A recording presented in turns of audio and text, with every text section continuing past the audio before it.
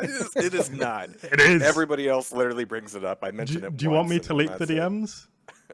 If You just must. wake me up at 5 a.m. every morning with a phone call and just go, Gorbies! I'm like, Jahar, I'm trying to sleep, bud. Please sponsor us, Gorbies, please. Please. It's, let's talk about production a bit. It's the most ambitious QHLAN production yet, right? It kind of has to be, because every year has to be bigger and better. And I look back at 2017 for kind of when I started doing things the way I do, and then kind of changing my workflow and how I approach LANs. And 2017 was still pretty cool looking back at it. 2019 was even cooler, and this one has got to be tip top on top of those. So we've bitten off a lot, but I think it's going to pay off. Yeah. And Ande's going to be casting this time, which is great, because he's good at that. Oh, he better be. I was there in 2017. I only missed were, 2019. But that's all we remember. That's all we remember. It's important, though. You are the voice of QuakeWorld, my man. It is important, and let me say why, because there's a good reason for this. So everybody who's showing up to the LAN party actually wants to play QuakeWorld more than anything else. Yeah, that's right. Which means we're going to have a few guest casters on board a few times, but anytime we don't have guest casters, it's because everybody has got butts in seats, hands on keyboards, and is fragging their hearts out, which means we need scrubs like me and Andy to help carry the show. And when Andy wasn't there in 2019, oh man, begging like players, be like, come cast, please. It was hard going. Yeah, they're dragging you away from your beloved blender. Not what you want. So you're important, Andy. Oh. I think Rotten Rose did a very good job, though, in She did 2019. great, yeah. We just weren't sleeping much at all. By the end of the third day, we were done. I can imagine. I can imagine doing some commentary like earlier in my QuakeWorld days. And I remember just like one LAN event, and I spent one day doing it, and my voice was fried. I don't know how you do it for 3 days. So you're saying you've done it before? Oh no! Don't say What too did much, I? Peppe. You know what we're gonna do to you. You know, I Peppe, think do you I wanna- heard want a something in the kitchen. Be right back. Now, honestly, though, like doing commentary for QuakeWorld is amazing, and it's something that I just love doing. But in 2017, especially, we worked basically around the clock on like 3 or 4 hours of sleep, and it was not very pleasant at the end of that. But you know, what don't you do for QuakeWorld? But hey, this venue's got a sleeping area. Where we've got cozy couches, we've got a bar, we've got snack areas. We're very well set up here to be very comfy. Yeah, no, it's all gonna be good, boys. It's all gonna be good. Yeah.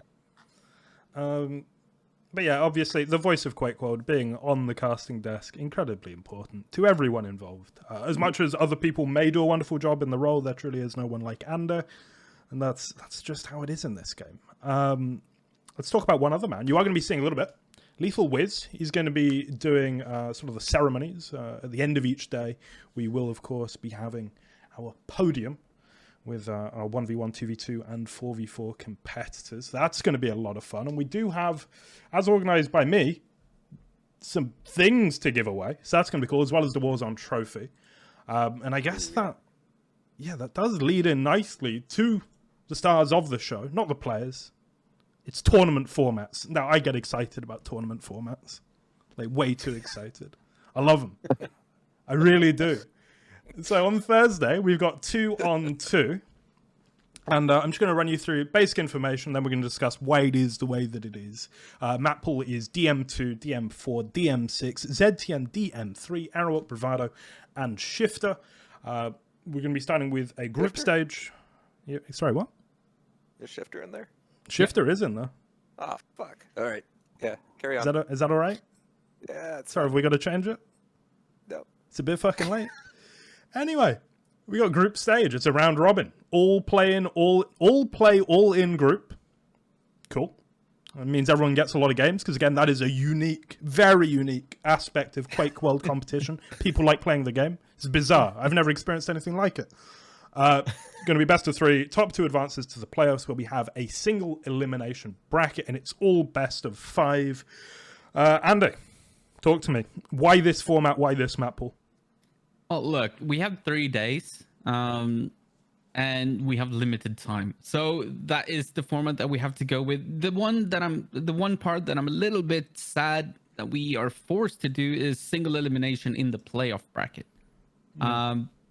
But we have no other choice. We don't want games to finish up in like 5 a.m., 6 a.m. We don't want that. We're old people. We're old men. We're senior citizens, and we shouldn't. That's way past our bedtime. This game's younger than me, though. No, this game's older than me. Sorry, I always have to point Older that out. than you, yeah. Yeah, QuakeWorld is older than me. Yeah, but fret not. We're going to be covering playoffs pretty comprehensively.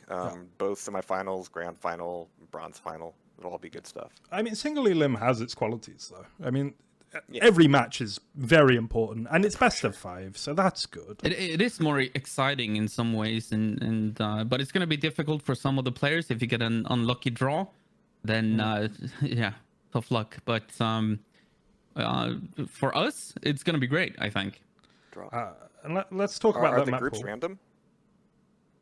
Yes, let's talk about it. Yeah, okay. Let's Random talk groups. Are random? I'm excited. Okay.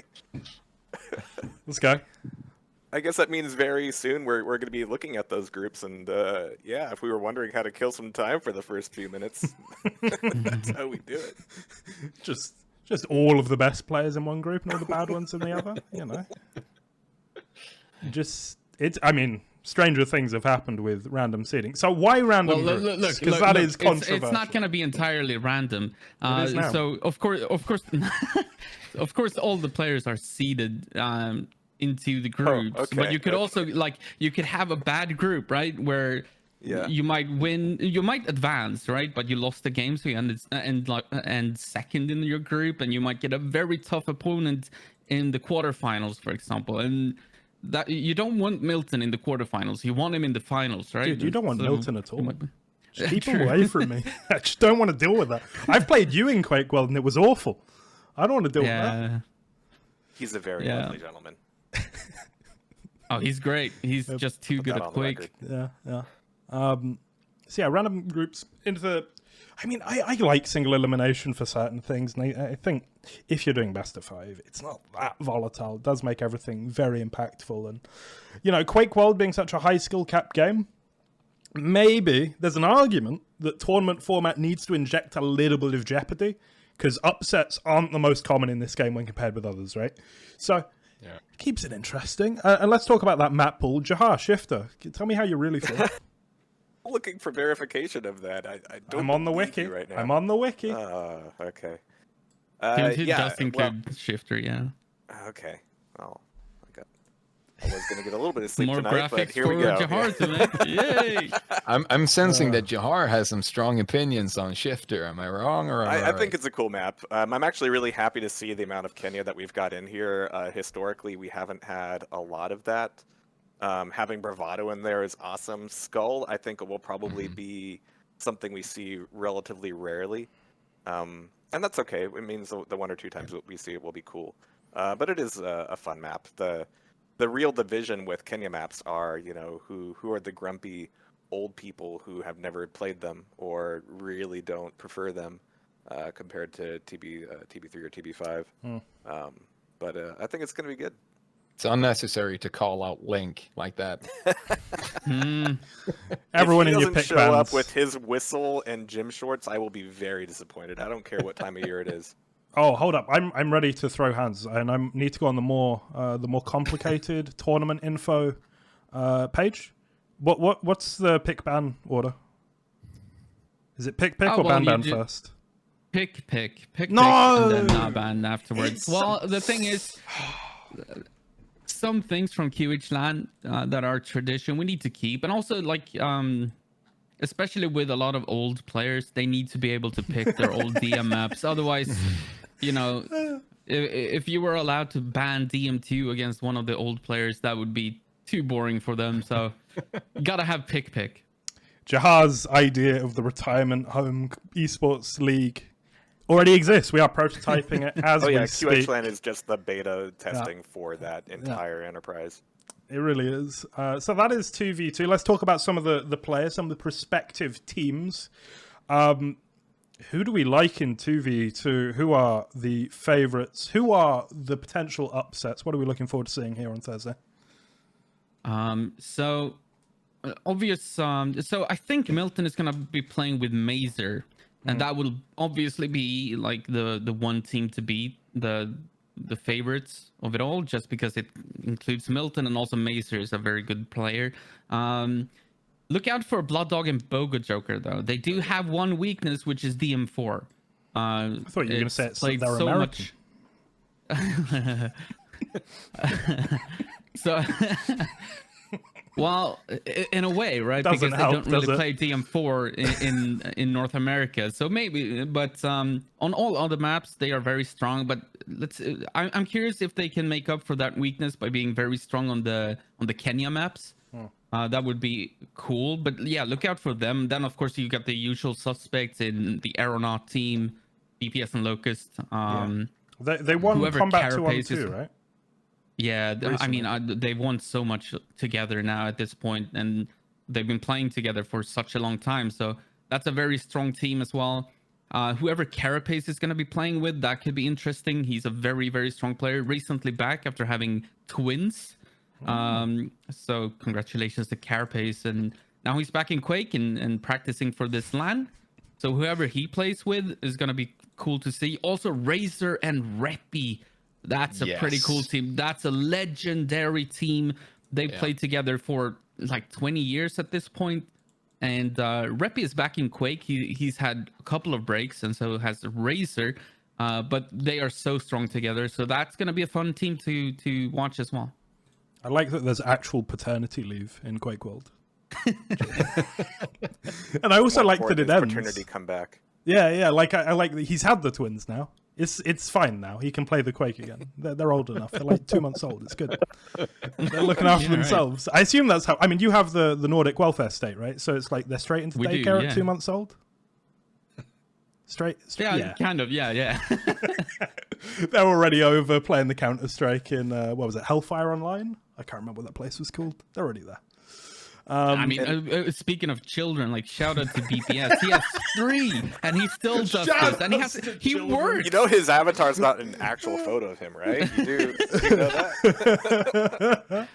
It's insane, though. It's insane. I just love the phrase "shout outs to children." I fundamentally disagree as well, but shout outs to children.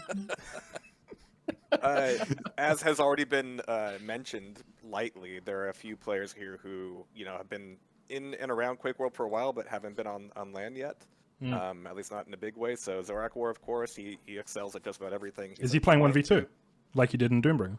He might be, yeah. Hype. He's good at everything he does, and he started with Quake Live, and now he's graduating to real video games. Hey. Right. We've got Sane in there. I don't know what he's going to be doing if he shows up. That's going to be weird. We've got Locktar, who is classic player. He's been around forever. He doesn't play a whole lot outside of QHLAN season, I don't think. So he's always had this ability of not practicing a whole lot, but still showing up and kicking ass. Sometimes doing a team frag that costs his 2v2 team Aerowalk, but that's fine. Shout outs to Locktar, though. So one of the first scenes I got involved in was Reflex, and Locktar played it briefly. Worst railgun I've ever seen in my entire life. Just like, he was a parody of a QuakeWorld player. It was brilliant. Just couldn't hit a rail. I loved it. Every time I watched him, I was like, dear Lord, he just can't. Old dogs cannot learn new tricks. It's great. It's very true. It was really fun.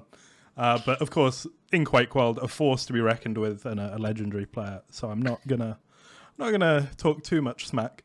Let's move on to 1v1 then. Here's the map pool. It's DM2, it's DM4, it's DM6. I can't believe you guys played DM2. It's so wrong. ZTM, DM3, Aerowalk, Bravado. And then what switches it up from the 2v2 pool is Skull. I jumped around on this map the other day. It's wild. Skull with 2v2? Wow. No, Skull on 1-on-1. Shifter into Oh, 2. okay, I'm sorry. Yeah. Yeah, and I have opinions on maps, and I may be one to argue a lot about it, but like Airwalk and Skull have been around forever, and ZTN as well. And the entertainment value in those maps are, to me, like really something that makes it fun to watch. And actually, in my opinion, just, you know, puts the DM maps in sort of like, yeah, you know, it actually makes them puts them in their own corner of like, this is a certain playstyle here, and this is a certain playstyle on these maps, and you know, you can argue back and forth how much you want to promote one or the other, but it's going to be fun to watch. I mean, those maps are great to watch. They're very action-packed. Look, like I can go on for hours talking about the different playstyles and how much I love DM2 because it's so different from everything else in QuakeWorld. But Skull, Shifter, all of these maps, these Kenya maps, are gonna bring a lot of action because that's kind of what they're designed to do, and you're gonna see a lot of frags on them, and some people love that. Yeah. Well, and some people don't, which is even more important to me. If I could be picking a map that I know that my opponent hates, I'm having a good time. Once again, Jahar trying to spread the myth he plays video games. It's a dream. I've never seen it happen. I've never seen it happen. I wonder if we can get like a GMT versus Jahar show match. That would be fun. There it is. I still owe Abraxas a duel on DM2 in VR. Oh, really? I don't think I'll have room to bring my headset. Wait, excuse me? Yeah. Actually, no, I don't want to know. The format, the same as 2v2. So once again, that is round robin, BO3 in groups. Top 2 advance to playoffs into a single elim best of 5 bracket. So still all of that jeopardy, and I would say that's slightly heightened even in the duel. And let's talk about these duelers. Of course, Zorak War is going to win it all. He is the GOAT in every game he's ever played, bar none. Absolutely the case. Never been on organ grinder, mind. But who else are we looking forward to seeing? And dare I ask, is he going to play? Is he going to play? The man, the myth, the legend? Ooh. You know, I'm writing like power ranks or rankings for the one-on-one part, and you know, I want to put Milton in there, but it's gonna have to be like a community effort to get him to play.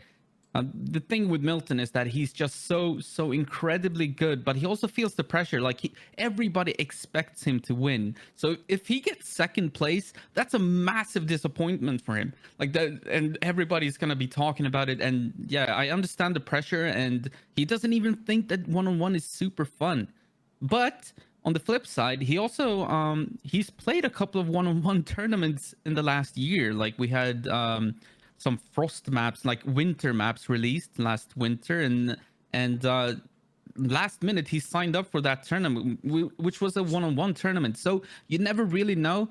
Maybe if he's feeling it and not playing too much 4-on-4, then he might sign up. And if he does, that's going to be an amazing show. I remember back in 2017, we got him to sign up. It had pretty good prize money, which this could have as well. We don't really know yet, but and that was amazing. Like that finals between Recall and Milton back in 2017 was awesome. Of course, Milton won, and that kind of makes him the favorite here as well, if he decides to play. Right, let's just presume Milton is going to play. Who can threaten him? Locust. Yeah. You know, Zorak is an amazing talent. Let's remember, he's only played this game for 1 year and like 4 months at this point. That's not a lot. That's like 16 months compared to 25 years for some of the other players. He's an amazing talent, though. This is going to be his biggest challenge yet. Like I mentioned that he won the North American QuakeWorld Duel tournament just the last night. Doesn't mean much. But it doesn't mean much. No, it really doesn't. Like Americans and Hungarians, yeah. Yeah. Right. But look out for Locust. The Locust is extremely strong. And he's playing a lot. Yeah, he's playing a lot. Right now. I don't think that Locktar is going to be a big threat this time. He's been playing less than he wanted to because he hasn't had a PC for a while. He has one set up now, so he's trying to get back into it, but it's gonna take a while. Bogo Joker, look out for him as well. I think he's still, even though Zorak is North American, I still think that Bogo Joker is the best player in North America. Outrageous. So look out for him. No, the biggest brain in NA is the biggest brain in the world. Zorak were number one, no doubt, and that's where we're going to end. Give him a, you never know, right? Like he is very strong, especially on low ping. So you never know. He might end up there somewhere, and then the form of your form of the day could matter in this. Have you gotten like good sleep? Have you eaten? Stuff like that can matter at LAN. So no. It's not have you eaten well. It's not is your nutrition good. Have you eaten? It's not a joke though. It's not a joke. Like it's important, and Zorak has a lot of experience when it comes to LAN events, so he's gonna take care of himself somewhat. I know he's also kind of like a drunk, but he loves his alcohol. But I think for the tournaments, he's gonna be serious about it. He's gonna be serious about it. So look out for him as well. But then I also don't want to forget Reppy. Reppy used to be one of the top duelers in QuakeWorld. Of course, He hasn't been playing duel for a while. He hasn't focused on that. He's more focused on 4-on-4. But if I think he's gonna play, and if he has a good day, he can be dangerous as well. So yeah, those are kind of my top picks. Of course, there are a couple of kind of B+, A+ players in there. You got your BPS, your Carapace. Of course, Carapace is extremely good. If he's feeling it, you got Razor. Who else? You got Blood Dog, Blaze. You got a couple that can really do some damage if they play. Xantum Valor. He's probably not gonna play 1-on-1 though. But there are some really good players. You never know. But the S tier players would be Bogo Joker, Locust, Zorak, Milton, maybe Carapace. Yeah. I mean, here's the only thing I will say is if Zorak does win QHLAN. I know I'm only talking about Zorak. I don't apologize for that. If he does, then it sort of makes me feel like less of a dick for losing to him in Doombringer, because it means he can win anything. So that's why, like, the Doombringer Duel League looks much better if the guy who conquered it also manages to conquer this actually competitive event. Yeah. There's one thing you need to know about GMT. Man holds a grudge. Oh, mate, I beat him once. Anyway, 4v4, it's arguably why we're all here. I mean, that's a bit of an exaggeration, but 4v4 is the mode. It is, more so than anything, what makes QuakeWorld quite so special and unique. And it is undoubtedly the event, and that is why it's on Saturday. Talk a little bit about this map pool. Pretty classic. DM2, DM3. And the one I always make fun of, E1M2. Can't believe you've had 26 years, boys. You've had 26 years. You're playing a single player map. I'm on your side on this one, GMT. I'm on your side. And defend it, please. Yeah. Something about it just plays so well. So it's there's got something nails about that come out of the wall, Joel. True. It's got a nail Nails trap. that come out of the wall. Yeah. No, you're just like, I'm just watching it thinking, Thresh won a Ferrari here. That's all I'm thinking. It could only, That was in it could duel, only be that more was awesome. That was a 1-on-1 though, which is don't act weird. like it's different. It's the same. It was made by a man called It American plays really McGee. well in- What's I think going the on? reason, like, first of all, it plays really well, but then it's also so different from DM2 and DM3. So it's a nice contrast between all three maps. I honestly, I don't know why we play. We just do. Okay, accept it. You don't explain the status quo, GMT. It just happens. I would just request in future, whenever you come on a podcast with me, please turn up sober, because I'm sick of this. We are looking at more or less the same format. It's round robin, best three groups, top to advance to the playoffs, which is again single elimination, but it's best of three because 4v4's long maps, but a final which will be best of five. And this is the event. It's what I'm excited to be watching, and it's a little bit more up in the air about who's playing with who, right? Because it's a bit more complicated getting four people together, especially to practice them. But let's start Milton's team. Are they the strong favourites here, or is it a little bit more complicated than that? It's a little bit more complicated, but than that, though they are probably the favorites. He's got 3 very, very good players on his team in Valak, Santum, and Diki. They're all top tier players.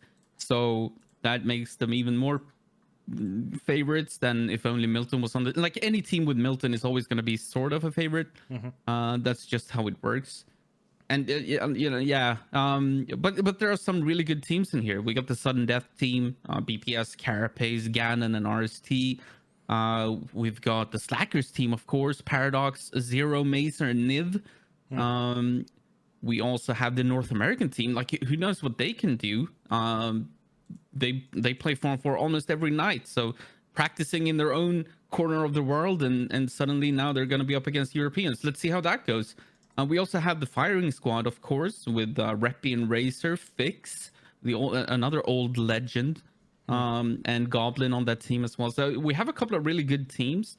But yeah, I mean, the Forum 4 event is probably the most important one, the one that we cannot mess up, because of course no other team or no other game has been able to replicate what QuakeWorld Forum 4 is, the amount of strategy that goes into it and the amount of team play. Maybe like CS, Counter-Strike would be the only, and that's like heresy even saying the name Counter-Strike in this when it comes to Quake. But yeah, I didn't expect to hear it. No, but that would be like burn. Yeah, right. But they do have a lot of strategy in their team game. But if you look at like Quake Live and all these games that have had TDM, it's nowhere near the same depth of for QuakeWorld. So this is the main event. This is the main event, and the one that most people are looking forward to the most. I mean, and a very simple question: you ever played Extinction in Diabotical? I also played Sacrifice in Quake Champions. Yeah. Yay. Yeah. Oh, fun. Right, that's 3 weird game names all in the span of 2 minutes. Jeez. Yeah. You're right. 4v4 is going to be great. Really looking forward to it. We actually have, preset teams a little bit more here. In 2019, we had a draft, which was interesting and cool, unless you ended up on Paradox's team because he wasn't paying attention to the draft at all. And that kind of skewed things a little bit. So seeing him back on SR is going to be nice. And I think it's going to be a much more predictable TDM this time around with a little bit more hype, just because we do have the names behind them. But and also, like as with this event generally, because of how delayed it's been due to the pandemic, this is the most meaningful QuakeWorld 4v4 tournament in such a long time. Like, this is where you crown yourself. No pressure. Yeah, exactly, right? I think the last tournament like this that was on a LAN or at a LAN was actually in 2010. That was a LAN where we also had TVS, Slackers, we had Fusion, we had Sudden Death. Didn't have Firing Squad though, so they're back. I don't know where, but I think that was the last time we had an event or a LAN where teams of this caliber showed up as a team rather than something that formed on site. Yeah. And for those of you who are forming a team on site, good luck. Yeah, things are stacked against you. It's gonna be smooth sailing through the group honestly, stages. Though, the ones I'm looking most forward to seeing would be the North American team. I really want to see what they can do against Europeans on LAN ping, right? Because a lot of we had the Nations Cup a couple of years back in 2020, I think, and that was online. So whenever they played the Europeans, it was on 100 ping. It's absolutely not the same as on LAN. So that's going to be interesting. See if they can square up against them and do well. Who knows? I think I know. North Americans have never won anything in an international esport. I refuse to believe it's ever happened. Quake 2 doesn't count, Alex. It's not a real game. Hey, you got David. David is very Polish and he's very, very good. And before that, you had Perry. Yeah. Yeah. See, you'll never win. There we go. That is okay. Actually, Fights with me. I'm just sitting here. I know you are. They're gonna keep you awake somehow. Give me one team, Ander. Who's got it? Who is going to be the team to beat for you? Oh, well, You can pick an outrageous one, and we won't make fun of you too much if they lose. the team to beat. I'll say Firing Squad then, because I don't want to be boring and pick Milton, but I think the Firing Squad can do really well. It's a good name as well. I'm happy with that. So that is 4v4 on Saturday. You'll have a little bit of a wait for that because, of course, today is Thursday that you're listening to this. But that's going to be very, very exciting. And that wraps up our preview of the tournaments themselves. But while we're still here, I'd just like to bring attention to whatever we're most excited about generally. And we'll start with... Let's go with Jahar. Jahar, what are you excited about? Shit. Seeing everybody is really special. People like Dev really drive home for me how special it is that we get to all be in the same place and see each other and interact. He usually brings some gifts. No pressure on him if he didn't.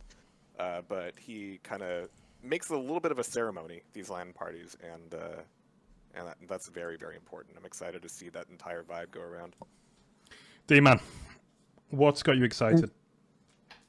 Yeah, it's like the same for me, just to see everyone. I'm kind of new to the QHLAN and the whole Quake community, so I haven't met anyone. So it's gonna be really nice to see everyone, and hopefully everything's will run smoothly. And I just gonna do a shout out for again a guy named Peppe and Shiny, one of the sponsored teams that coming from Own It. It's kind of an underdog, but I'm cheering for them. Parker. Yeah. Own It, of course, is the ISP who's bringing us the internet, and they have a couple of gamers on their team, and they decided to send 2 of them to play QuakeWorld, which is going to be interesting. Yeah. And Parker, one thing for you: you're not allowed to say meeting people. You got to pick something else. I gotta pick something else. You really do. All right. Yeah, I am. I'm gonna say I'm excited about everyone's faces when they see the setting, and seeing it complete when the LAN is up. That's gonna be like my Jesus, we made it. This moment. I think that's what I'm excited for. You're hopeful for maybe a better word.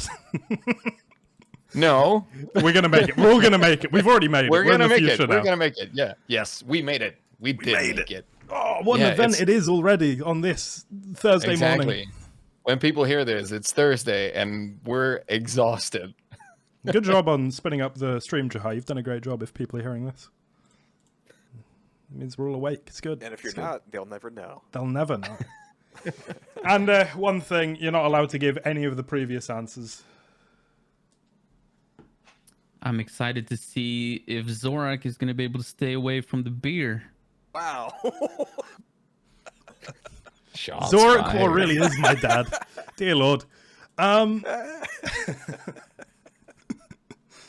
That's a good. I mean, we're not going to end it there, but I wish we could. Yeah.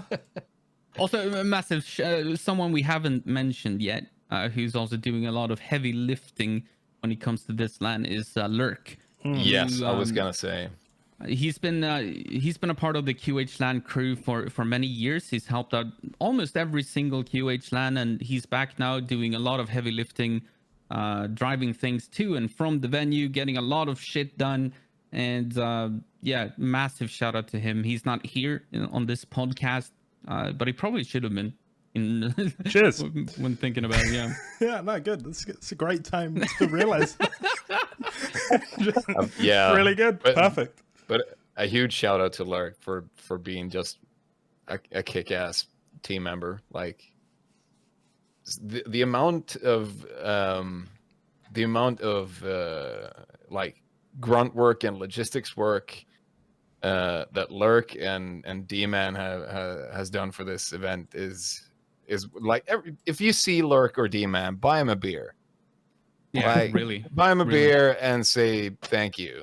And that goes for anyone in the production crew and BPS as well. Ignore me. No. They're Don't gonna buy it from you. Zorak aware.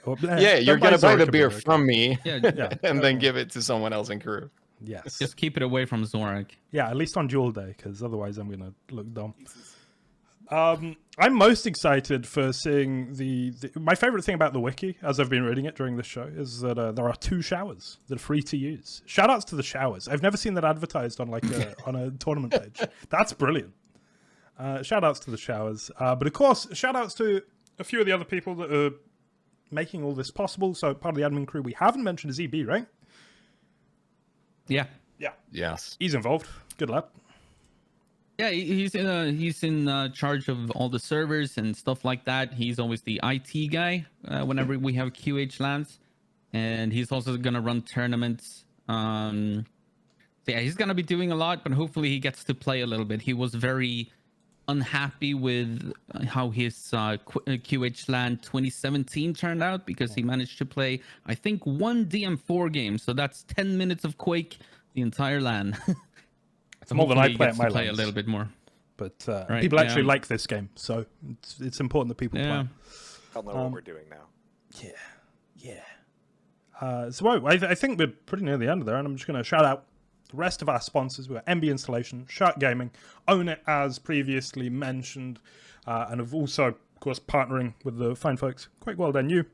You're currently watching Tasty Spleen Television, which is in collaboration with Sudden Death Television. Most of the people that represent, those organizations are here.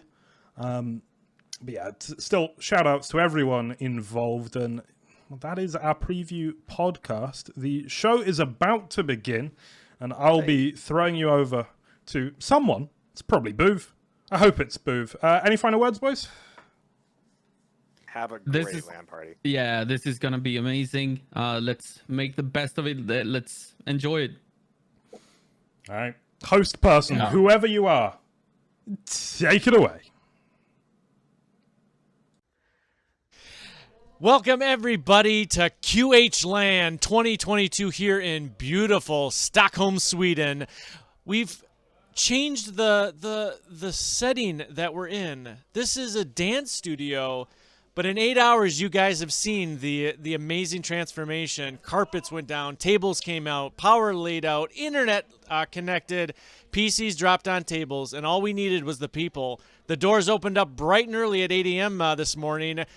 And there was only a couple people standing outside that really wanted to get in. So they were itching at the door to get in here to the Epic Studio to get QHLAN kicked off. And as the morning has progressed, we've seen a lot more people finally file in, get their seats. They got their shirts on. Shout out to the QHLAN guys, giving all the production and everybody else t-shirts for the event. It's nice to see who's who. A lot of times there's people who you just know them online by their handle, and you don't get a face to the name. So, again, it's an excellent opportunity for people to join in. And just like what was said on the podcast by the entire team, the community.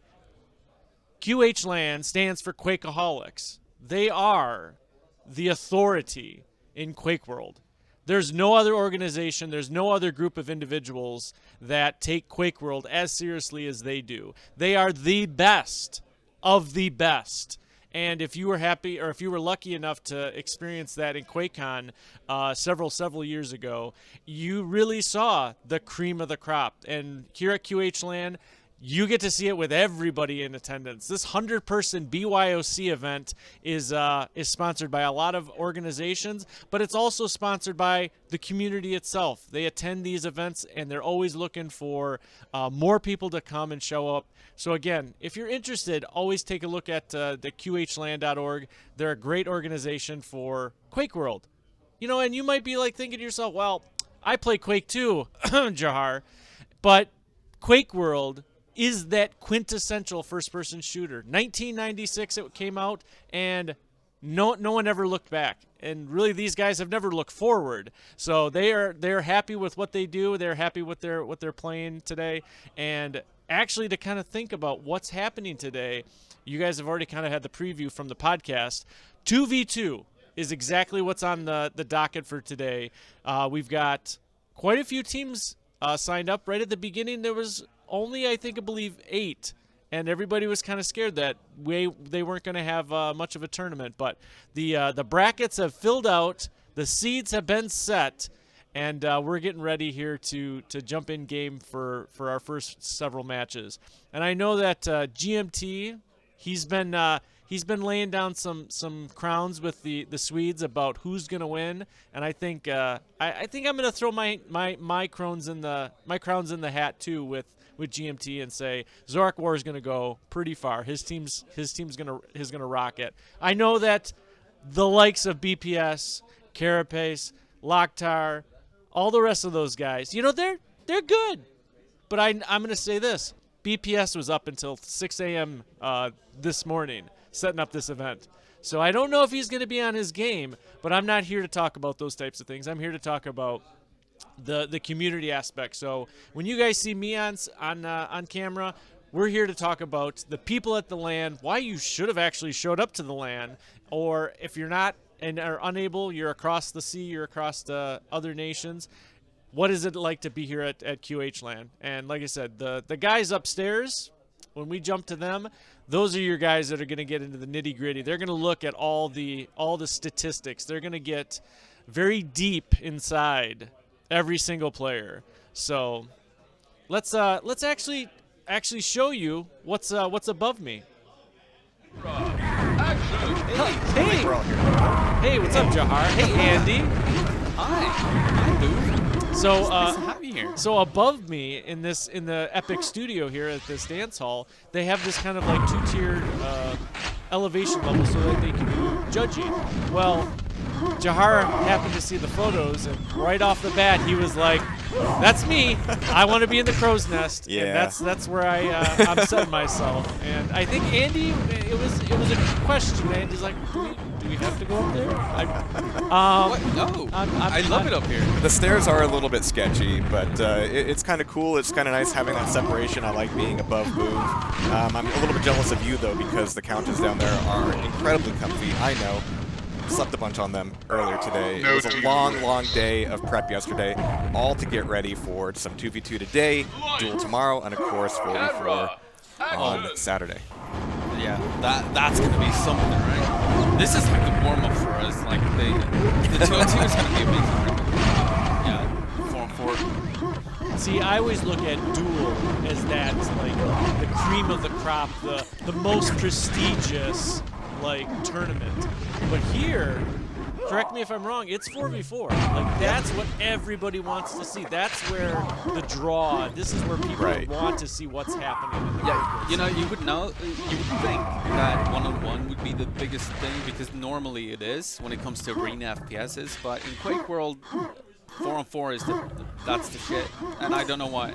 That means that we've got the previous 2 days to kind of act as warm-up for everybody who's going to be doing some TDM. We have a lot of names coming back. A few teams getting thrown together, but we do have Slackers, we have AeronautS, we have Fallen Angels, we have all kinds of things going on here, and I'm really looking forward to it myself.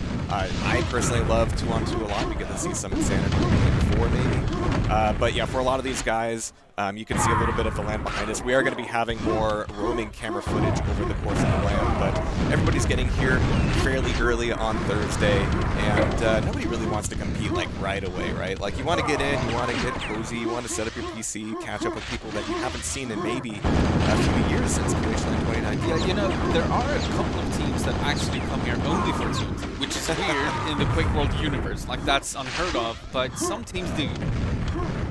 Yeah, and I'm hoping that we'll vote on up for 4v4 as well. So Boov, I'm happy to report that we've got half of our first game ready here in the server, and I do want to give a big shout out to BPS, to EB, to Zaylon for putting together the QTV, the tournament, the website. It's all one homogenous package, and it all needs to work in sync, and it's been fantastic so far. Yeah, I'm not sure if you guys have the URL in, but there's on the QuakeWorld NU website, they've got all the information on all the matches. You can actually check them out. You can see what's going on and actually spectate right in from the internet. So even though you're not here in this building, you can still act and spectate like you are in this building, which I think is a great opportunity that our tournament and our server admins have done to really kind of give us kind of an exciting experience versus, sometimes when you're at these events, the people who go to, QHLANs in the past, like, you had to be here to experience the matches, or you had to kind of watch the streams. But with the updates in technology and the updates of kind of thought processes, the ideas were, let's open this up for our community to experience QHLAN, even if they're not here. So, but we're glad that you all tuned in here today. We hope that you whether it's early morning over in the Americas, or this afternoon for everybody else in Europe, we're glad that you tuned in here to Tasty Spleen TV for QHLAN 2022. Again, today we're spinning up the 2v2 tournament. We've got all sorts of brackets, all sorts of commentary to be brought to you. But that's not for me, but that's for the guys right here. Yeah. Right here. Those guys are the Literally right experts above when you. it comes to QHLAN. Yeah. But we're hoping to bring in some of the QHLAN attendees, the QHLAN admin staff, to really kind of give a more personal feel of in between our matches, in between our games, and kind of talk to those people and get kind of what it's about. What did it all take to build this event out? Since it's been several years since during COVID, we've not had this QuakeWorld event. It's usually a standard calendar event. And this is something where 2019 was a pretty good event. I wouldn't know. 2017 was awesome, and every time we have a QHLAN, it's a very rare opportunity to see a lot of these people together in one place. So we like to take advantage of it. We know we're going to be covering games. You're going to be watching a lot of awesome frags, but also just having everybody here hanging out. The glow is very, very real, and we're going to be capturing as much of that as possible. The only thing holding that up right now is like one tiny little cable. One little cable that I left back in the US that apparently doesn't exist in Sweden. And apologies about the audio a little bit earlier. So yesterday was a very long setup. This is a professional dance studio. So we had to quite literally avoid stepping on anybody's toes. Well, it's while actually setting like up. an event studio that is rented out to dancers, which, it's perfect for dancing, but it's also perfect for a QHLAN. Yeah. Last also, weekend, our host said there was like 600 people in here in this space. Yeah. But we've cleared all that off, and we have a 100-person BYOC. It smells different now. And I know you can't see everything here. There's something in the ceiling that's blocking your view, but this place is enormous. Yeah. It's so great for a QHLAN. And also, our set here is so for those of you who remember 2017. We had a decent setup. We also had an audio engineer, but nowadays you do everything. For better or worse, right? But yeah.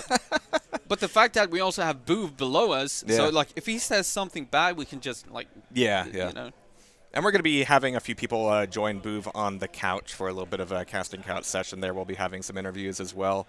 I don't know if that's the right word. We're going to with try. you involved, we're it going to try absolutely and figure out. We definitely didn't use the black couches, the black leather couches. There's a bunch of them here around the event hall. And actually, for those that are here and are watching, the spectator area in Hall 3 of the event is the big spectator lounge. They've got I think they've got 7 or 8 couches all set up. Also very comfy. And I'm going to say this: the sound rivals QuakeCon's main events. The PA system in this place is pretty loud, and so that's going to be obviously used for the spectator area. And so whenever we get to the finals, I don't know if we put GMT there or something to just to just capture the experience. Yeah, exactly. Like it's pretty massive, and obviously like Sneak It coming through with all of this for us. The old QuakeWorld legend from the 90s. He was in Clan 9. Yeah. He set all of this up for us, this venue, everything. Like, it's absolutely amazing for this event. Yeah, and it's all in the service of having some of the best games, some of the best talent. We're talking about the players, of course, not us. But Boov is absolutely the best of the best. I think we're very close to getting our first game going. So, Boov, I'm going to let you off the hook, let you go wander around a little bit more, enjoy all that atmosphere we've just been talking about. Meantime, we're going to get our game on, Boov. All right, Twitch, you enjoy it. 2v2 here on Tasty Spleen TV. All right, yeah, so now it's just you and me once again, and that's just how it seems to go.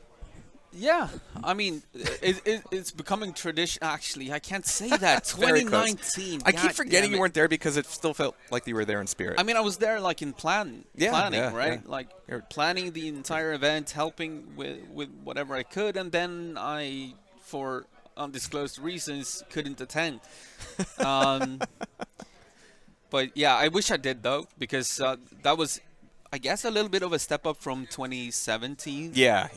That was a really a team effort there. We had a lot of webcams. We had a few microphones. We had very long tournaments. Those were brutal nights. Those were really the trial by fire every step of the way. And, I think things are going to be a little bit more streamlined here. I know we're getting our 2v2 started a little bit later, but again, people are getting in here and having too much fun to play video games. But we're going to make them. We're going to do it. And I think our first matchup here is going to be a little team known as 40 Plus versus Enemy. I don't know if they're actually playing Rio Locktar 40 first. plus. Oh boy. Yeah. Okay, so there's something to be said about 40 plus. Of course, we've got the most handsome man in the world, LethalWiz. But then we have someone very special, Nicodemus. This guy played in Clan 9 together with Sneaked ages ago. I'm saying like literally 23, 24 years ago. And now he's playing again and doing surprisingly well. So he's going to team up with LethalWiz, and I'm sure you know a little bit about their opponents. Yeah. We get to see OK98 and Splash. Always solid, and this is one of those teams where, we're going to be seeing them doing some 4v4 as well, but 2v2, they're actually here for 2-on-2. Yeah, like, this exactly. is what they want. They played together for such a long time, and they focus on 2-on-2. Like, imagine that in QuakeWorld. But yeah. And are we going to be seeing DM4 for the very first match of the day? Is that what they're going? As we mentioned in the preview podcast, it's actually pick. So we get to have teams go for their preference right away. Yes, so I'll let them know. Oh, yeah. Yeah, they might not know the rules or the pool. Pool's pretty easy. And that's why you're here, so that you can yell Swedish at people. It's wonderful. We're going to be a lot of Swedes here. We do have the Norwegian delegation as well. We've got a few from America, a few from Canada. A few from Finland, of course. Not a whole lot of Polish players because they just had their own LAN party, and I'm sure they're still sleeping it off. Hey, DM6, okay. Boop. At some point, that'll happen like before I go to this graphic, and it'll be a little smoother and cooler. But bear with me, everybody. This is day one, and we're still getting things going here. But I think we're going to be ready for our first map here. So DM6. A very attack and defense map. Of course, everything that can be said about any of these maps, of course, over 20, 25 years old, has been said before, but somehow they keep bringing us back, and we keep on playing. And it is the map pick of OK98 and Splash. Yeah. And, Nicodemus and LethalWiz in the 40s plus, they might prefer these old maps, so I'm sure that they're okay with that. They're still debating. They're saying, we chose DM6, so can we please swap over to DM6? Seems about right, yeah. This is the QuakeWorld delay that we'll have to deal with. And we did have a question in chat. By the way, hi chat. You guys are invaluable for QA and feedback and height for sure. But we did have a question about whether there's any Kenyas in the map pool for 1-on-1 at least. We've got Skull, we've got Bravado, and we've got Shifter. Yeah, Shifter for 2-on-2. Oh, awesome. Yeah. So Skull is only for 1-on-1 and Shifter for 2-on-2. Bravado is in both. And then for 4-on-4, it's the traditional 3 maps. Yeah. You know them, we know them, everybody knows them. DM2, DM3, and E1, M2. Now we're still waiting on the players to decide. Yeah, warming where to up. go. You know, again, Yeah. people are getting in here, plugging in their mice, getting keyboards cleaned off. Pro tip, do that before you show up at the LAN party. But yeah, it's just knocking the rust off, and it's got to be a little nerve-wracking for them because this is the very first game of the day. Yeah, for sure. They're still on DM4. No pressure. Just they're still doing their Yeah. picks. Oh, okay. So like, apparently they want to pick and then pick the other one before they play the first. But you know, Yeah. it's it is what it is. But it's Team 40s. Actually, I want to hop over to Nicodemus. Like, this is the old guy. This is the guy from the 90s, and playing surprisingly well. Of course, he's going to be on a team with LethalWiz, also an old guy.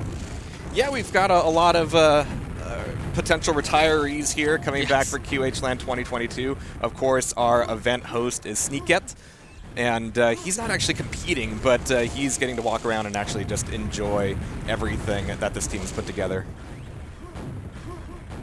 Yeah, Nicodemus, I think the original plan was that he was going to play with Sneaket, but of course Sneaket being so busy with the venue and everything else, everything that he does, I don't think the man sleeps.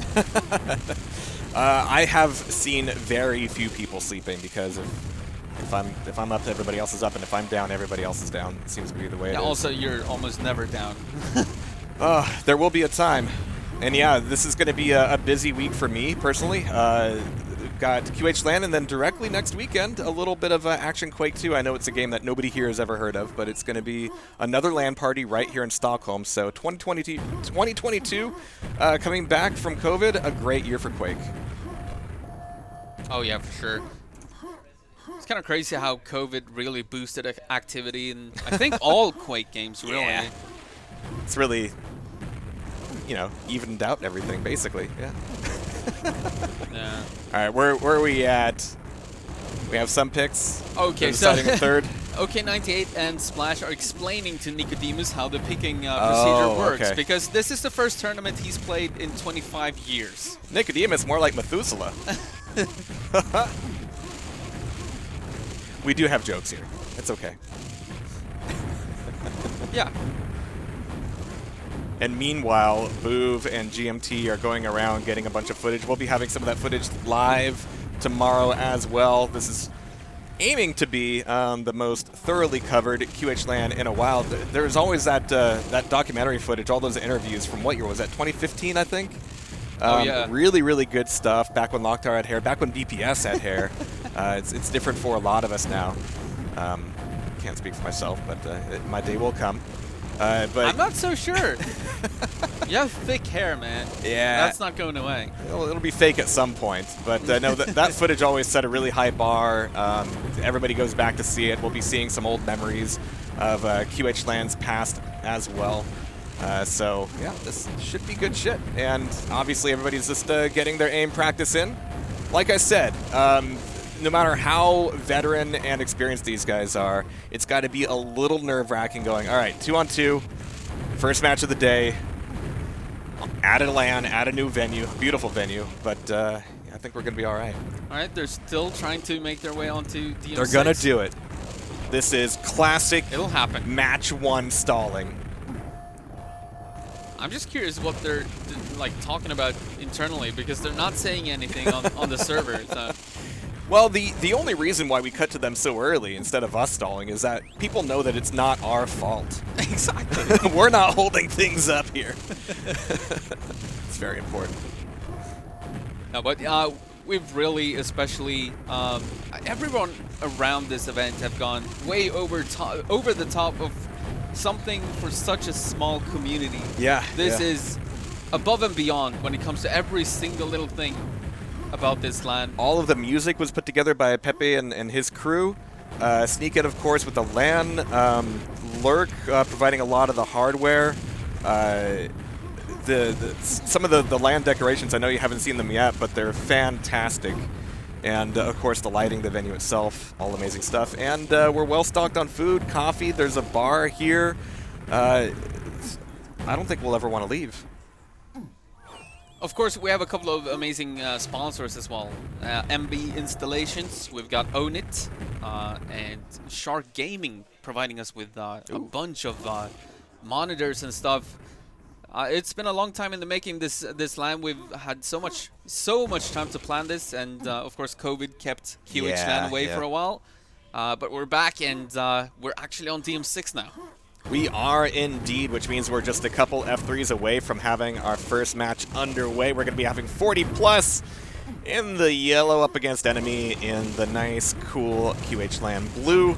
And of course, everything's a little bit winter themed this year, and today, as is appropriate, first snowfall in Stockholm, at least as far as I've seen.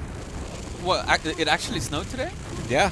Oh, I know none of us went outside, but I did have to trek across from the hotel, and yeah, a few flakes.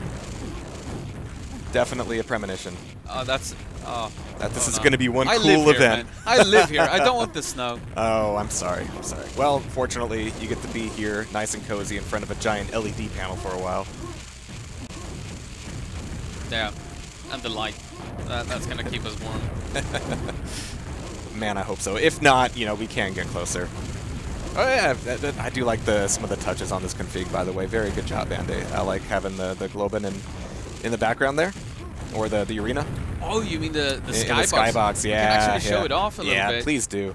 So this is literally pictures right taken outside, from these windows in the venue that we are in. So wonderful. Right outside we have this massive soccer arena. I guess if you're European, it's a football arena, and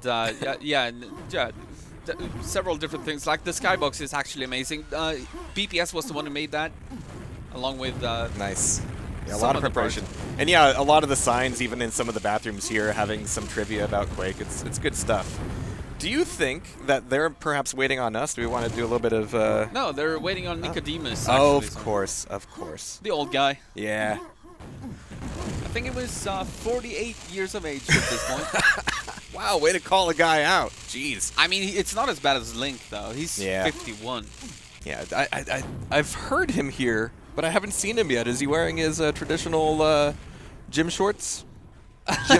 Gym coach shorts? I don't know. I gave him a hug when he showed up, but I didn't really look at his pants. Maybe that's something you do, but... I tried to, yeah. Well, he was doing the draft in 2019, and yeah, he looked so much like a gym coach with the whistle and everything. Yeah. Putting that together. Oh, is Nicodemus? Okay, maybe he's AFK. Oh, GLHF. Oh, we're doing it. We're doing it. Oh, boy. Oh, boy. All right, everybody. Good luck. Have fun. Welcome to QHLAN. This is some 2v2. All right, going to be starting off here on Splash, and things are already hectic in the Mega Room. Splash is going to be getting a few freebies out of the TP, not actually taking a whole lot of damage in the meantime. Only 6 rockets to play through, though, allowing his teammate to get that pickup, and they're both going through Shaft, looking ready for that first assault on Red Armor. Yeah, so DM6, of course, is all about the Red Armor. And if you have some insane control, you can also go for the Mega, but that's a massive risk whenever you try to do that. Of course, you expose yourself. So OK98 here. Also the Lightning Gun. Of course, the Lightning Gun is massive on it's kind of difficult to get to because of that hatch that you need to open. So that's difficult, but here comes OK98. They're trying to take over control of Red, but no. Red is in the hands of the old guys. Oh, no. There you go. LethalWiz actually went down, so it's kind of like a one-on-one right here. And oh, there you go. Nicodemus is going to win that. Can he make it back on time? Oh, he's going to rocket jump and kill himself. And full mayhem over at the Red Armor room. So we're trying to get some control here from either team. Everybody wants that Red Armor, and no one is really getting any control here. There's an exchange between Splash. He kills himself along with LethalWiz. Remus is in with the LG. Yeah, the Good LG. damage. And he LG. didn't take too much in the meantime. It's good timing on the spawn, but he's being a little touch and go with all the grenades on the Red. And he but gets in shut down comes so LethalWiz. fast. Oh my god. A double kill for LethalWiz, and that's going to be a Red Armor save. It's not going to spawn just yet, though. 10 seconds away, so here comes the attack. Nice. From the enemy team. It's gonna spawn in 5 though. LethalWiz looking to pick it up. He's down to 14 HP though, so he's in trouble still. 4 HP. Oh, is he coming? Oh, he just barely managed to get those health boxes. But that does tie it back up. LethalWiz having to defend the red as much as he can, losing their initial advantage here, but pushing out. I do like this aggression. He's got some armor to burn. He's got his teammate back over at the red. It just got picked up. And this is going to be a bit of a push out to mid, which could allow them through, but the crossfire, oh no! That is not a situation you want to die in. It was actually like perfect control for the 40s team, but it just all fell apart. Absolutely disastrous assault there. Great timing out of enemy, but Splash, I do like this. He's got plenty of mega, plenty of armor, and getting a lot of freebie spawns. Yeah, the lightning gun is paying off here. Having 32 cells as well, so you can use that to defend. And this is such a strong position. You have, you can see every single entrance to the big room. He's gonna get a kill here as well on Nicodemus. LethalWiz with the green armor.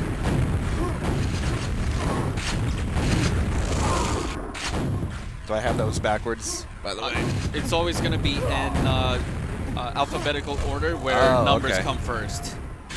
So numbers. That's a way to say that. All right. Well, numbers are before. Yeah. I guess. All right. Let me make sure I don't have this backwards. It's the first game. It's allowed to happen. Yep. It's allowed to happen. But yes, Splash and OK98 in the lead here. Splash actually dominating the scoreboard right now. 24 frags. All right. I do have that backwards. Let me get that proper here. That's alright. Splash waiting for the mega. It's gonna spawn. Oh, he was about to leave. And now he's gonna try to make his way back to red. Almost playing this as if it was a duel. Yeah, almost a 200-200 stack here on Splash. And now this is some scary control. This is gonna be difficult for the 40s team. And Splash is choosing the right moment to backpedal towards red. He's got his teammate up above him, looking for some of these spawns. No frags just yet. Oh, there's the one, looking for it. And there's the pickup and the freebie. Really rough timing on that spawn. I think there was even a little bit of delay there to try to make that fight a little bit better, but no such luck. Enemy solidly in the lead. Oh, and they're going to be eating a lot of splash damage coming out. Yup. Splash still looking strong here. He still has a little bit of that mega left. Oh my god, so much LG, so much crossfire, and no way for the old-timers to escape.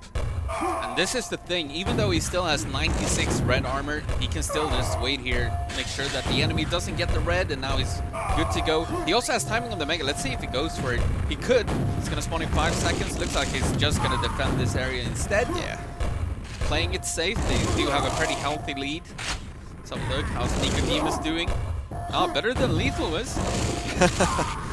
And so far, yeah, all of these one-on-ones have been absolutely disastrous. Splash is pushing out a little bit more now. He's taken some damage, has to watch out for some rockets from Mega, but OK98 holding down the fort, keeping that exit open for Splash, looking for this next red. So a little bit of nerves right here, just because some rough spawns and one bad rocket could ruin your day, but Splash manages to get away with it, and OK98 just keeps picking them up.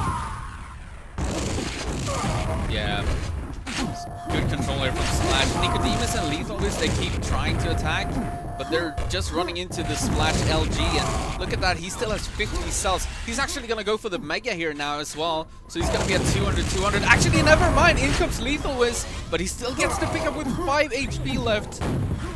So now Splash trying to get back to the red armor room. It's going to spawn in 10 seconds. This is actually the opportunity for the enemy team to, or actually the 40s team to attack. Yeah, this is the first time that OK98 has actually had to defend red for Splash, but there's the pickup again, and no problem, he's right back in there, and even as you were saying, this is the opportunity, it dwindled and closed off. Yeah. Some nice defensive rockets here from Nicodemus. Splash just too healthy though, with that full red armor. Now he's gonna restack again. 68-11, this is not the start that the 40s team wanted. That's why Nicodemus stalled so much. Oh, look at the aggression here on Mega. Splash doesn't give a shit. Almost got the third frag as well off the spawn. He gets a couple more anyways. He's probably, actually, who's gonna get this red? Okay, they're giving it to OK98. Been on Splash for a while here. Let's see if we can. Never mind. Auto track giveth and auto track, well, it only giveth, I think. But OK98 is just racking up the actual he hasn't frags. died yet. There it is, just as you say it. But even on the respawn, even on the rebound, OK98's back on it. But here comes Splash with the red. The damage on Lethal and back to the TP. It was a bit of a trap, but the LG wasn't quite on point. Splash is wounded, but able to get back over towards red. So much attempts on damage here, and they might need to fight themselves back to the red. But nope, unlucky spawns for 40 plus. And they are going to be way more than 40 down. Yeah, this is ballsy play from Splash though, just sticking around in mid without any armor. And yeah, that was a pickup for the enemy team. Let's see if Splash can make it back in there. It's gonna go down here. Yeah, it's not looking good. And we're swapping back over to Nicodemus. Hey, the old legend. Let's see what he does. He's gonna pick up the red. They've got 2 minutes to pick up 70 Yeah, frags that's or so, not gonna so happen. it's gonna be rough, yeah. We want to see Nicodemus Some play. That's solid attempts. Yeah. A nice defense, actually. Good attack from Splash again. Oh, Splash, the MVP so far in this one. That big fight over the red armor, and Splash doesn't even care. He's not even looking at the explosion as he walks away. He's got the Mega as well. He's so healthy. Actually messing up a little bit in this fight against Nicodemus. Nice job by the old man. Alright, so Nicodemus back up here, but as you can see, the stack is low, the attack is going to be real. His teammate goes down, and there's the pickup. But OK98 is able to take down LethalWiz again, so Nicodemus doesn't have the health to really justify pushing out towards mid here. He's got the armor, but he has to pretty much stay at square one on this attack. Not able to get a lot of action out of it. Keeping things open for LethalWiz, but as you can see, he's pretty weak himself. Okay, he's only trying to protect. Oh no, he was behind him! OK98 with a sneaky play. Oh my god. Alright. That is not supposed to happen, but well done by OK98. Oh yeah, and just alright. You're going around cell corner. Nope, I'm going. Nope, Yep. we're both going. Okay, so now we're both dead. Classic. This time OK98 with, oh, that's a nice shot. Perfect rocket. Cool. Through the Mega Pike. Direct hit. Yeah. He still has the Mega. He could refill on red here, but I don't think he cares. 25 seconds remaining. He just wants more frags. What's the scoreboard looking like? Oh, that's rough. Splash really carrying the weight. OK98 doing a good job too. I'm actually a little bit surprised for how often we saw OK98 just taking frags in mid while Splash was holding on to the red. But really solid team play here on DM6 and a great way for enemy to kick things open on the group stage. Yeah, GG. Did you catch what map 2 was? Potentially, they're going to swap here pretty soon, I'm sure. I'll know in a... I guess we both will. I don't think they actually specified what map number 2 was For going to be. all that time. For all that time. Right? Yeah. Hey, hello to Kilson in chat. Good to see you. Welcome, welcome. I keep getting bigger. Alright, yeah, they'd want to do a little more aim practice. Getting ready for map 2. So this is the thing at LAN. Yeah.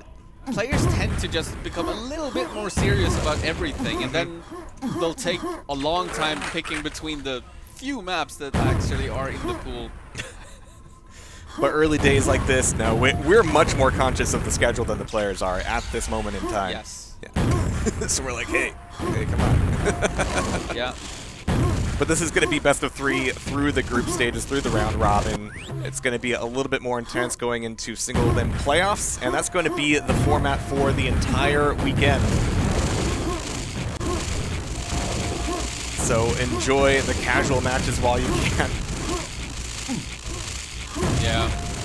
Still doing some aim practice here. Yeah. So Splash is asking, what is your map? So I guess we'll see in a second. I'm I'm gonna assume it's gonna be a. Oh, actually, LethalWiz does not like DM4. Right. So maybe it might be a DM2 or something like that. Dope skills is seeing enough.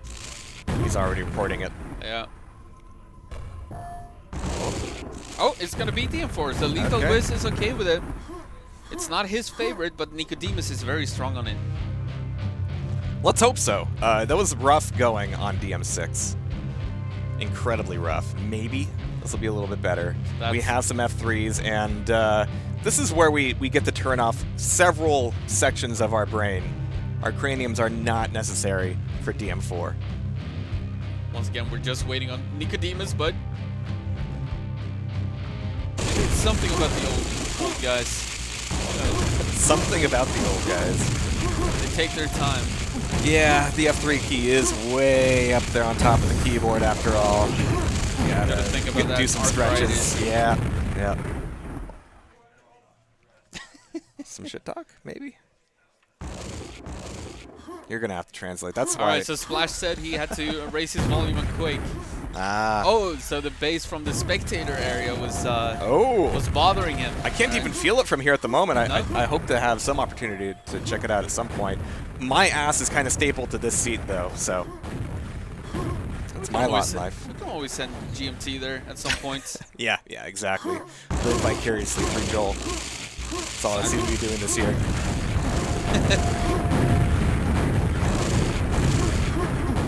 And yeah, sometimes players are annoying and they name their teams with numbers, and that always messes up the algorithm. And so once we get to normal names, we won't have any hiccups, and Jahar won't be sad. That's okay. I can be confused without caring too much. It's just my natural state of being at this point. All right, here we go. DM4. We know if you're not a QuakeWorld player, this map is very difficult to understand why anyone would like it. But to QuakeWorld players, it's beautiful. And here we go. It's all about controlling the middle, which has the lightning gun. And the lightning gun is a strong weapon, 300 damage per second. And control is a flimsy word at times, just because of yeah, how quickly it fades away. Splash trying to fade away as well, back over towards YA, poking back out, but just waiting on this yellow. It's 3-3 at the moment. Just looking for anybody coming back for that TP. I like this attack though. He's getting some good shots off. That one rocket goes a little bit wide, a little bit of team damage there, but Splash is doing the damage, taking a quick pick stop for health, even though it might not get him that far. Oh, where was that last rocket at? There it is, keeping it tied 5-5. So the next red might be important here. Nobody's going for it, so someone is going to spawn it, and that might change the control over it. So normally, like, control on DM4 is not necessarily control of armors. It's more like controlling LG. Armor's something you do when you're waiting for weapons. Yeah, or like, okay, the enemy team, they're slow, okay, I'll go for a red and then get back to middle so I can kill them from there. Really precise shots coming from Slash, though. Currently, we've got eyes on OK98. He's got red, he's got some shaft, and he's got a few targets as well. Loses some health in that last fight. The crossfire is real with these rockets, and I really like the timing of them coming out, but OK98 is just John Wicking all throughout TM4. He just missed that shot. It would have been such a nice sequence. Walks into a grenade. That's too bad. Splash is gonna pick up the red. Yeah, auto track on this map is just gonna throw us between all the players as they die all the time. But Splash with the red here. That's a good kill. He's gonna pick up the yellow as well. And now just try. He's probably gonna go back for this red. I feel like he's the kind of guy who likes to run the red when he can. Even on this map, like, it's so different on this map. On any other map, like, yeah, you should run red, right? But on DM4, things are a little bit different. It's like 40 plus, trying to be a little bit more conservative now. And sometimes that could just mean getting deadlocked. There's the attack on mid, though. Lethal was finding his way back out and actually taking down OK98, but he's still down there in the lava. He's not going to be getting very far. So 8-33, a couple minutes in. If we were hoping DM4 to be different for 40 plus, well, we'll see if he keeps going this way. Oh, Splash. Splash is so strong on this map. He's one of the guys who plays probably 20-25 DM4s a day in 2-on-2. I've played a bunch with him, and he's a very strong player here. So OK98 maybe not so much, but Splash showing why he's such a good DM4 player. OK98 getting some frags here though.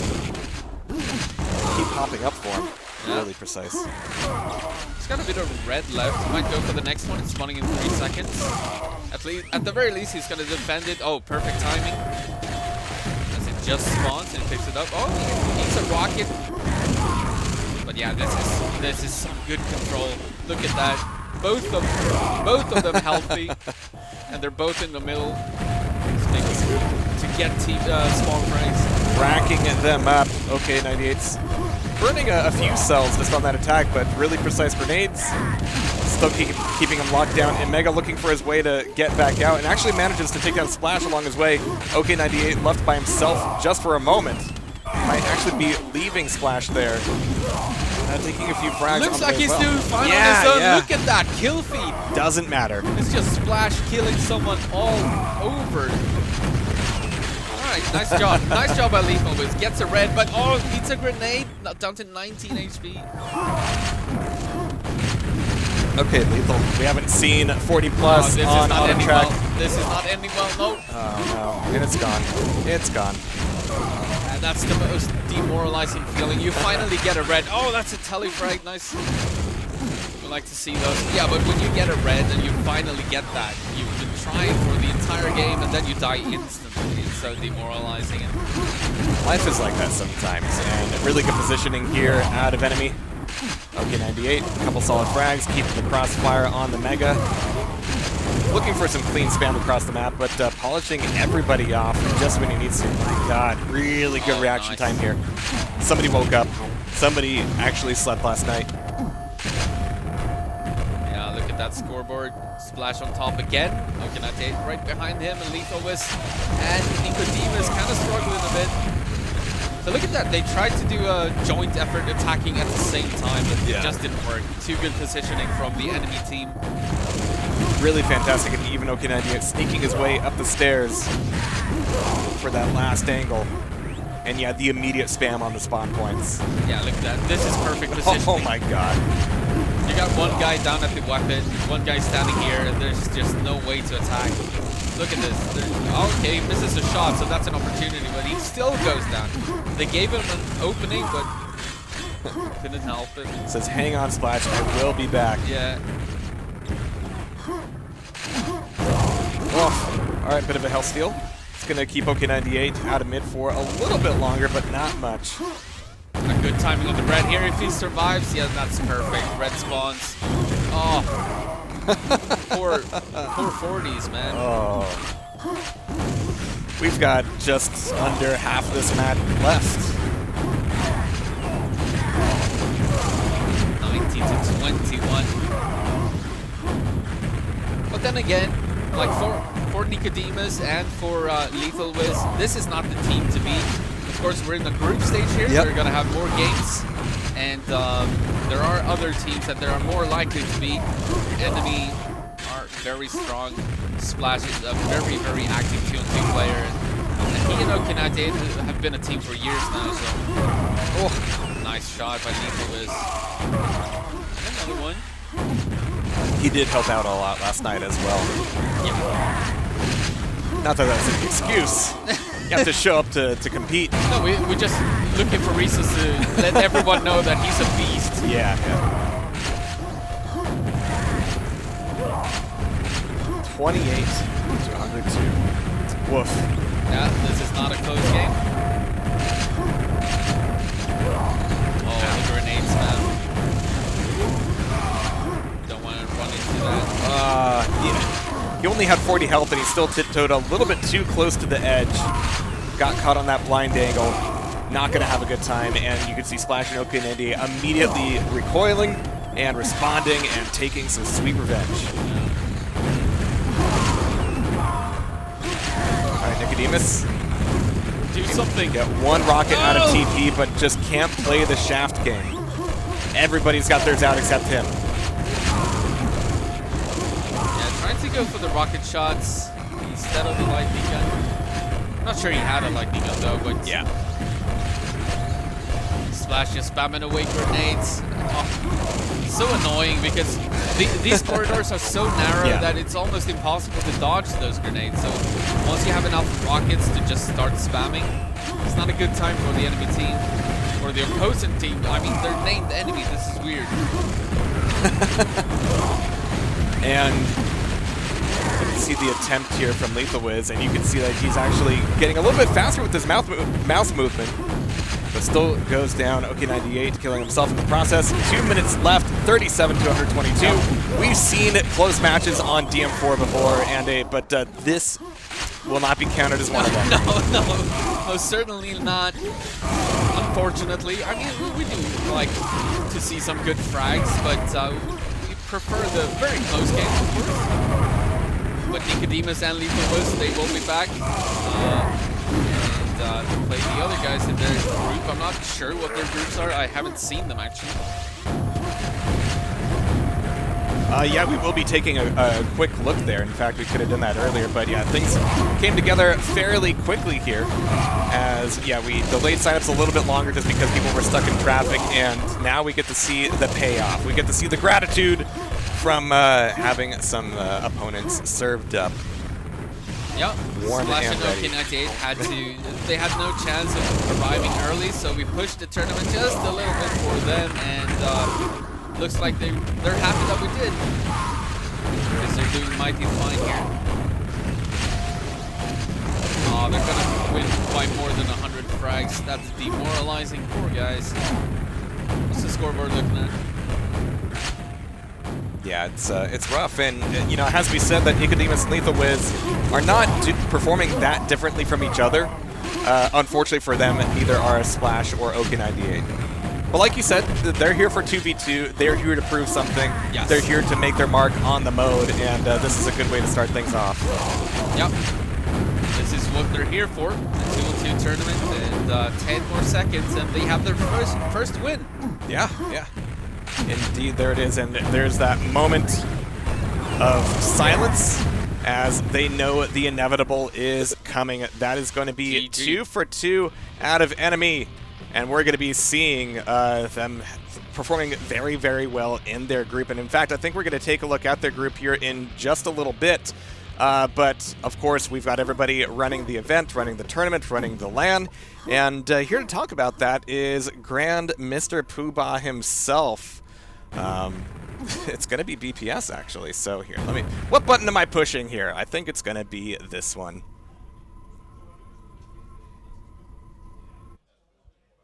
Hey, welcome back, everybody, from QHLAN 2022 here in Stockholm, Sweden, in the beautiful Epic Arena. I'm joined here on the couch with none other, the infamous, the legendary, the man in charge, BPS.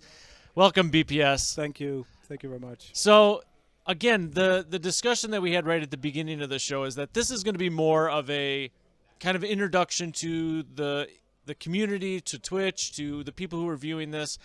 Who are you? What are you? What is your role here at the organization? My name is John. Actually, my Quake name is BPS. I've been playing the game for a very long time, maybe 25 years or so. I live in Stockholm. I love everything in the community. I love many aspects of it. So I have my fingers in all the jars. I guess I could say. So now, when QHLAN 2019 happened, COVID hit, everybody shut down, everybody went inside, everybody social distanced, and from a few of the other admins I've heard, that didn't really bother you Swedes too much. So the idea of staying inside, playing video games, keeping your head out of the clouds per se, what made you guys kind of start up that kind of thought to let's have another QHLAN? We've been talking so many years to meet again. So, but there's been a matter of we haven't had the ideal venue. Last time 2019 was in Denmark. It was a good venue, but out of the blue sky we found this venue through a chat with Sneakit. I think it started on Twitch, chatting with Sneakit, and he told me he had this great dance hall.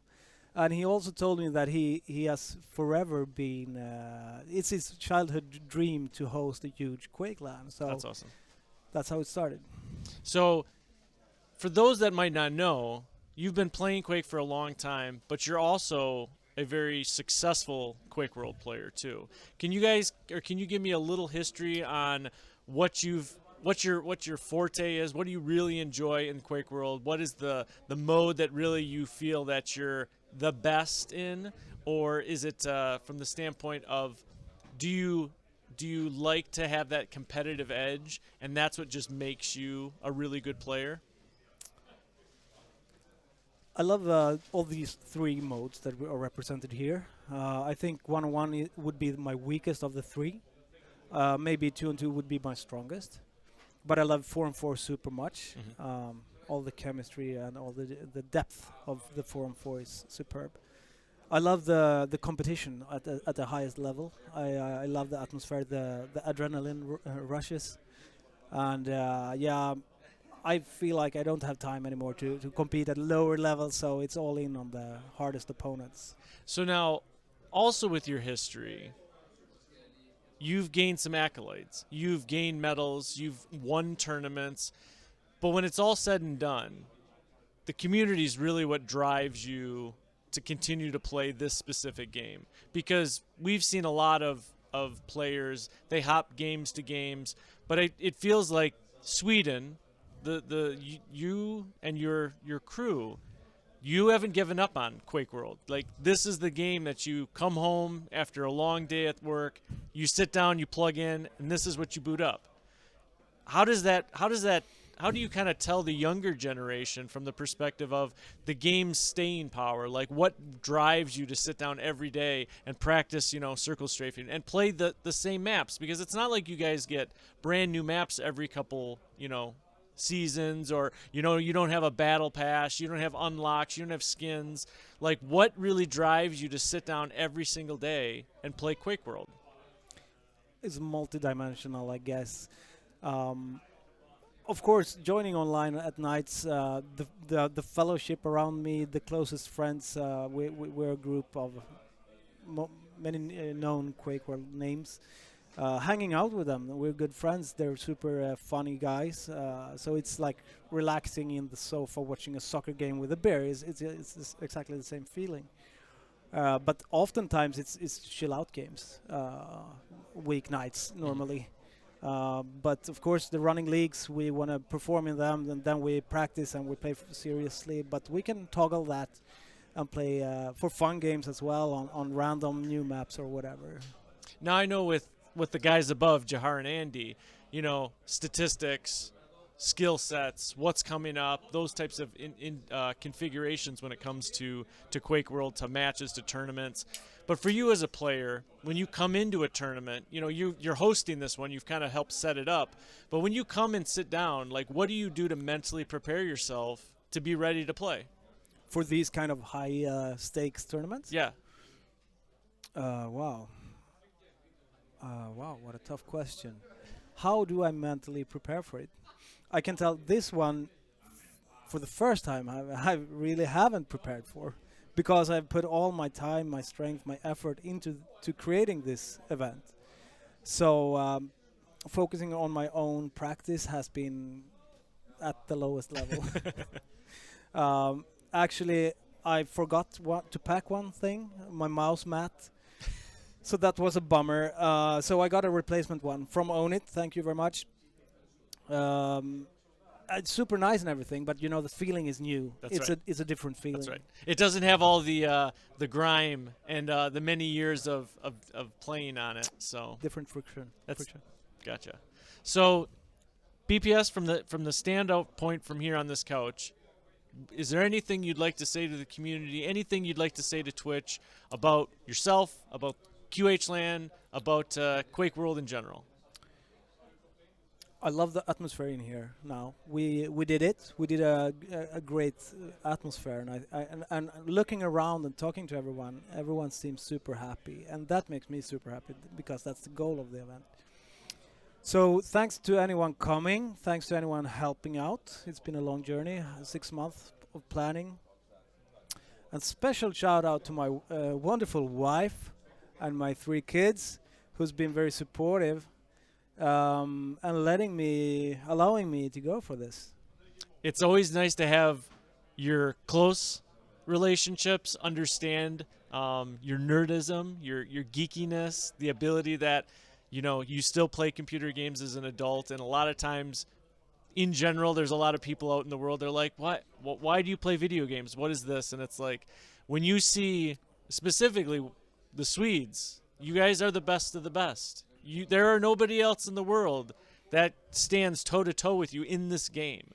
And I think that's a true testament when you see QHLAN, when you see these players and these matches that's happening. You guys are the best. There's no one else that can hold that title over you guys. And like I said, I think that's a super special thing to think about, that your close family, they might not realize the level of competitiveness that you've had over the years, but your ability that throughout the world, there's no one that can stand toe-to-toe with you guys. So like I said, Maybe the fans. so that's something that I've always looked at from an American's perspective, is that you guys are amazing players, amazing hospitality. We actually came here a week before the event to kind of check out Stockholm, to check out the area. Amazing place.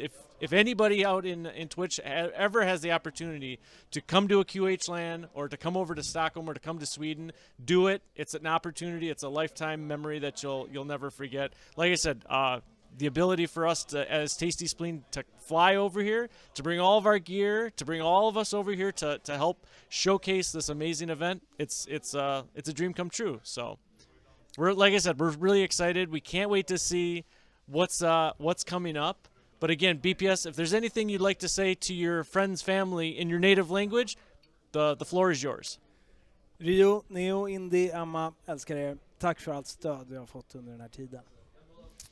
We're going to kick it back up to Andy and Jahar for your next 2v2 matchup. Thanks again.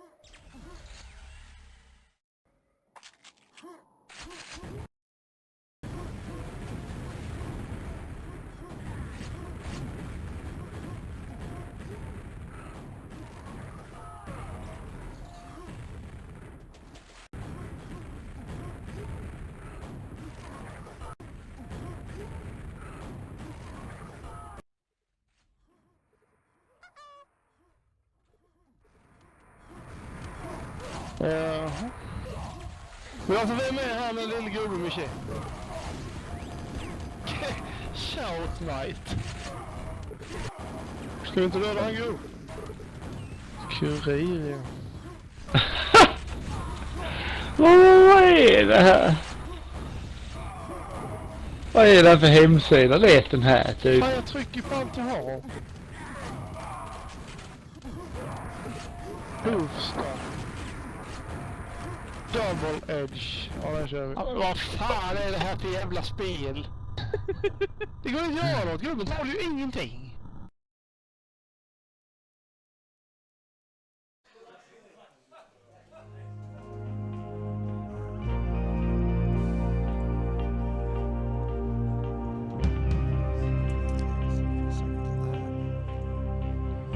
Beautiful. Beautiful. Okay. Figuring that out. We got 2 people in the server, so we're gonna see what happens. Who was the other team? It's going to be you're gonna have to help me with some of the names here. Mutilator and Javolsk. Yeah, Javolsk means devil. Ish or devilry. And here Valiant Ripper. Devilish. Rippery.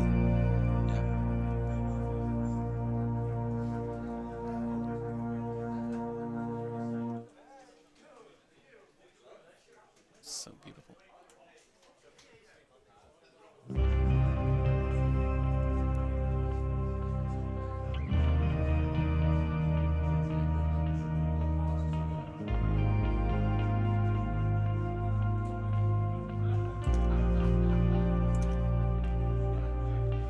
Nope, this is great. That was perfect.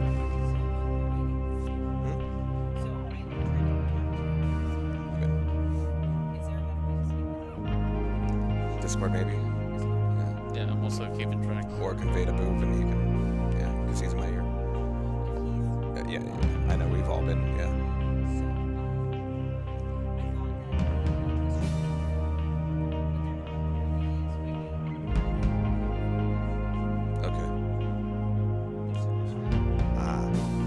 No, we're just waiting for players now.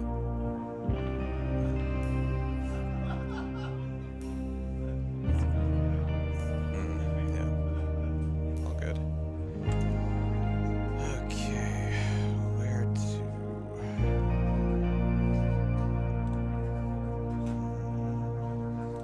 This is where replay would have been handy. Okay, we have one more player here now. Okay.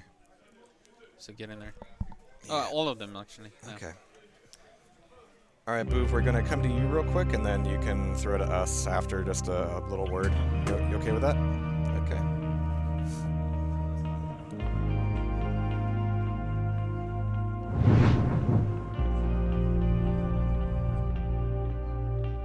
Welcome back to QHLAN 2022 here in Stockholm, Sweden. I'm Boov to the Max, and we're going to take an opportunity. We've all had the opportunity to speak with BPS, but now it's time to get back into the action.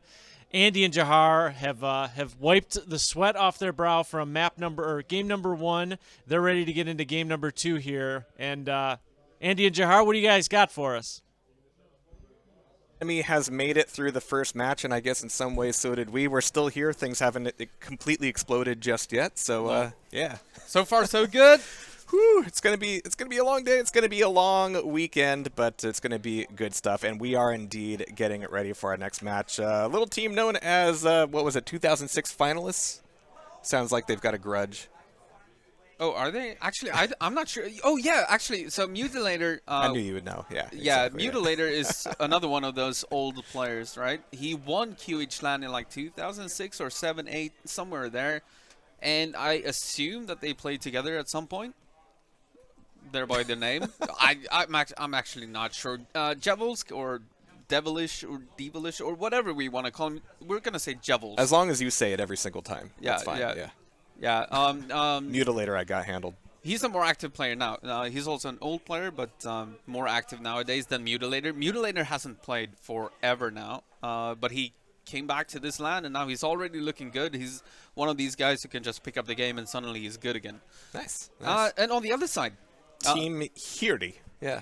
HYRY. Yeah. So, HYRY and Rippery.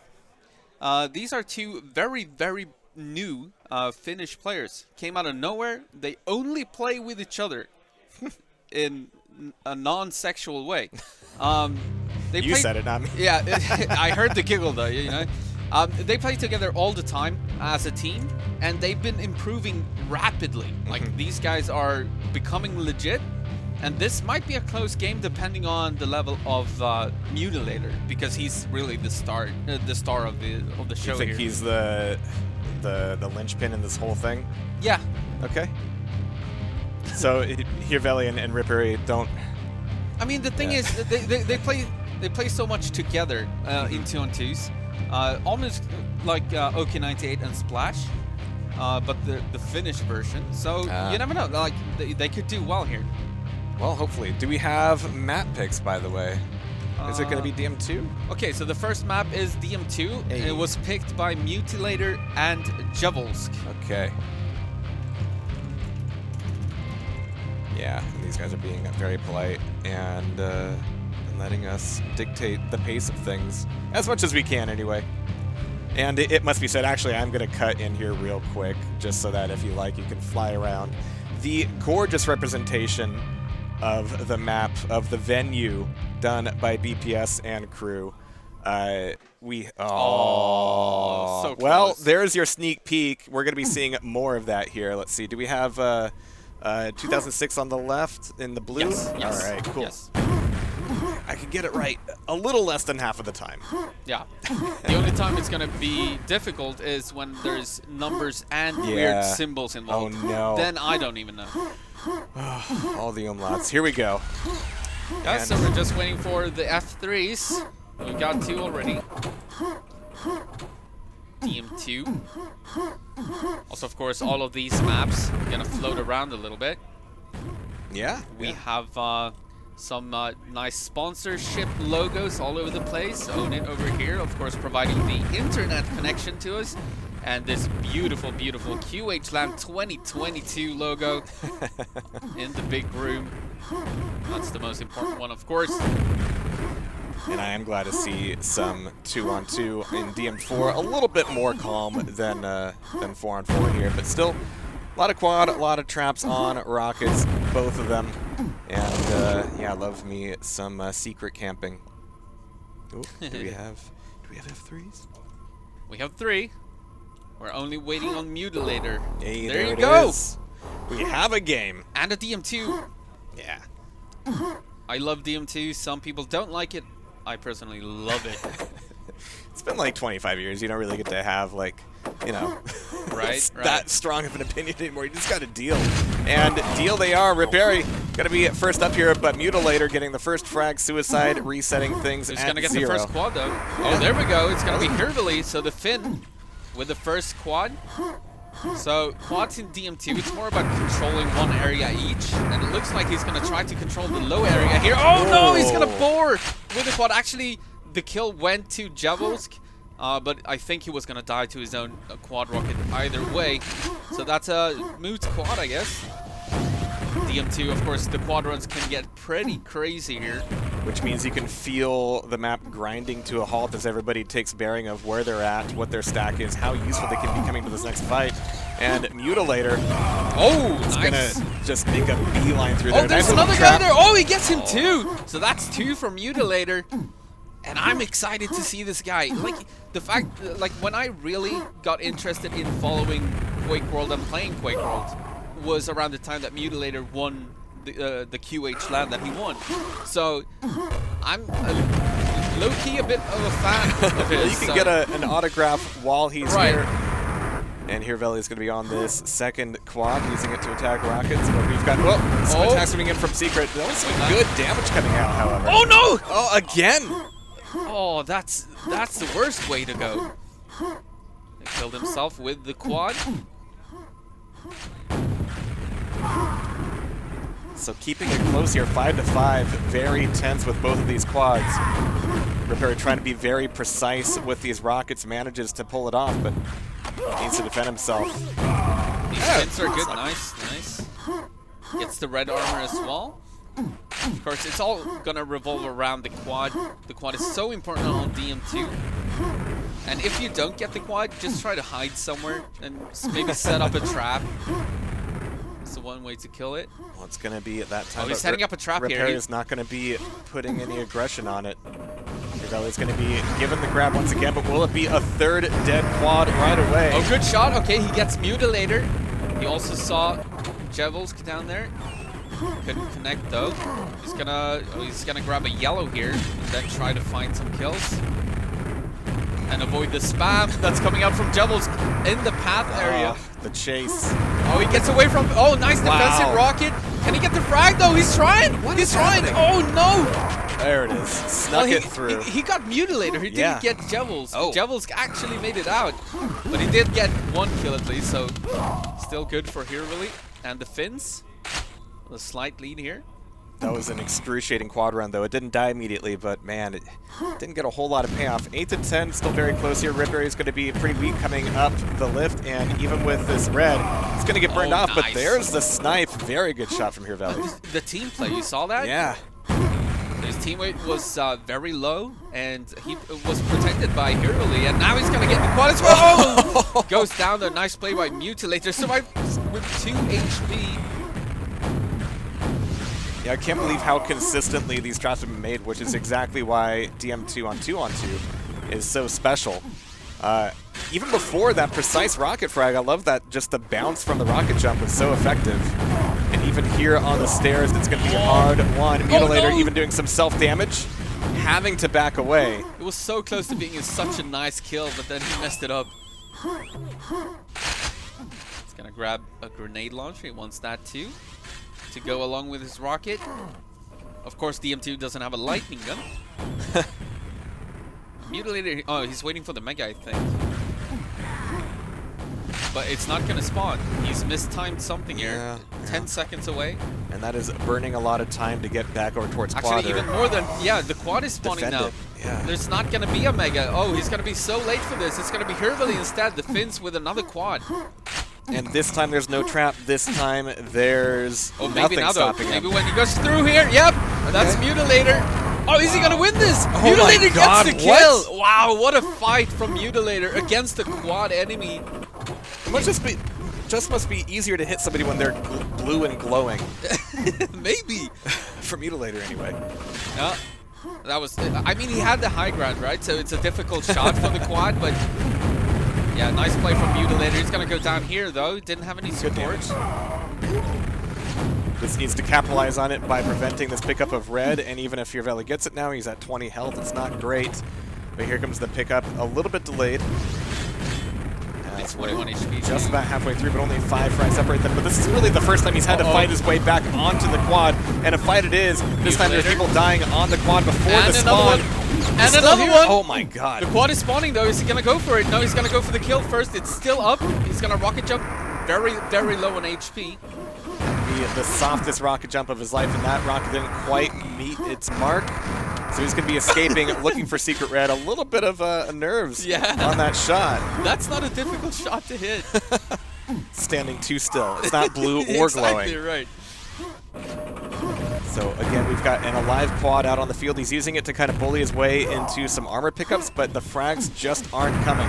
15 to 15, looking for this fight, and somehow it just had to be done with shotgun. Yeah, I think that's a good move to use the super shotgun or the shotgun. If it's a difficult shot for the rocket launcher, I mean, they still deal a hell of a lot of damage with the quad. Right, they're setting up for the next quad already, so you see his teammate at quad high. And they're just gonna defend this until the quad spawns. They do have the lead now, 1 frag. 25 years and we don't get tired of that sound. Just double rockets is pummeling the walls. But Devil on the first quad of his life here. Oh yeah, you're right. Can he connect though? Oh, are they hiding in the background? I think they are. 1 frag up and squirreling away a little bit. Yeah. Okay, so this is going to be scary for Jevils. He's going to attack the back room. He's going to run into the first guy. The second guy is back there as well. He goes down to Mutilator. Oh, that's a perfect attack by team whatever 2006 winners. Yeah. Finalists. Yeah. Yeah. Finalists. Oh shit. Maybe they'll have to change their name after this event. But yeah, 21 to 16, still incredibly close. Mutilator getting the job done at nails. Nice. They leave him a little bit weaker. With the rocket jump as well, he hits the shot on the button. My armor. He's gonna get another one here, I think. Yep. And quad is coming up. Jevels is ready for that. Oh, he's gonna give it to Mutilator instead, trusting his teammate. Mutilator in shape already after like what, like 2 hours of playing. He's got half red, looking for an attack on Big, but scooping up that Mega, and now just looking for some targets. Oh, the trap! Oh, the so trap! perfect. So perfect. What a good trap by the Finns. Oh, that's beautiful from Harvarligan and Rickery. Still behind though. What is that? 8 frags? Yeah. No. It's 7 Something frags. like that. Yeah, it's close enough. It's Thursday. Don't do math. It's all fine.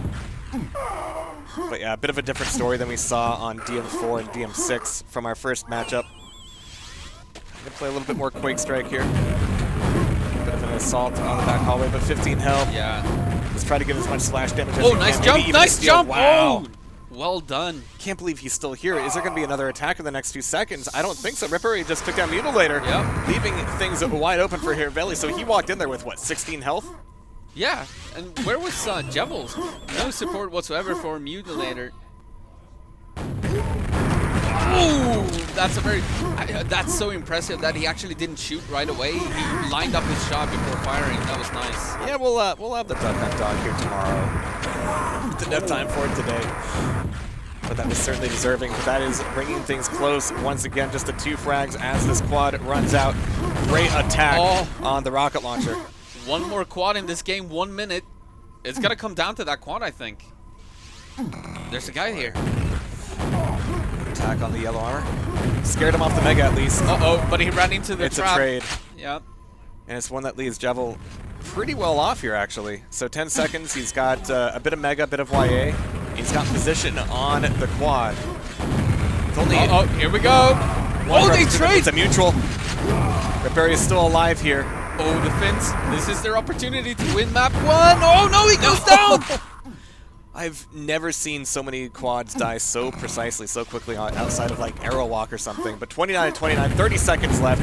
Here Veli, it's going to have to be the hero with a bit of armor that he's got left, but it's a good spawn. He's able to scoop up a couple here, and now needs to just not die. Yeah, exactly. Don't die here. Play defensively. You have 2 frags lead and 15 seconds. Yeah, he's just going to stay here. There's no reason to leave. Mutilator saw him. Yeah, he's just setting up a trap here. Just don't die. It's going to be anticlimactic, isn't it? Oh.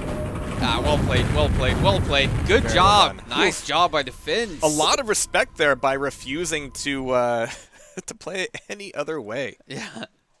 All right, that's map 1 in the books. Nice.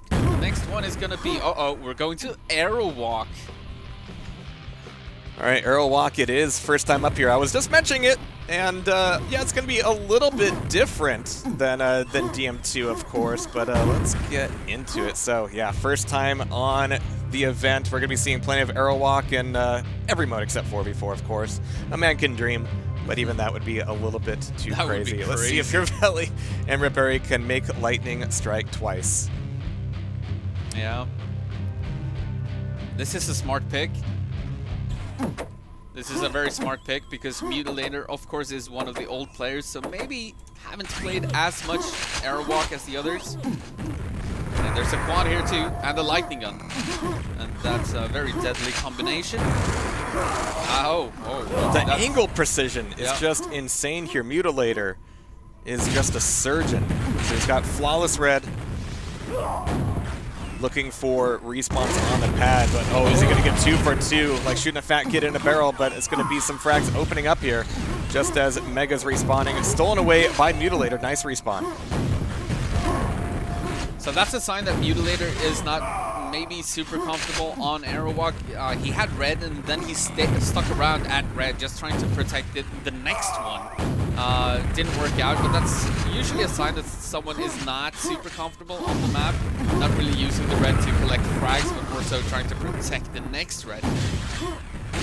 So far so good for the Finns. 5-3. Quad is coming up though in 5 seconds. And we should see all the players converge on that. Ouch. Whoops. Oh, but it's all worth it for the quad. Mutilator is taking some damage and is dead immediately. It's going to be a frag suicide. But that leaves Harvarligan with the Mega and some shaft here, so he's going to be the 800% Lockdown Gorilla on the map, stealing away red armor as well. For some damage here on the corner. Nice red trap, but oh, direct rocket. All right, that's fine. That's fine. Yeah. Action-packed map this is.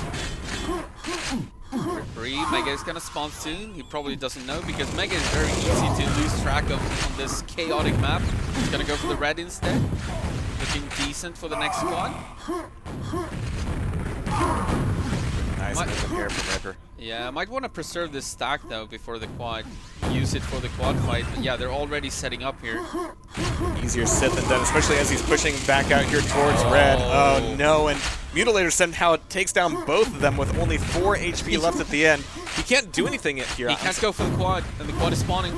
Just give up one of those frags, but there's Harvarligan getting the pickup against all odds. Alright, he's gonna restack on health. Oh, just that was scary. Missed a lot of cells there. Oh, Mega's gonna spawn in 10 seconds. He should stick around here and not attack red. Oh, don't attack red. This is gonna be scary. Oh, he gets to roll 1 HP. 1 HP. Looking for that last little shred of damage as well, but 15 to 24, a really good lead extension off the back of that quad. Yeah, that was a good run.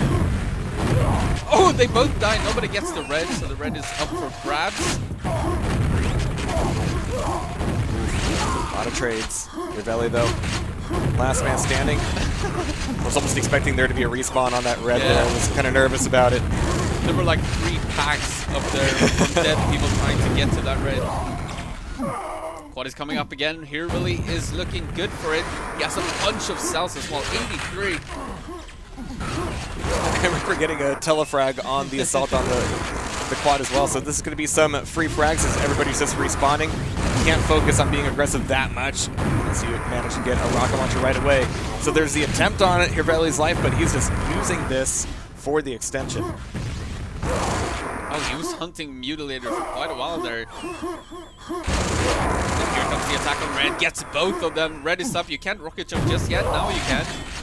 Don't rocket jump through the quad. Nice start here from the Finns. Okay, okay. Haven't had a whole lot of double on camera for this map, but unfortunately that means we get to see him commit a team frag. Whoops. Got made up for it a little bit, but still a bit of a light stack. It's going to be quad time here, but he's got nothing going into it except massive balls and a lot of luck, but he is down indeed. Go down as well. Red is coming up in 5 seconds. They need more red control. That's why we haven't seen them too much. They haven't had many reds. You're really getting a frag on Mutilator. Red should be available now. But they are maintaining a stronghold on it. Nice crossfire. Rip area down to 16 HP. Ooh, and the traded rockets. Okay. So 5 seconds to the next red. Here Valley is going to be popping over the top, looking for some damage on it, but finding both players at the shaft. One knocked over towards the red already, getting the pickup, and escaping with a bit of that stack. That is too tempting to pass up, but it's going to end up being his downfall. Oh boy. Everybody dying left and right. Pretty decent stack here from Mutilator. Never mind, almost all of that health is gone. Mega is up though. If he can make it to Mega with this quad, no, it was picked up. But he's still alive here, attacking from red stairs. So it's not going to be the easiest angle until he's seen. Oh, your belly takes down Jebel twice. Need to slam him down. 53 to 34. 4.5 minutes to go. Ah, oh my god. That quad did not have a good time for Mutilator.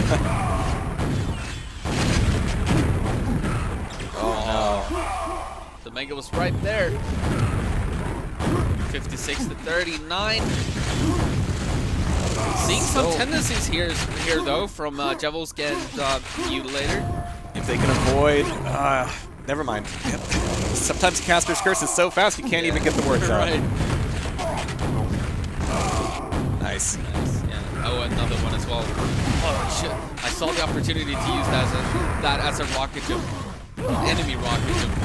You've got 90 boy. rockets. Oh, wow. There's Mutilator getting out on the field with a quad. Oh, and what is he trying doing? to play carefully with the teleporter, but not carefully enough. He shot for whatever reason. I'm not sure why. He killed himself.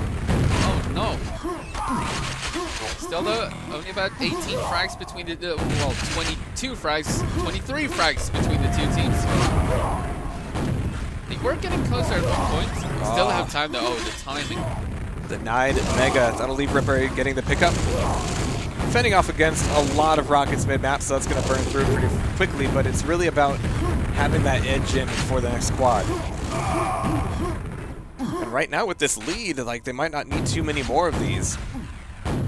No, what they just need to avoid like a monster quad run from the 2006 finalists. Devils is getting ready. He doesn't have any armor though. He's gonna get the quad, but will he survive? No. No. Computer says no, as does Team HYRY. Alright, Jovos.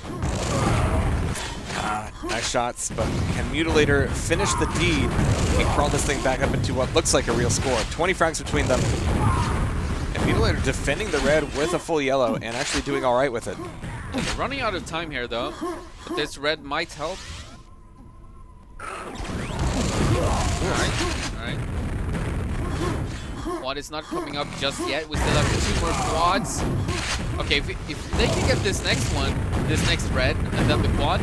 Oh no, don't kill your teammate. Oh no! It all went terribly wrong. Yeah, which has happened a few times here already. Some inopportune team kills. Really just want to do that when you're, 40 frags in the lead and don't have to worry about anything. Parry with the quad once again. That's some rough shaft, but he manages to get the frag anyway. Just looking for the spawn points, but you have to pick and choose, and he gets picked apart. Yeah, still not the same lead. 21 frags, 22. Let's have a look at the scoreboard. Here really having a very good game. Devils, Mutilator not far behind at all. They try to get some items here before the very last squad. They need a couple of frags though. Devil's getting a couple now. He gets the red as well. 3 HP, needs some help. He's gonna grab a little bit here. Looking pretty good for this next squad. If he can avoid damage here. Quad spawning very, very soon in about 15 seconds time. 10 seconds. Uh-oh, that's 2 enemies though. Kills the first one, but now he's very weak. He's gonna get another one. Oh, they're gonna get Raining Men. Yep, it's Raining Men. Hallelujah.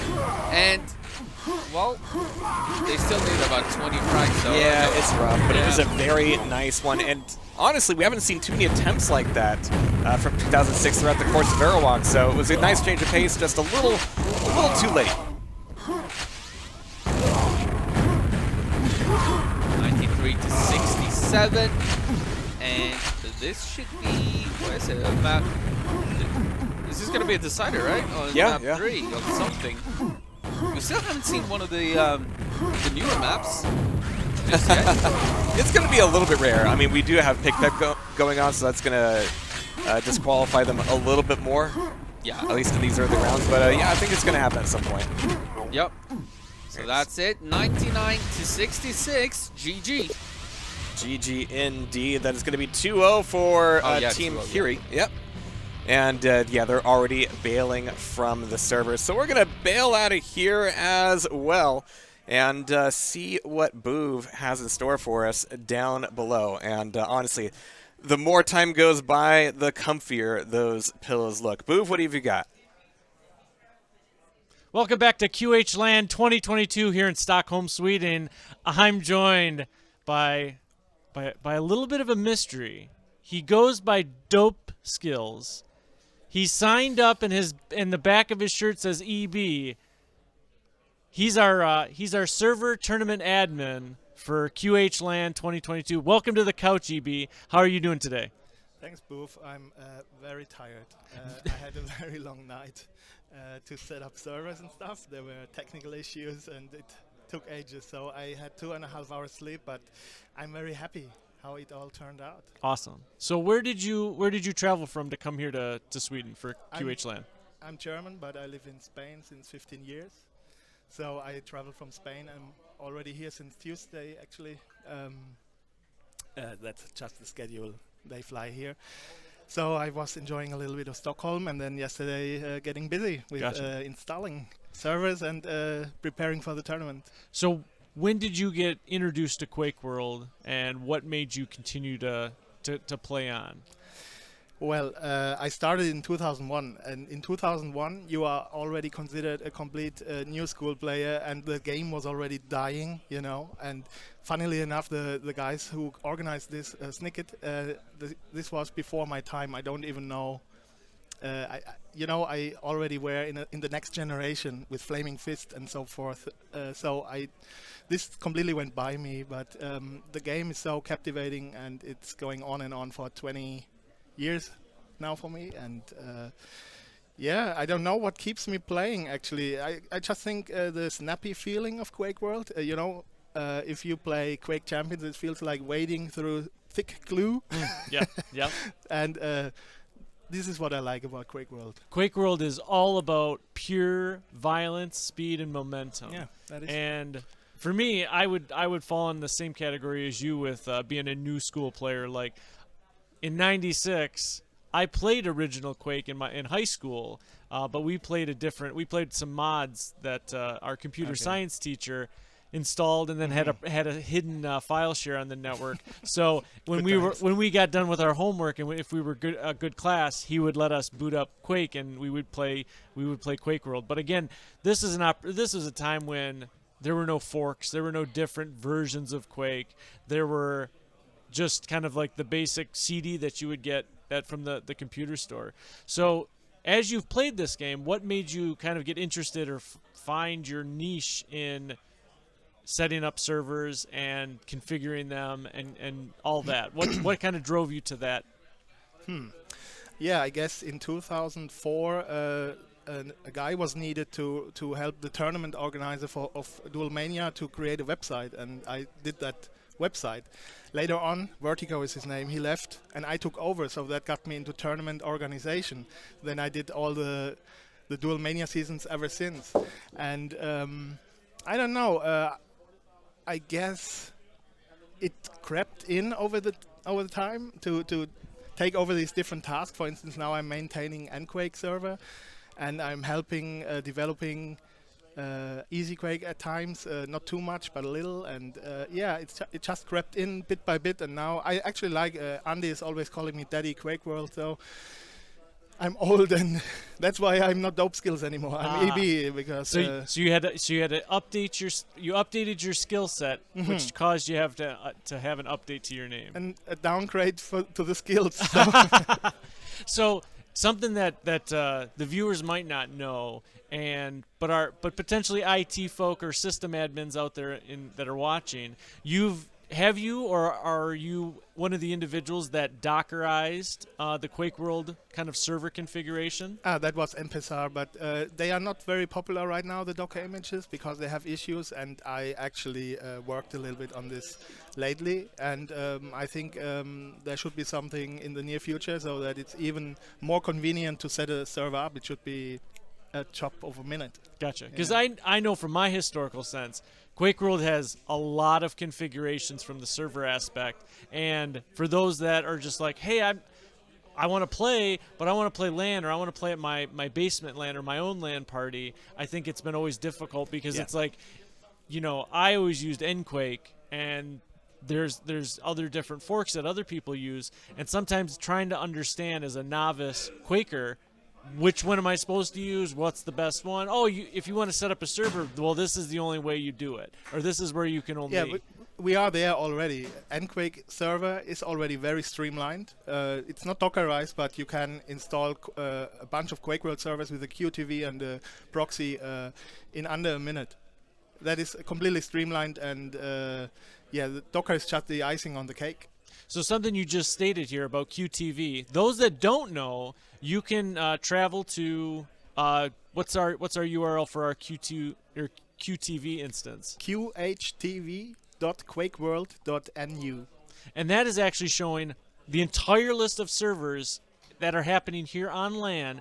and anybody in the internet can can either watch or spectate those Spectate not- matches. We don't let them in, Okay. but they can watch. Gotcha, through the QTV plugin. And I think for a lot of players, they think, well, how do I spectate or how do I watch these great matches with, you take Quake Champions for an example, like you have to be invited in, you have to watch, be brought into either the matchmaking or you'd be brought into the server to view and see what's happening, or you'd have to watch a Twitch stream of somebody that's playing. But with QuakeWorld, you can watch any game as long as QTV is set up, and you can just simply jump in and watch everybody play. And I think that's one of the big features or big functionalities that these kind of older games still have, is that Demos, for instance, as well. You can record a match and watch it later as a demo. You can't do that with any newer iteration of Quake. Well, I guess until a Quake Live you can, but so yeah, these little nuances and the fact that it has a very vivid and lively open source community gave us all these features that are very handy. You can simply go there and watch any of the matches you see in a tournament setting. Something that it's not going to happen for any modern games. You are basically restricted to whatever the streamer puts on stream. Mm-hmm. So yeah. And kind of a follow-up question from the server perspective, there's nothing like playing QuakeWorld on LAN, right? Like, you can play it on the internet, but the moment you sit in the same room and that server's on the same wire as you are, the game changes. It does. It's so snappy, and the LG just works so much better. Then there is, there are noises around which add to the flair. I don't know which suite it is, but there's a very sweary suite next to us, and then I enjoy that a lot. It gives a raw feeling. That is synonymous with LAN parties, is the ability to be in the same room as your opponents or your competitors, and when you get a sweet direct rocket or your LG, you track so well, and you hear someone like swear or cuss when that happens to them, but the cheering, the whooping, the excitement that you hear also from the attendees who are energized by that, there's nothing else. There's nothing else that compares to that. Dev was he's sitting next to me, and he was having his first or two matches or so, and he just said, "Dude, I could have this every 6 months, please." To which I said, "No, thank you, don't. It's too much." So something that we've, again, the discussion is if we're sitting in this couch, the idea is about community, the idea is about your history as a player or as an individual in the community. Something that you would want to say to your fellow Quakers, to the Twitch stream, anything that you would have to say why QuakeWorld is what it is, why you should play it, why you should go out and buy it and then boot it up and play it. Yeah, okay. I'm totally blanking right now what I could say about that. It's just too much. But I don't know. It's the most open community, I think. We have a lot of people from the LGBT community, and for a good reason, because we are very open-minded people, and there's very little toxic behavior in our community, and I think that is actually even more important than the game itself. It's a very nice, close-knit community, So something that we're going to continue to do on here is anything you'd like to say to your friends, to your family, in your native language. The floor is yours. Okay, I just want to say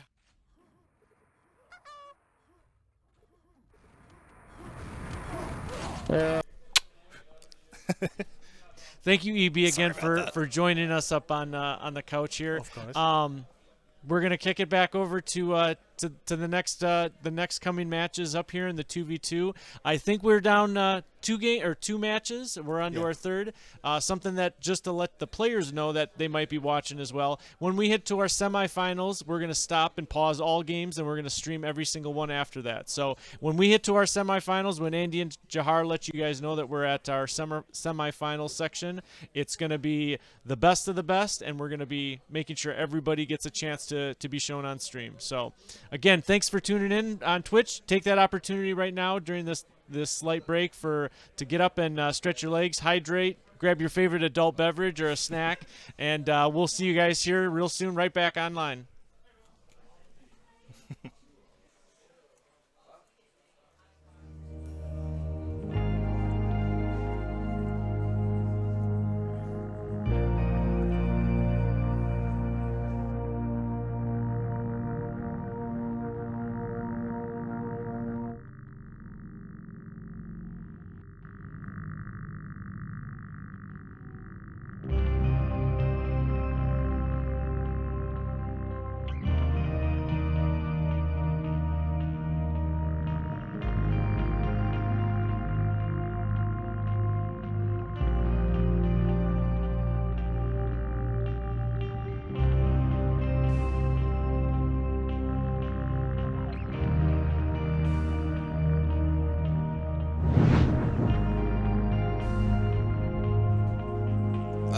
man, so much going on today, including music here. Oh, actually, I have a button for that. I have a button for many things. I don't know where they all are, but what matters is we are continuing coverage of 2v2 here today. And we saw the group stage there a little bit. It hasn't been updated right away because Boov was actually interviewing the guy in charge of updating things. Right. It's the tough thing about LAN parties. Like, everybody's gotta do everything all at the same time. Yeah. I mean, yeah, so the guy you just heard, like he said, I call him Daddy QuakeWorld. He does so many things. So, yeah. Yeah. Including updating the brackets. Yeah, which he's scrambling to do right now, but we're not letting that slow us down. Indeed, we have our next match coming up, and one of my favorite players is going to be in here. We've got Blaze, and we've got Dev all the way over from Brazil, and he says that he could do this every 6 months. I don't know. That seems expensive, Dev, but you do you, man. Up against Pol. It's not actually Polish. We've got Kip and Diki. Yeah, 2 Finns. And of course, Dev is Brazilian, but he lives in Spain, so it's not the biggest venture to get to Sweden. Okay, yeah. That always confuses me. But if we were to do this every 6 months, you would die. I would be. Yeah, I'm on death's doorstep anyway. Speaking of, so is one of these teams. I'm not sure what their actual score is, but it's about to increment one at a time here. So let's go ahead and get into our first match on Blood Run. Seeing a really good variety of maps here so far today. 3 matches in. Still waiting for that bravado or the shifter, man. I want to see exactly. him. All right, so we've got. I think I need to swap teams here.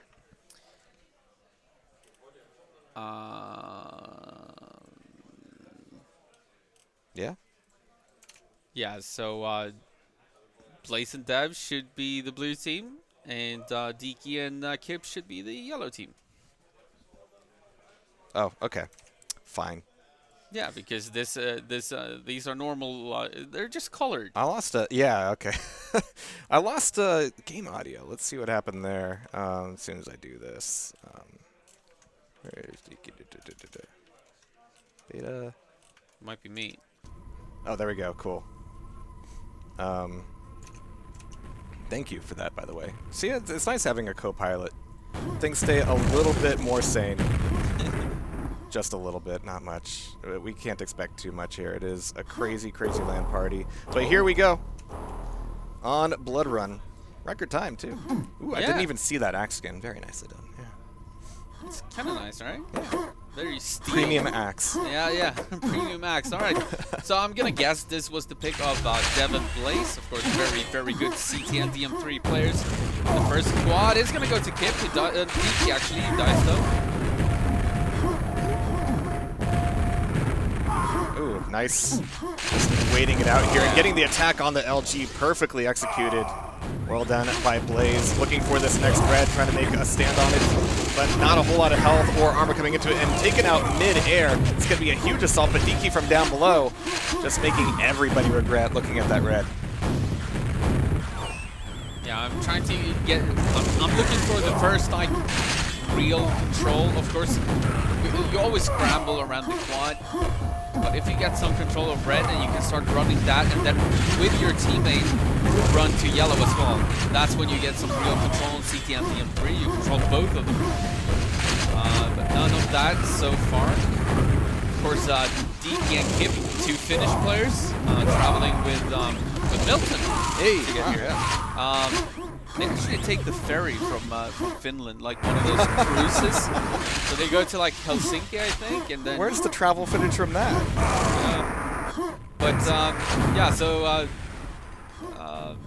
I'm not sure they really enjoy this map. Not 100% sure, but they are not foreign to it. It's not foreign to them, rather. But Blaze and Dev, they really like this, and of course we're on board with Dev here, and he loves to show us that axe. A TDM player through and through, 16-8. And yeah, Dev's always amazing to watch.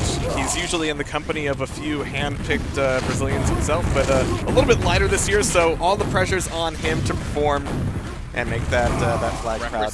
Yeah, oh, I'm so sad that GT couldn't make it, but next time. It's been a QHLAN. Even though the message isn't like, oh, we got Dev, but we could have had DT. Now, Dev is, always really great as well. He has some really good DMT under his belt. But there's the quad taken by Kip.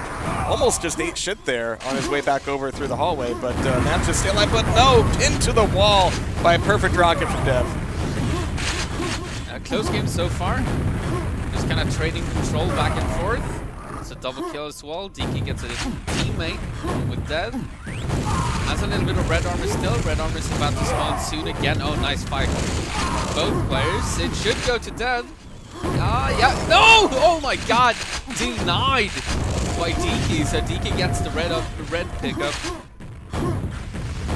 Quad is coming up in roughly 20 seconds. Yeah, DK's tracking an enemy here. That's Dev. Now just trying to, yeah, he's gonna get the kill on Dev, and now getting ready for the quad. Getting the red first, nice timing. Keeping track of that, well done DK.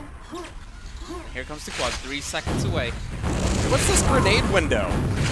What is that? Yeah, that's what is that? That's nothing for the players, that's just for us to see. Oh, okay, gotcha. So the players can't use that. We might get a glimpse if someone is in that corridor. Okay, yeah. When you don't have X-ray, you get creative. Yeah, exactly. But still very close here on Blood Run. Kip having to back off, dodging rockets as best he can. Trying to be useful here, but Dev, only a few cells left in his own belt. Whoa, denied rocket jump, but still managed to get his own denial on the red armor. And then the trap. The red is being fought over harder than the quad itself. Yeah. No kidding. Of course, on CT and DM3, that's a very effective ambush. Just stand behind that teleporter and just wait for your opponent to step through. Red is coming up before the quad. Looks like DK is going to be there. He doesn't have a lot of ammo, though. This is going to be a difficult fight for him. But he made his way to quad. He should get a free pickup here, but he still needs ammo. Eats one rocket. Shoots away one of his own. So only one rocket left. That was his last rocket. 8 cells. Oh, no! Oh, no, buddy. Oh, jeez. Not going to be happy about that one. Well, he gets one kill. Oh, that was a massive good pack. Yeah. Can he find some kills, though? Only one thus far. Had to burn a lot of time just getting resources, but he's not finding anyone. Which is rough considering how close things are and how close they are to tying things back up once again. So that quad is going to run out. We haven't seen too many of those in any of the series today. Yeah, nice sliding. Oh boy, nice play from Dev in place. Dev. It's so easy to see that we're spectating Dev because he swaps over to the axe all the time. He's the only one who does. Pristine rocket placement. He's going to be back up on the quad.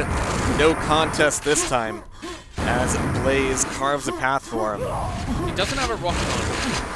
Keep that in mind. It's going to be all lightning out. Well, oh boy, that's a mega too. Now he's a strong quad. Gets one frag, maybe another one. Oh yeah, it did connect. It did connect. All the way downtown. Yeah. Trying to look for more. It's a very good start for this very international team. I appreciate that he saw one target but didn't overcommit to it. Wanted to prioritize whoever was jumping in for the red armor cubby. Yeah. This is looking good for them now. He also has timing on this mega. He just had it with the quad, so that's why he's sticking around here, I would imagine. No, he's going to leave. So the mega is going to be up for grabs for someone. Yeah, just getting ready for this quad. Trying to be here early. It is advisable to be here early, just because it's kind of easy to defend this room once you're in there. Or if you show up early enough, you defend it knowing that you're going to do some damage while dying and then respawn and come back later for it even stronger. Yeah, but it's one of the craziest quad rooms in all of Quake, no matter what version. But Blaze here, can we actually check scores real quick? He's got to be running the top of this thing. Well, no, Dev just barely in front of him.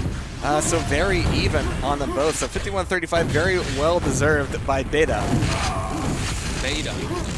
Oh, wait. I think I remember. That stands for something. Yeah? But I don't remember what. Shit. It stands for something. I think they got... Better every day. Awesome. Well, very for- positive people, you know. For now it is. Yeah. From this moment, it's gonna be that. 54 to 35. 3 minutes remaining. Quad is coming up. 5 seconds. Dev is very healthy here. Oh, he eats a rocket. Past tense. Oh, he eats another one. Sniper rockets. Nice play from Diki, but it's still gonna be a quad for Mr. Dev, the Brazilian player. Oh, he gets an no! Surprise grenade. Yep. That Right one out frame of the grenade. teleporter. Yeah, exactly. One frame out of exiting the teleporter. Nice play, saving that yellow for his teammate by Blaze. Here we go. 59 to 39. Still a couple more quads to go. Trading a couple of frags, but still, it looks like Blaze and Dev are in control here. That's a mega for Dev. Trying to hit the crazy shots. Something about Brazilians that trying to go for the crazy It's not plays. worth it unless it's worth looking at. Yeah, right? But no, he's all in on that. Knew that kid just had to go down. A nice switch there. Still a little bit of self-damage. Oh, Defending the red armor for nobody. From everybody for nobody. Oh, what is that rocket? Oh, Blaze. Perfect timing, perfect timing. Diki fortunately had the stack to kind of bear with that assault, and it's going to be Kip on the quad. I haven't seen him on it just yet. So this could be a bit of an opportunity, and they need to catch things back up just under 2 minutes. And they need the frags, yeah. Oh no! Oh, that was a mess. Oh, he missed the rocket. A total mess. Oh, that could have been so good. Blame the But lag. it wasn't. I love hearing the land screams in the background. So good.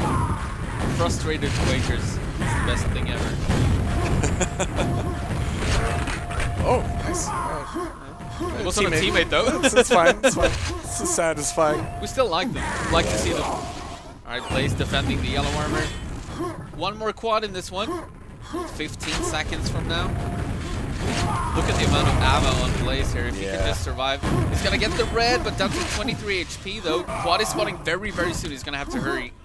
It's going to be yeah. coming through the corridor, and it's going to be rough going. Kip could have an opportunity here. 35 seconds, but 15 frags. Well, 25. They just needed to catch them a little bit sooner, but very difficult to sneak out of there unbeknownst to them. Oh, nice trap. Wow, Oh, perfect Dev. ambush by Dev. Well played, well played. So something that I've noticed throughout this game is that whenever the Finns have the quad, Blaze and Dev both stay away. They don't offer up a fight. They're trying to hide and set up ambushes, which is so smart. Never giving away free frags. I love to see tactics, Love to see it. But nicely done. Dev and Blaze making a very strong standing in their first outing on the stream today, but yeah, they are doing quite well in the groups, and that is going to be first snap going to them. As well. 36-36 for both of them. Oof. Where are we going next? Uh-oh. It's going to be DM4. No argument from me. It's going to be a very quick getting in here. Don't miss the countdown. Map 2 going up. Match point for Beta. And we're going to very close to some of these scores determining who is going forward into the playoffs. Yep. I imagine there's going to be some time to set the brackets up, and then we might see some of the big guns. The very big ones.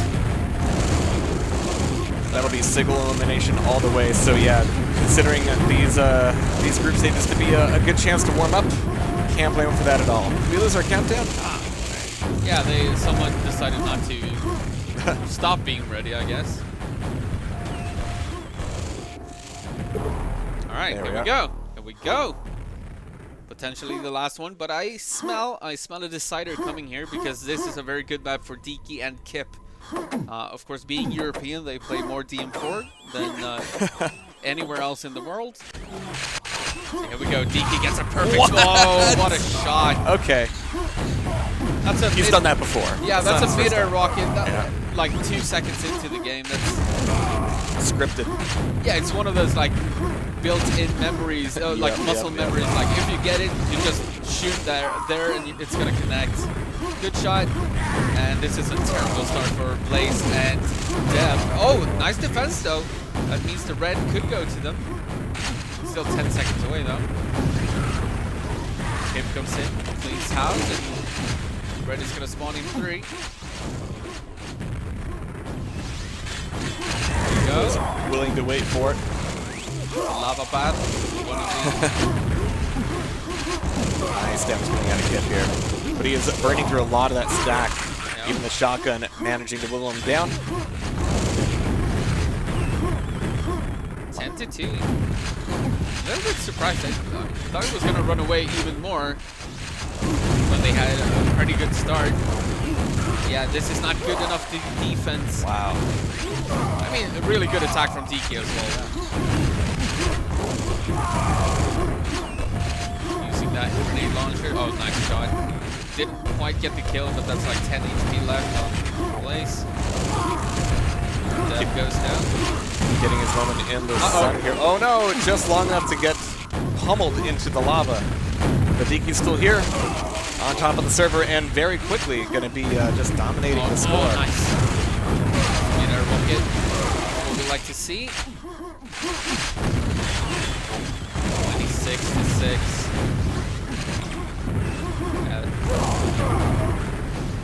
When do you reckon we get to see our first bravado? Or it could be a minute. I haven't actually seen too much bravado in 2v2, but the way it's kind of proportioned, I imagine it would play quite well. Right, and also shifter, you know? Yeah, guess so.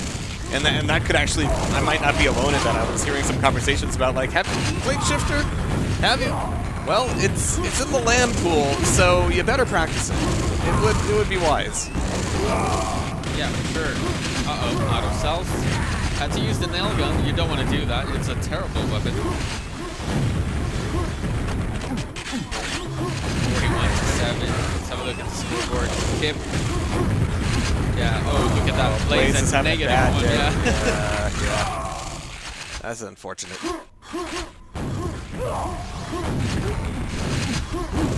Trying to make up for it here.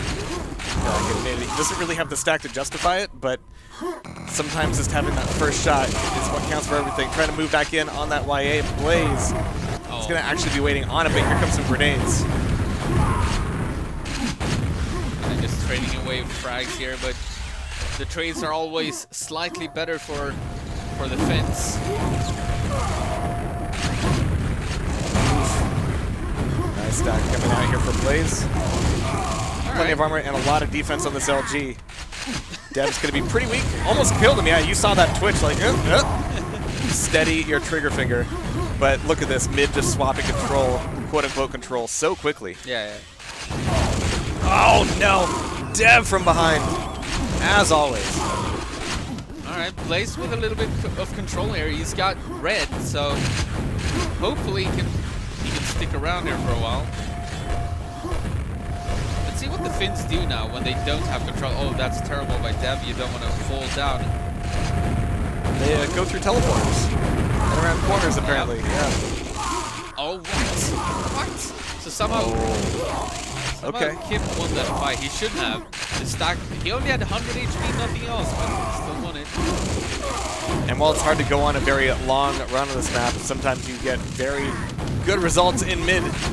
But Blaze is knowing that it has to happen now. You can't wait for the good fights to come to you.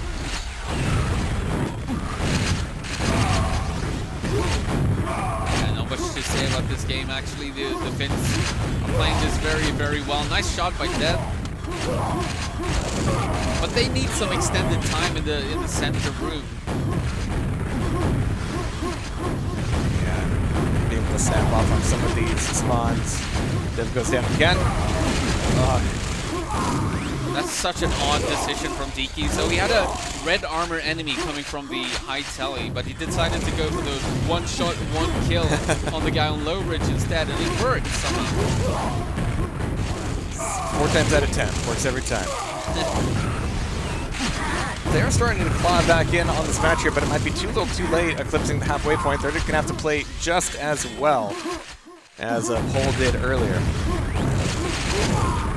Yep. Plays with small frags now. That's nice. Good for him. Yeah, good for him. I think they're trying. it's just like it feels almost unfair the amount that these Finns play DM4 compared to.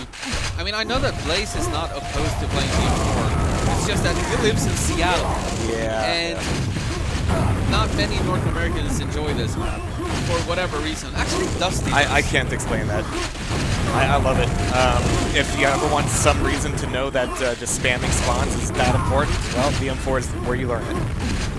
It's just so satisfying, just spamming away at spawns and they respawn there and you're just, oh, it's so good.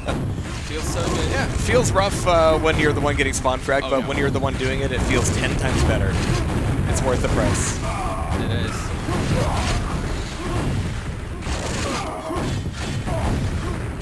72 to 34, 3.5 minutes to go, and I expect to see just even more of this. I don't know if that gap is going to close quickly enough, which means that we could be going into our first tiebreaker of the day. So it's going to be the first tiebreaker, and that's, I feel like maybe that's when we might see a shifter or a bravado. Ooh. Yeah. Because now we go into dropping now, right? Yep. So you drop the stuff that you know your opponent is strong against, all you're left with is the weird. And we like the weird. Kip and holy shit. Oh, I'm not quite getting the kill though. Perfect. Oh, Kip, what the hell? 4 HP, taking the pit stop, coming back in. Teammate dealing with response with LG. And Kip is right back to being as dangerous as he ever was. Oh no, so much shaft. He's gonna wait for this red to maintain this life that has given him so many frags. And that's gonna be another double. It's gonna be more, holy shit. And a triple, and maybe a fourth. No. Oh, there you go. And no, oh, he ran. No, actually, decided to shoot a super shotgun for no reason whatsoever. Maybe a misclick. That's gonna be another red for him. Kip is having. He's on a roll here.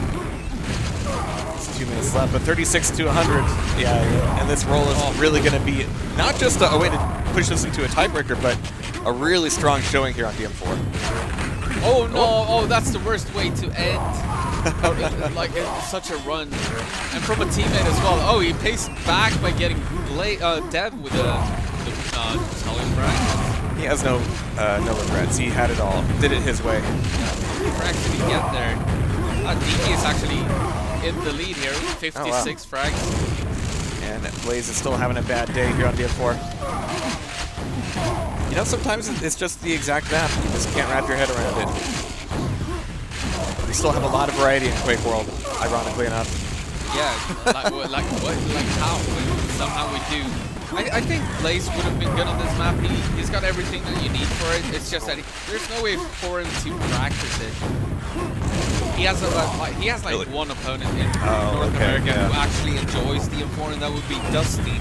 Dusty's here as well at the lab, by the way. Oh, cool.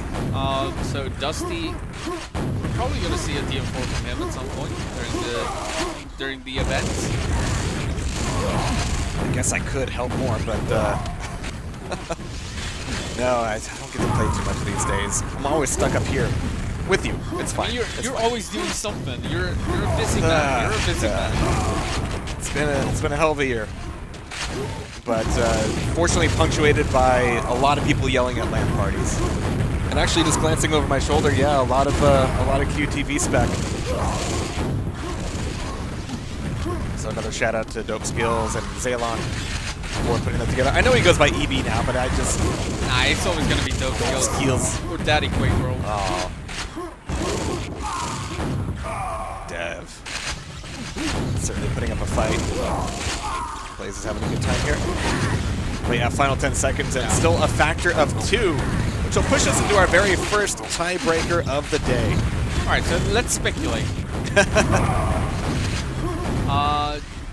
Actually, we might see something like a DM2, but I'm praying. Let's hope. I want to follow this. Well, I'm ready either way. Just the one GG coming out. Yeah. So let's see what they drop.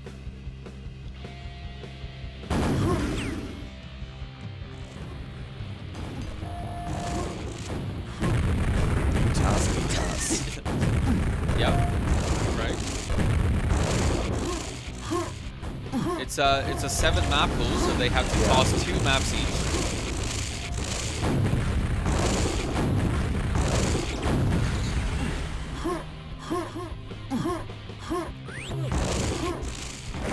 Well, it's a hell of a deliberation, I guess.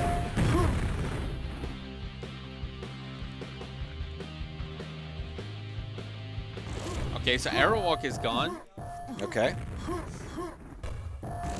That's from the fence, so they get rid of that.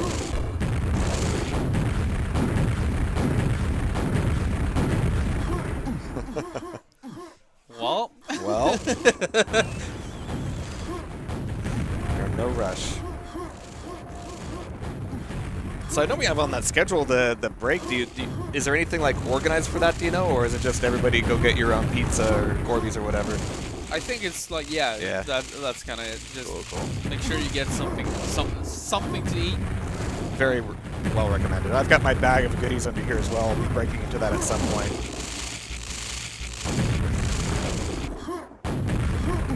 All right. Got people in chat asking for a shifter. Yeah. Well, we've got 1 map toss so far. We're on the way. We're doing it. Oh. No, that's just a question mark. Yeah, second. You know, Blaze always wants to do things correctly, so he's probably asking someone like, do we toss 1 map and then 2 and then 1, or 1, 1, 1, 1? Desperately going through QuakeWorld stats. Yeah. Yeah, that too. Checking out the Pokedex.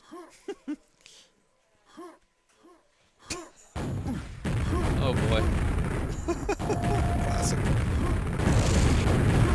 It's also the group stage, you know? Yeah. And yeah, let me actually check here. Let's see who's like kind of standing out in these groups. Do a quick refresh, see where we're at. Lowell's having a bad time in Group A. DZ, that's Dusk Zorak and Dusty. All right. I won't lie. I'm keeping my eye on what Zorak is doing in all of these cups. Yeah, me too. USA is doing really well in Group F. They've got 3 wins. They're probably going to be moving forward. Yeah. And who else were in that group? HYRY, 2006, and Doed. So yeah. Oh. So Doed having a bad day. Beta's doing all right. That was their second. Okay, so DM6 is gone. Okay. We're down 2. Yeah. Yep. So Beta's already got 2 wins under this belt. This would definitely put them in for the playoffs if they're able to take this. And USA, of course, that has to be Bogo Joker and Blood Dog, I would imagine. Yeah. The full name is USA and Canada, but the Canada part is silent. Utahs. Yeah, I think he knows. Okay, so Bravado out. Okay, there's still hope. So DM2 and Shifter are left. Are they dropping DM2 or are they dropping? So I know the Kip hopes for DM2 here. The Finns want DM2. So if Blaze, maybe they're listening to us, that would be bad. Oh no, they're going for DM2. Okay. They're going for DM2. Okay. Here we go. I thought they were gonna drop it and play Shifter, but here we go. All right, first tiebreaker. It's gonna be Claustrophobopopopolis. Where's Locktar? Is he here yet? I saw his place. It has not been like when he shows up. I'm gonna be hearing Rose like scream. I'm sure. So we'll know. We'll all know. That's the only bad side of sitting up here, right? Yeah. You don't really know separated what's going on. from the people. Oh, that's a quick ready. So that's gonna be the deciding map between BEDA and stretch my legs. Pole, whatever that stands for. Stands for victory. Blaze here, backpedaling, moonwalking it towards the quad, just defending it long enough. But Dev's got this rocket a little bit stuck on the corner, so Diki's going to get the first pickup. Looking at 4 targets. Yeah, he's got no armor though, so he's trying to play this careful. Oh, how careful can you be? Come on, can you connect? Alright, there he does it get is. the kill eventually. And looking for the respawn as well. Yeah, mainly this yellow coming up in a second. No, he's not gonna go for that. This is a full quadrant without armor. Not a single armor was gained. A little bit of I guess a slower DMT here. So far, and that's exactly what I love out of 2-on-2 here. Really being careful on this corner. He's got Mega. Really not trusting it. But there's Secret Red.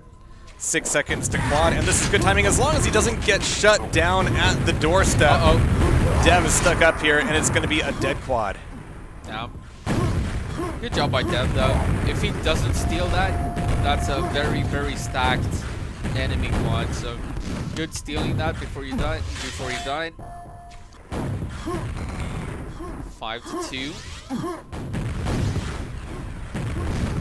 for the yellow team. Bad. Diki holding on to this stack. Really wants to put it together, but it's a trap. That Mega was left up there as bait. Dev with 9 HP. Yeah, it's not the first time we see that. Dev on CT and D3 also set up a bunch of traps. Then he just gets to wait. Let's chill out a little bit. I can't believe this is only 3-6. Yeah, right? 2 minutes in. This quad is surely going to make a difference, but this Rocket spam is leaving everybody pretty weak. No, Blaze has actually still got a bit of that Mega left. And dodging these rockets so precisely, he is out on the field. He is dangerous. But dies? What? What happened? He had armor. That was like 2 rockets for the price of none. Yeah. Jeez. Well, keeps the scores close. Yeah. And low. 8-8. 2.5 minutes in. It's gonna come down to good or bad quadrants here, I feel like, if they keep this up. Very careful, both teams here. I would imagine that DK is kind of the in-game leader of the team, their team. Between Blaze and Dev, though, I have a feeling like they will probably be shouting at each other. They're on the other side of the venue, so we can't really hear them, but they'll just have to yell louder then. yeah. 3 minutes in. I mean, you love hearing it. Yeah. You get that loud atmosphere. Bonk. But no, the quad is still stolen away by Kip. No armor, no health, no prospects of life. Yeah. He's looking to scrimp away everything he can. Oh, he's gonna get a Mega, yeah, and nice. he has some time left here. He could go for an attack, try to get a couple of frags here. Eats 1 rocket, eats 2 rockets. And he's gonna try it anyways. He's mad. Really just wants to make some mark on the scoreboard. Yeah. Nice defense. Yeah, Blaze and Dev, they're gonna stay in the back room forever if the enemy has a quad. Trying to help his teammate. Oh! Felt like that grenade was gonna connect with his teammate. Whoops. And usually, like, you know, it wouldn't be a big deal, but here with the score so tight. Yeah. Every shot matters. 2 seconds for this quad. Here comes the jump from Diki, or is he just going to defend it? He knows that there are enemies nearby. Oh, no! Oh, careful, awkward. careful. It's going to be Kip. Nice pickup. He's trying to make it way to the other side of the map. Should get one. No, actually, nice dodging from Blaze. He's not going to get that kill. There should be an enemy in this back room. No, he must have slipped. Well, there it was now. Oh! As that quad runs out, we see the first real gap here. Yeah. 15-10. So, Pole, I mean, we've got BEDA with 2 wins under their belt in the groups already. So this would be that one match that would maybe not screw up the results, but it would be rough. Let's see. Just make sure it's not like that dreaded split. Okay, so Pole's only got the 1 win at the moment. So they need this. They desperately need this. They want to advance. It's starting to look like they'll get their chance. In any other game, 9-16, yeah, sure, whatever. Here, the way this game 2 has been played, you have to respect it. But it could disappear so quickly on this quad. Blaze has got the pickup. See how far they can get. He's got a red as well. Come on, connect with the shots. He's trying. There it is. Gets Kip. Now he's gonna go looking for Diki. Oh, he's gonna. Oh no! He made it out of the teleporter. Jeez. Trying to find some kills. Oh, here we go. Here we go. It's some field day. This Oh, should he be good. survived it. What? Oh, oh my god. Oh. He was so stacked that he survived the first quad rocket. What a bounce, though. Yeah. He got launched into outer space. Okay, so we have a game on our hands again. Yeah. 15 to 14, 4 minutes remaining. Quad spawning in 13 seconds. Blaze has got a decent stack here as long as nobody spawns right under his nuts. Nice rocket jump. He's gonna find the first guy to kill. Yeah, he gets the kill. They now have the lead. Uh-oh, this is not good for the Finns. They need this win. So far, so clean. Not a lot of armor, though. Gonna have to take a pit stop, not just to check the TP, but to take away the yellow as well. Oh, it's not up just yet. Might go for one in This the isn't big room. awesome. Oh, are they hiding? Oh, no, never mind. No, they are not. Oh, what a shot, by the way. Yeah, Did you yeah. catch that? Yeah. Damn. Suddenly, they're in the lead. 17, 18 to 16. 19 to 16. 3 minutes still on the clock, so all the time in the world to turn this around for the Finns. Don't tell them that, though. That's way too nerve-wracking. Diki. Love his stack, love his precision. Well, let's see if he can find the right fight to pick. Diki, you know, Uh-oh. Uh-oh. He's trapped. He's trapped. 76 HP is going to go down. Another frag for Blaze. Ooh. And Dev is getting ready for the quad. This- Oh, he's delaying it. He's delaying it. He's trying to make sure that the enemy team does not have timing on the next quad after this one. That's why he's delaying this. So he's going to pick it up on on an obscure time. So there, 24. He picks it up on 24. So the next quad is going to be on 124. And I don't think that the Finns are going to know that. So they might be way too early for the next quad. Smart play by the Brazilian player. Or they just left and are going to stay pretty tight on Dev regardless. This is going to be a difficult attack. He had full nails though, so he didn't make a sound. He didn't pick up this little box there. Oh, that's one. And this is going to be another. He might go down here though. No, nice defense. Nice defense.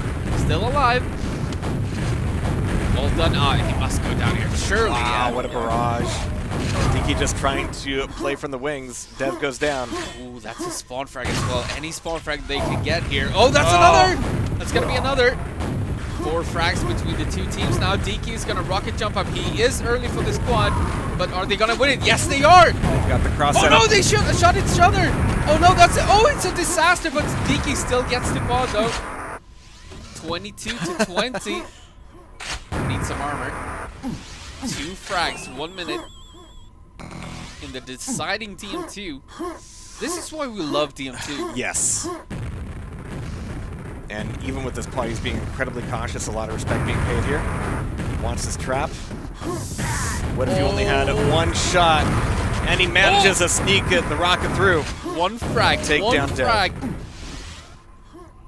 Oh boy. Just as the quad runs out. Yeah. How are they gonna play this? Blaze and Dev, are they just gonna start hiding? Or are they gonna challenge for the next quad? That's the question, right? Oh yeah. 15 seconds until the next quad.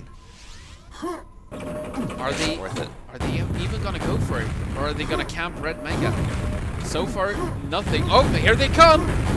Dev is gonna rocket jump. He's up there. He's almost dead. No, he's gonna get the pickup, but he does die. He does die. So the quad is dead. Blaze is here. Can he get this right? 67 HP on Diki. The chase is on. 13 seconds. It's gonna be an overtime. I'm feeling it. 9 seconds. 67 health though with just the yellow armor. It's sketchy, and he just wants to be someplace a little 3 bit seconds. safer. Yeah, they're just gonna wait this out. It's gonna be an overtime. Add 3 minutes. Add 3 minutes to the clock, and yeah, you can hear boom in the background. Well, maybe you couldn't, but we could. And so that's frag on both sides of the map. So still a tie. Kip gets 1 on Blaze though, so now the Finns are in the lead. Oh, nice shot. Dev can't be doing too many team frags at the moment, but he really wants this quad. He's got the stack for it. But here comes everybody coming after him. Deaky's even going to get his own team frag. So yeah, the frags are just going to keep bouncing up and down. Blaze, 64 health on top of the pickup, and it's going to be Dev as a fresh spawn getting it. He's only got rockets. Yeah, I'm not sure why Blaze gave up that quad. Maybe Dev is feeling it. Like, give it to me. Well, yeah, it's going to be Dev on it. Oh, he actually connected with that. Oh, what a shot. I didn't even see Deaky then. Oh, he's going to get it. Oh, he survives that. He hurt himself with that quad rocket, but he survived it. And we're back tied. 2 minutes to go. He needs an armor here. Needs it badly. Blaze gets a frag. Nobody noticed me. One frag up. He's keeping his arms in the armor, looking for an easy one. Out of secret. Oh, Deaky doing well. Keep behind. Okay, here we go. Good rockets from both sides. Just comes down to stack and V stack, Oh, but no! oh no! Oh, Not that's like terrible. that! Not like that! We're back tied. Oh, that's a frag for Dev. The quad is 24 up. health. He can't rocket jump for it. Oh, there Where's are health boxes. Blaze? Health Where's boxes. Blaze? Oh no! Oh no! Deaky! Deaky's gonna come for the quad. But He took a bad look- hit. Yeah, he took a bad hit. Still tied. We're still tied.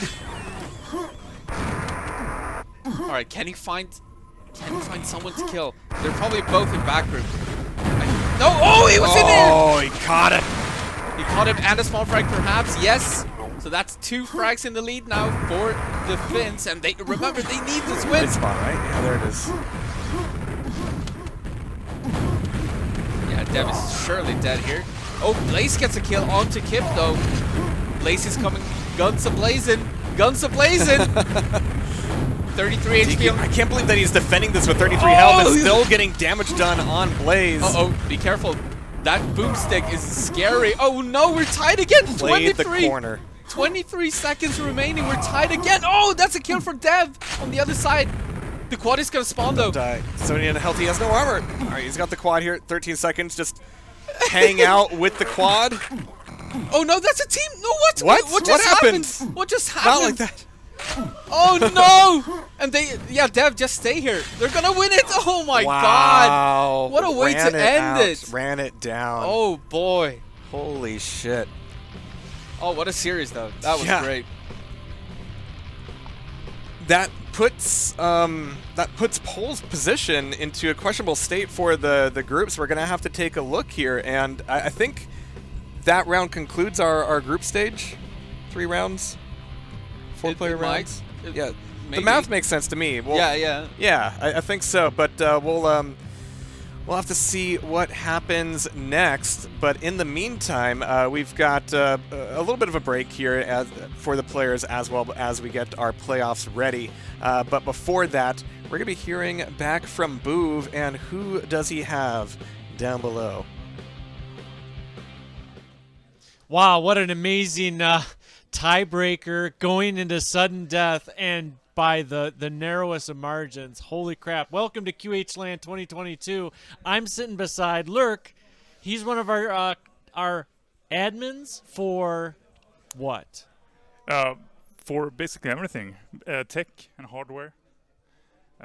Network, power, PC. tables, so rugs. the better statement is lurq is the bacon saver for Jahar and Tasty Spleen TV. So when we came on site, there was a lot of configurations for the productions and setting up on hardware, and lurq was able to procure some amazing equipment so the stream could run forward for this event. So thank you, lurq, for going above and beyond the Call of Duty for helping us out. But some general questions: what got you into QHLAN? What got you into QuakeWorld? Long story. I've been with like QH from the beginning almost. Meeting Lornelin at QHLAN 2000. And after that we've been having these LANs.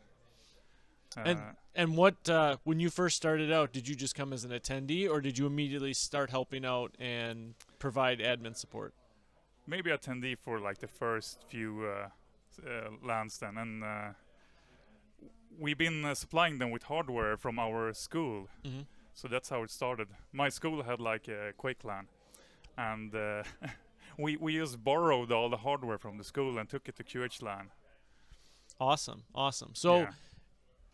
in your eyes, would you rather be sitting out in the BYOC playing Quake, or do you find more enjoyment adminning, building an event, and then kind of watching people have fun and play?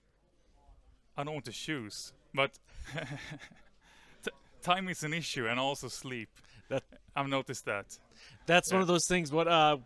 When we first started last night, I think you guys had the entire event spun up, ready to go within 8 hours. Yeah. And from going, basically the Epic Studio is a dance hall, and to bring all the equipment in, to bring all the infrastructure in, to run all the cables, to run all the power within 8 hours. Yeah. That was an amazing feat for you guys as staff. So hats off to you guys thank you. for doing an excellent job. And so far, knock on some sort of wood, that we haven't seen or heard of too many issues. So the LAN's been running very smoothly. So hats off to you guys again for doing a great job of getting everything set up, but also so far so well smooth. So yeah, it feels really nice now just to sit back and watch everything. So now you don't want any rest. You just want to watch everything run smoothly. Hope it stays that way for the rest of the LAN. So now, for you, outside of gaming, do you, working at your school, specifically in IT, or is that something that you do as more of a hobby? This was back when I was, in high school, basically. Okay. So I was a student, and Ether was a network guy, and he's also running the QuakeWorld.nu server. Okay. But now I work with IT also, professionally. So you've been able to gain skills, and then seek out employment, and then say this is something that's fun and something that you want to do. For sure. So as the event starts to continue on, is 2v2 or is it duel or is it 4v4 that you're most excited to see? 4v4. 100%. Absolutely. Okay. Yeah. Okay. That's the most exciting. Gotcha. 1-on-1 is fun, but it's more predictable. So. Gotcha. Well, it's only predictable if Milton's playing. Yeah. That's the point. I think there's been some rumors, or there's been a lot of people calling him out to see if he's actually going to play tomorrow. But you guys will have to stick around to see if Milton actually takes up the gauntlet to play in duel tomorrow. lurq, thanks for joining us here on the couch. Yep. Anything you'd like to say, your friends, family, in your native language? The floor is yours. I don't know. I have nothing to say. Let's have more QHLANs. Well, you heard it here. They from Dev's perspective, from an attendee from South America, he wants more LANs. So yeah, for sure. We're tuning in. We're gonna have a short break intermission here while the playoffs start to get built out, the brackets get all filled in. We'll be back here shortly with more 2v2 here at Quake QHLAN 2022.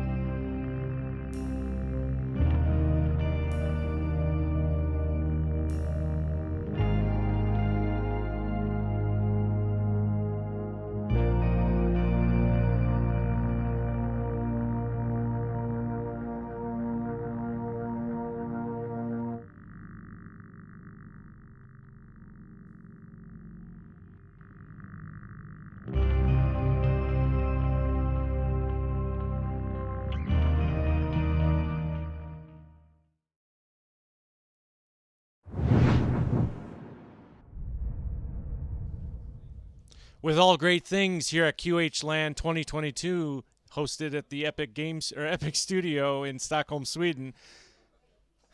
We wanted to let you know and give you guys an update that there are games still finishing up, but we are going to be taking a short 15 to 20 minute break while those final games get updated, and then the brackets are going to be built out by our tournament admins, and then we'll be back to the action. So at this point in time, take a quick break, check out the brackets in chat, check out what's happening on the QHLAN.org website, and we'll see you guys here shortly after a short pause. And actually, it's not really a pause, but as the Swedes would like to say, it's a fika break. So grab some coffee, grab your favorite adult beverage, grab some snacks, and we'll see you here shortly. Back here at QHLAN 2022.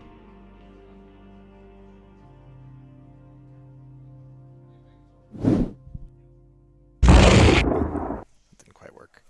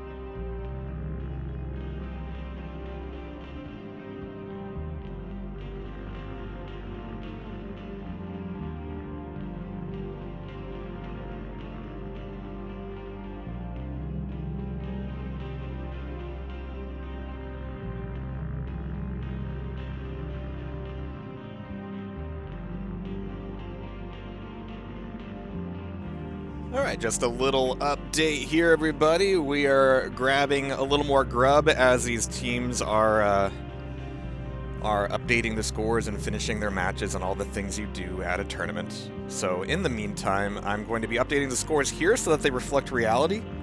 And we do have a schedule. We do have a schedule. And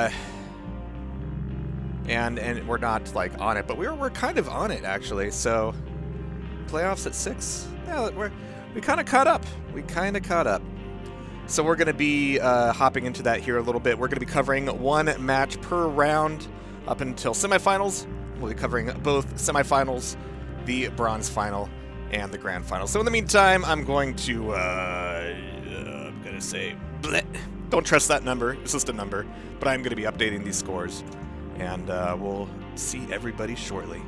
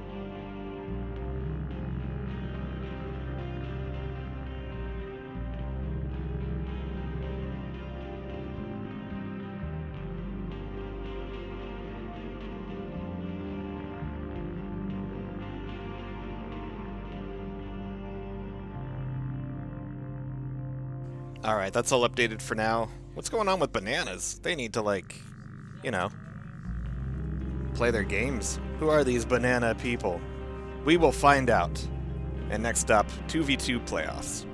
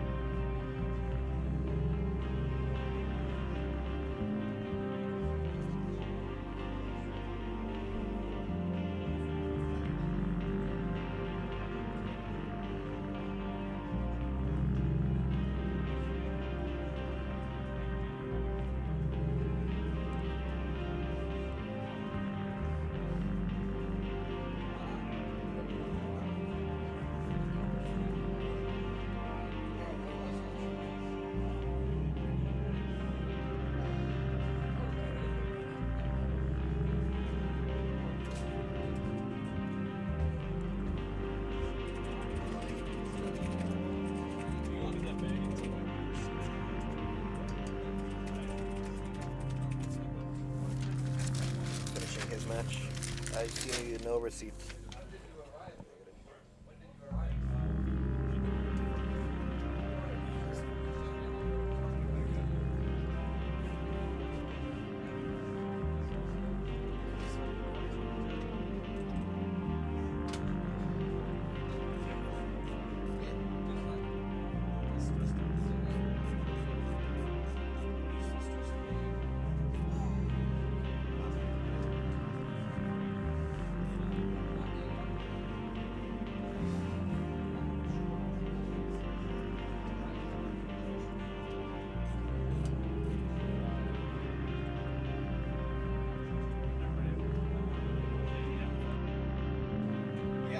Having a lot of fun.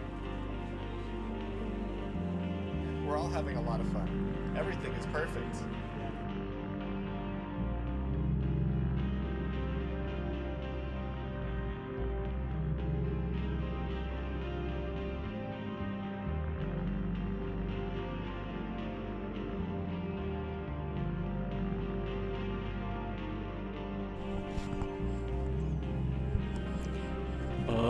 Attention QHLAN! This is Boof to the Max. Yeah, we're still on Fika. We're drinking coffee up in this bitch. So, yeah, we're dealing with buttons. We're touching stuff. You know, it is what it is. You're just gonna get sometimes a hot mic, and you know what? It is what it is. Sometimes you get NA production in the EU. you can't take the NA production out of an EU event. Nope. You're in my world, motherfucker. So we hope you guys are enjoying yourselves again. We have the tournament admin, EB, who we interviewed just a little bit ago. He had to finish up his matches, and his matches went long. So he's one of the main dudes that are filling out the brackets and making sure. Yeah, he's doing all these long interviews and stuff. I think, you know, it is what it is. You know, the interviews are for everybody. It's the object of, you know, that's what we're trying to do. We're not trying to cause confusion or problems. No, I don't think anybody's confused. This is normal. This is the most normal tournament that has ever happened. I think I think it's also there's a lot of people that they just rolled in, and it's an opportunity they want to. After their matches, they immediately walk over to their friends, and they're like, oh yeah, how's it going? And so I mean, look at it this way: you walk into a really cool venue, you see a bunch of people you haven't seen since before COVID, and some dude with an afro is like, all right, sign up for the tournament. Sign-up's closing in 10 minutes. If you don't sign up, you don't get to play. Yeah. People are just gonna be like, just gonna have a beer and straight up chill out. Yeah. But we're glad that everybody's. That all ends tomorrow. The chill is done tomorrow. Well, yeah, tomorrow. Duel is serious business. Duel, yeah. But we're glad everybody's stuck around. Everybody in America, it's starting to get probably pretty early for you guys still. It's about 6 o'clock here. It has snowed. I just actually stuck my head outside, and I'm like, man, it's been really nice here in Sweden. Like, there's no snow. There was snow. Is that your bar for nice? Well, when I look back at my webcam for weather, I'm like, oh, that's cool. We already have snow on the ground, and it's stuck, and it just so that's what I get to look forward to. But I was like, oh, it'd be really kind of fun to see snow in Sweden. But talking with some of the tournament admins yesterday when they were setting up, I'm like, so are you guys mad that you got snow, or you haven't gotten snow? They're like, no, this nice weather can stick around for quite a long time. Global warming's not so bad, it turns out. Except for all the what's it called? What's going on down there? What's going on down there? Wait, hold on. Hold on. What are we doing? Hold on. What's going on? Hold on. There's somebody downstairs who just invaded us. I have buttons for this. Don't worry. Why don't you do the double? Yeah, I can do this. Oh, hello. Oh, hey, GMT. Hi. What are you doing? Living. Waking up. How was your nap in the spectator room with the 70 speakers? It was accidental, is what it was.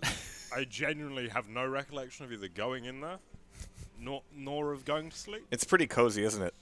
Yeah, it is. He said he just woke up and it was he had a nice blanket around him and he had a coat over him. Yeah. Somebody cared. I just gave you a wet willy. Oh no, that's what it was. These guys in uniform. Yeah. I made sure to get a black shirt. I wasn't gonna. You just chose not to put on the shirt that the nice tournament organization. I never thought I would see Joel looking like a Best Buy employee. I will break Twitch TOS right now. All right, don't It's a do nice that shirt. to me. It's a nice shirt. Don't do that to me. You can take your shirt off on stream. That's Can not you really? Yeah, it's not a problem. That doesn't break TOS. I bet you used to. All right, You're not supposed to. You're not supposed to. You're not supposed to heavily drink on stream. Here we go. No. All right. So QHLAN, things are going on now. My favorite thing about this LAN so far is people talking to various people, and just be like, "Oh, how did you do?" And invariably, everyone How that I've heard do that I you don't do? know the name of is just like, "Nah, I got banged out." Just heard it. Reki got asked. He was like, "Yeah, I lost horribly." And I was like, "That's great. That's what I want." Because QHLAN and QuakeWorld is brutal. I've noticed. Yeah. Everyone's like, you walk up to half the people that are like easiest games of my life, 80 and 0. I and didn't the get to other say half are on the Doombringer end once during group stage. What? What game's that? Doombringer. Yeah, that game's sick. Go to doombringer.eu. Camera's over there. Yeah. Found it. I'm the something or other. For that. You guys have no idea how long it took Jahar and GMT to get this this camera angle perfect. There was lots. There was lots of conversation about where the light goes, where does the camera go? Is this too high? Is this too low? Is this too much of an angle? Is what that are the too much odds of of an this person watching something inappropriate? illegal? Dude, I like it. I like how it's right near your elbow, and you're just like, oh yeah, don't look see at that. Don't look at that. Who can I call out that I wouldn't trust to be there? You want a list? Let's get the seeding plan out now. It's like, that'd be bad. No, at all. It's going well. We had to switch lenses. There's a whole lighting thing going on. It's quite an involved production. You don't want to see the spaghetti nest that's like below our feet, like right here. It's Well, they can't move. That's the thing. That's why Jahar's always here. It's not a Swedish land without a fire hazard. He is actually being trapped by his own cables. Well, they always said it would happen. You say something about the fire, and it's like the one tournament admin is a firefighter, and it's like he brought in 20 fire extinguishers. Oh, okay. And then he expected some shit. And then last night he's walking around with a Quake. It's a Quake. Yeah. It was a glass tube with a Quake symbol, and it was burning like flames, like going up and over. And he's like, "Guys, look!" And we're like, "That's my camera." Cool. That you bring all the fire extinguishers, and then you're the one that's all like, fire, fire. I'm convinced fires don't actually happen anymore, and they've still got to justify their existence. That's it. It's got to be. That's the hottest take I've heard from you. Totally knock on. And you're GMT. That's definitely a hot take. Does D-Man seem like a trustworthy man? Absolutely. Yes. Is that how they get you? That is Absolutely. how they get you. Yeah. That's how they get you. You ever been like horrifically betrayed by a non-reasonable person? No, they don't get close enough to you to betray you. Speak from experience. Life lessons. Don't trust anyone. All right. I don't know if the entire bracket is being seeded before they start, but I'm believe going it to is. assume so. Fallen Angels got knocked out. And yeah, there was a comment in chat about not having room on the bracket to show the actual players. So the ones we do cover, you'll see those players, so don't worry about that. And other than that, there's a website. So There is a website. What is that website? QHLAN.org. Yeah. Sure. In fact, I think that's down. Wait. I think... Oh, it's back up. Oh, it's different. Okay. Yeah. Oh, there we are. Huh, how about that? Hey, look at How that. about Look at that. So yeah, go well, check out what was QHLAN.org. it like the night or 2 nights ago? The entire the entire like Quake stuff was like off, download or offline. Yeah. So we're just like, shit. That's a lot of arg. See, this is where we need Fairy always in the chat because nobody else is going to do audio QA. How many messages on Discord though? All of them. You guys are hot mic. Okay, 9. Oh, well. All right. Hot mic. Again. Oh, we've actually chat. Yeah, what is it? Yeah. All right. I respect it. Well, but should we? Batch processing. Well, you know, it is what it is. Like, yeah. It's NA production. Well, boy, howdy. Kind of, yeah. But sometimes NA production is only possible because of the EU.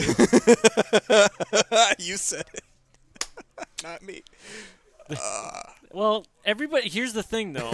Here's the thing. Here's the thing. I don't know the history like Andy does. Like Andy's got like he can just pull like Yeah, the he's a big nerd. He just pulls out all the statistics out of his head. But I'm like, out of all the Quakes, right? America does pretty good for winning titles in duel, right? Right? Yeah, well, hang about. I think what you've basically said there is back in the day, Americans played this game, and now Rafa exists. Yeah. That's what you're saying. So I'm just saying from the standpoint, like, America's still, like, on the map, like, of being good, like, but from the majority of player bases, like, it's definitely EU game. Yeah. I mean, Americans just want to play a different game every month, you know? When's, no, these guys don't even know other video games exist. No, I'm not even going to ask. I was going to ask when Midnight Guns These was guys gonna would be come out like, so I can start playing Mrs. Pac-Man? What the fuck? Why would you play blow that? their little minds? Dude, they actually think that calling Quake 2 QuakeWorld the Lost Levels would be more reasonable. I'd just be fair. It isn't, though. Yeah, it doesn't exist. Well, yeah. Wishful thinking. Romero will tell you it exists, yeah. And he'll I thought that was He'll tell you. He'll tell you. Oh, I forgot to run that video. Yeah, you did. Yeah, nice job. NA production right there, ladies and gentlemen. This is the break. It's fine. It's the intermission. That's true. Yeah, we're We not. can do Yeah, anything.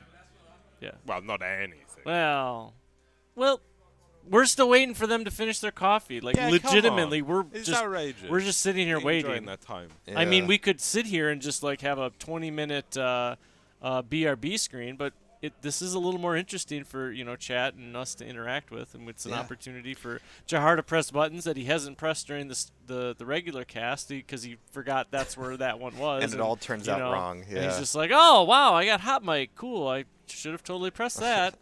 Didn't press that. So Andy says my bracket is scuffed.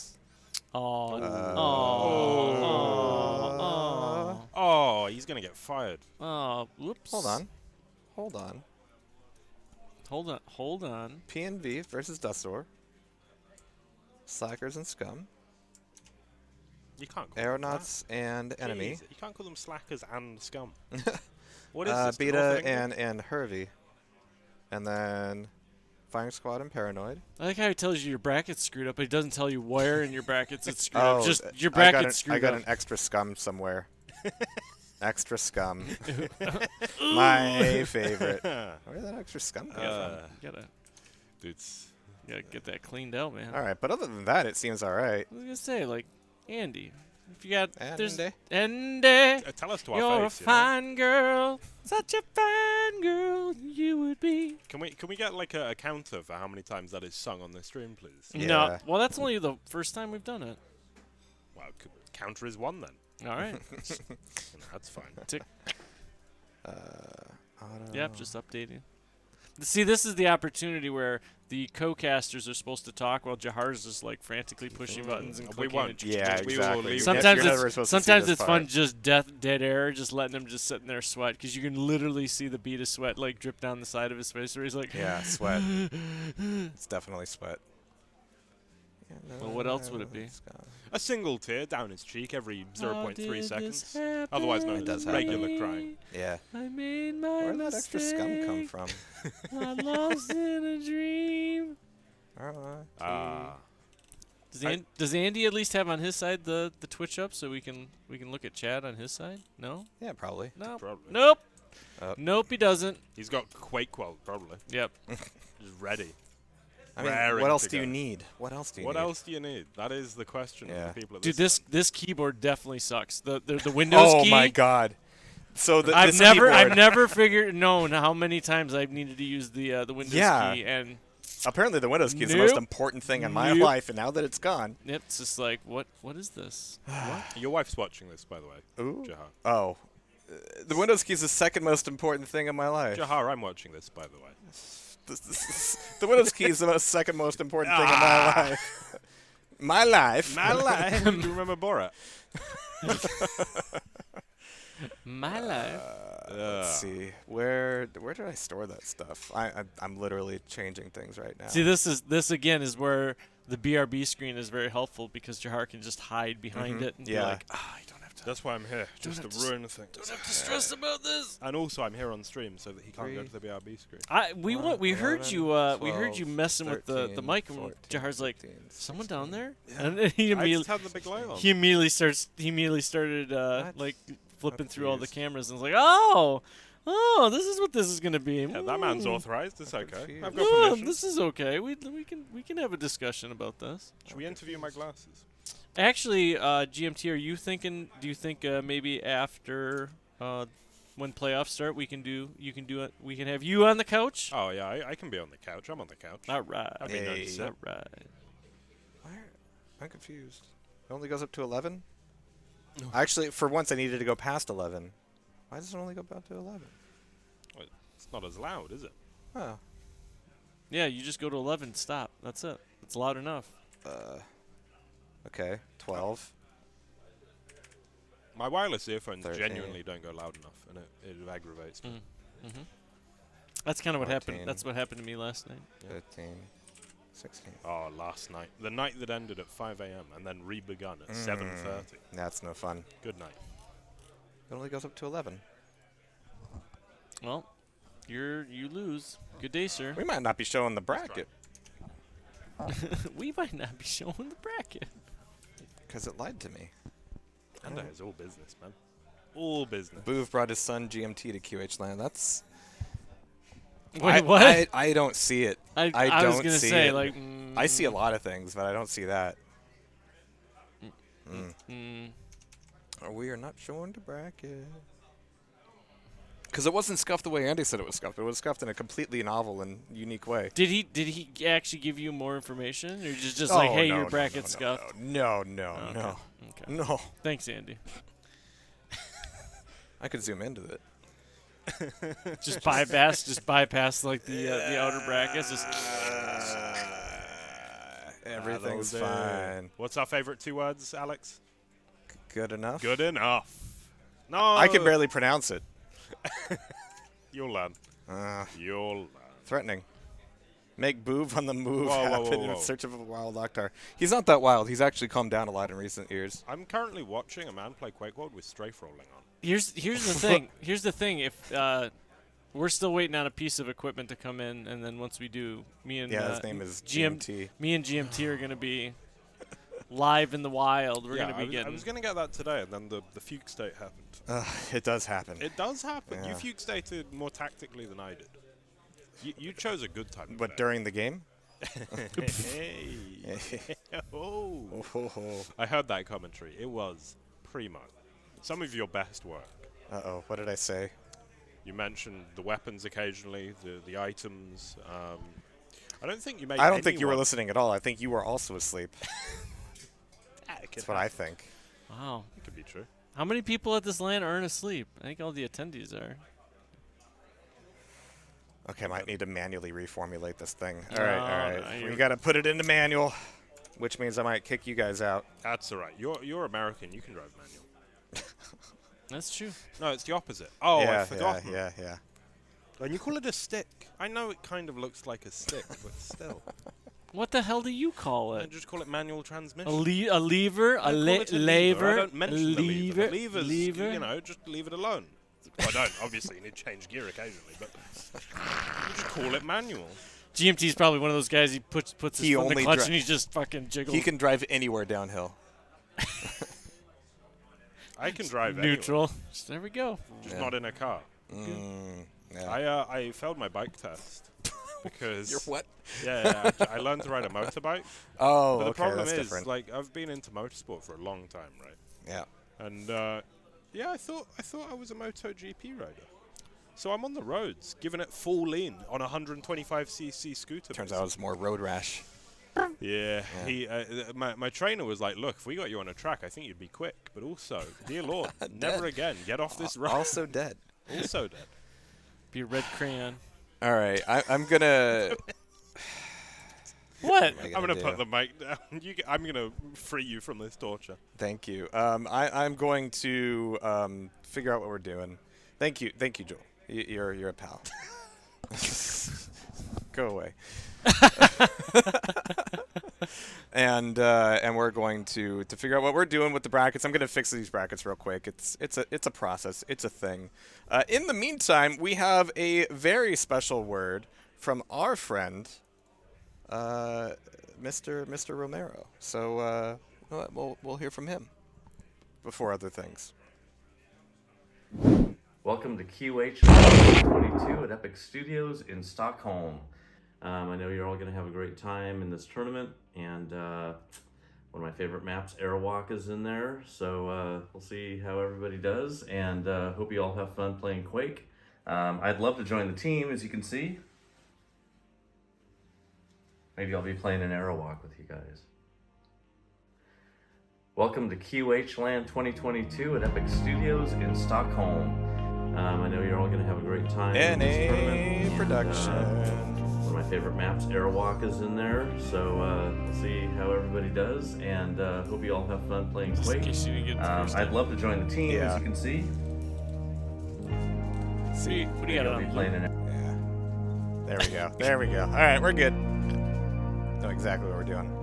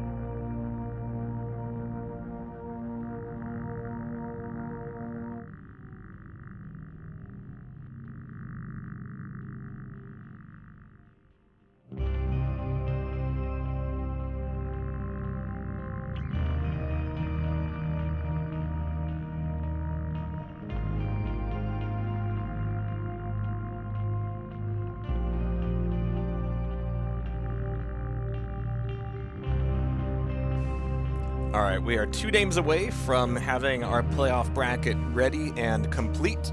Not sure if some of these players are going to go get some food in the meantime. People got to eat, I guess. Amateurs. They'll never make it as professional esports players. But also thank you for the $100 to the donator of $100. And yeah, we're probably going to be giving some notifications about that over the next few days. This is day 1. This is as bad as it gets. So stay tuned.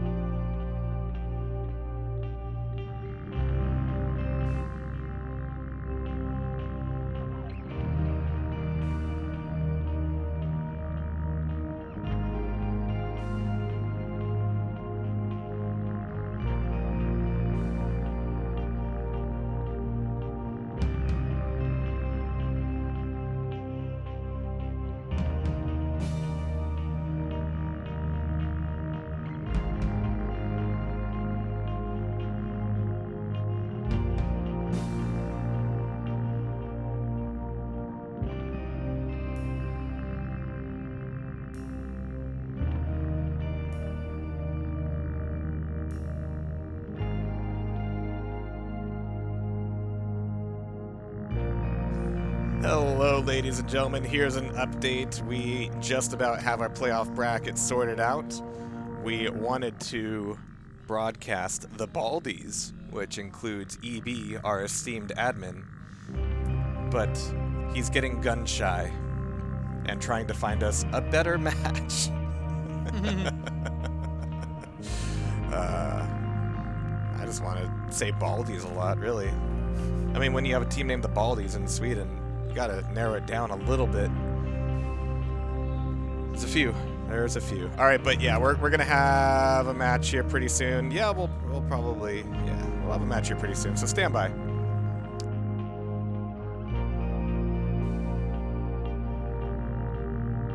We made them sign the media waiver.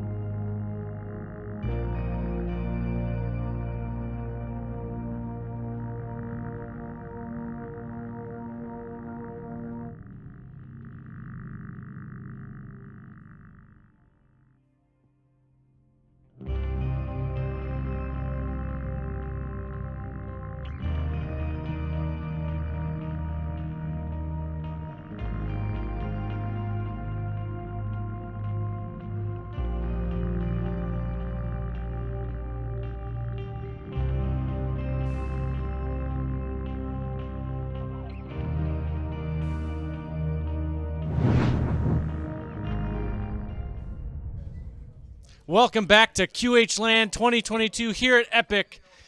In the beautiful, cold, wintry feeling of Stockholm, Sweden. Fellow Americans, Zorak War, hashtag Zorak to win in Twitch chat for all you who are right behind Zorak on this one. Welcome to the couch, Zorak. First, I have to ask, first time abroad? No, but second time in Europe. Okay. First time at a QHLAN. Okay. So this is all new territory for you, or Mostly. this is no big deal for a seasoned veteran like yourself.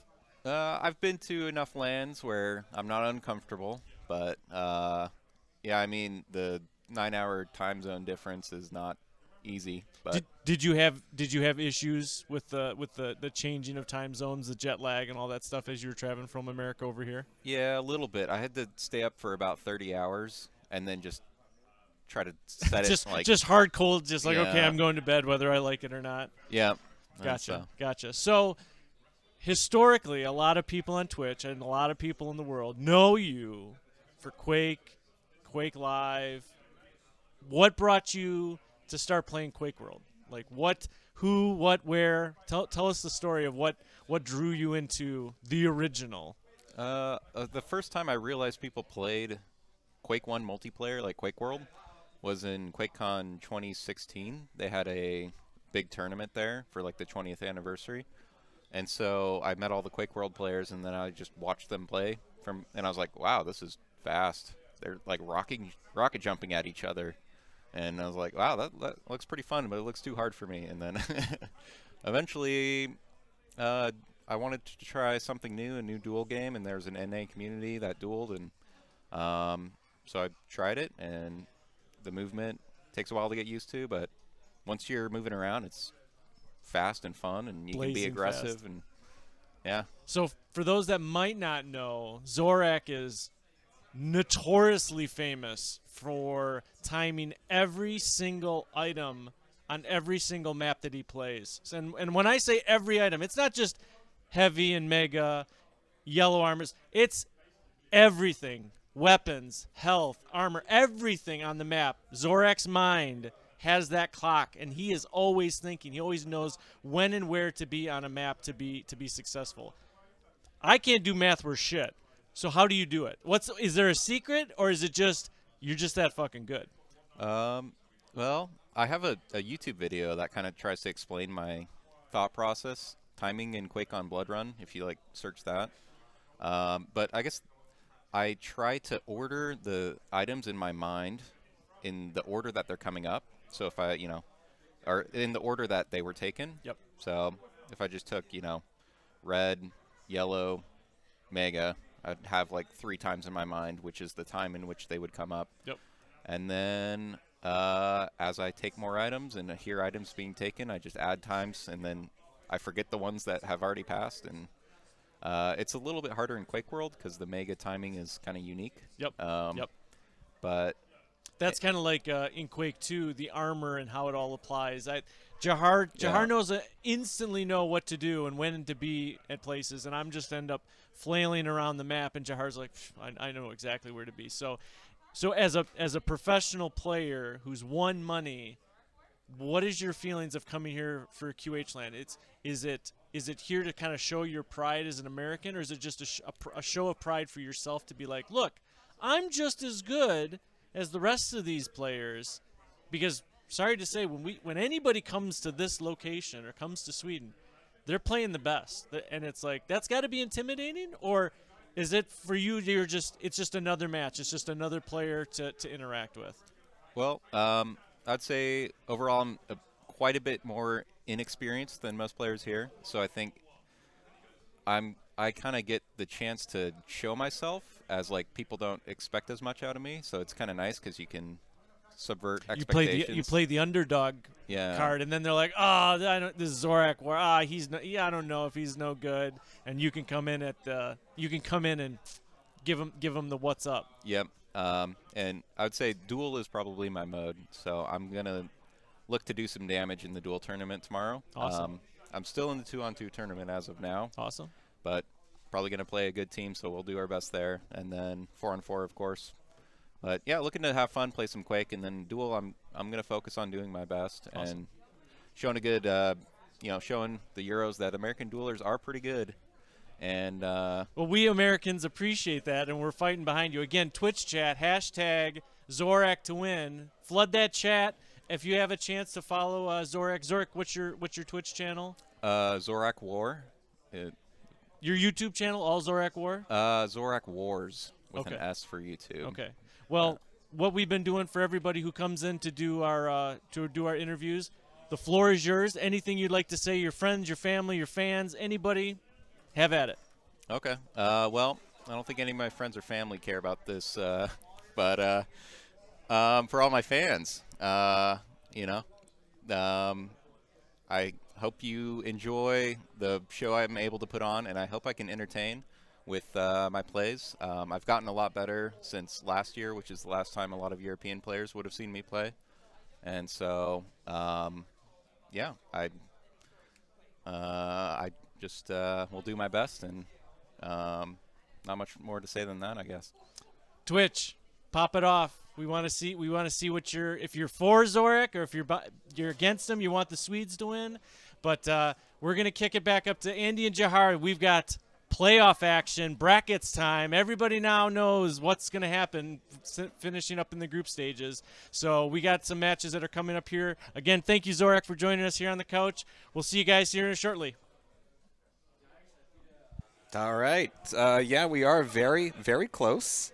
I mean, good luck LAN to parties. Zorak against Milton. That's going to be fun. First round. What the hell?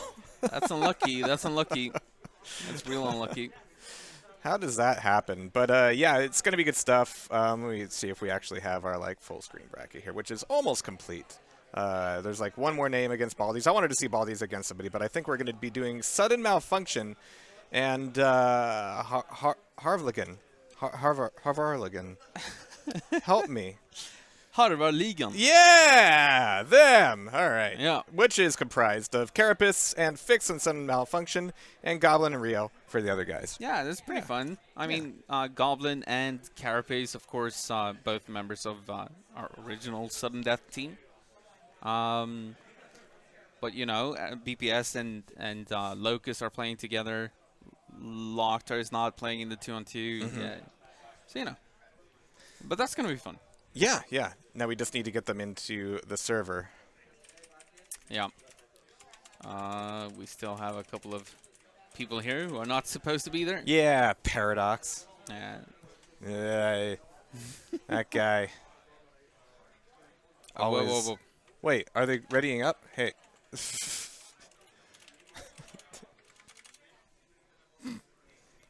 Trying to get their attention, please, before the buffer runs Do out. it again.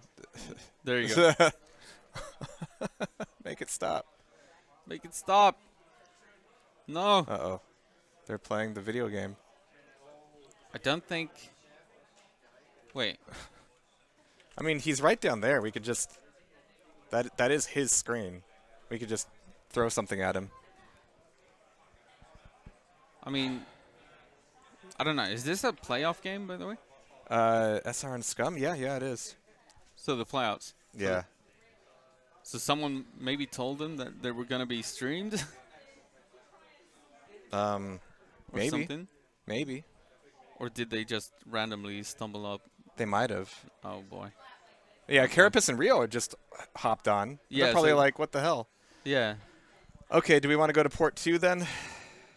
Oh, that's going to be a hassle because I don't know the yeah. QTV. I mean, the DNS works. But it would be probably more confusing to Carapace and Rio. Yes. Well, they're not going to stop. I don't really see what option we have then. Apart from someone physically going over there, I don't know. There's no way for me to communicate with them. Yeah. Oh, boy. Actually, right down there. Yeah, he's right there. Assholes. Yeah, this guy just hopping on a server and playing. I guess we'll kill some time and ask maybe Boob to... I don't know. 10 minutes is a lot to ask for. What? I mean, we're recovering 2 games from this round, which is not ideal, and we're holding up the round anyway. So I'm going to say we try to get to port 2. We can do that. Do you know it? Yeah. Just 2. Right? Are you sure? Maybe. Might not work. Okay. All right. So 1 at 801 or 80001. No, that's not gonna be it. It's gonna be some weird like 10 or something. All right. Let me ask EB if there's a second port we can use. I mean, I guess what we could do.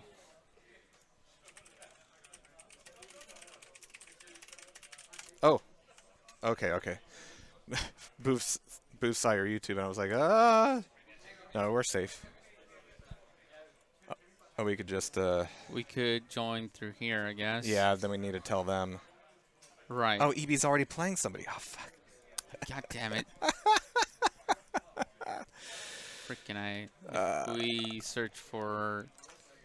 Actually, we want, like, so many ports. There are so many people at this LAN, guys, that it's all occupied. That's why we have our own. Yeah, I thought so. So, like, there's You can yell at them again. There's this, but yeah. Watch, and then we would copy not the image link, copy link, and then we would do QTV play. See how it changed? Yeah. You have to add at the front. Got to move your beer. No, wait. Why is that not working? Why can I not make a slash? There we go. QTV play. I can use domain names, yeah. Point 003 8003. So like so. Okay, can you send it? Okay. You just need to tell Carapace and Rio. Because they hopped on that server, but Paradox is playing there. Yeah. Yeah. All right.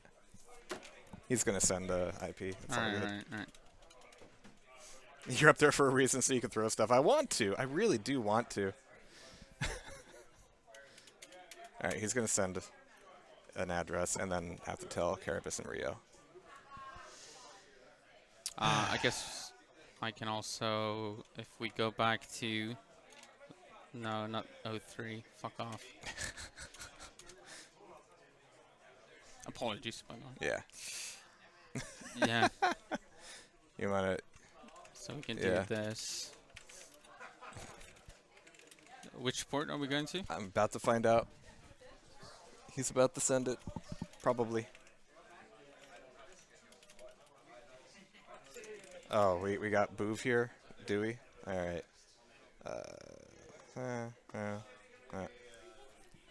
Hey, Boov. Hey. So just for everybody in Twitch that's hanging out, today's 2v2. Tomorrow's duel. Make sure you're here for tomorrow from the standpoint of you're a Zorak fan. He was just here. You just heard it. He's going to be going all the way. Yeah. So make sure you guys tune in tomorrow at Twitch TV/Tasty Spleen TV. I don't know if Jahar's going to like get up early and start the stream. We'll probably start it around the same time that we did today. No, the tournament starts earlier, so. Oh, well, you know, so get up early if you're in Europe, or you're probably not going to get up if you're in NA. You're probably just going to stay sleeping because, you know, it is what it is. It's not F1 racing, so it's not like you're going to get up early to watch, you know, Tasty Spleen. But you might. We hope you do. And if you do, you're going to be catching a lot of one-on-one duel action tomorrow. Yeah. But the day after really is where you want to wake up.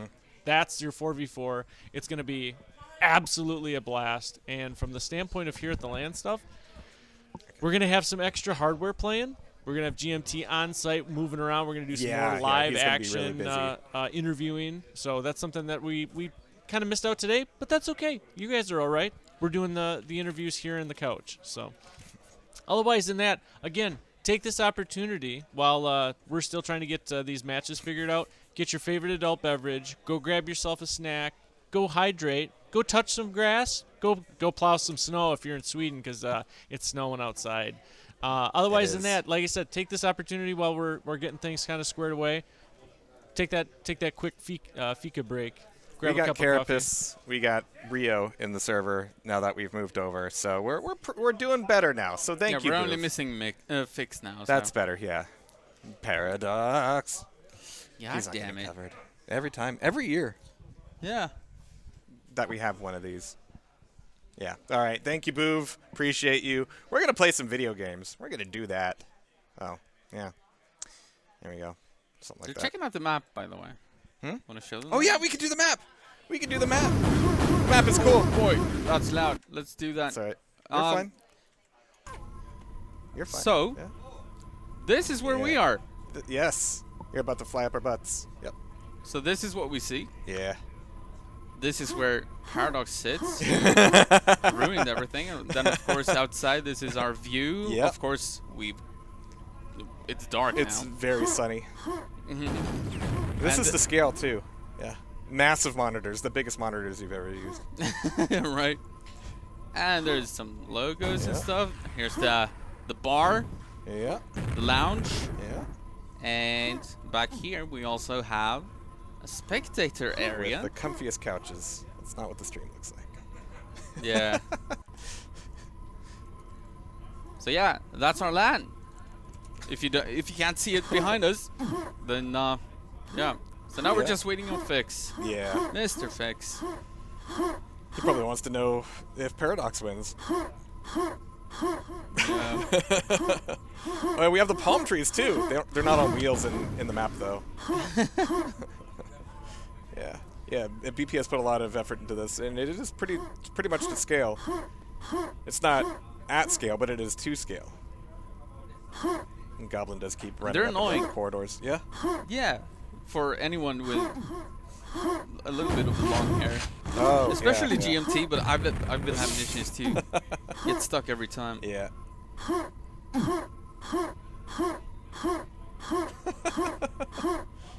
This skybox though is pretty amazing. That's pretty cool. Yeah. As it looks like they're also waiting on Fix. Uh-oh. We got Greco. For reasons. All right. For reasons.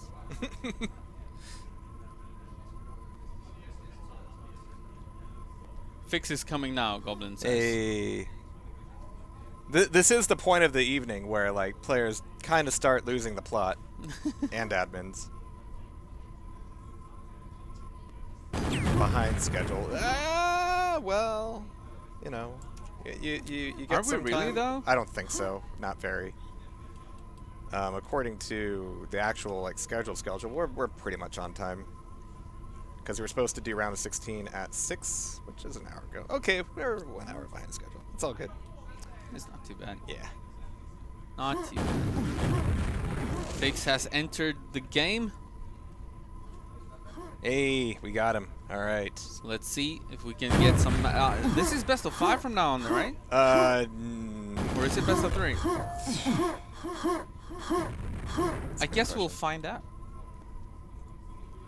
Tournament info.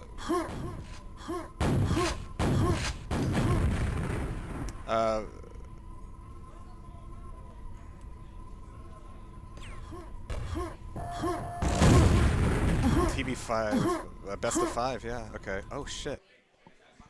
We're doing best of 5? We might. We have the first map anyways, and it is Jesus. Shifter, picked by Rio and Carapace. Oh, damn. Oh, I like that. Rio, okay, I have a backstory here. Yeah. I played 2-on-2 with Rio in a couple of tournaments, and we actually practiced this map pretty heavily, just to have like this ace up our sleeve. Yeah. And so Rio is really good here, and Fix and Carapace are not. Carapace is good at everything he does though, but it's gonna be a struggle for Fix, I believe, and yeah, that's gonna make this interesting. This is the first time we see Fix. It is, Shifter. yeah. This is gonna be a thing. All right, and away they go. We're doing it. The team names were Harv and SM. All right. Sudden malfunction, yeah. Yep. Oh yeah, that makes sense. Sudden death, plan malfunction. Right. All right. Yeah, very clever. All right, Carapace on the first quad, dropping for rockets, for grenades rather. Oh, all right. That's a nice shot, and another one. Jeez. Like you said, Carapace is good at everything he does. He is, yeah. And, you know, Rio knows this map very well, so he might have given pointers, like, where should you hold, like, what should you control. He's getting a couple of frags here with this, and of course, this is also another map with quad and shaft, and those together are very, very deadly. See now, taking a 9-0 lead. It's okay, Carapace, we won't talk about that rocket. But right through the girders. So we taking that back up as well as red. Beautiful little trap. Yeah, a lot of little audio cues here. So that, yeah, and that lightning gun is so exposed, like you can get spammed from all angles. So it's very difficult to get to that and not taking damage. Oh, the quad is going to be killed off immediately. Rio thought he could drop into that fight and take it. He didn't even take much of a chunk off of Cara. Oh, that's a mega for Carapace as well. So I thought Rio was going to carry this game, but Carapace so far so good. Gets a kill on Goblin. And oh, nice rockets from Fix. Here we are, Rio. Yeah, so I was talking to him a little bit earlier, and he hasn't been playing a whole lot lately, but they lost a member, so Rio's the spare member. Oh yeah, that's right. So Rio initially wasn't even going to bring his PC; he was going to help with admin stuff and also casting and whatever we needed him to do. But then RST couldn't make it, so Rio took his spot, and now he's also playing the 2-on-2. If you're going to play, you're going to play. So Goblin doesn't last too long. They're about 5 to 29. A couple minutes in, and Harris is going to defend that mega beautifully, losing a good chunk of it, however. Yeah, puts it on a 20-second timer again. But at least he knows, so... And he's been running it. He's got, I think, every mega so far. Yep, 7 HP. Go for the rockets. Get any free damage you can out of that.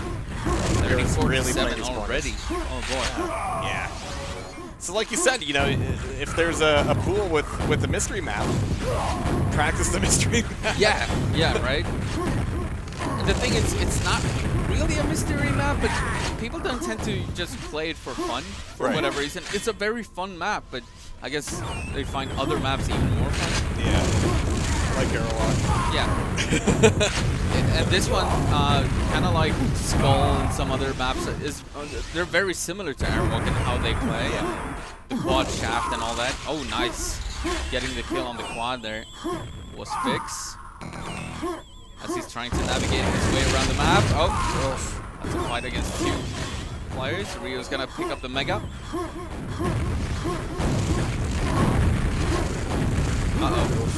He's in trouble. That's a nasty corner. Nice little save there from Goblin. Yeah. Also, the quad on this map is so exposed.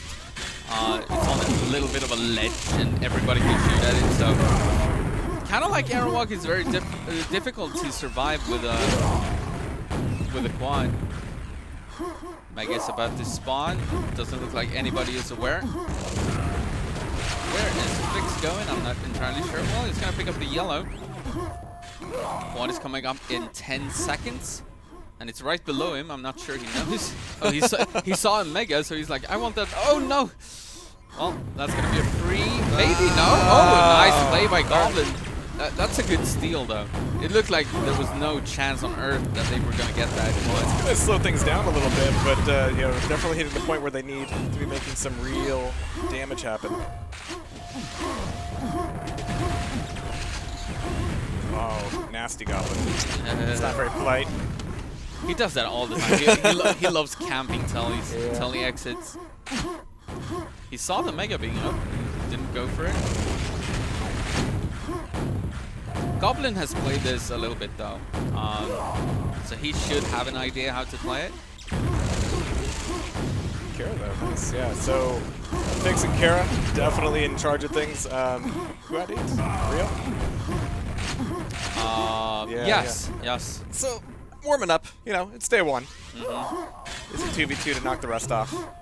Yeah, actually, Fix is topping the scoreboard. Yeah. I did not expect that. I thought Carapace was going to carry this all the way. And then Rio knows this so well, so yeah, he's got the quad now. Stomps his teammate. Barely got out of the bottom. Kara still playing the corner. Oh, how could he? Oh my god. Only got one, but got a freebie on the respawn. That's a nice spot. Goes down to a boomstick from Carapace.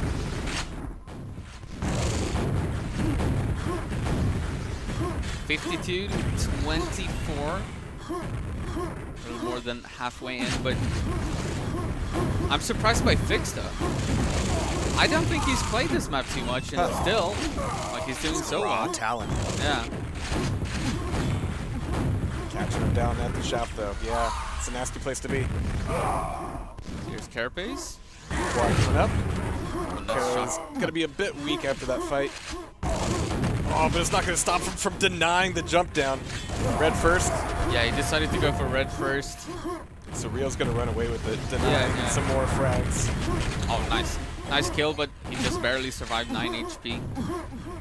Rio did connect with that first rocket.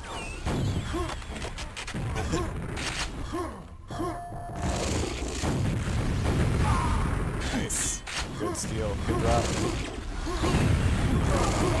He's going for the telefrag there. Yeah, so the teleporters on this map are, when you first play it, they're very confusing, but once you learn them, you can do some pretty fun tricks with them. Yeah.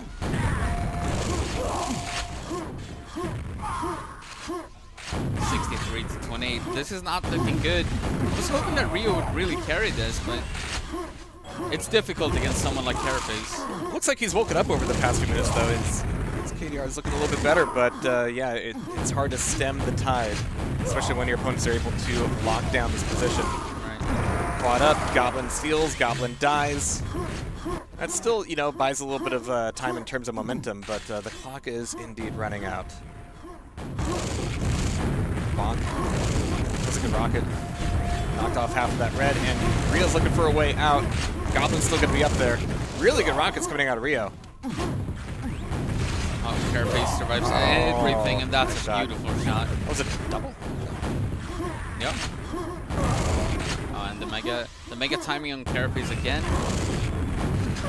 Oh, he went for it! He went for it! Oh, I love that. He could have continued the shaft, but no, he went for the mid-air rocket. do style. Ugh. Yeah, you love to see it. All right, this is going to be a messy final 2 minutes here on Shifter, and the first one today, but it happened. Yeah, exactly. Like maybe not the best of games, but it happened. We got to see Shifter. Oh, that's a quad board for Carapace. With Rio. Oh! Wow, was that a mutual on that? Yeah. Actually, no, it wasn't. So he got the kill on Carapace, but then got killed by his teammates, and nobody got the red. Damn. Hope he got it. Yeah, someone did at some point. Not sure who. Looks so funny when Fix is jumping around, kind of curious, like, where do I go? Probably asking Carapace. Yeah, it keeps him from being predictable, you know? 1 minute 10. Look at that, Carapace running away with it. Yeah. Almost doubling anybody else's score here. Oh, nice. Nice play by Fix. Good aim.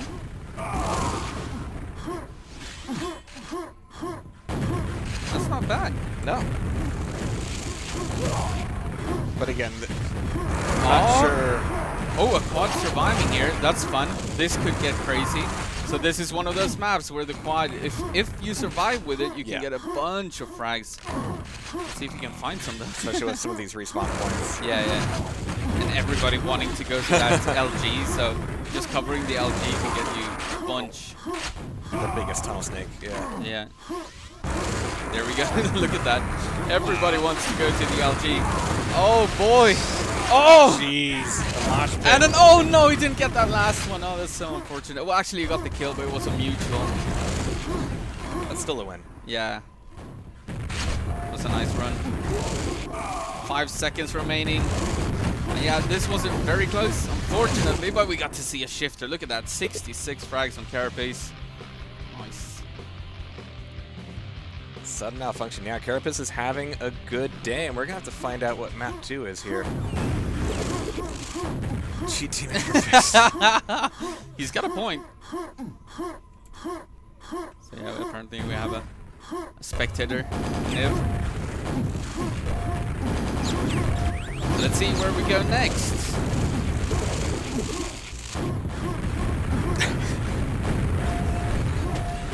At the peanut gallery here. Oh, we're going DM4. All right, DM4 it is for the second time today. Yep, or third maybe. I'm not sure. I'm pretty sure. Yeah. All right, let's get this show on the road. It's a little bit more familiar territory. Yeah. Rio can set up a little bit better here, presumably. But again, he hasn't been playing a whole lot lately by his own admission. This is the time to do it. Yeah, but players always say that. Yeah. I've been being a productive member of society, and we're like, yeah, sure, all right. Yeah. Whatever. All right, DM4. Carapace is so scary here. Goblin is good though. He gets the red armor spawn here, so he should get a couple of frags early on, hopefully. Oh no, he shot his teammate down on the bit there. Oh, that's a kill. With the nail gun even. Yeah. Class points. Yeah. Goblin's in a really good position. He's out of cells though. Oh, that's terrible on DM4. Picked up a pack, but yeah, there he goes. But he got a couple. Oof. Oh, love that boy. rocket. Yeah. Straight down. Okay, so this is where the Carapace show might begin. He's got a full red. Starting to channel VPS on Airlock. Yeah. Good block. I like the tandem damage though. 13 damage. 13 health left. Stolen red armor. Sorry, buddy. Oh, Carapace was on a roll, and he timed that red as well, and then I guess Fix wanted it. Nice shot. Or they're just not communicating. You spawn red armor, you see red armor, you take it. Yeah. It's hard to resist that. Almost burned off all that yellow. Carapace is down to 10, so next to useless. Except for making the grenade damage off, jeez. Oh, he just barely missed that red. Tried to get there. Awkward fight across the lava. It's always a nice dance whenever you have a fight down there because it's so easy to fall into the lava. And Fix, good prediction here. Doesn't turn either of them into frags ultimately, so Goblin's here to pick up the pieces.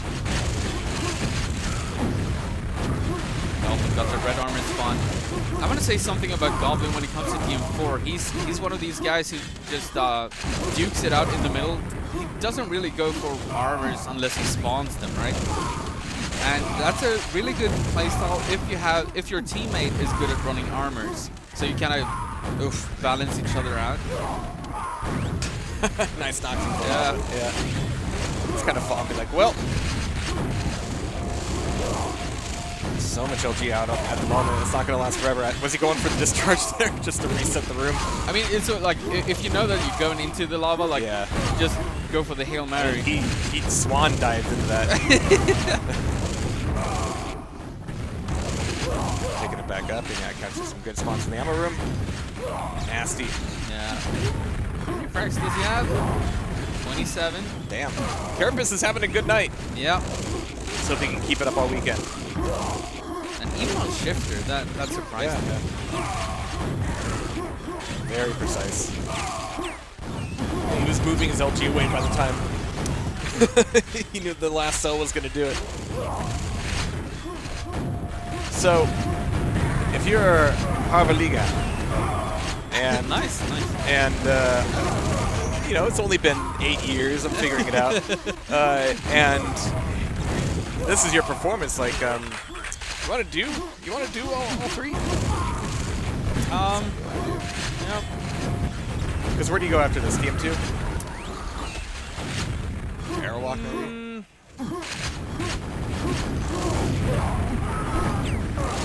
You know what? I think maybe DM6. Yeah, okay, yeah. Because Goblin is really strong there. But still, it's Carapace. Like, Carapace, that's a scary beast on any map. He's been called the Swedish Milton for a reason, right?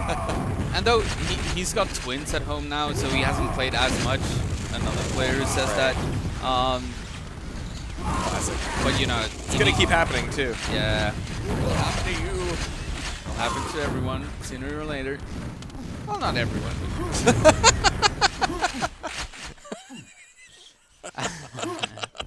Welcome to the QHLAN. Who is least likely to procreate? It's very closely tied with our best beard competition. Oh wow. You're in there, don't worry. Yeah. It used to be longer. It did, yeah. In 2017. Yeah, I remember.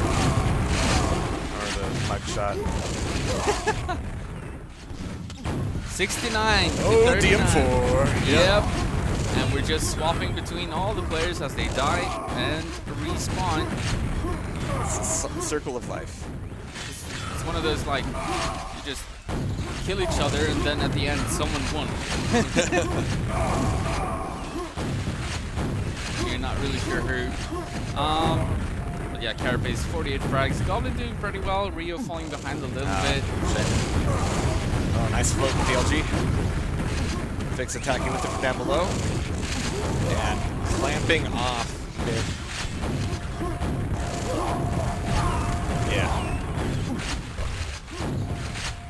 Not much to say here, really. Like, they don't really have any control or anything, so you want to see them establish something so that they can get 20 frags in a row. Yeah, you just gotta get there faster than your opponents. Every time, 20 times a minute. That's all. Right. Easy. Instead, Carapace is running the map right now. Yeah. Oh, he's even happy that he got hit by that because it gained position. He doesn't care about losing. Like, oh, that's not good though. Goodbye. Rio as well. 44 to 91. Not the craziest score we could have here, but still pretty decisive.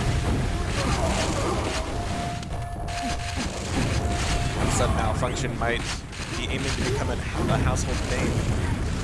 I mean, the fact that Fix is playing pretty well. So Fix is one of the old legends as well. He was in Clan MalFunction together with Fifi. And Fifi and Fix actually formed one of the better 2-on-2 teams back in the days. FIFA doesn't play anymore, but Vix does. But he's never really gotten back into that monstrous shape. But he's playing, and he's playing a lot, so you never know. And currently he's doing well together with Carapace, someone who can really like do the heavy work, you know? Right. And then you pick up the slacks and you play the support role, and that could work for him. And Carapace is just mopping up the floors right now. Didn't even finish that frag, but he knew he did the damage. Oh, it was a teammate actually. Okay. Shot him though for good measure. You know? Yeah, shoot first. Probably wanted that red for himself. Check your config later, yeah. Red is about to spawn. Carapace is there, of course. And this is one of those 20+ frag streaks. Oh, connected too.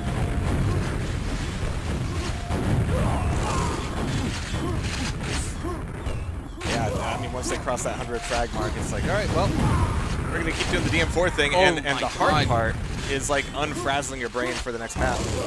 Taking things down a notch. Yeah. Nice double roll. Yeah, I was trying to count how long we remained on Carapace there, but then he died, unfortunately. It was a solid like 2 minutes though. I like Vix's position here, but it does make him a bit of a target. Yeah, but all in all, he's doing a good job supporting Carapace, allowing Carapace to do his thing, run the armors and do the crazy stuff, and then Vix is just there to clean up after. Goblin with a red here, getting a nice double. Let's see if they can establish some control at the end of this one. Of course, they're not gonna win it, but make the best of it. Never mind, they lost. Yeah, he was staying alive for a while there, but 2 shafts is gonna take a man down pretty quickly. A nice spam coming out here. This is the real win condition of DM4, is being up here and being able to throw these rockets down to Mega across the room. Yeah, you covered so many angles, right? Yeah. 1 minute remaining. Let's have a look at the scoreboard.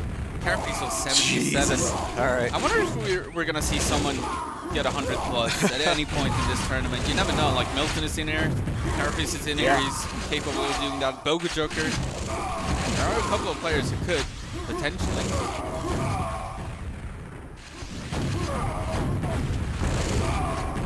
There you go here from Rio. Just long enough for opponents to escape. Got Carapace down there. All right, nice.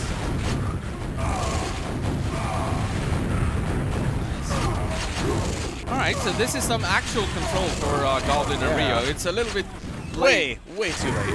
Way too late, yeah. Oh, no! There's no safety railings on DM4. It kind of looked like he had it under control and then just ended up in the lava regardless. That was a lie. Alright, 5 seconds remaining. This wasn't very close. Let's see if we get to see a DM6, which would be our second DM6 of the night, I think. Yes, and GG's. And yeah, he came very close. Yeah, that was close. To 100, but yeah, we are going into, well, they said GG's. Are they going to play? So the thing is, yeah, I need dope skills here. Because some tournaments are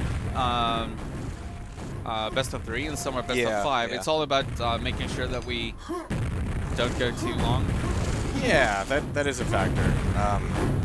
One that I'm kind of eyeballing right now. Yeah. Because, you know, 2017 was pretty bad, but even before then, in 2010, the 4-on-4 finals... Did it get worse than that? Yeah, the 4-on-4 finals happened at like 6 a.m. and yeah, we're not doing that. Okay, so they are playing best of 5 and they're going to Blood Run. All right. Always a favorite. The best quad room you could possibly have in Quake, but I think Carapace is also going to have a lot of room, a lot of time to be as flashy as he has been. Probably not a place to make that 100+ frags, but he might be the one. Yeah, I'm curious about the pick, but yeah. When you're behind 2-0, try anything, right? As long as it's a map everybody knows. Yeah. But the first quad was killed off immediately. Yep. Carapace with the yellow armor here. And the lightning gun. Oh, nice attack from Rio. He should win this. Actually, never mind. What a fight from Carapace. He has no business winning that. None whatsoever, but he did. Ah, he let go of that red. Oh, no. That was his. Yeah, Rio is being very pesky here. Goblin just camping the TP. There's like a million other places he could be right This now, is but what he wants to does. get the TP. Yeah, it's Sure. the same thing on DM4. This is what Goblin does. He's gonna behind every single TP. So always look behind you when you play against How Goblin. come Goblin and Troll haven't teamed up? That seems, Right? Yeah, wrong. With a couple of kills as the quad is coming up. Is he going for the mega first? No, what is he doing? Maybe forgetting? Well, leaving it up for sure. Yeah. A trap! Perfect grenade. What was that, like 2 or 3 grenades? Yeah. And Carapace just getting triples there. Quad or no quad, the man is dangerous. Yeah, he's like, I don't need that. Why use many damage when few damage do trick? Yeah. If I hit every shot, you're gonna die regardless. Yeah. In this game. Yeah.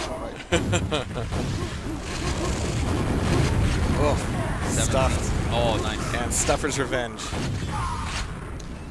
So that's a sick shot. Of course, he did give up the red armor. So the red armor was picked up, but the shot is so precise. It's so difficult to hit. Whenever you try, you always hit that ledge and deal 0 damage, but not Carapace.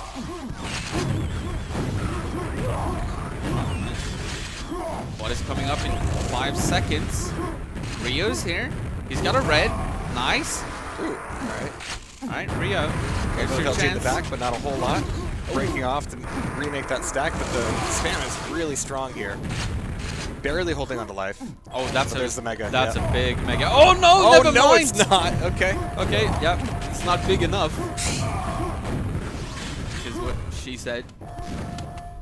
And you're making up for lost time from 2017, aren't you? Yeah. Oh, perfect shots. How's Carapace doing here? He is doing very well. What is going on? What? Yeah, that's ridiculous. What? That's ridiculous. Oh. Yeah, that's a full red gone. He does get killed in the end, but he shouldn't win that. Goblin ended up with a team kill. The precious frags they have. 11 to 34. Just a couple minutes into Blood Run, and it's going to be Rio on the quad. Another one for Rio. Oh, he finds Carapace, so... Oh, no. Oh, nice shot, actually, from Fix. Direct hit to the face. And the quad is dead. Huh. Honestly, Fix, just pick it up. Like, he's trying to save it for his teammate, which is a nice gesture, but he's almost out of red. Yeah, see? Yeah. Like, just pick it up at that point. Other priorities. Here I am. I'm not playing. I can criticize players. That's the entire appeal of the job. Yeah. Nice shot. Alright. Nice stuff from Fix. We haven't seen Carapace on cam for a little bit. No, you're right. Quad is coming up. But dying in QuakeWorld is addictive. Guys, you're gonna miss quad. Guys. Yeah. And Goblin's gonna take this quad and camp a TP. Quad Wouldn't camp surprise me, you know. Oh, the the spam! Oh, the crossfire! That was a full red. Yeah. Destroyed. Oh, poor Goblin. Poor Rio, jeez. Having to wait there in the embarrassing spot. 32. Damn. Hey, he's not on pace for 100, but he's dominating. Oh, yeah. That's your teammate. Oh. Teammate doesn't care anymore. Just hurt me. Yeah. Get it over with. He saw the grenades and was like, yeah, I don't care. I don't care. And this is... But what are they doing? Why are they not challenging for It's this a spot? playoff bracket. It's single elimination, and they can go to bed after this. We have no such luck. That is absolutely correct. Oh, no. Carapace is going to get the quad, even though Fix had a full red. Yeah, that was a mistake. We have to commit to every tournament as if we were the ones winning it. True. Yeah. Oof. That's the... Like, okay, so we can criticize, but we also have to be, like, there for everything. Yeah. Well, I don't know. There's a lot you can get away with without... And nobody will ever know. Oh, just shoot them. Okay. That's disappointing when you're not able to take them both down on the balcony. If the red was up there the whole time? Okay, alright. It's like, what's he even shooting at? It's not there. Goblin on cam for a little bit. 4 minutes remaining, 55 to 28. Now, this is CTN. It could happen, but it's Carapace. So will it happen? That's been the trend. The trend would need to utterly reverse. Oh, he's very, very low here. 5 HP, but he's still gonna grab. Oh, he dodges that rocket. Somebody would need to spill a Red Bull on Carapace's PC or something. Which is an option. I keep forgetting we're out of land. Because it's all behind us. Yeah, you know what happened at the Polish LAN? So they trolled some of the best players. So they went into their configs and they rebound their team message that says Team Quad. So when you pick up the quad, you message your teammates Team Quad. They rebounded to suicide. So whenever someone was stacked, picked up the quad, and they let their team know, and they just killed themselves. And that was hilarious stories out of Poland. They had a LAN. Shout out to them. It was 2 weeks ago, I think, in Radomsko. Nice count. Yeah. Shout out to David. Who is now in charge of my house. Oh, he's still there? Oh, yeah. Nice. But yeah, he wants to do another LAN party out there. I think that's been the trend post-COVID. It's just more LAN parties. You know, Dev wants to have more. EB wants to maybe do more. I mean, when it comes to gaming, right? LAN is just the best. Yeah. And most fun. Like, it's not only about being on 0 ping. It's also, you get to meet everyone every single time, and you get to hang out and do all the fun stuff. I need to do more LANs where I'm not doing stuff. Yeah, right. Like, like, of course, people watching this probably know that I'm a pretty competitive player myself. But of course, this is more important. But at some point, you kind of want to, you know, chill and maybe play and you know, go to bed when you lose. Right. Not saying you lose. I'm just, you know, when you. It's alright. Very consistent work out of Carapace and Fix, but mostly Carapace. He is just on something else tonight. 55, more than doubling Fix. Yeah. Oh, we can't afford to be doing 2 kills at a time like this. He's got a full red here as well, Carapace. He's not dying here. He's not. This is there's an Omega too. Give me frags, he says. He's going straight for. He's just bulldozing his way through at this point. Oh, that was it. He killed himself, and Carapace is going to be pissed about that because he wants the frags for himself. Yeah. Keeping me from my glory. Exactly. Some people actually do that. Like, so if you /kill and kill yourself that way, you actually lose 2 frags. Because otherwise, some people would just abuse that. Yeah. Abuse it either to get a better spawn. If you know that red is up and you don't get the red spawn, you could just kill and then try to get the red spawn. Or you could be an asshole about it, and if you know that you're gonna die, just kill just to take away other people's glory. But Carapace is carving out his own here. 30 seconds left. And they as a team are going to hit 100. And he's getting close there. Yeah, he's not going to have enough time, but look at that. That's a good performance from Mr. Carapace, a former tail gunner, a Swedish tank. Remember that interview that DDK did? Wait, what? Yeah. What? Terrapin. Yeah. What? I missed that. Really? Yeah, that's crazy. Weren't you directing that show? Well, you asked me to remember things, Andrew. It was 2016, anyways. Well, GG. Yeah. That's GG. Sudden Malfunction, suddenly a favorite as we continue through the playoffs. Holy shit, these guys are dangerous. Hey, look at Boov. You see Boov? Do we, nah. nah. I've recorded him snoring before, and he didn't appreciate it, so I think this would be a step too far. He's adorable, though. But we are going to be looking for our next playoff match in round 2. And maybe we can even get some guest commentators. We have the power. We have the technology. We can do whatever we want, except keep this bracket on time. But we're going to do our best here, and we will BRB. Where am I going? Where are we going? I'm going here.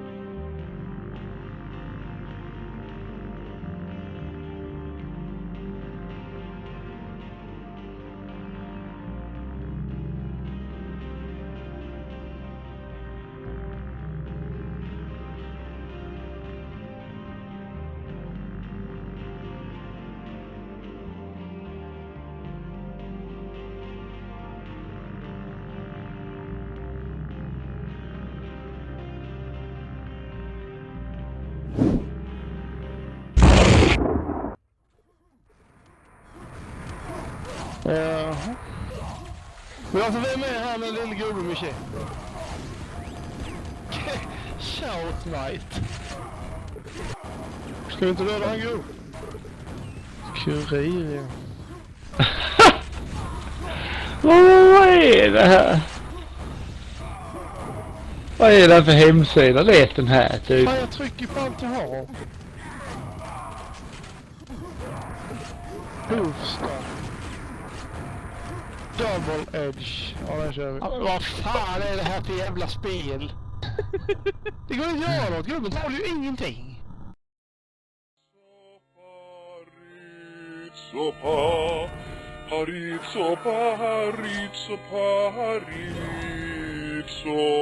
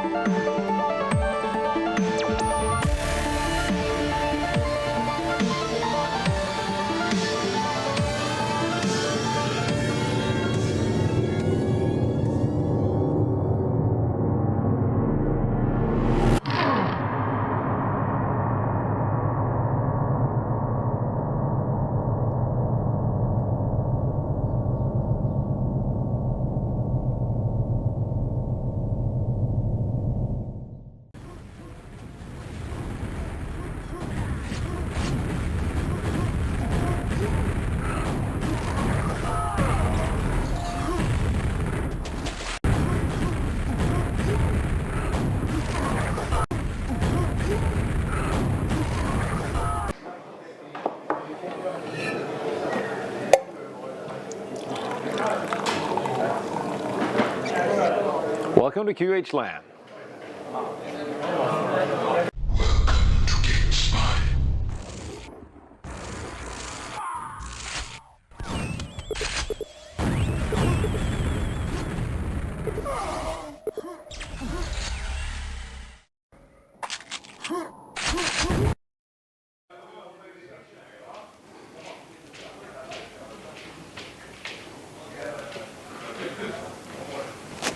Oh, fuck. Quad bore. No. Oh. Whew. Welcome to QHLAN.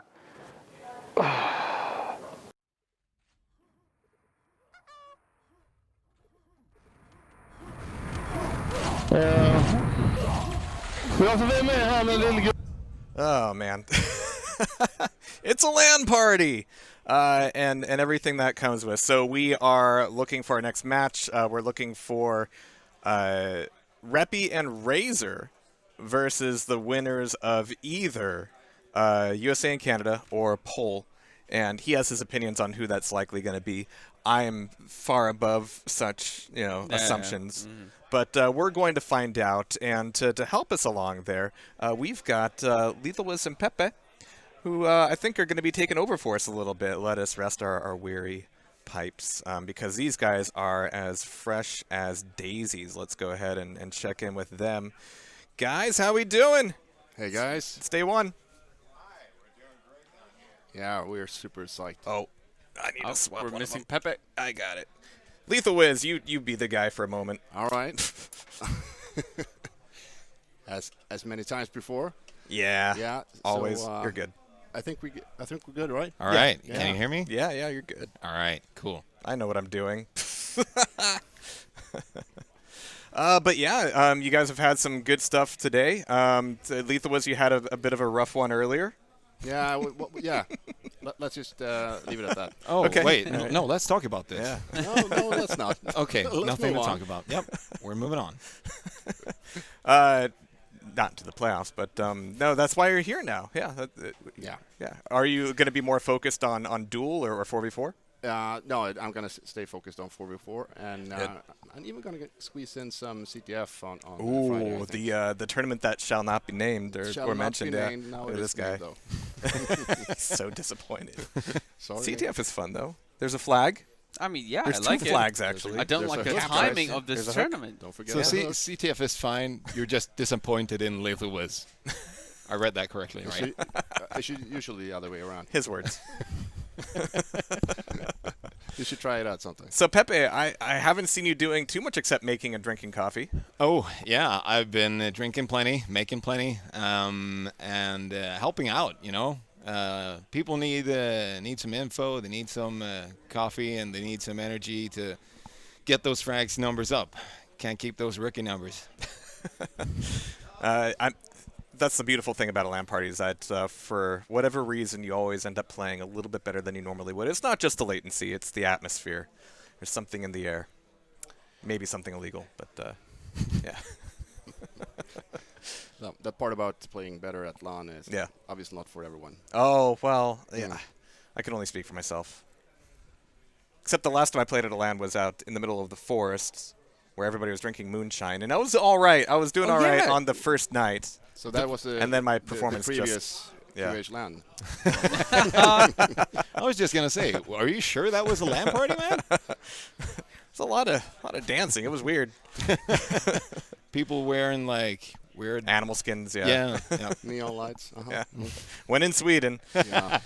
All right. So, what are you looking forward to most out of these playoff brackets? We've still got Slackers in here, of course. We've still got AeronautS. We've got Sudden Malfunction. Carapace has been doing excellently. Mm-hmm. Yeah. I really have to say that last game between, I was watching it from the sidelines, the game with the AeronautS. That was a close game. That was really close. I'm actually interested to see. Well, I wasn't supposed to talk about my games, previous games, but the thing is, we met Firing Squad, and I gotta see, are these guys that good? I'm hoping so, or I'll be really disappointed. Yeah, we were absolutely demolished by Blood Dog and Boga Joker. Okay. So I gotta find out, like, can they Nobody do likes this? to say that. Nobody likes to say So that. we both have a. Yeah, we got stuff in common. Okay. We got our hat in the ring. The least biased esports stream you'll ever see. Oh yeah. Have they won yet? That's what we're waiting on, actually. You're the one assuming that they're going to win. Yeah. Okay. So let's hear your opinions, guys. Will Bogo and okay, they won. See, never doubt what I say. Well, I have a feeling that Peppe's gonna hope, or maybe just believe in the US-Canadian team. Absolutely. I mean, I'm here for the hype, but I'm also here for like the battle of the ocean that separates our continents. You know, there's actually it's a bit of a nostalgia to that. If you're really old school like I am, you know, you remember the time when Death Row met with Clan 9. Yeah, that must have been in the 50s, right? Close, the 60s. All right, yeah, exactly. sorry. So, and some of those guys are here, at least from Clan 9. I don't know that Nicodemus and Sneaker are here, so we got some of that old battles. Yeah, we casted one game of Nicodemus. Yeah, I know. Old. Yeah, it looked great, LethalWiz. It looked great. Thank you. We didn't look at you too much, though. Yeah, it was the first game of the day. Yeah, plus it was the first game. Yeah, I'll take that fall for him. It's okay. I should. That's real good considering his hips. Yeah. So yeah, I pushed hard for this game that we were gonna cast it. USA and Canada. Americas. Yeah, the Americas versus Razor and Reppy. What do you guys think about those two? And like, what do you predict from that? I think it really is going to come down to map picks, right? I mean, some of the map picks might favor one or the other team. I'm not going to say which because gotta leave some suspense, yeah, because I think Razor and Reppy have been they've been practicing a lot. I kind of agree on the thing about the map pool. Yeah, but where it comes into play here. Yeah. Since I think Reppy and Razor, I think should be favored on the old DM maps. Yeah, and I mean I've seen them playing a lot, but have they played all the maps that are in the pool here today? You got Shifter there. Mm-hmm. That's I had played that's twice wild before. That's a wild I mean, it was map. announced. To be fair. Well, the thing is, you know, maps are announced. And we've actually been playing. There's in QuakeWorld, obviously. We've actually been playing quite a bit of Shifter together with Razor and Reppy. Especially Razor. Razor actually likes Shifter now to some degree, and Bravado as well. Do they play it as well as the Americans? I don't know. I don't know how much they played Shifter and Bravado either. They're more like Skull players. They love Skull. Yeah. Which is not in the map pool, so...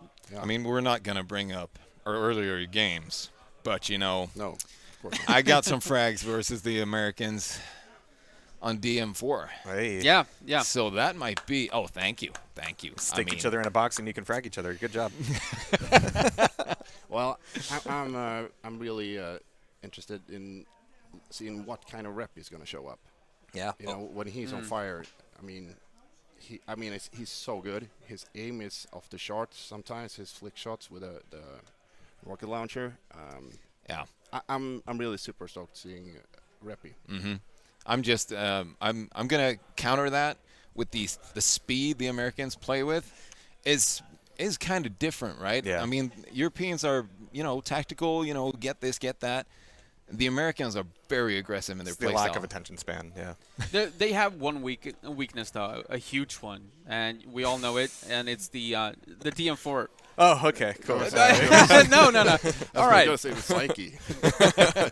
No, DM4 for North Americans, they don't play it as much as we do in Europe, and that's a weakness, and they need to get rid of that to really compete with the best, and they know that. So who knows? Maybe they've tried to get rid of that weakness. What do you guys think?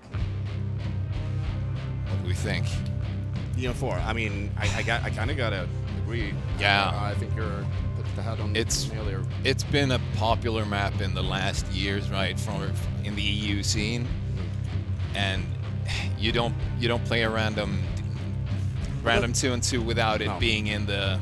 That's funny because that's something I told Nicodemus. Like we talked about what map to pick and everything and things like that, and like we talked about DM4. Are you good at DM4? I mean, I'm kind of good, but what doesn't matter if you meet guys that have played it like millions of times, like literally millions of times. So the level on DM4 is just off the charts. It's gonna be exciting. No. It's gonna be really exciting. Well, first map is going to be Blood Run by the look of it. I'm just making sure I got these things. I did not expect that one. Oh, I did not expect that. How could it possibly have happened? I'm just making sure I got my side switched around right. Have fun, boys. Have fun. Thank you, Thank guys. you. All right. So we're counting down. And here we go. Yeah, let's see. And that's the quad for the Americans immediately right there. So now picking up the yellow. It's gonna secure the next mega and red, I'm guessing. Yeah, this is the hiding time. If you're familiar with Blood Run, you know this is a great time to hide when the opponent has the quad and the shaft. You really need to look out. The rocket launcher that much with the quad. Absolutely. Even though he has the LG. It's kind of risky, but I mean... Yeah, all these tight corners, you might get bumped slightly to the side and end up pouring you. Exactly. They got the red, they secured it, they got the area down. It's on lockdown. This is still a low start, and now we're getting close to taking control of the quad area. Yeah, time's ticking down. This is not going to be. Can they get this quad down? That's it. That's what I'm talking about. All right, can they turn this around? Use this situation.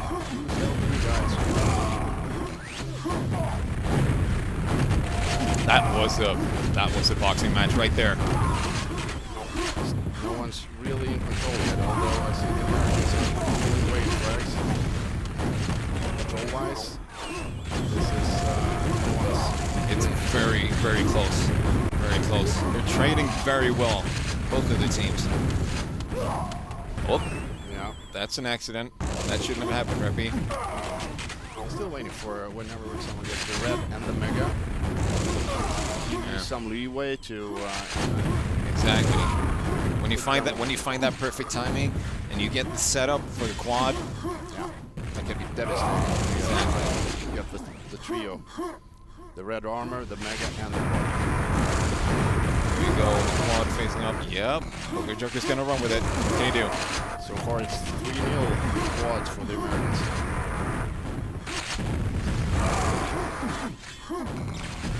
Right, are they gonna try and hide around the LG stairs? In the yellow? It seems like it, yeah. Martin is pretty slim still. 10 frags. I mean, it's okay, but it's still like wow. Taking 3 of the quads so far, so that is expected. Yeah, Lodog is locking this down. Like the red armor area it's closed. You can't go here. I feel like Reppy and Razor needs to be earlier in the quad area. That's not gonna help. They lost that yellow, so now they're gonna have to refresh, reset, get their. This is on Reppy now. Test this red. Go straight to quad. Might be able to pick it up. Yeah. He's waiting too long though at the mega. Yeah, and he's low. No, he's actually getting it. That was super close. Those are some solid rockets right there. How did he dodge all of that spam? Okay. No, that is. And he had the LG as well. Exactly. That's what you said earlier. Like you gotta utilize that, especially with the quad damage. You can't rest on that. I think that comes down to our confidence thing. When your aim is on point, you usually it's so deadly. Okay, so now we're the Martin's 50 frags. It's pretty close still. Yeah. And 3-1 in quad so far for the Americans. Although I must say that a bit of luck getting to quad. Could just might have missed it. So it's time again for quad. Now they're actually all the Americans. Yep, that's another red just before the quad. That is gonna matter a lot. Oh wait, Razor steals it. All right, now they can actually get some ground back and not be haunted by the scary sound of the quad rockets flying everywhere. Razor did there is super important. Even if you don't have control, sneak in, try to stand there and deny the quad. Exactly. Those are some solid rockets by Booger Joker right there. And the spawn frags. But it's still, like the score is still close. It feels like they have the control, but I mean, Razor and Reppy are not giving up. I mean, they are putting up a good fight here. And the thing is, as soon as you get control, you get both the yellow and the red, maybe the bigger, and just lock down the mid area. Yeah. The rack have some good frags. Yeah, your favorite area for the spawn frags, right there. Where Reppy was in the tunnel. That could change. Some like four spawns deeper in the. Yeah. You see Bogo. Bogo with the quad again. Gonna pick up a yellow. No. He got that protection. You're safe. Look at the cell count. Yeah. I mean, almost. And he's got to use it. I mean, he's done some heavy work with it. Yep. Another one. Yeah, they've increased the lead now. Almost 30. Not sure why you left it that early though, but be on time for the next red. That grenade spam isn't really gonna help here when he has that stack. It's a huge stack. Yeah, the red and the mega.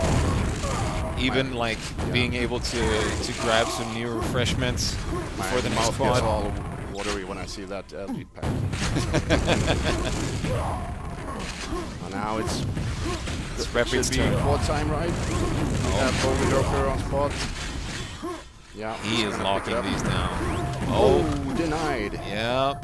Wrong exit. That was an important frag. Had he gotten out there with that LG and the quad as well as the red, that would be super dangerous. Still, the lead is, you know, it can be turned around. They got 30 plus frags. Yeah, 3.5 minutes left. It's very much doable, but they need to get that control. So far, it's been steadily climbing for the Americans.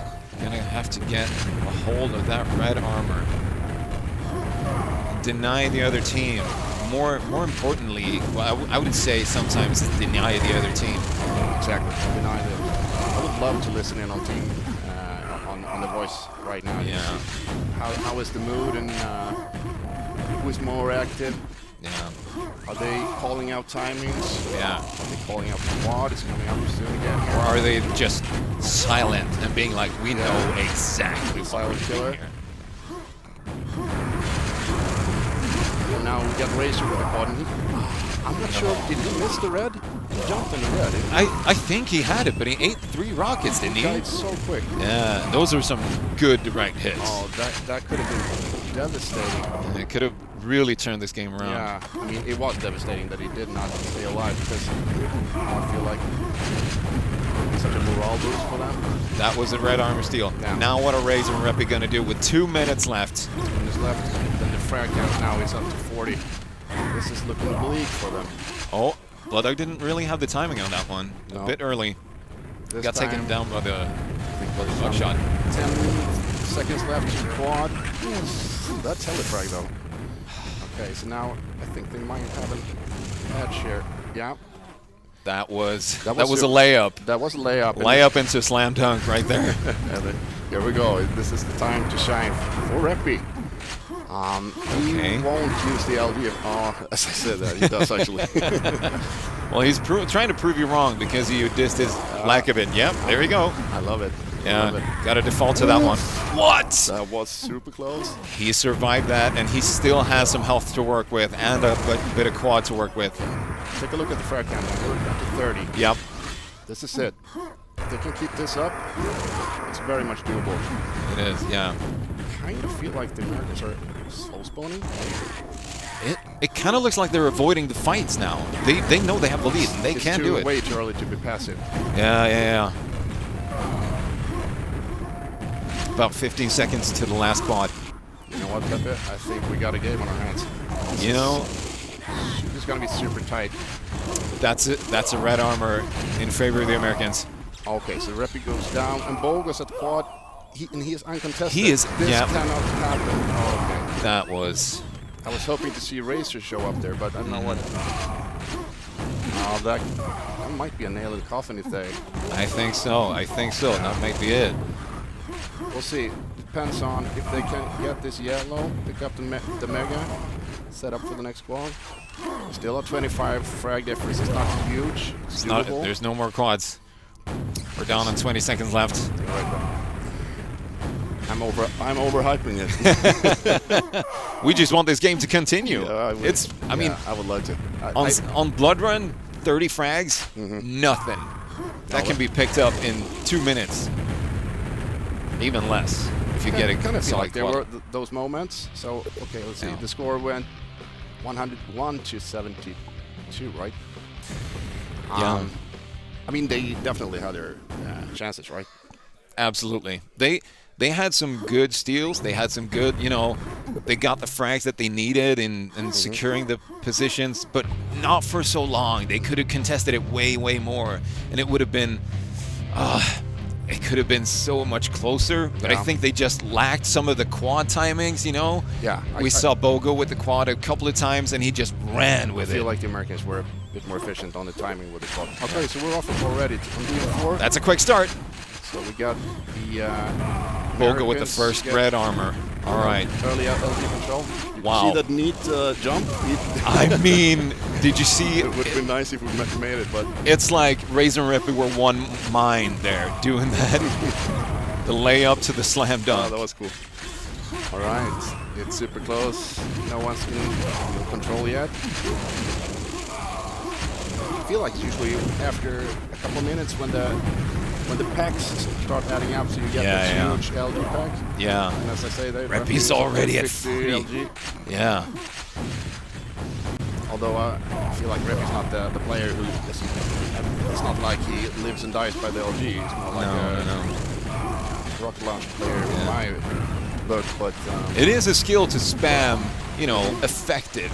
So you're not throwing rockets everywhere, but you know that it's gonna hit something or scare someone off. And on DM4, it's kind of extra important because you kind of easily do a team kill on this map if you're not careful. And there's a lot of tight walls, tight corners. You know, the roof, the ceiling is not that high on some of these places that can do some damage. Yeah, you get some nice splash damage off in these nooks and crannies. Look at the score. So this is super close now. Okay. I mean, how are they trading so effectively back and forth?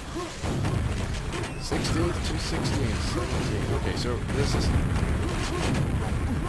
going to come down to who gets the first commanding position on you could see LG in the center. Yeah, you could see that rocket. Reppy was aiming like he was locking in, didn't fire early.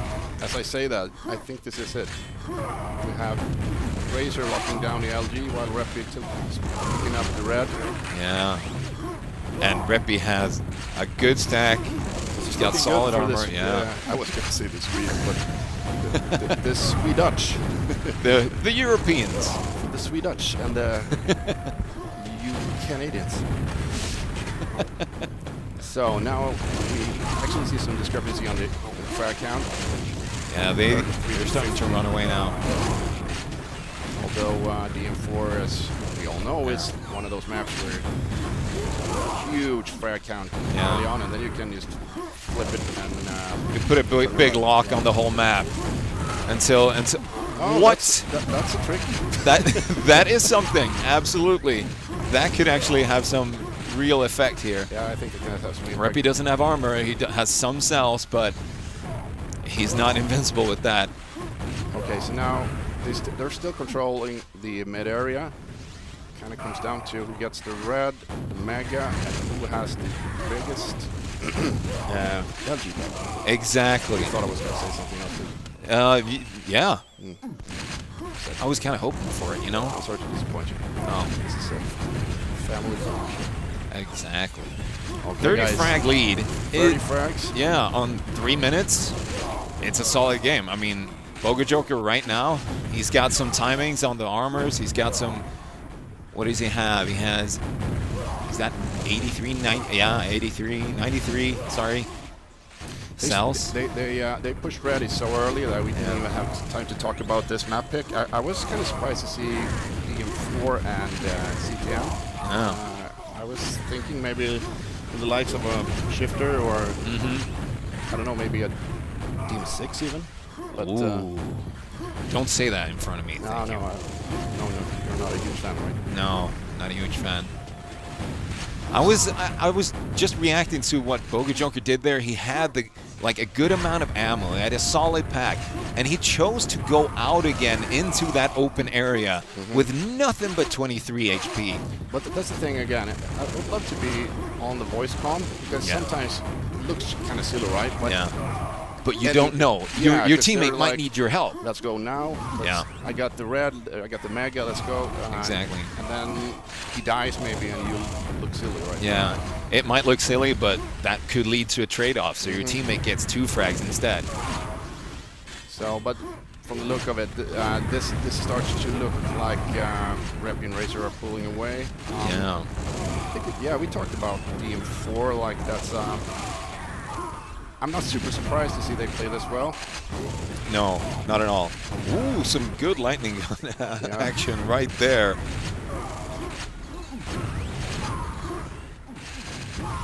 Yeah.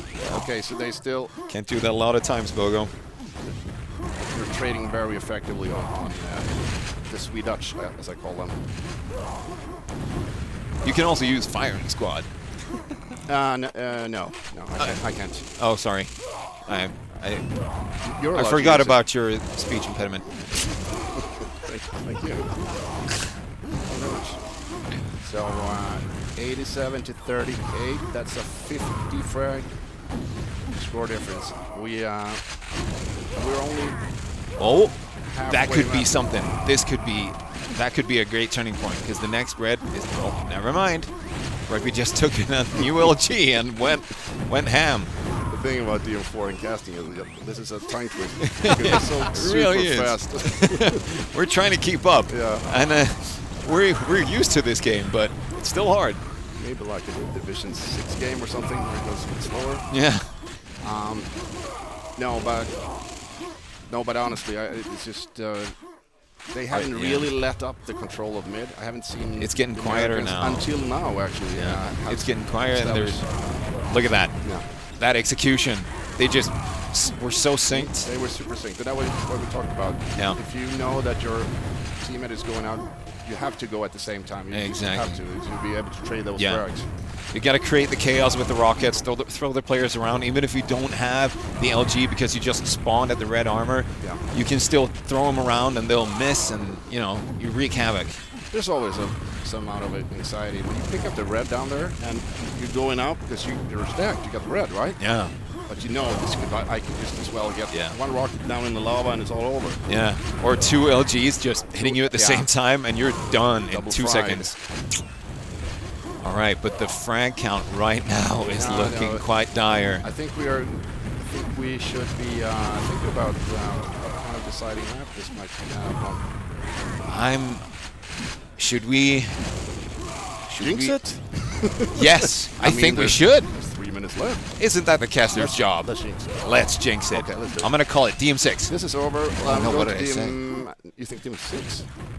Shit. You said DM 6. What's wrong with you? Oh, I'm sorry. My tongue slipped. Yeah, obviously. I'm just gonna forget you said that and say that we're gonna end up on Airwalk. Oh, well, because this map is over, right? We already agreed on that. I think we are. I think we are. There's nothing to pick up. Like a 60 frags. frags. Oh, 70? 60. I think it's fun.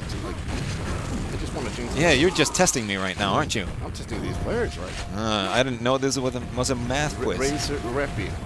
Wish you could hear me like it's over. You should give up. You got 2 minutes to give up. Do it now. No, but I mean at the same time, even if okay, firing squad, even if they Thank you. feel like this is over, I'm guessing it's sorry. That's what the US and Canadian team, even if they are contemplating what next map's coming up, Yeah. I feel like they still got to play well and maybe have some momentum coming into the next map. And we saw the fast pick to this map. I mean, it was. Oh, we yeah. talked about it earlier. Like, we know Razor and Reppy had this. Like, that was the first card they pulled out of the stack. Because it was the first thing we pulled out of the stack. It's like, yeah, Well, we knew I this know, was yeah. over from the beginning. No, that's not what I'm saying. I was more saying like it seems very much to us like an obvious map pick. Yeah, I think so too, and not just speaking in hindsight. No, I would never do that. In all You only honesty, speak in tongues. No, not just to hype this. I think this decider could be really close. Yeah. I mean, think about this. No one picks DM2 when they're playing 2-on-2 for fun, right? Some people do. I don't like to hang around those people, but some do.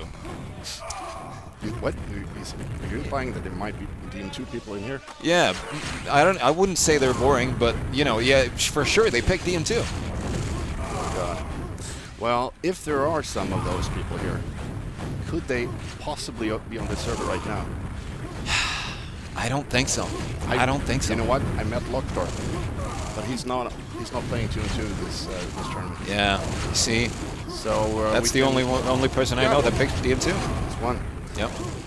No, but okay. So final score 158 to 72, right? That is.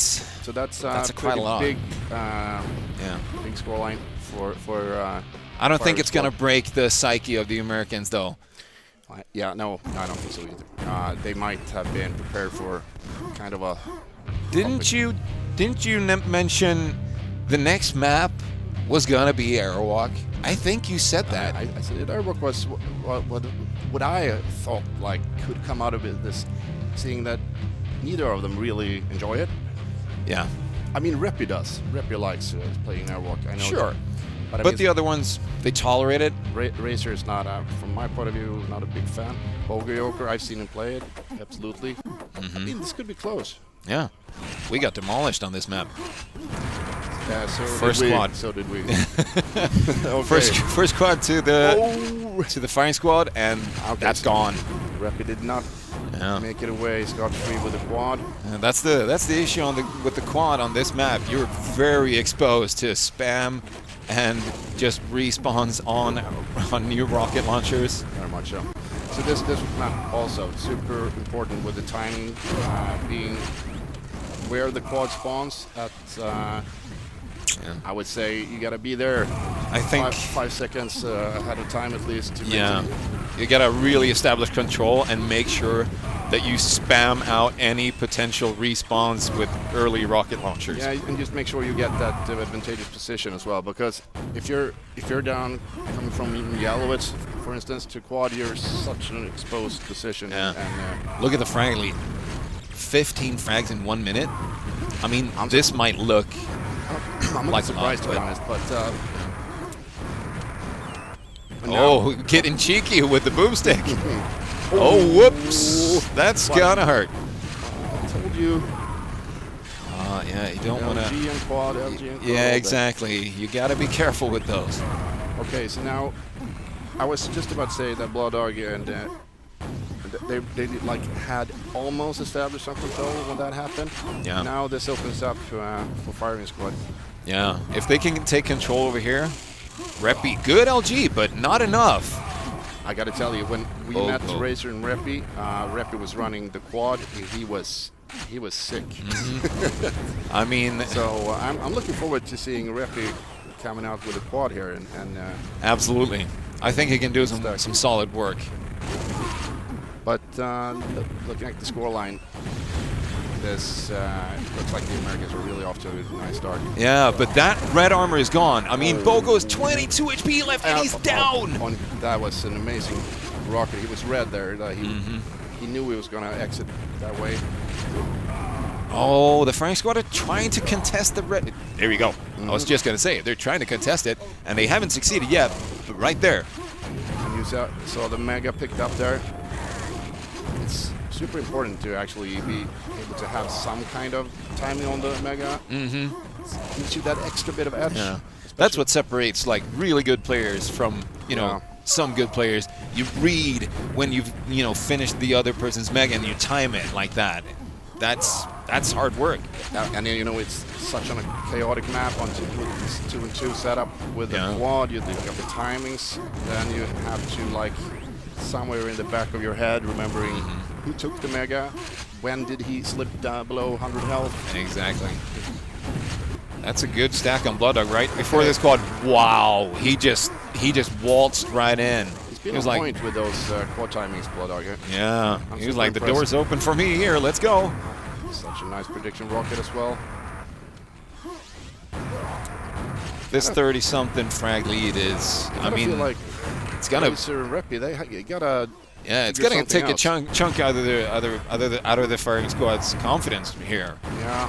Maybe they get a bit complacent with a huge win on DM4. Could be. Because this but is you know, a whole different game right now. This will only lead to one more map being played, and they can strategize on that pick if they have to. I mean, it's looking pretty dire. 11 frags isn't really. It's not something you want to give your mother for Christmas. And this is such a nice spot to hold, waiting for the next red, and they keep on spawning because your teammate is there, just spanking them down when they spawn in the mid. Yeah. There you go, Razor. Razors. What can you do with this? Nice friendly Mega giveaway right there. Picking up some easy frags.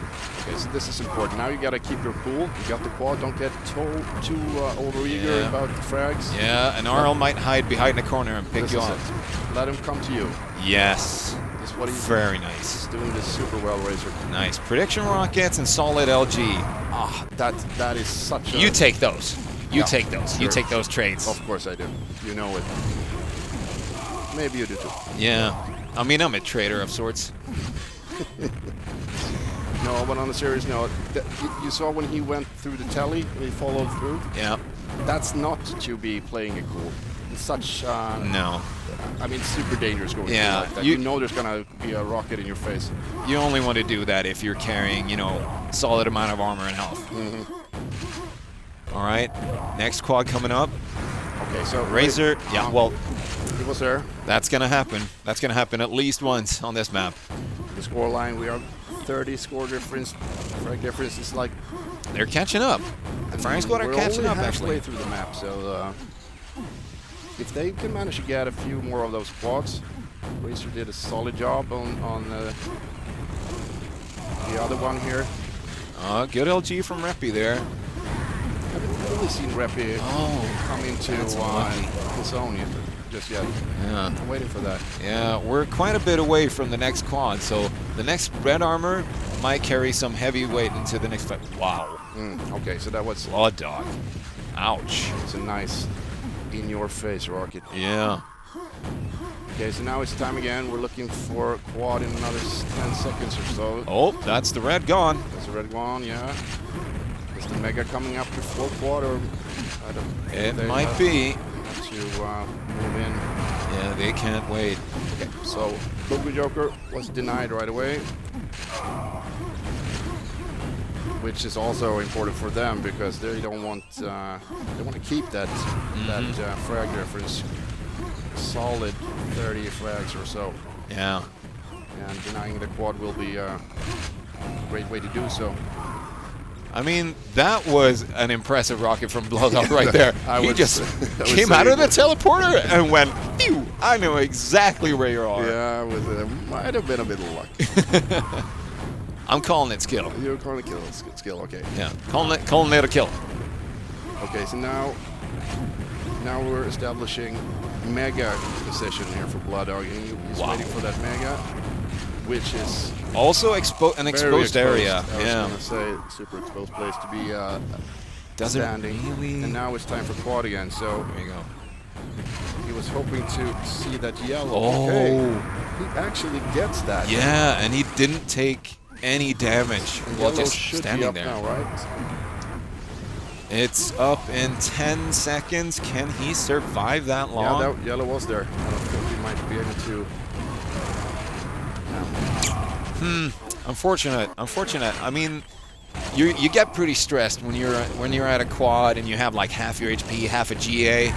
It's not really something to run and like try and chase frags with. That's why I meant like yellow is very important when you get the quad like that. Exactly. Because really, red is not an option. You can't really rocket jump to it.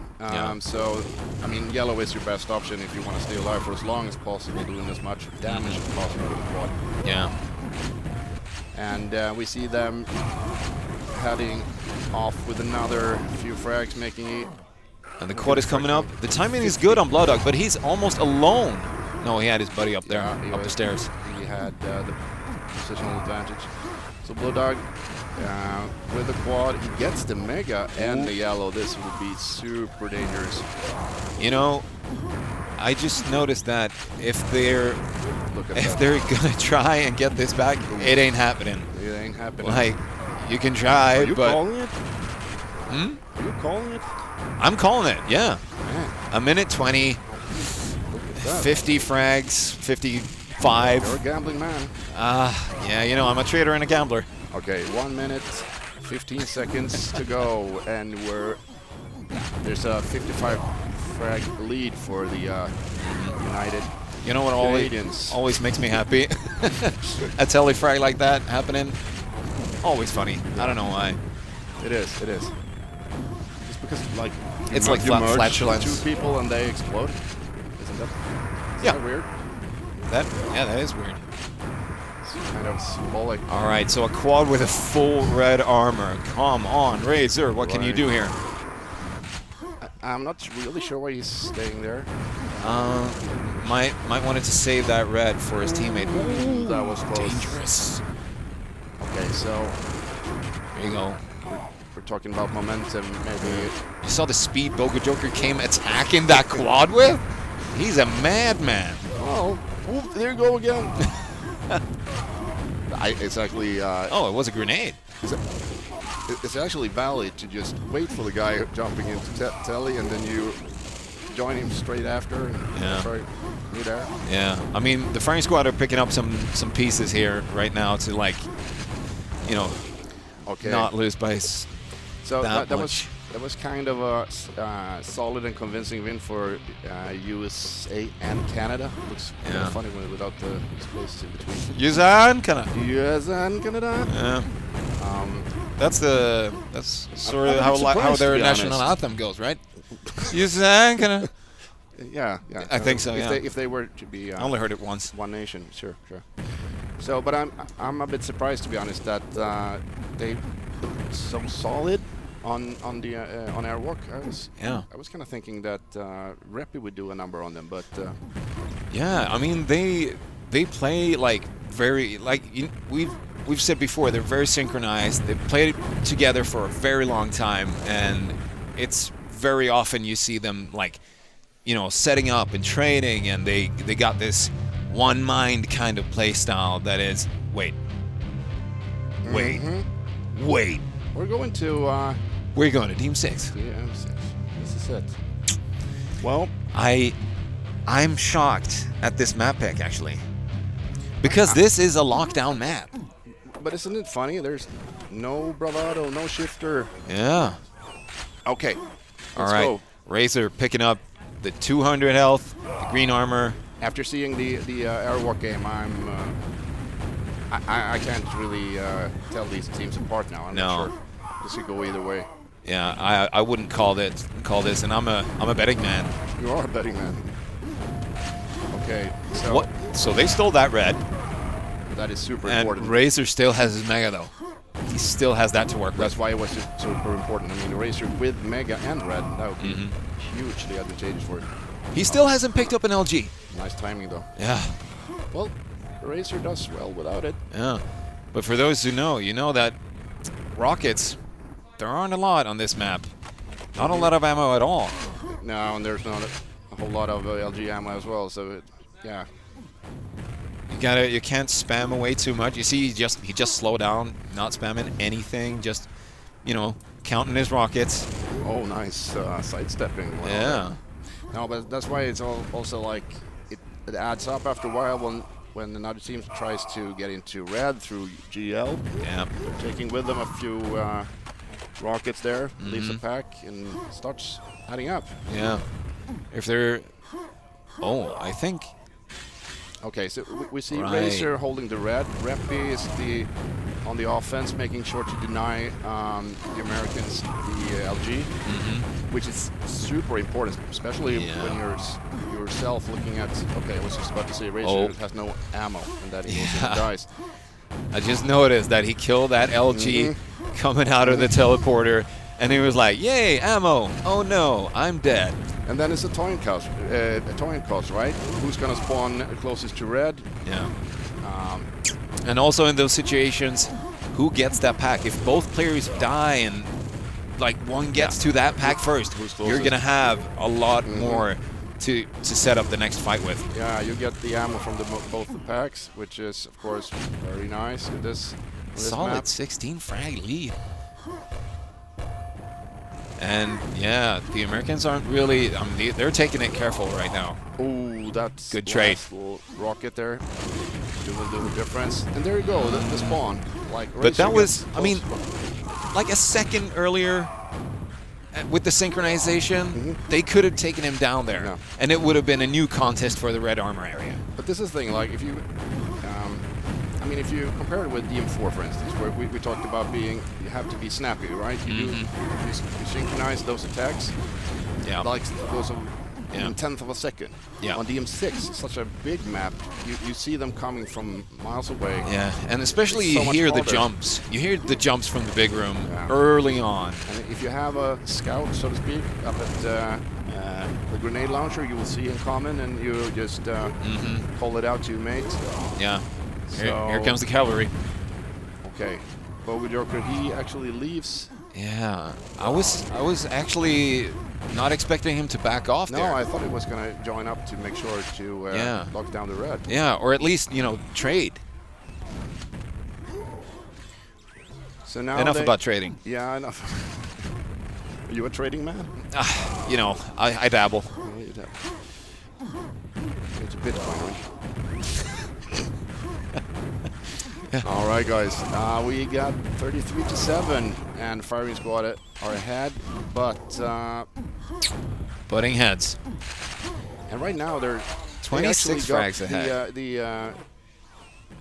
had such a firm grip on the red armor area. Now they are pretty much back in it again. Yeah. I feel like the Americans aren't fast enough to seize on it. Here's an opportunity actually to contest versus Reppy when Razor is away, but he has to fight off both of them. Ooh, no, he has to retreat. That is funny as well, because had he attacked from the other way, so now they came from the same direction. Yeah. He would have backstabbed, I think it was Reppy. Yeah. Oh, that's a brave rocket jump right there. Oh, Razor as well. Okay, pays off. That's the thing. I mean, that's the thing now, obviously. That obviously, yeah. Twice in a row, that's a trend. My mom taught me that. Yeah, because no, never mind. Because never mind. Okay, Let's not talk about her. We got a 27 frag difference right now, and this one is obviously chaotic. No one is in control of the red. Yep. He must have anticipated that happening, like that fast jump out of that tunnel, and you get that one shot with the rocket launcher. It's not an M&M reference, I swear. and that could, like, you know, totally throw off the balance on the control in the red armor area. If your teammate is out hunting or in the big room, you know, don't do that again, please. So, what happened there is as well, like, while all the other guys were shooting it out at red, I think it was Bogoyoker who snuck in, took Mega and LG and moved up. Reppy's backing off here.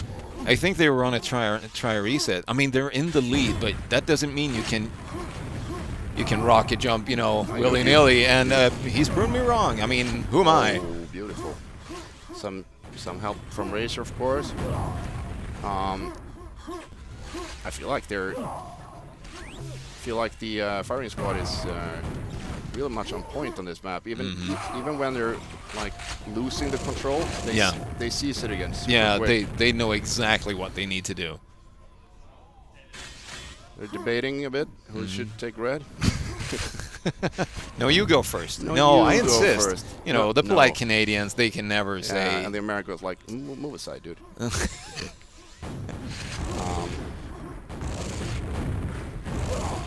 So all right, so there you go. The hide this battle point.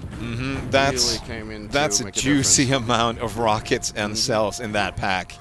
He's gonna really be able to utilize that, and you know the frag difference. Oh, look at that. Wow. Well, would you call that? Flat. Yeah, I wouldn't call that as much brave as something else. What do you call it? Up as a no?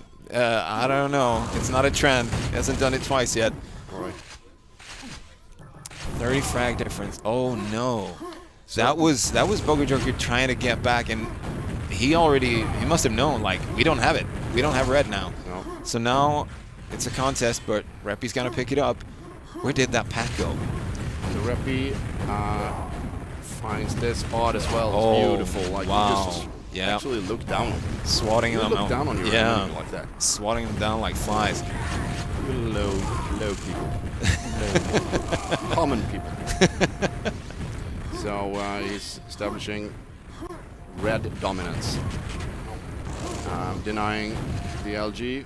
So in this kind of situation, when red is empty, when one player is like trying to get the LG and the other is up, is there a way you can actually move in on them? Because one's up top defending the other. It's a really tricky situation tonight. You don't want to attack red from, you know, as you said earlier, the same position, but when they're positioned in the big room, you don't really have a lot to attack from, because it's very easily to anticipate, as we already stated.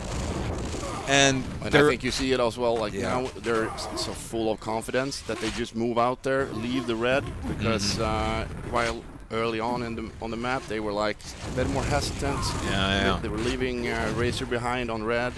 Now they're just freely moving around. They feel like they got this. Yeah, and I can't blame them. 1 minute 20 seconds left. It's a solid lead. Now they have a pretty decent stack. They both have the LG and the rocket launcher, which makes it a whole lot easier to hold down the enemies when they come flying in like that. Absolutely. There are some moments when you can actually, like, you can try and bleed out the enemy's, ammo resources, but so far we've seen nothing of that. No, but I think like also they've been, as you said, they've been bumping heads. They've been picking up the LG, throwing their bodies at them, which means you just leave more ammo cells. So, exactly. You kind of want to burn those. Yeah, you kind of want to burn those 15 in that fight. Pick up the other team's pack. So, but it's a hard trade. Like you can't see into the future like that. Kind of see like they're running out of options, and that's why we're just gonna do what we know what to do like that. And I think this. But Team 6 is. I mean. That's why it's a difficult map, Yeah, it is. There's not super many ways you can fool the opponent. Like if you want to shake something up, what do you do? Yeah, absolutely. If there was like another entrance, you might be able to utilize that, but it's very, very tight. No, exactly. There's just we got 87 to 72. It's such a small screen. I can't see it. I'm just gonna wing it. I'm gonna need new glasses. This is hard to see. No, but a convincing win for the firing squad. Keeping them at the bay with another 50 plus frags. So okay, Shifter. Are we off to Shifter? Wait. No, they're dropping. Toss Wisley. What's that? Drop. Okay, I'm not gonna say that. Right? Nope. I can't say it. Bravado. Oh wait. Was that? No, it was Bravado? a drop team too. So we're off to Bravado. Yeah. I'm super stoked to see Bravado. Me too. I love this map. I didn't get to play it because we didn't get to play a whole lot of maps. And you didn't pick it? No, we didn't pick it. Oh. So and I think it's it has grown on me. I'm not a huge I don't play a whole lot of 2-2, but I've played it a few times lately, and it's kind of fun. It has a that metal teleporter area, tight squeeze. It's sort of like a mini Aerowalk kind of situation. Exactly, and then of course the layout and the texture resembles it, but you also movement-wise, you can use those slopes and get some speed going. Yeah, and it has an interesting quad. And the quad, yeah, placement, which is not just in a corner. No, you have to work for it a bit. Exactly. So MC Blow Dog is going to pick it up, probably. Yep. Yeah. And get the Mega as well. Wow. So that was left.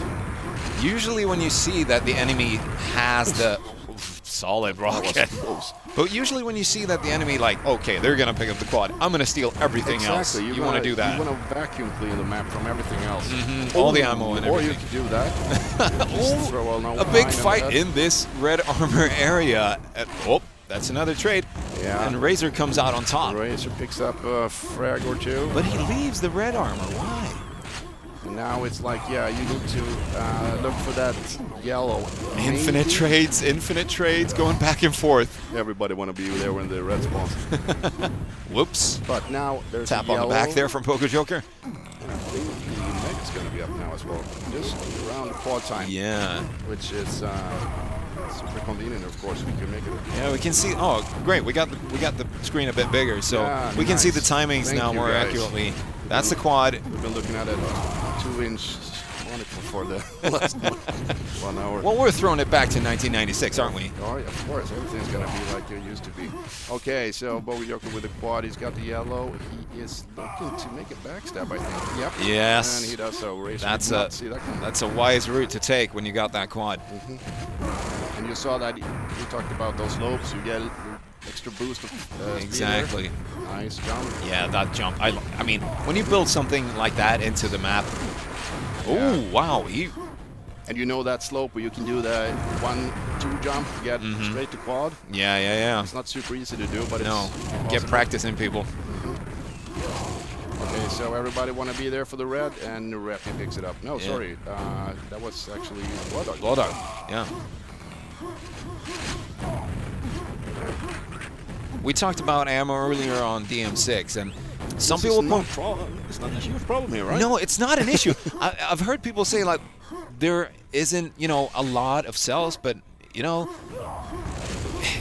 adds up really quickly because everybody's trying to jump and get that LG. Like you said on DM6, when they come out that teleporter, it's 15 cells for free, right? You're just feeding it to the enemy. Exactly. The thing is here, there is a lot of ammo, but it's spread out over the map, so it's not all like stacked in one corner. Yeah. You have to, and it's not on top of the weapons and all that. Yeah. Okay, so did I see the mega spawn there? I think it is. It should be up right now, and yellow and red are going to spawn at the exact same time in now. And Razor he stole it. Run for it. He does not. No. Get it though. There's a quad coming up as well, and there's one red armor but low on health. There's one yellow for the other team. We talked about trends earlier, and if there one trend that I've seen on all of these maps now, I feel like the Americans have been better at timing the quad being there on time. Exactly. Yeah. Narrowly just squeeze by and pick that's annoying, but what are you gonna do? You escape the fight. You got the quad. The enemies didn't get it. Denying is a part of the whole thing as well. Like super important is not to give it away. As I said, not giving away to a guy like Reppy, for instance. Yeah. I kind of feel like that. While we didn't see Reppy really hitting off on Airwalk, for instance, we did not let him get the quad. I feel like this could be one of those maps as well. Yeah, I mean, they're gonna try and protect this spawning red armor. There you go. And the mega... Ooh, did he know he was standing on the... He maybe thought he grabbed it. Okay. Like he was like, I'm on it, and then nope. And look at this control right now on the quad area. They're locking it down way ahead of time. Like way ahead of time. They look like they have super good communication as well. Like they show up there on time. What? Did someone get that? Yeah, that was a steal. Reppy stole it and just bored with it with the pine. Okay, so it's Bogo Joker has been really holding off some. That is a slick backstab, and he's gonna get both of them. And the mega's up, and he's got it. And Resident Rapper kept him flying with those two rockets, which is airbound throughout the whole fight. Okay. We have to say, this is the decider map. It is. And it's only 5 minutes left, and the lead, 40 frags between the two. But I think it's time for you to. Oh no, I wouldn't. I wouldn't. Well, you see, I am a betting man. I know you want to. All right, I'm gonna say it. I think they're gonna take it home from this lead. Oh, you think so? Yeah, the Americans. Okay. Oh, Jesus. That might actually change some things. That quad could, I mean, it looked like it had a good stack, right? He got sniped through the window there. Okay. Question is now, can Razor and Reppy actually get some timing going on Oh, maybe, but they're getting traded. One thing I feel like they've been there at the red when the fight comes, but you can't just come there with no stack at all. Exactly. You gotta pick that fight and make sure you have some advantage. At least if you had Bloodog is your yellow with you, your mega, a nice stack of rockets or an LG, you're in much a better position to pick up the red. Yeah, I feel like the Americans are really paying more attention to the green armor than the firing squad are. Those small things can make a difference. And now it's time for the again. You look at Bloodog, he's there on time. Yeah. And they right on time, and they're spamming away. They got it in the next red armor spawning right now. Another funny thing though is when you try to attack quad like that, moving in from low like that, where you go through the yellow, it's not super effective, to be honest. It's I mean, it's so hard to get some splash damage off. You have to rely on your LG when there's a guy already standing in quad. Yeah, that's one of the reasons I like this map. It's built in like some tight squeezes, some open areas, inviting for some LG duels and some rocket fights through, behind corners and the windows there. It's really cool laid out. It makes you're able to like choose the path for the fight if you, especially if you let the enemy chase you. Like come out in the open or yeah, you can pick your battleground. So now we see 10 seconds to the quad. Well, you already called it, so well, I did. What happens. Yeah. 2 minutes 40 seconds. Lawdog doesn't even hesitate to give it to his teammate. He's just picking it up. 24 HP left. All right, getting some health packs. Squad needs to, he wants that mega so bad. There you go, the mega. Yeah, you could tell that Firing Squad maybe didn't really have the timing on that. We'd love to see the stats for number of picked up megas. Yeah. I feel like the Americans been much more on point with that. Yeah. And you wow. See, there you go. Blood Dog. He has been coming from the high advantage point now every time, and Boga Joker from the other side, and they're squeezed. Yeah. Into the jaws of the beast. It's easy to see those patterns, but I know that it's super hard if you're already down.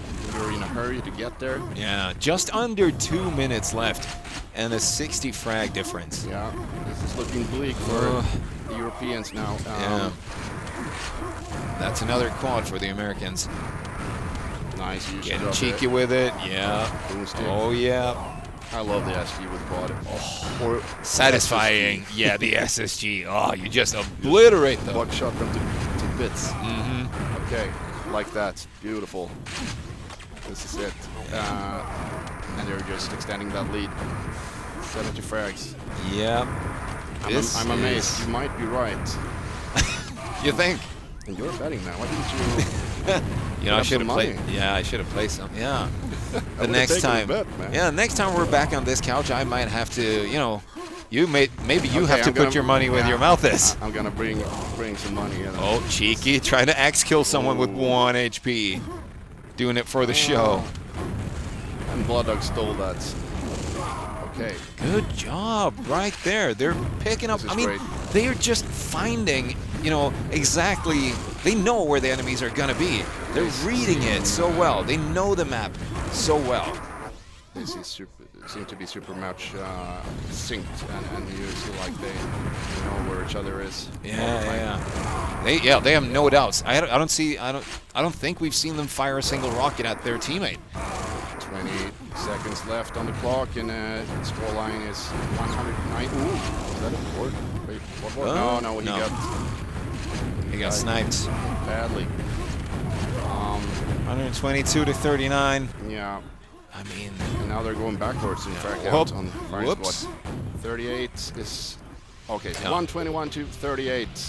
Final score. Well played by the Americans. Yeah, super impressed. A really good set. You have to. I mean, we got to say the DM4 and the DM6, in favor of the Firing Squad. Yeah. Solid play. Yeah. Solid play. But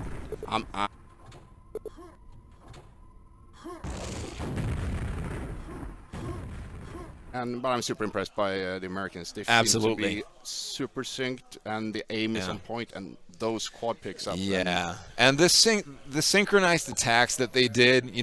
I'll go from the right, you go from the left. We'll squeeze them in with the quad, with the armor. They had it. Yeah, that was beautiful. Yeah, they really know their way around this map. Congratulations to you. I would love to have seen more, but we got to see 5 great maps. I'm stoked. I'm pleased with that. Yeah, same. How about Johan and Andy? Yeah. What a show that was. That was a hell of a thing. That was nuts. And thank you guys. That one really went the distance. Every single map was so back and forth. Maybe not individually within the maps, but as a series, crazy. Yeah. Crazy. It delivered. Yeah. Who can anticipate that it'll be so? The pendulum will swing so heavily back and forth. I mean, would have loved to see. Didn't expect that. How DMT would have ended. That would have been cool to see. Yeah. that would. I mean, 5 maps wasn't enough for you. Then. I'm not one to call out. I would have loved a best of 7 between these two teams. Well, good that we know we get to see the Americans more in the tournament. So. Yeah. And I think that might end up being what we do for our semifinal, because I think we're going to have the Americans versus AeronautS. If I were to guess, I mean, BPS and Locust. People should get their snacks, their drinks. I mean, because you don't want to only have your fingernails to bite on this game. Yeah, got none left. Don't bite his fingernails. Bite your own. I'm trying to quit. Okay. Well, you're out of ink, to be honest. Yeah, I know. Nail polish is all worn out. Okay. Well, thank you guys very, very much. We're going to let you go and keep on keeping on. We might keep LethalWiz where he is, though. But Andy, holy shit. Bogo Joker was just playing out of his mind. He was, yeah, insane performance, and we know how good he is. It's just that people doubt him because he's never really proven himself at LAN, and now he's here. This is his first time in Sweden, first time on low ping with everyone. Like, of course, he played at QuakeCon, of course, with some, but not with everyone. And now they've beaten Razor and Reppy. Which firing squad. Yeah, exactly. So you've got to show up and kick some ass and make a name. And well, whatever's available, and fingernails maybe. So and they did. He did. Bogo Joker is going to be going into Bogo Joker going to be going into the semifinals. And I'm guessing it's going to be AeronautS. Is that confirmed though? I don't think it is yet. Not yet. Here, let me update this part because I know this is confirmed and this is true. Yes. It's very little I know is true. But they're actually playing.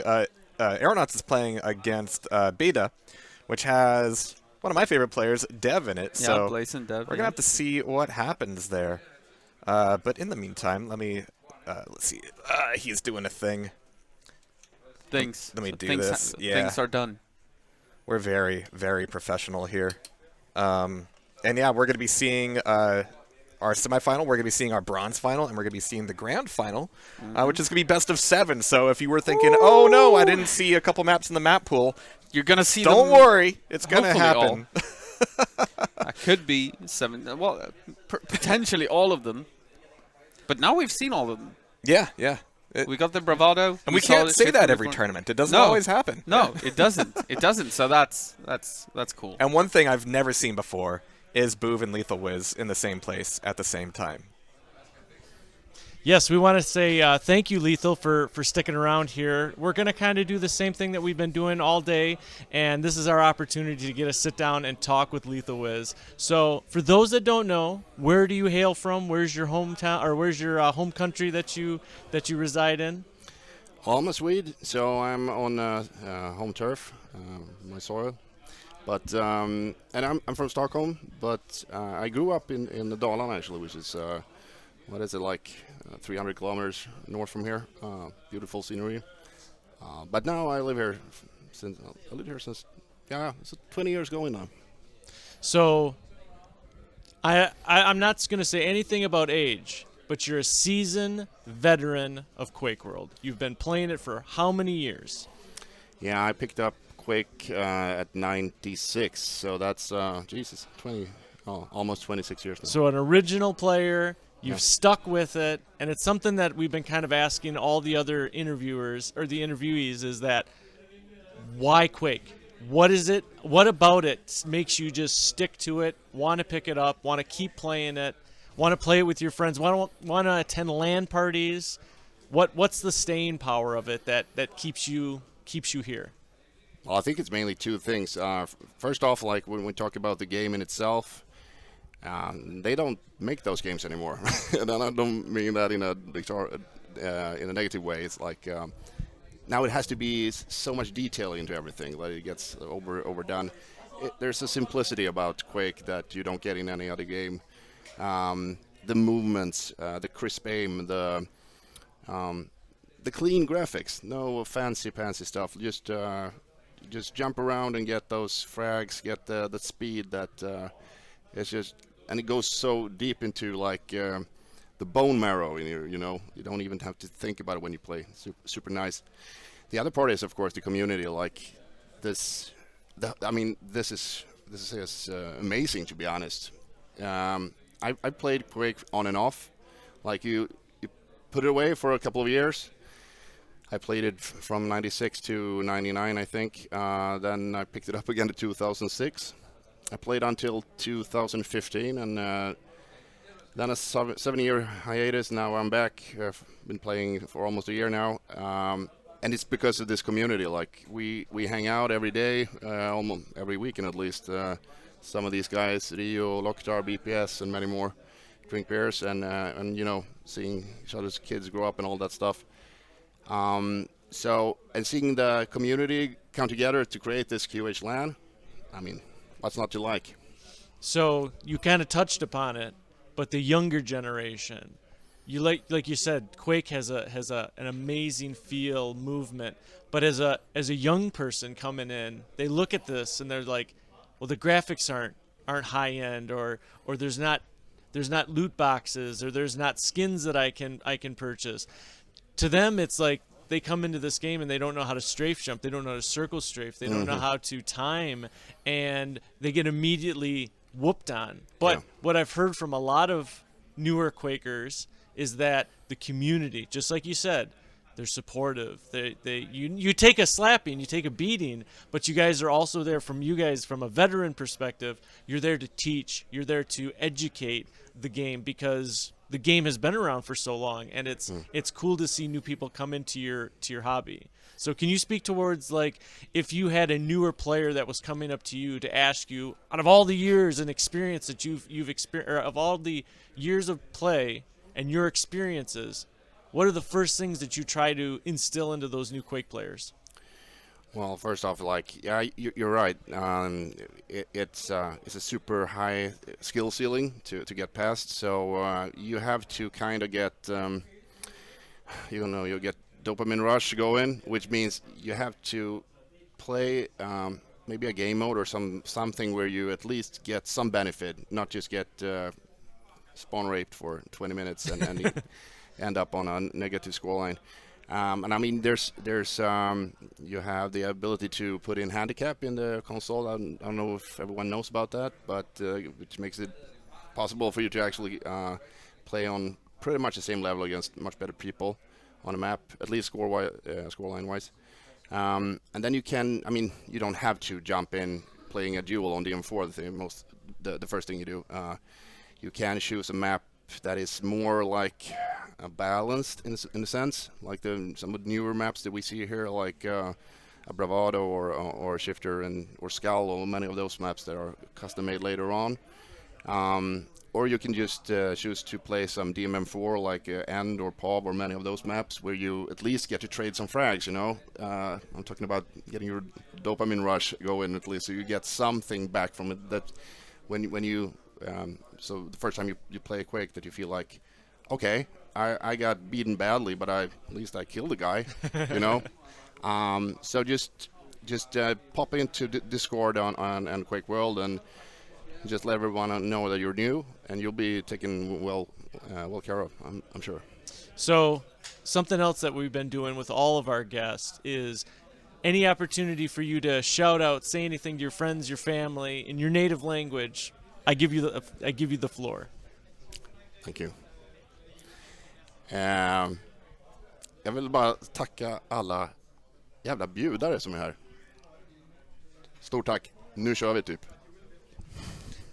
So, ladies and gentlemen, we've seen LethalWiz crank out 5 maps out of some amazing content.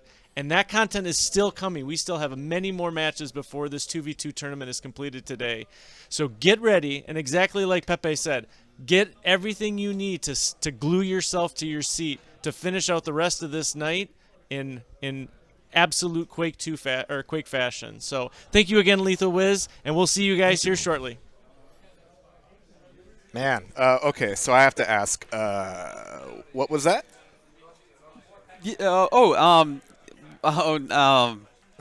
Putting me on the spot.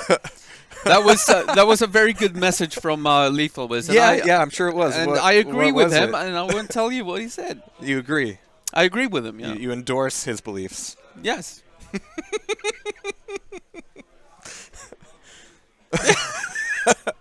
It's very nefarious. No, it was actually a good message. He thanked all the good people who came here, and yeah. And Okay. yeah. An unrepeatable message of good warmth and goodwill towards all men. Yes. Yeah. I mean, what do you want me to say? I can't. So the U.S. and Canada team up was so impressive. I think we're going to be following them right into the semifinals against the winner against AeronautS and BEDA. Yeah. So we're going to be finding out who that is as soon as we can. Over on the other side, it's going to be Milton and Mazer versus SMID. SMID, of course, being Racket and MM. But I think due to kind of the scheduling today and respecting people's time a little bit, we're not going to be doing both semifinals. But don't worry, this is a single elimination bracket, and we're doing the bronze final, which means you're going to see every team in the top 4, no matter what. Good point.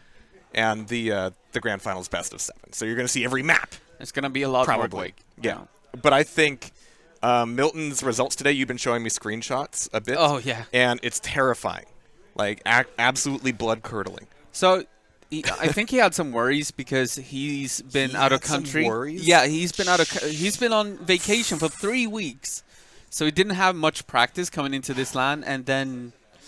When you look at the screenshots from his previous games so far in this tournament, they are terrifying. Yeah. So scary players, scary people, and so Racket and his teammate, they are in for a ride, I think. So we might pull on the blinders for that, but we are going to be following the U.S. and Canada team, and then I think we're going to have some surprise guests for the bronze final. You're going to like that. And then it'll be grand final for the 2-on-2. We have learned a few things with QHLANs over the years. One tournament a day. What a novel concept. It's helped out a lot. It's been nice. Oh yeah, the mixing of tournaments. Oh no, thank God, no. But yeah, I think and also we're gonna delegate work. It's going to be very, very soon to see that, and yeah, so we're going to be seeing our semifinal, bronze final, and of course our grand final. So we're going to be finding out where that is, where we are. But you better stay exactly where you are, and we'll be right back.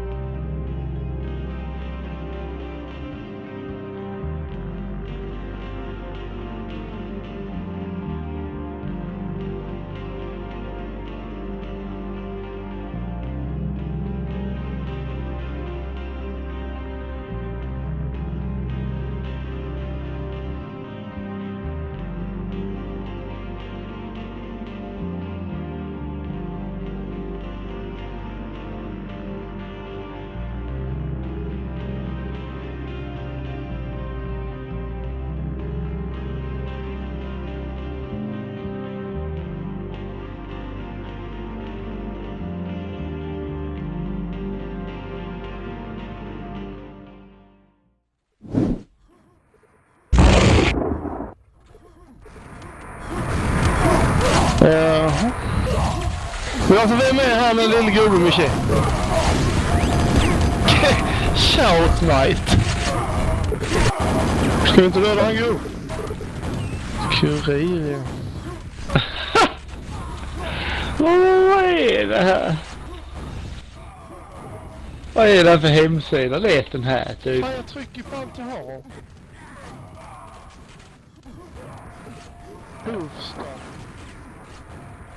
Double edge. Ja, den kör vi. Vad fan är det här för jävla spel? Det går inte att göra något. Gubben tar ju ingenting. Sopa, harit sopa, harit sopa, harit sopa.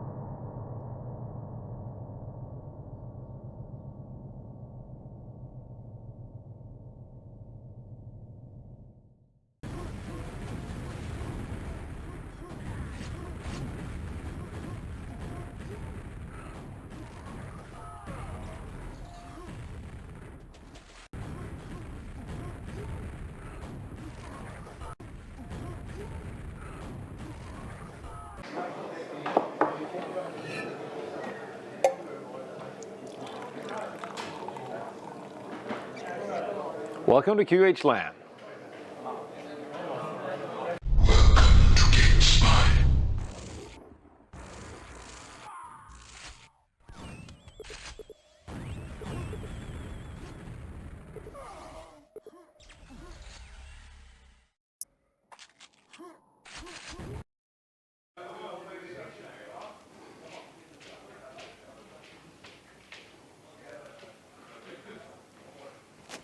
Oh, fuck.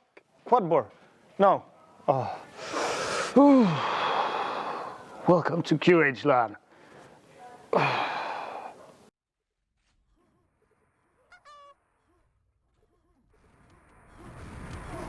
Jaha. Men alltså vem är han den lille gubben med käpp? Shout night. Ska vi inte döda han gubben? Kurir, ja.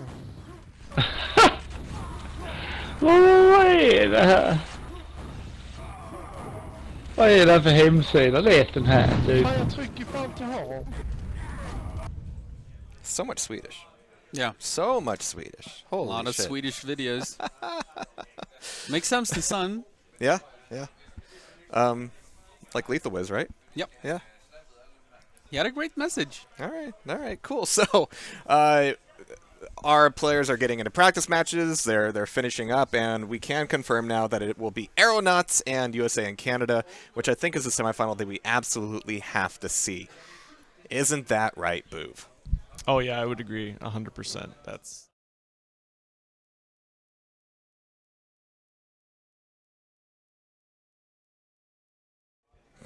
There we go. I fat fingered a button. There we go. Shouldn't have it's home on getting- the same button as dip to black. I'm not saying that it's close to the end of the night, but it sort of feels like the end, No, of, the end of the night. It is and it isn't, because you were just mentioning, like while we were on break, that every match is now so intense and every match is so close, unless you're playing against Milton. It's the Milton factor. Well, yeah, well, hold on. Tomorrow, no one should be worried at all because Milton's not playing. So the whole statement of it's easy when Milton's playing. That's not a done deal until it starts. Yeah, the begging hasn't ended yet. Here's the thing, Zorak's going all the way. So I don't. You heard him. He sat right here. He laid it out.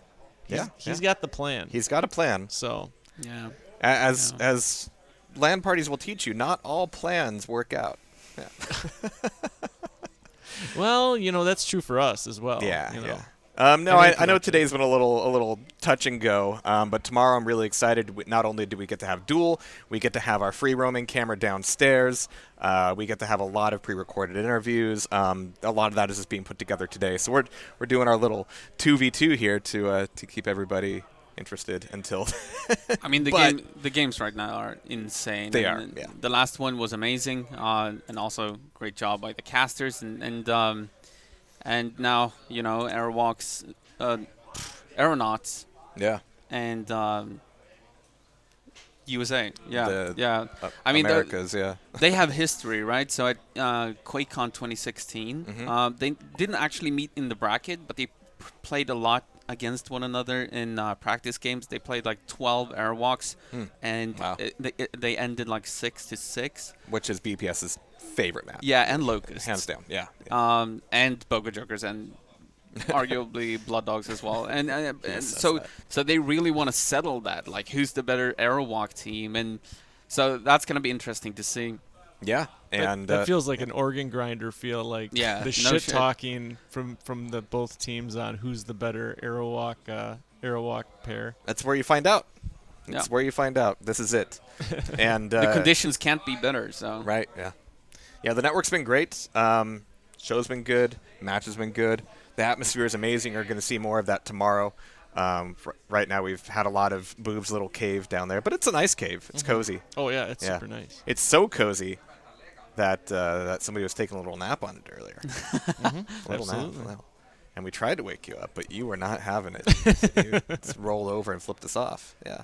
But it's a cozy venue. Very, very nice. 2017 was at a high school. Yep. 2019. Not the same. 2019 was at a community center / bingo hall. Bingo hall? Yeah. I mean, this could have been a very big bingo hall, I guess. I'm waiting for QHLAN at a casino. At a casino. These people have addictive personalities. I don't think you want that move. Yeah. That's no good. True. That's dangerous. All right, so we are looking for AeronautS. We're looking for USA and Canada. They should. They should get their in here. Sweet time. Yeah, well, we're trying to respect their time. Like the idea is right at this position of the tournament, everybody's trying to play at their best. Correct? Yeah. Yeah. And I think Bogo Joker has been doing that. And one of the questions with brackets like this is how long can you keep that up? Not only are you going to be playing against tougher opponents, but we all have our limits. We all have our metabolic cycles, and it doesn't always last forever. Yeah. My head is hitting a limit right now. As evidenced. Yeah, tomorrow we're going to be rested up. Yeah. Yeah, because all of this had to get plugged in like last night at shitty hours. Yeah. So things are better now. Where's the URL for results and brackets? Nightbot's got you there, right there. Thank you, Alvy. Oh, Alvy. Cool. Hey, Alvy. Yeah. Do I age at all? Yeah, you're very nice, Drex, but yes. Big shout out to 40 Lions, who says you're a handsome man, and I said absolutely. So, big shout outs to 40 Lions and the rest of the Quaker community, Clover and everybody else that's been following on Twitter and following and liking everything that's been happening. We appreciate again everybody that's in Twitch chat here for joining us in Stockholm, Sweden, at the Epic Center here. It's literally been, the venue's name is Epic, but it's epic as well here. So we appreciate For a everybody. reason. Yeah. Yeah. And of course, everybody out there in the Tasty Spleen crowd watching today, even people who don't generally watch QuakeWorld, but this is an event that I think anybody would want to watch. Make your mom watch. Make your dog watch. Make your sister watch. It's all good. Everybody will enjoy it. Hopefully your sister. Christus actually had his mom pull up the stream, Aw. and she was watching it today. Aw. So, Aw. Well, so no. big shout out to Christus's mom for hanging out with us as well. So she's a nice lady that we've heard from. So we've heard. So yeah. we've heard. But from reputable people. Oh, that's a post-it. Oh. That's a post-it. What's it say? What's it say? Is it in Swedish?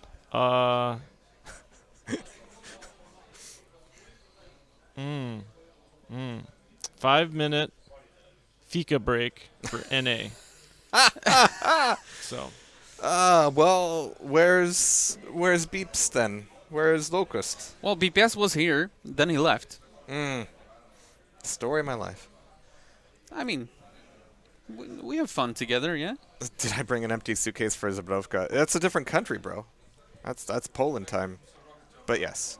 Mix 05? All right, we got Australia chiming in. I think it's a awesome. country in the southern hemisphere. Yeah. I think it's awesome to see all walks of life. Like, this is truly Was an Drax in the chat, an by the way? international Yeah. event. Oh, shit. Yeah. Sean. Yeah. Shout-outs. Yeah, lots of them. Yeah, no, it's been a good crowd. It's been a good vibe today, which means that some of the scheduling things have been a little bit smoother than they could be. But we got to hear LethalWiz and Peppe out of it. Yeah. And we're going to be having some more guests over the course of the event, as well as tonight. I promise. Oh, yeah, the bronze game. Don't miss that. It's gonna be For reasons. It's going to be everything you wanted. Yeah, it's gonna be everything you wanted. Yeah. We need a game. We really need a game. Boov, can you? I don't know. Can you? Can you play? Just No. go shove coffee in their mouths and just like make them play. We can do both. We can multitask. So this is an interesting concept for those that like are sitting here going like, why don't we have anything? Like in 2016 at QuakeCon, it was like after every match, everybody got up out of the tournament room and immediately. walked away or Yeah. walked outside to smoke, to hang out. And it was like, you just played one map. And then they'd be like, it was basically their fika break. It was their Yeah. coffee break. Then they went back in, play, and the tournament organizers were like, you guys gotta stop. Gotta keep They playing the video game. They literally chained the door closed to say you have Chain to them stay in? in this room. Yeah. All right, yeah. well. Yep. Because I remember there was a big Hey, Bethesda. conversation that's like, you probably shouldn't do that. And they're like, we're keeping these guys inside until they get their matches done. So it was wild in 2016. So The QuakeCon chain gang. that's right. You gotta keep them playing. Otherwise, like I said, they were just like, oh, that's such a good Aerowalk game. Oh, I gotta go step outside. And you're For just everything we've been provided here, I haven't seen any chains. like, no, just a lot of gaffers tape. Yeah. So Didn't Locktar play that finals without audio? Did he? Yeah, Locktar and Carapace versus Milton. No, Yeah, Milton and Recall versus Locktar and Carapace. Locktar played without audio because they had issues on the stage. Yep. Yeah, I remember that. Yep. That was something that came out after it was all said and done, and it was like, We don't have those Are kind of you problems. serious? Not Like here. you Not didn't? He's here. like, it's fine. It was cool. Yeah, it's There's no-" Locktar. he It's was- he Locktar. was So Locktar is gonna be completely- like, I don't care. Yeah, he Like, was completely I'll drink relaxed. this beer and then have fun. I'm one button away from messing things up, but I'm also one button away from fixing them. So we're good. I think the other cool thing that we seen there was, I think that was like the first time Dev from South America and several other South American players came to QuakeCon. Yeah. And they got to actually talk to and interact with the Swedes and the Finns and all the and rest of the GT, players. most importantly. Yep.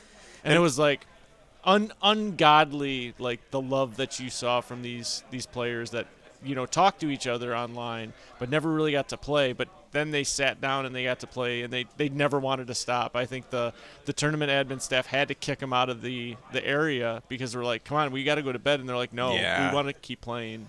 And I think that was like something that just is so telling from the QuakeWorld community, is just when they find new players, or when they find old flames that they've not had a chance to play, the fires rekindle. And Yeah. And the only reason I'm saying that is that Dan the Man is He's got his flaming little trophy. He has his flaming trophy. You'll be seeing going, more of so that later too. Yeah, it's crazy. Just waiting for the fire alarms to go off. And yeah, speaking of, you'd think a firefighter would not bring flames. it's job security. he's got to keep it going. But yeah, speaking of dev, we are waving goodbye to them in beta. We're waving goodbye to Sudden MalFunction. We're waving goodbye to Slackers and the Baldies, amazingly enough. Oh, apparently it was a bad match. EB was right. How about that? Way to go. He's very good at predicting his own matches. We're going to lose.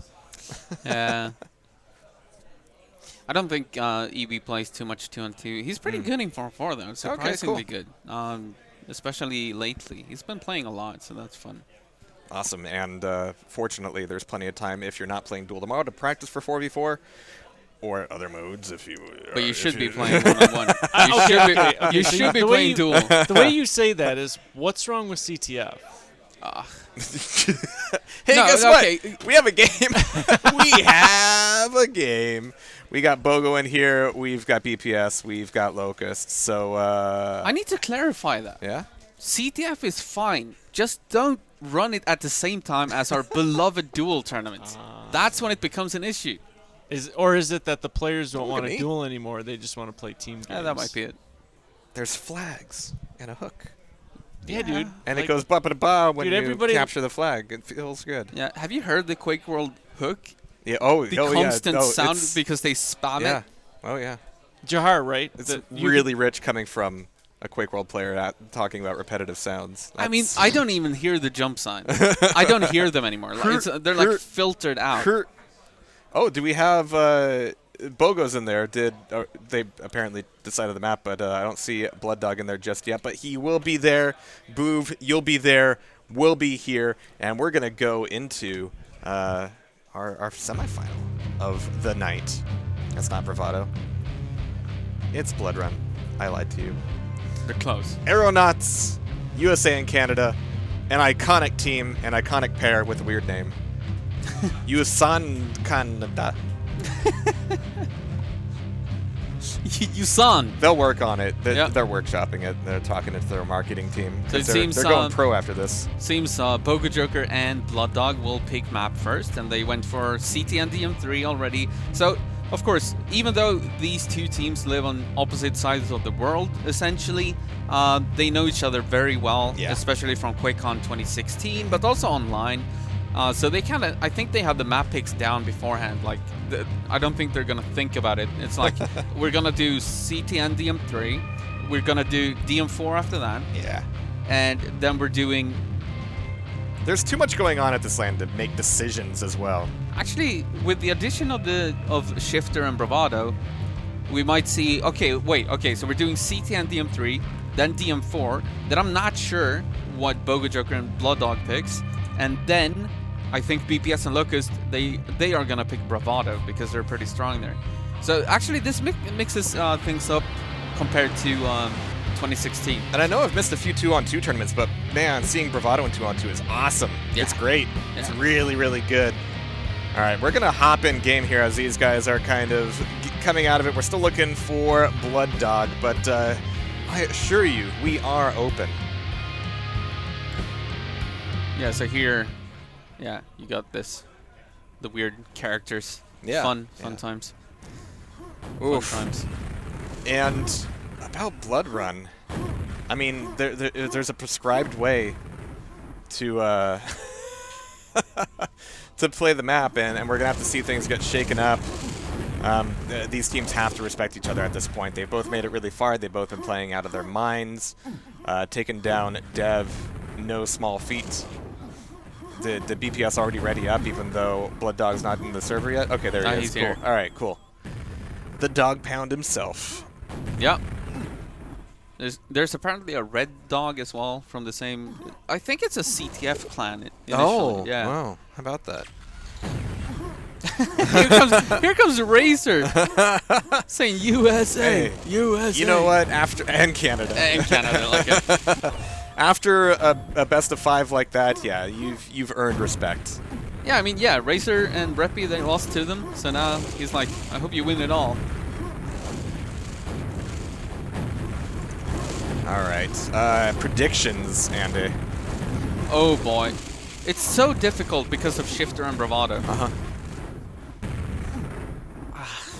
Locust is so good. BPS, is also very good. BPS was up very late.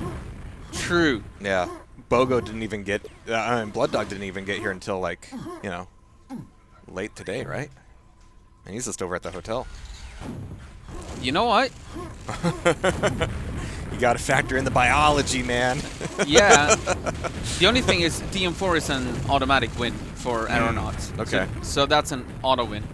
DM4, so, and they might win Aerowalk perhaps. That's like a 50-50. But I'm still gonna go 3-2 AeronautS. Okay. 3-2. Aerowalk being the linchpin there, huh? Yeah, because I think they're gonna play something like DM2 or something to throw the Americans off. Because they're very strong. Actually, Locust hates DM2. Oh man, this is so difficult. Yeah. 3-2 either way. Shafts, yeah. And Bogo's rockets have been stupid. Stupid. Are they asking for our permission?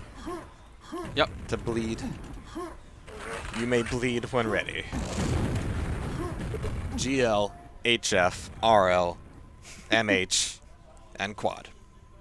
In that order.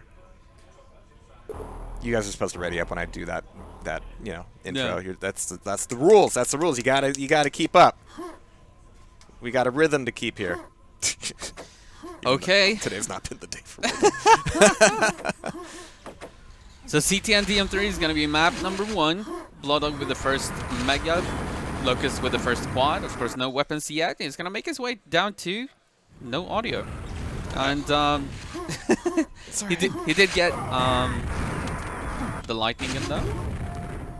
Probably going to fight over the next red, which is the one thing that makes sense here. Oh, nice shot onto Blood Dog. Red is going to be up now. Ooh. Close call. Yeah, saving that for BPS. Good play by Locust. Oh, it's okay. He got ambushed. And that reaction was a little flaky. It looked like slow. he didn't know who He's to like, shoot huh? at, right? So it kind of was stuck in between. So, nice. I think I need to switch my colors. Doing moments. Locust and BPS with an early lead here. Rocking them Swedish colors. I just assumed that AeronautS would be blue. Yeah. They should have been because of the... Oh, okay. Well, yeah, it's alright. It's weird how easy Quake works sometimes. Bogo with the quad, really playing that corner, but ouch. That did not go well. So that's a dead quad. BPS being fairly aggressive with just his green armor, but getting collapsed on, and again, not looking up. Locust has a great stack. Yeah, He's going to force Bogo to kill himself on him. Somehow he nice rocket. He had a red armor. Made it over there somehow. He's going to go for the next one as well. Blood Dog is trying to challenge. Too little HP for a rocket jump. You did have it correctly? Yeah. I'm the tired. There we go. All right, we good. We good. Booby Joker goes down early on, 17-5. Locust with a couple of kills being the difference. What is coming up? 3 seconds. Blood Dog is already here, so is Boga Joker. So this is a free quad. Rocket was just a little bit off. It cost him some health. Getting some shaft tickle in the back as well. Oh. His reactions are still pretty on point here, though. The aim is a little bit off, but at the same time, it's not being pushed. BPS with the team kill. That seemed unprovoked. And it's going to get punished down here in mid. Now we're just watching Blood Run duel, basically. With the goal, of course. Oh, what a rocket. Oh. Inevitability. Yeah, exactly, yeah. Great rocket out of Bogo. Oh, see, this is aggression. Nice. Nice playing. What a combo. Fresh red as well. Right before the quad. There's not going to be another red before the next quad, so just protect the quad here, and it should be secure. And that's going to force AeronautS to be completely fresh spawn. This is now USA, USAN, Canada, taking a solid lead. At least while this quad is going to be in play. Oh, yeah, catching so much. Oh, was that boy. armor stolen? Oh, my God. Boy. Bogo. Oh, my God. Here comes the chant from the Americans. The American. Namely Boov. It's mostly Boov. Yeah. Never catch me doing that. Bogo's doing good. I was asking earlier, like, can Bogo keep his pace up? And the answer is yes. Yes, he can. Yeah. Still, oh, Ouch. never mind. No more Mega for him. Owie. Red is coming up. Oh, Locust is defending that with a lightning gun. That's always scary. Oh, He's on his quad emission symptoms there. Yeah. And here he is. Scary. Scary man. Yeah, Locust is being very methodical here. Oh. Just missed that. Hey, free quad. Oh, not so free. Oh. BPS is in the house. He's going to get the pickup. And running it down to cap off LG. Locust forcing a frag mid-map, and BPS is looking for the spawns. Wow, this is such an even game. 34 to 32. Yeah, halfway through. That should be an easy pickup there. Yep, looking for the respawn. They have to make sure to keep Red secure. Oh. Nice play from Pogo Joker. That's not a backpack you wanted to drop. That was a big one. Yeah. Nice. Locust is, again, being solid. Not quite as frantic. What's his kills looking like right now? Locust side. Okay, all right, 25. Yeah, 19 on Pogo. Every time I look at him, he's just kind of just inhaling and exhaling, pulling the trigger. But so instead, he wins the race sometimes. All right, quad o'clock. Nobody else is in the room. He almost quad grenaded himself. Be careful. Ooh, okay. Look both ways before he crosses three. Oh, no! He saw that one coming. Like, oh. It was going for Pogo as well, but then BPS just came in the way in the last second. Yeah. Anytime you team kill BPS, it's basically BPS's own fault. True. Basically. 49 to 36. Yeah, really good quad run out of Locust here. Definitely turning up the amperage a bit. And making good on it. Slow on the reactions. It's been a long day, I know. Yeah. It's fighting LG to LG. All right, BPS got the finish on that. Oh, and nice. kills himself, but got 2 for the price of 1. Yeah. That's fine. And secure the red. Yeah. Most importantly, so. Ooh. This is oh nice. Wow. Oh wow, the speed though, but he does go down, but that's some good damage.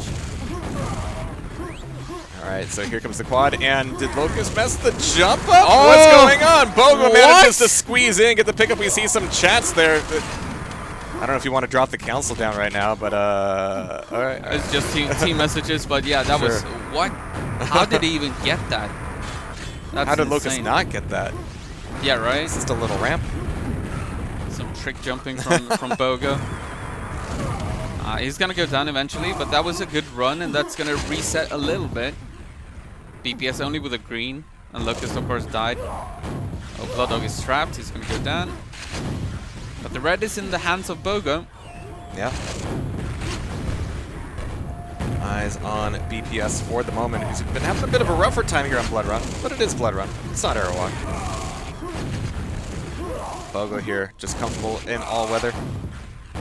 Immediately snapping off rockets on spawns. Yeah, he's been really consistent with those all night. 62 to 46 though, yeah. Quad is spawning. It's gonna be BPS. Oh, I feel like the North American needed that. Yeah, they really did. They went for the red instead, and if they get the kill, if they get the kill on the quad, then it's a good trade. But yeah.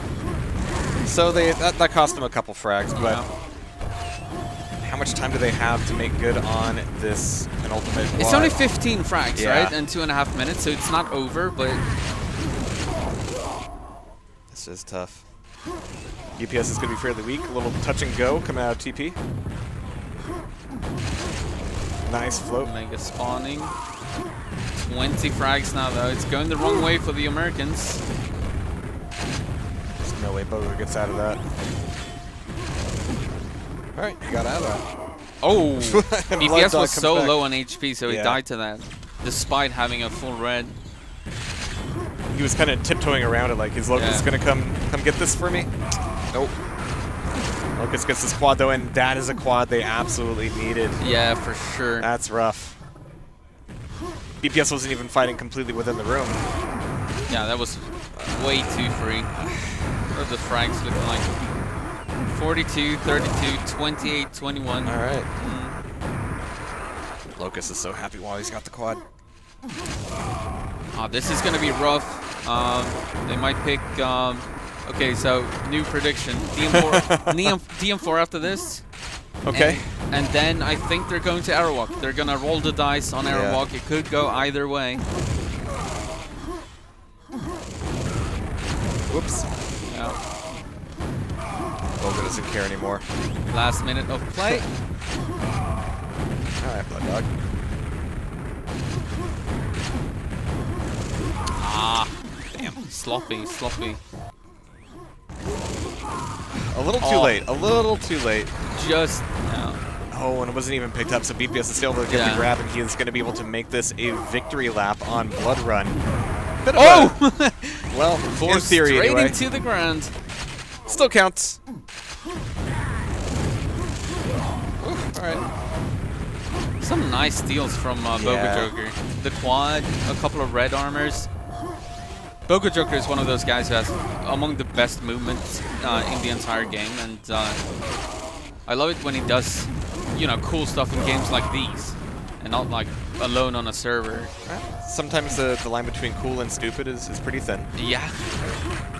Just ask Locktar. But, oh, wow. There you go. All right, 90 to 61. I would actually call that a fairly narrow lead, but yeah, the last few quads really sealed the deal for the AeronautS in map 1. Yeah, the first half of the game was super tight, and then they kind of ran away with it a little bit thanks to the quads. And yeah, so here we go. DM4 is going to be next. All right, DM4 AeronautS, Busan, Canada. Let's go, Bogo. And Blood Dog. Here we go. This is going to be brain turning offy time. Yeah. Maybe for us as well, because I'm not sure. Oh, that's it. Okay, that was a good telefrag from Boga Joker, but double LG, yeah. There's a risk that this becomes a very uninteresting game, but you never know. Like, if Boga Joker played this map a little bit more, I think he would be so good at it. But you kind of need people to practice with who also enjoy DM4, right? Like, there are so many North American players nowadays, and they play every single night, but never DM4. It's just speed chess, you know? It's fine. It's good stuff. It's, as Locktar would call it, a brain map. Remember that interview that he did? Yeah. And it is. You just gotta have a fast brain. Right? Oof. Yeah, that's a nice shot from Very Blood Dog. fancy. He's definitely paying attention here. Gonna get a boost up to the... No? Okay, alright. I'm not sure. We're both gonna go through TP. Yeah. And nothing bad happened somehow. Okay. No punishment for that. BBS. The fact that they delayed so much probably threw BBS and Locust off. Like, they could have covered that and killed them both, but no. Instead, a couple of frags going to the North Americans. Blood Dog with a full red, but only 13 HP. He's gonna pick up a little bit here. Maybe that's the secret. If the map is stupid, you gotta play stupid. Right? Locktar would also say you can't fool a fool. He's just a very wise man. Yeah. He is so wise. 15 to 11, that's not bad for the North Americans. This could be a blowout any second, but they're staying in. Needs to be a little wider. Direct rockets are good. Locust is at 14, and yeah, even if it picks up this red, it's not going to be the best thing for him. So that's going to leave BPS by himself for a little bit. Yeah, he dies as well. Yeah. Twice over. And here comes Locust. Only 30 HP though, so he's forced to go down here, pick up a little bit. Oh, he gets a kill on Boga with that long-range rocket. Yeah, that's not supposed to happen. That's a mistake from... You know, that's a 3-second rocket. Yeah. Oh, nice. That's nice. Through the grills. Oh, boy. Gust. This is all where... right, I take it back. He is absolutely warmed up. Scientific. Yeah, now he's gonna grab both armors probably. He's gonna get a kill here and then... Oh no! Oh! Okay, he gets telefragged by his teammate. Who got the But red he though? What manages to happened still the take down red? Bogo. All right, it's traded. Oh, Blood there's the Dog. red. There's the red in the hands of BPS. Here it is. Blood Dog needs to survive. Still though, only 27-22. Actually, yeah, BPS only on 7 frags. Maybe that fatigue is playing a role here. It is one of the big elements of a LAN party. Yeah. It's got to keep going. Who handles it the best? He was up late last night on the setup as well. Nobody left here until it was done. Blooddog was supposed to be here and help, but he never showed up. And now he's all rested and spry and winning right? this tournament. So Right. who's the idiot now? Alright, they're gonna wait for armors. They're gonna give this to Bogo, but he has 15 HP. You don't really want to rocket jump here. You wait for these to spawn. There's one more There's no spawning. rush. There's no rush. There you go. Oh no, he messes up the rocket jump. Oh no, and he got frustrated, I think, so he just left and died. He just left in time. Yeah, he just stepped through the teleporter for no reason. So he gets the next red as well. This time he hits the rocket jump. Oh, he gets 1 kill. Should get the other as well. Okay, that's a nice opening now. No! Oh! Again! More Don't keep telefrags doing in this that, game. They're still commanding a fairly decent lead. 17 frags. Something like that. Yeah. Locust, holy shit. Yeah. That's 4 in a row. Almost got telefragged again. Boy. And that gap is now widening as we near the halfway point. Good setup, good finish. Oops. Kaboom. Yeah, this is rote at this point. BPS. They were in it for 4 minutes. They were Yeah. neck and neck, but now kind of maybe getting frustrated. And oh my god, more team telefrags. As this time BPS went down. Oh, he ran out of cells, so he used a super shotgun. Very, very careful skirting with that rocket. Like, all right. So precise move, as well. Move. Yeah. Oh, nice. This is what DM4 control looks like. Yes. That's not a good shot though, but oh, he killed himself. Got a little too excited. That's a red for BPS. 66-36. Now let's see if BPS has caught up. Not so much actually. It's all Locust here. 45 frags. Damn. 3 for 3 out of BPS there. Nicely done. He knows exactly how long to breathe after that rocket. Yeah. Oh, nice. I mean, it looks like a routine rocket, but the understanding you need to have to know where everybody is at all times that's what's so impressive about it. Oh, nice. Good shot from Bogo Joker.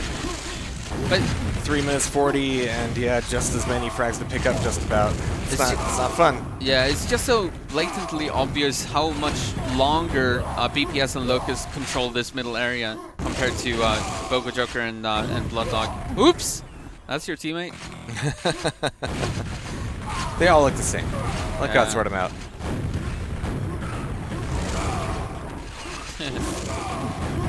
Nice shot. That's like the 100% LG that Locust sometimes pulls off. That is insane. 3 minutes. BPS holding onto it, just the green.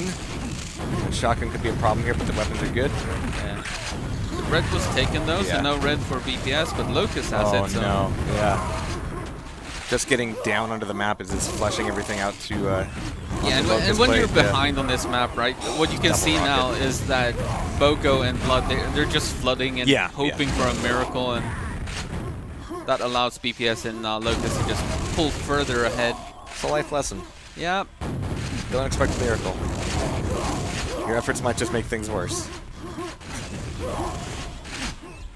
Yeah, especially in DM4 universe, man. 105 to 40. Oh! Hey! Look at that. Poor Bogo Joker. That's a tilter. 106. Oh, Yeah. another telefrag. And Bogo's not that far in front of Blood Dog either, so. Yeah, this is not their map. I just wish they have all the potential in the world to be awesome on this map, but you gotta play it. Yeah, and the tough thing is I will put the AeronautS on match point. And is it their pick next? No, this must have been the AeronautS pick. Oh, interesting. Okay. I mean, it's a free win, right? Right.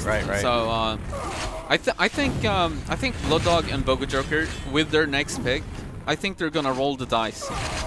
Go for Aerolock. Shifter, roll the dice on Aerolock. Yeah, I mean, because they're all four of these players are amazing on Aerolock, right? Yeah. So, but it's a risky move against a team literally named AeronautS, right? Exactly.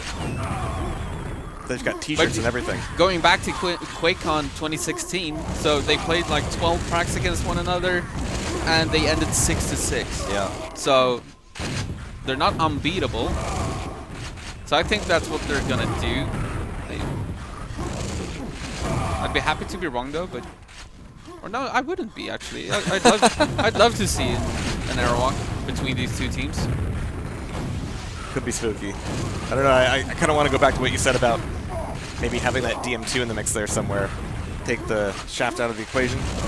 I would love that, but I doubt that. I mean, yeah, they have the option, and they know that Locust doesn't like DM2. You know, it's not impossible, but I feel like they want to play Aerowalk before this is over. So should they lose DM2, That's on principle. Yeah, then they didn't even get to play Aerowalk. So okay, that makes sense. I can get behind that. But I think DM2 would have been a smart pick though.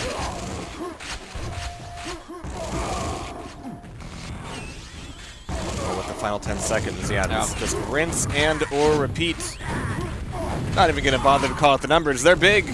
There's a big difference between them. Look at the amount of frags on Locust. Yeah, jeez. GG. Scary, man. AeronautS, 2 for 2. Let's see if they can tie this up and make a 3-0 semifinal. Oh! Oh, guess what? I was right in saying that you were right the first time. That's how that works. All right, here we go.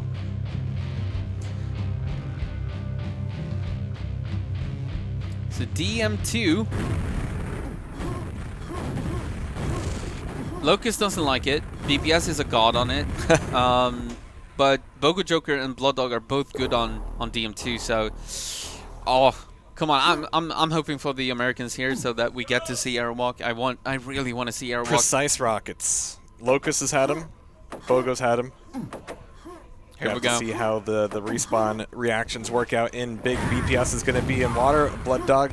Oh, that's a good spawn for Blood Dog. Be secret. Yeah, it's a bit of a mix-up there, and that's going to give him access to the first proper quad. Oh, it got no! stolen by Bogo, Oh, the movement master. Yep. So Bogo with the first quad and 2 frags. Oh no! Oh no! What? That was the wrong alley. Yeah. The thing is, he was too close for missiles. I was about to say for rocket launcher. So he switched to guns. Top Gun. It ruined me.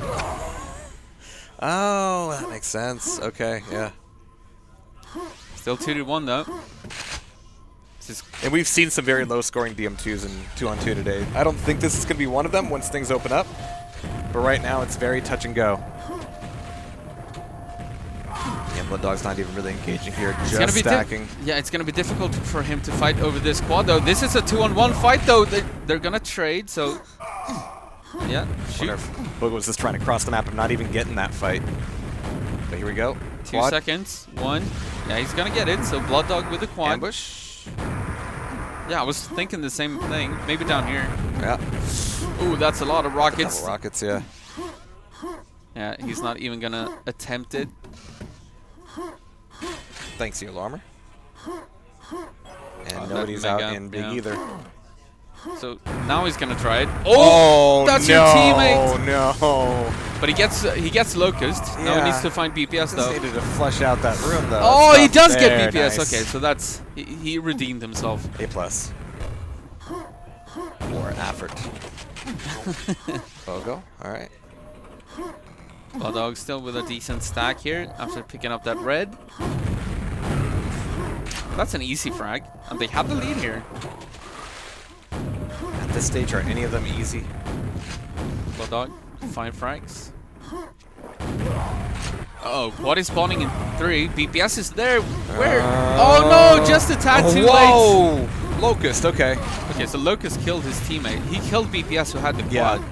That's That'll keep things just barely on the US side of things. Oh, there's the ambush. Locust is gonna. Oh no! Ugh. The hardest jump in Quake, as we call it. Jumping over those stupid platforms. Yeah. Oh, nice first shot. Second, third, fourth. Oh, that's a flawless fight. Well, oh! The movement from BPS. He's gonna get that as well with the boomstick. That's sneaking these rockets through. He's getting kind of pushed off of this play for the quad as he wants to go through secret.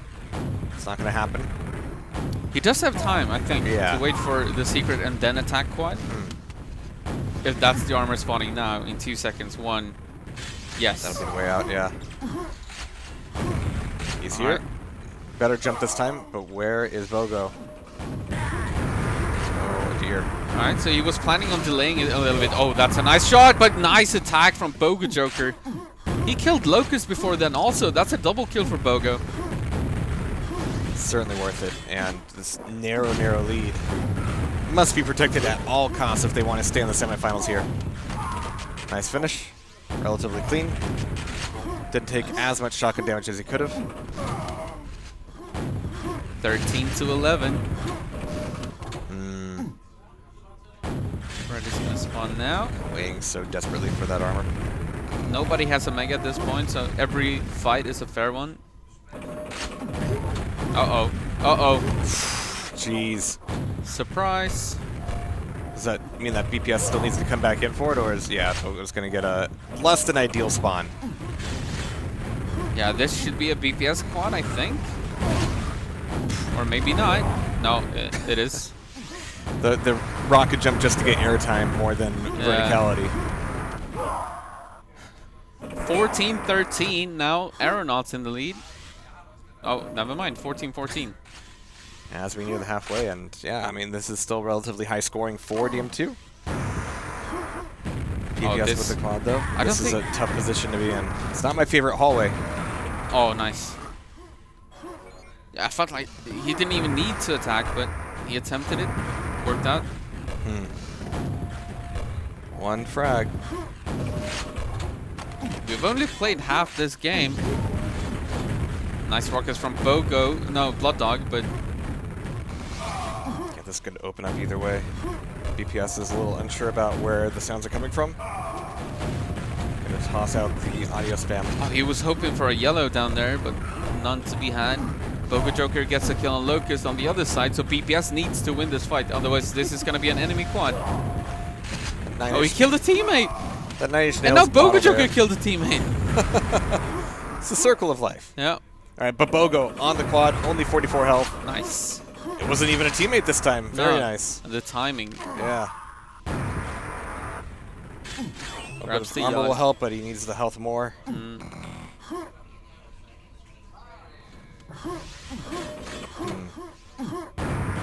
Oh, nice. Beautiful rockets, 2 in a row. Should get another here unless he messes up bad. Struggle for these, holy shit. Every single one was a struggle. Popped him up and didn't wait for him to come back down. All right. 4 minutes. Ooh, down to 31 HP, but yeah. everything is up in the back room. Oh, nice. Perfect flick shot. This is going to feel good. See, either taking charge of this quad right now or just opening it up for Blood Dog. Well, neither. It's going to die a little bit earlier, leaving Blood Dog to pick up the pieces. Everyone is dying here. Yeah, Blood Dog is down to 3 HP. And he's left it. But there was a reason for it being there, you know? Yeah, and the quad gets killed right away. 26-20, 3.5 minutes. This is gonna come down to the wire on this one. They keep trading, right? Like, they get kills, but they die, so the scores remain the same. Yeah. Make it easy for us. Either get kills or die. Don't mix and match. Nice, nice. Clean. Yeah. All right, red. This is a difficult fight from water. Boga Joker is trying. Oh, there's another one. Backup for the enemy. He goes down, but Blood Dog comes in and cleans up house. These are good, yeah. You don't get to depend on that spawn consecutively too often, but when you can, it's nice. And this is just a lot of indiscriminate rocket firing. Oh, so much armor in this room. Everybody's meaty. Oh, no. Bogo, last man standing on the quad. And it's time to secure this map win. Snatching it out of the clutches of defeat at the hands of AeronautS. Well, I don't know. Yeah, that's a full stack for BPS. You know, it's only really one good quad run away. Yeah, that's the creepy thing. And now BPS is a great stack. But now he's looking for bodies. Yeah, and also these spawn frags that they're getting, they're kind of deadly. They need to find a way not to die. This is going to be another one. And now they have caught Boga Joker trapped up at the GL. Nice. And a spawn frag here. Now it's only 9 frags. Why are they taking so many fights so big? Alright, get out of there. 8 frags. Oh boy. Quad is spawning in 5. That's another one gone. Okay, Boga Joker wins a fight, so back to 8 frags. But it's a BPS quad. What can he do? Oh. He wants the mega. He wants the mega. You really do have to just go a little more conservative there. 10 frags now. Yeah, he needs to hurry up though. Yeah, he's gonna go for it. It's all good chase, good flush out. That should allow Locust to get a frag here. No? No. Nobody's anywhere. Everybody's nowhere. Yeah, I think they. Yeah. Wow. Oh, this is a great ambush. BPS survives, but where? That's a wasted quad. Where's Locust? Where's Locust? There he is. What are you doing? Where are you at? Come on. Next map over. 1 minute. 11 frags. Still doable. But BPS is wasting more time. Like, just kill yourself in the game. But yeah, just get a fresh respawn. Don't worry about it. Yeah, 43 to 30 now. They need a miracle run on the quad. The quad is spawning now. Nobody's there. Nobody's there. What? No, where is it? There it is.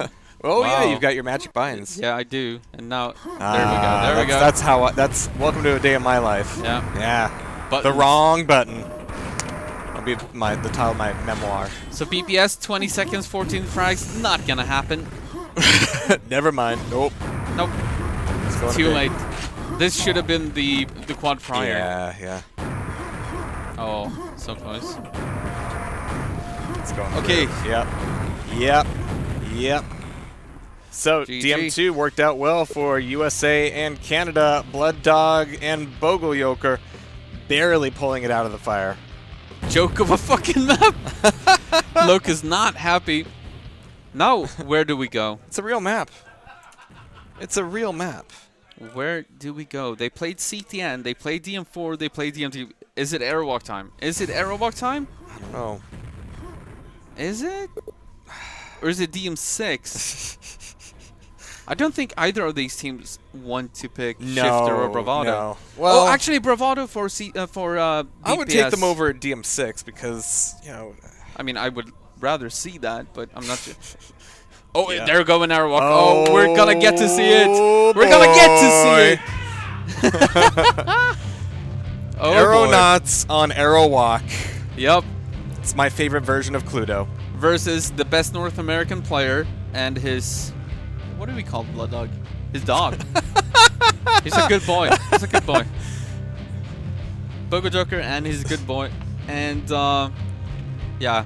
It's the cannery for you if we lose this one. This is what they really wanted, right? They really wanted to play Airwalk against him. So, time to die. Yeah. Show what's up. All right. So pretend this is a 6-6 tied Airwalk series. It might as well be. So a best of 13 series on Airwalk. Here we go. Oh, deleted quad. Yep. Bam. But every frag is being traded. And Blood Dog's starting to walk away from these. But BPS knew exactly where he needed to be, even if he didn't have the weapons. nice Just be that meat shield. Nice. Locust gets a double. Nice. He's like, thank you, my shaft, my glory shaft, how I've missed you. I never want to let you go again. Oof. No. Still there, only 6-4. Yep.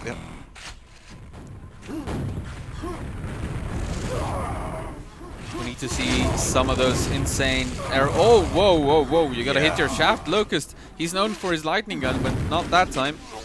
Well, anytime it's Aerowalk and the camera's on BPS, we're going to be in for a good time because he knows exactly where he wants to be. He wants to have armor, he wants to have health, and he wants to stand right here. He loves it when it's raining men. Boga Joker with the quad. He's still alive. So aggressive on these every single time. No! Oh, he was trying so hard to avoid any incoming damage, but it didn't work. It's a good Quake pro tip. Avoid incoming damage. Yeah. It is. Yeah. It's just very difficult to do. Yeah. Early on here, Bogo Joker gets a kill on Locust. BPS returns the favor.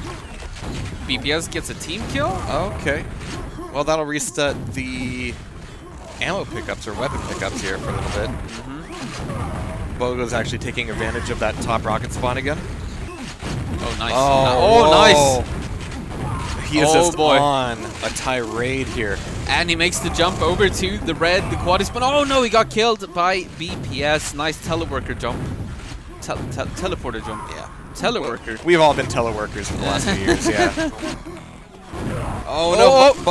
It's still up. It's gonna be Bogo. Wait, how did he get that? Wait, he died, respawned, and got the quad. He's quick. Oh, what? He's doing a quad rocket jump to try to get to Careful. red. Oh boy. And then he got killed. Everybody died. Everybody died. And it's 23 to 22. How did he get that quad though? He must have died, spawned in the big room, taken the teleporter, and just dove onto it. More impressive, he died where he died, and he did not give up on it. He went, all right, it ain't over till it's over. Yeah. 24 to 26, and amazingly enough, edge going to the Americans for the moment. I will not want to talk to BPS after this if it goes this way. This is not. Nice shot. All right, BPS is defending red. Just going back to basics. Nothing fancy, nothing in mid, just defend the red. Yeah. Play it simple, BPS with the quad. Oh, he's going to survive 47 HP. Can he make it out, though? He might just kill himself and be like, all right, you know what? No. Mission accomplished. Yeah, I mean, you know you're going to die when you go up that jump pad. That's it. Just praying at that point. Blood Dog, he wants this red, but you gotta be careful. Now he can't get it, and the spawn. The spawn. Nice spam from Locust. Okay. He just knew that Blood Dog was gonna go for that yellow. 39-32. Locust is in a good position here. Great health, great armor. Yeah. And there's the great armor again. 20 seconds to quad. Can he hold on to this? I mean, yeah, right. Like, stay away from fights at this point as much as you can, because that's a rocket to the face, and now it's all gone. And quad is spawning in 5 seconds. It's all lost.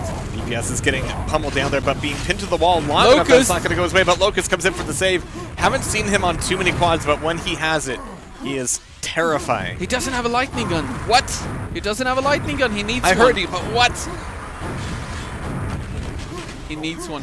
This is going to be a difficult quad run without a lightning gun, so he wants to get up those stairs, and now, here we go. That's one. BPS got the finishing blow, but is he going to find any more, though?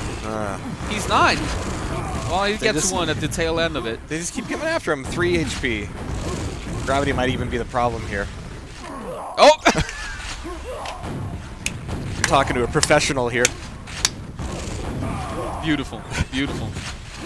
Oh, that was a long jump for that mega. Yeah, right? You're not getting that. Motion. 5 minutes, and all right, AeronautS heard the shit talk.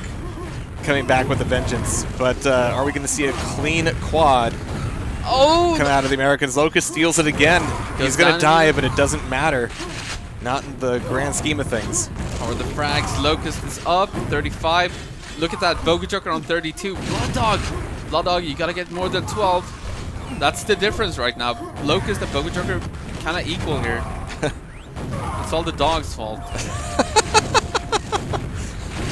Just summed up the post-game interview. Back to the pound. It's all the dog's fault. Send him to the range. Canadians, isn't it? Yeah. What are you guys doing? How is it so close and yet so far? Right, oh, he did get it. He did get the pickup before he died. Then that's a good thing. Locust. He missed the mega. Yeah, he missed the mega. 10 seconds to quad. Oh, I heard the pickup, so someone got it. Oh, nice downward. Quad coming up. 5 seconds. Bogo. No.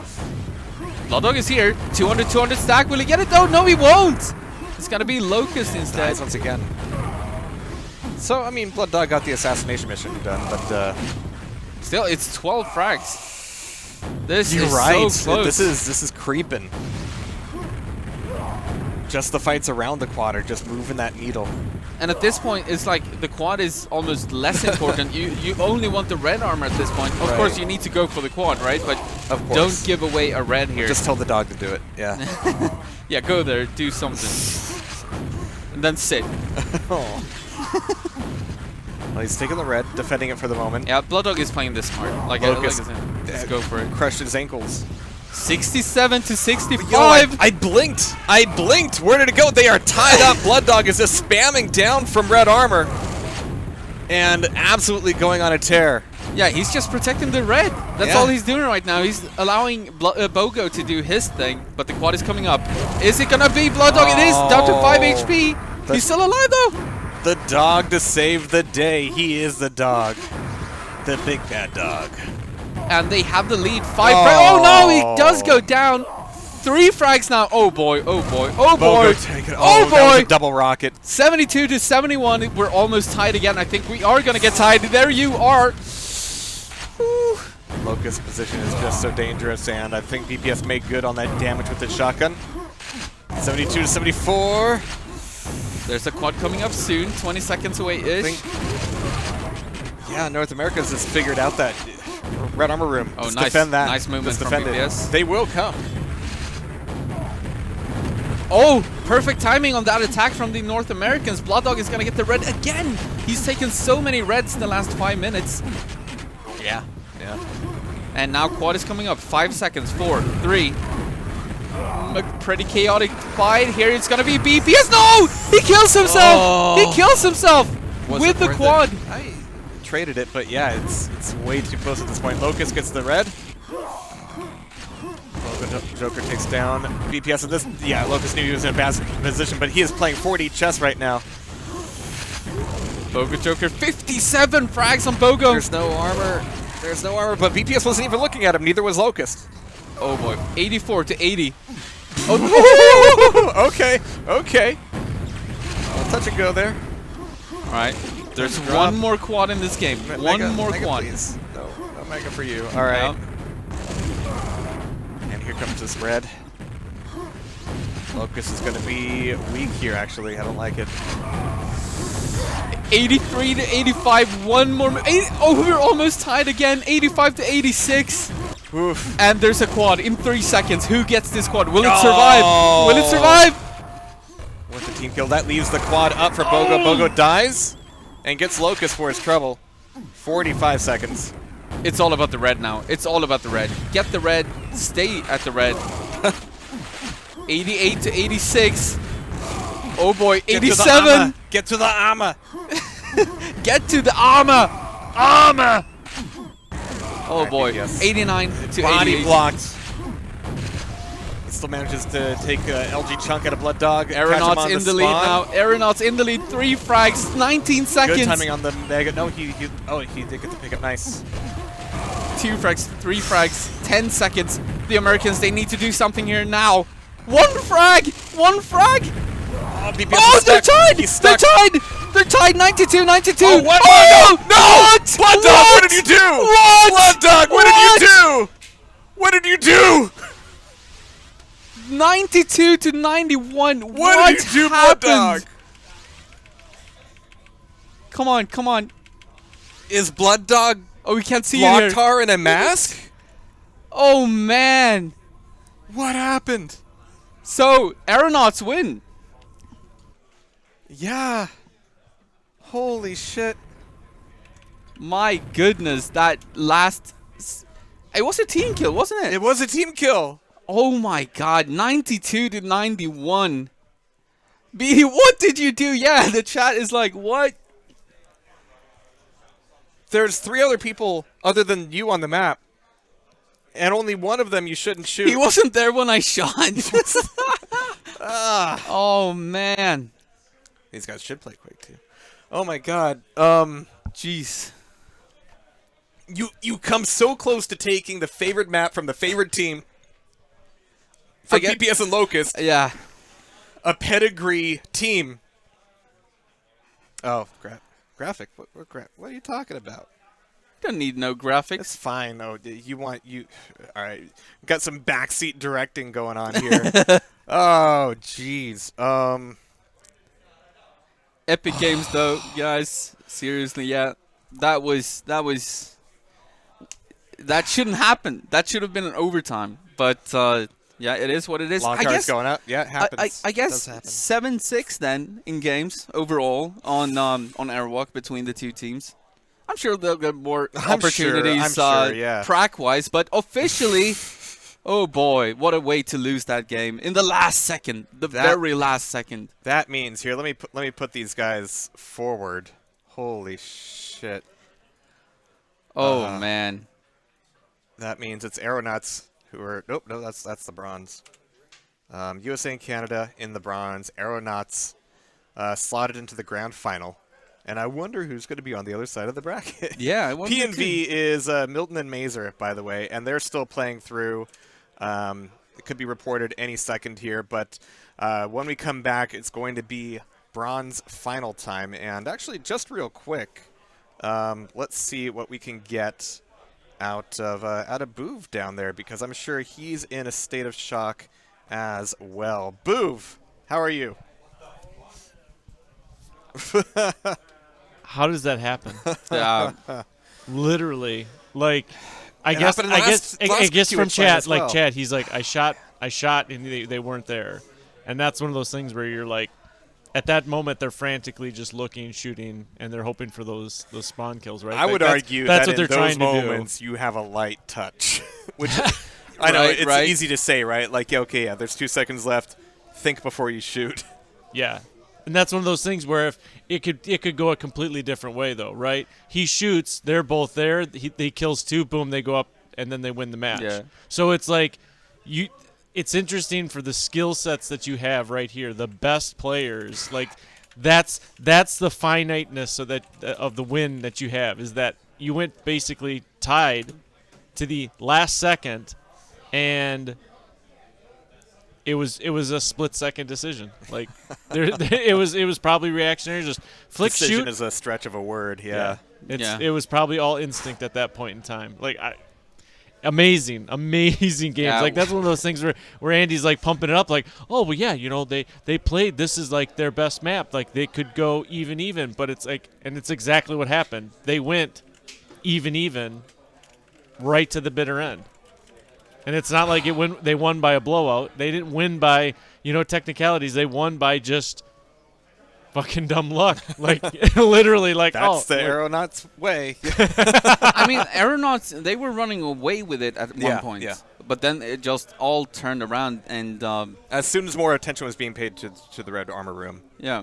Do you believe that BPS and Locust, seeing what Blood Dog and Bogo Joker were doing in that red room, like, wait a minute, we're getting our asses handed to us left and right in that red room. There's some element of like, all right, fine, we're just gonna attack the quad even harder, But Bogo managed to be a problem on just about every quad. And also, yeah, the play from Blood Dog over at the red, he got the red, and then he stuck around and just protected it, and yeah, I mean, yeah. I don't know what to say. I'm lost for words. That's one way to end the series. Like, yeah. That was Holy. that's probably some of the for Twitch. Like, you guys already know that's some of the greatest Quake that you're gonna see, and that's not even the finals. Like, that's Nope. like, this is like the build up. This is where you see, we would have loved to see 5 maps, right? Like, I don't think there's anybody in the room. There's nobody, well, except the players themselves. But the chat, the casters, us, like, we're all wanting to see the best. I of the even best. forgot about the implications about another map. I was just like, Aerowalk, just Aerowalk. Yeah, right, Like, yeah. that is the tournament. Yep, Yeah. yep, Man. yeah. Okay, well, I think we're going to be going to a little break here. We're going to be getting together our mystery talents for the bronze final. Do you know if they're ready, Boov? As soon as we switch, then we're let's gonna do it. Yeah. And when we come back, it will be the bronze final. Bogo Joker, we're not done with the U.S. and Canadian player. You're gonna play again. They're going to play again in the bronze final. And we're going to be seeing them against the losers of... Well, we're going to be seeing them against SMID, which is Rocket and MM. So our grand final here, let me update the bracket one more time. SMID, P&V, Poison, and Venom. I know it was like a longer name to kind of fit in there. I think that's the name of a band, actually. Yeah? Poisonous and Venomous, yeah. I mean, Poison's a band. Yeah, Definitely. that's a very, very different band, though. Oh, well. Generation gaps. Mhm. Poison and Venom, AeronautS for the grand final. But before that, from the look of it, Bogo Joker and Blood Dog are not perturbed at all. They're just having a good time, and they want to play some more Quake. So they're going to get to against Rocket and MM. So we will BRB.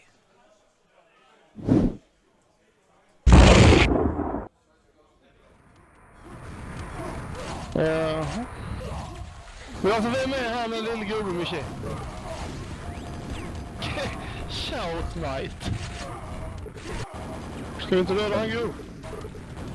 Kurir, ja. Vad är det här? Vad är det för hemsida? Lät den här typ. Fan, jag trycker på allt jag har. Boofstop. Double Edge. Ja, där kör vi. Ja, men vad fan är det här för jävla spel? Det går inte att göra något. Gubben tar ju ingenting. Sopa, harit sopa, harit sopa, harit sopa.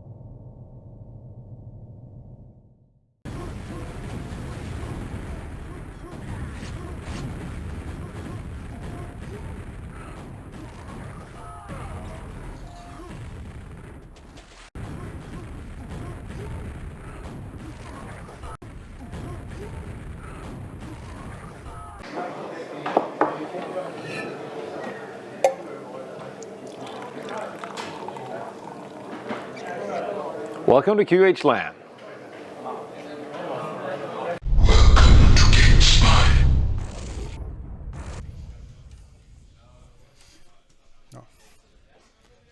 Okay. Rio, my dear friend. Hi. It's time for some bronze finals. Yes. What teams is gonna play now? I think it's Peppe and Racer versus the US&A and Canada. Okay, interesting game. We saw the game versus Locust BPS and Blood Dog and Bogojoker.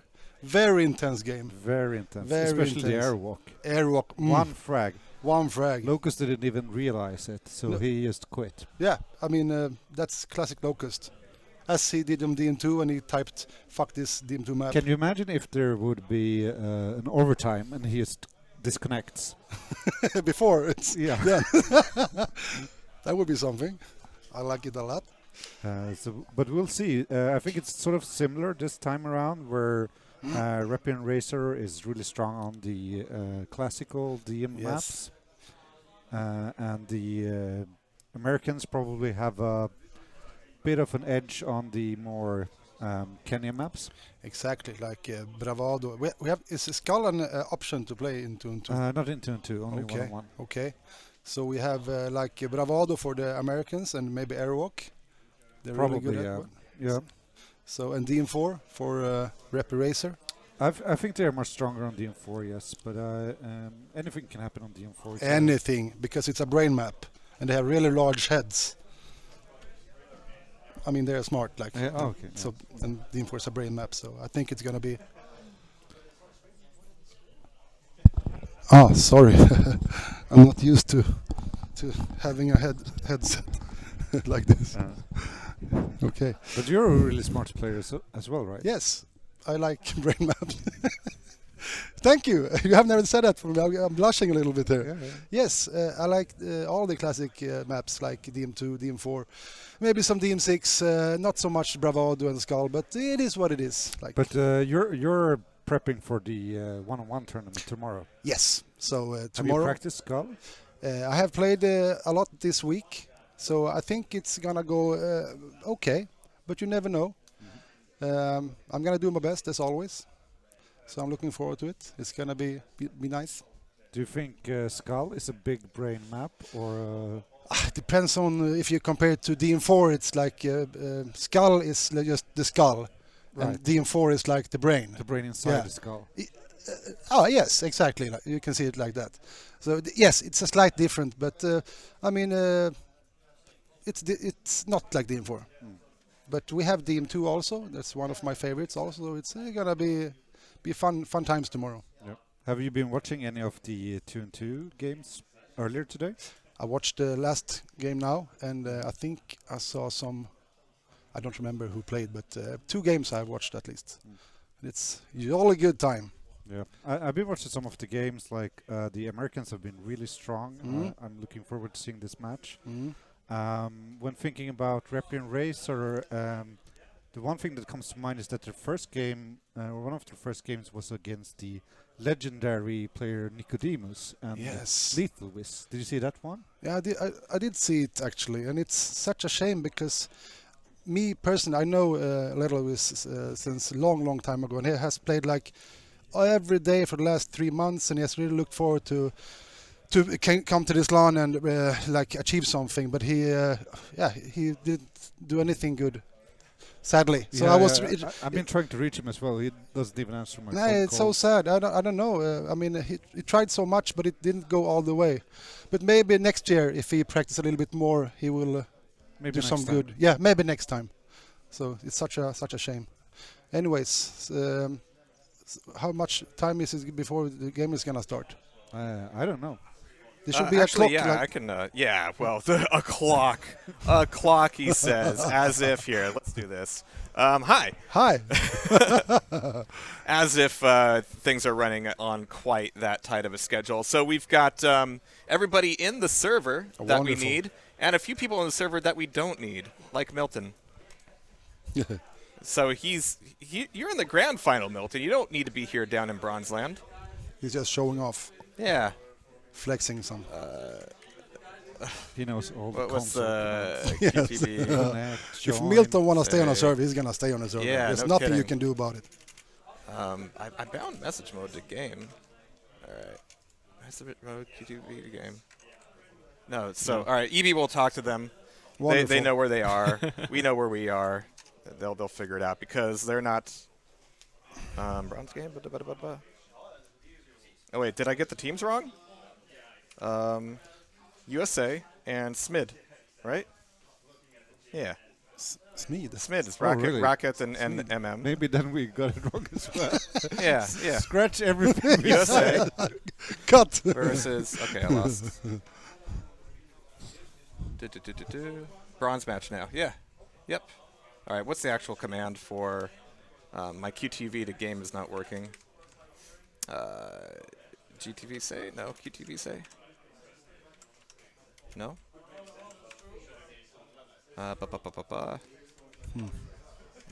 There's Oh, way interesting. too So does that mean that Racket and Medic won versus Reppy and Racer? Yeah, I guess so. All right, it is working. I'm That's just pretty being cool. dumb. Yeah. I'm just yelling at them in game. But guys, it's wonderful to have you on here. I know you came in a little bit later. Rio, you were playing exceptionally well earlier today. Locktar, I haven't seen you play at all, so my expectations are high, very high.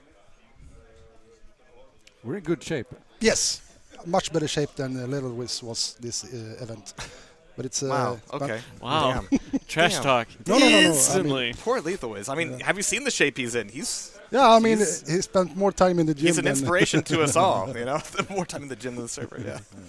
Wow. Except this last couple of months, then. Well, that's the difference, I think. Mhm. All right. So, do you know which teams are in the bronze? You and SMD? Too many. SMID.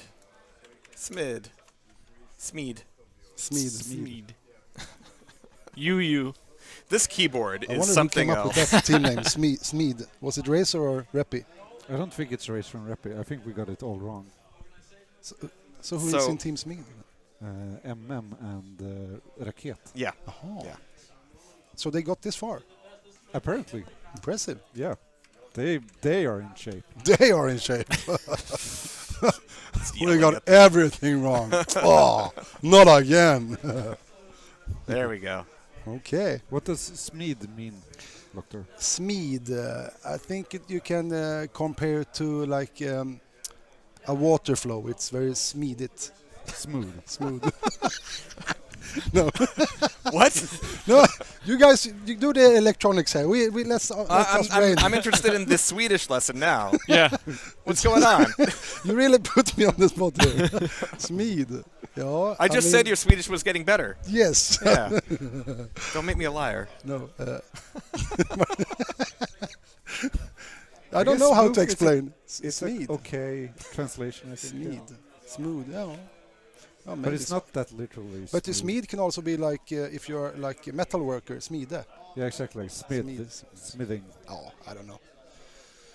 So many questions, so little answers. Is it finally time now? Oh, wow. Yeah.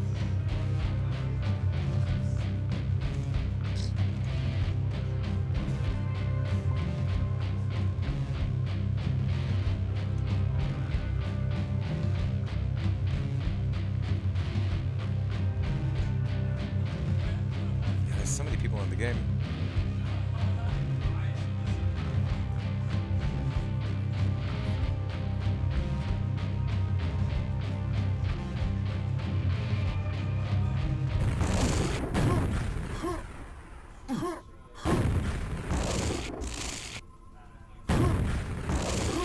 If this is the first map, I'm pretty sure that was picked by USA and Canada. Yep, probably. They just had that really epic fight on it versus BPS and Locust. So Raket and Oh, it's 2 versus 2 versus 2 on this server. Oi, oi, oi! Now we're switching things up here. BPS and Milton. Oh, they're AFK on a server. Yes, make them disappear. But I mean, I think MM is quite good on this map. Raket, I don't know. I haven't seen him play that much. I have a hard time judging Raket's skill. I mean, if you think back a couple of years, you wouldn't like expect him to be in this place, but he's been improving a lot Okay, in the late years, and like in all the game modes, in 4-on-4 especially, maybe that I've seen at least. I haven't seen him play that much 2-on-2. Okay. But yeah, I just assume that he's become much better here as well. Mm. I think he's a real. I mean, he's been playing for so long. He has a lot of experience. But now he also has the like raw aim skills and movement to back it up. Exactly. Which maybe was a bit lacking before the mechanical stuff. I don't want to bash on him. I'm just like saying how much he's improved recently. It's really impressive. Okay.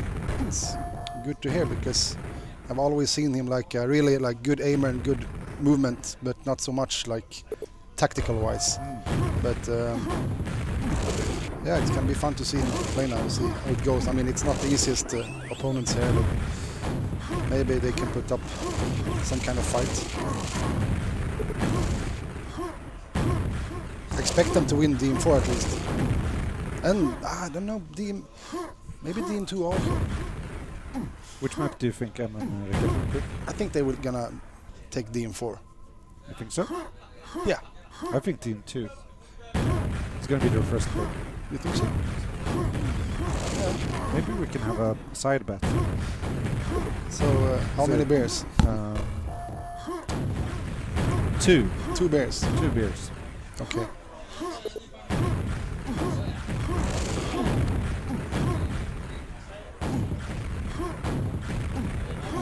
It looks like they're trying to kick out Milton and BPS and get the match going. Okay, so Blood Run is the first match. So I guess Blood Dog and Boga picked this one then. Yeah, I mean, his name is Blood.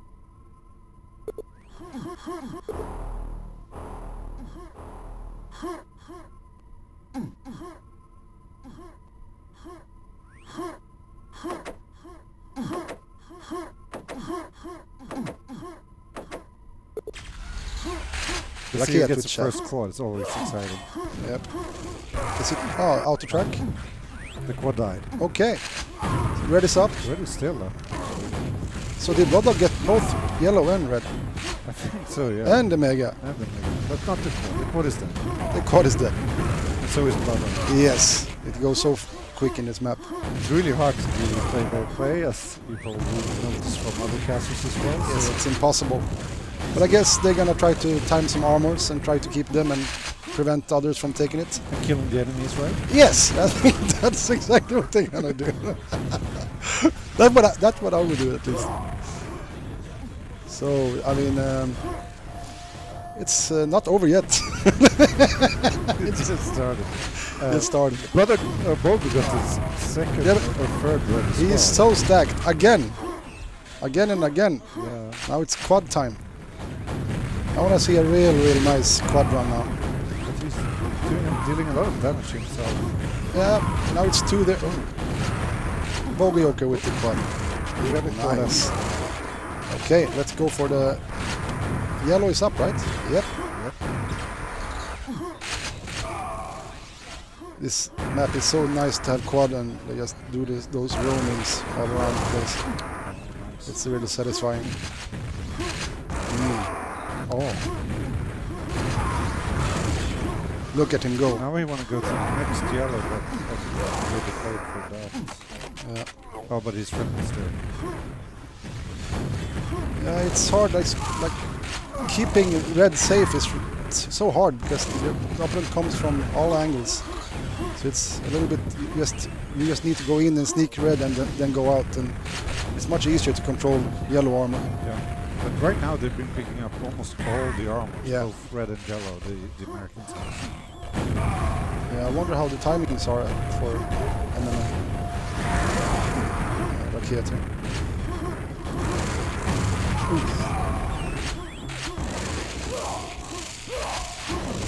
think red is still up, actually.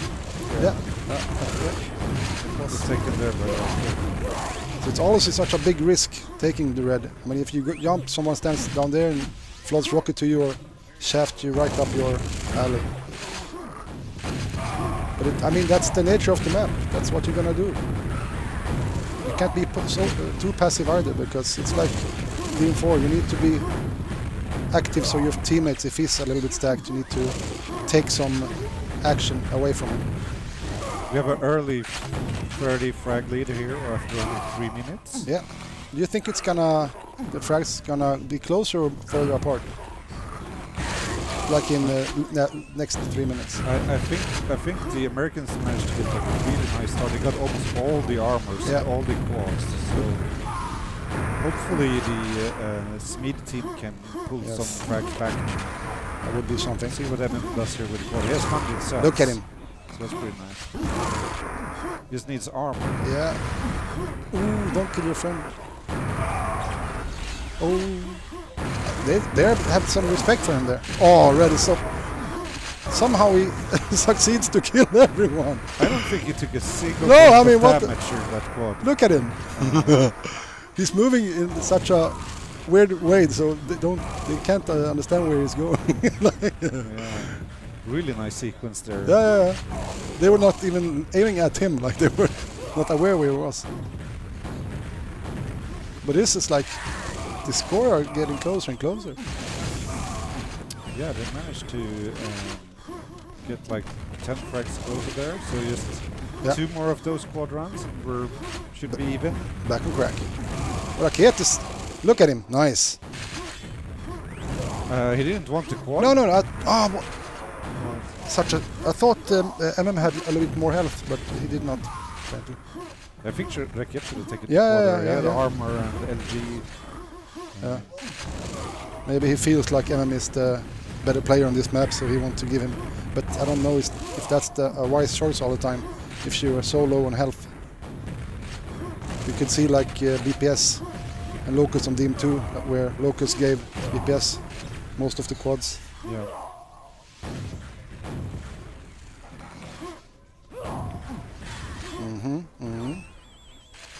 So yeah. They're really early at this quad. I like this when you get here early. You can set up some kind of traps Set up and camp, time. Yeah. Flood all directions.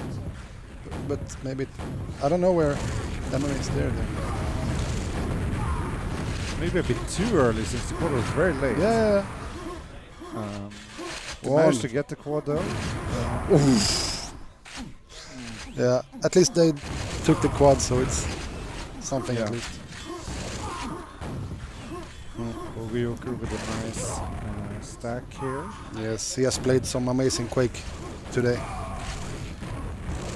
I noticed something with Bogo Joker that you and him have in common, that you switch weapons like this instead of using the fast weapon script. Ah, okay. I thought you were going to say something about our hairline. Yeah, that is I was like, but that's more Blood Dog. You and Blood Dog okay. have a similarly good hairline. Not reclining. Yeah, I mean, I guess you're right about that. Do you think, like, because I think in 2 and 2 there could be a real advantage because you drop your pack and then you can pick it up yourself. Yeah. Is that why you do it? I mean, I have if I know I'm gonna die, I try to switch weapon. Yep. So that's how I do it. Okay. That's nothing more to it. You want some deeper analysis on this one? I don't know what I was hoping for. Sorry. The conversation starter. I have not played anything at all.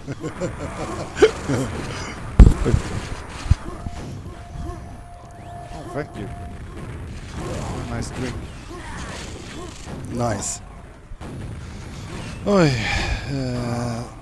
Any more silly questions? Well, it's a little bit less than 20 frags apart now, so they are slowly but steadily getting closer. Interesting. So, did you see that he skipped the Mega there? Blood Dog? No. He did. Why did he do that, do you think? I think he missed it because he did not see it. Okay. There's no strategic choice. No, skipping maybe he Mega. wants to flex his muscle and say, I don't need Mega. Right. All I need is the quad. easy to cast when you can hear those goof heads up there. Anyways, so it's 2 minutes left. I mean, I think they are keeping the score quite close, and I thought it's gonna be like a real rape game. Yeah, I mean, they are keeping a closer score than I think LethalWiz and yeah, he did, right? Yeah. Such a shame he went out so early. Yeah. And I mean the legendary player Nicodemus who got to this LAN and yeah, like really yeah, but he at least he performed and played so good. I mean, really well, but I mean sometimes the shape is not what it should be that day. So, but it is how it is. It is how it is. 130 guys, come on! It's only like 30, 40 frags almost.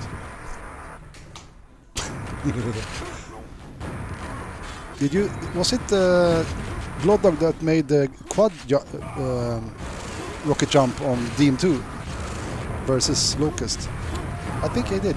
Maybe it was. I think he's a real baller.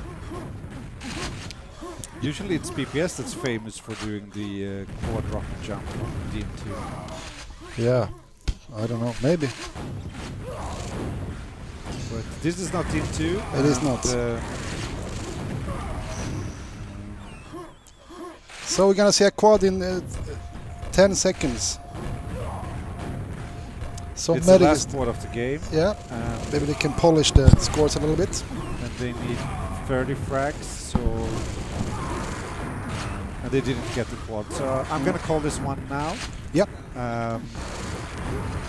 We will see US and Canada winning the first map. Very impressive. Was this their choice? I would imagine at least. Yeah.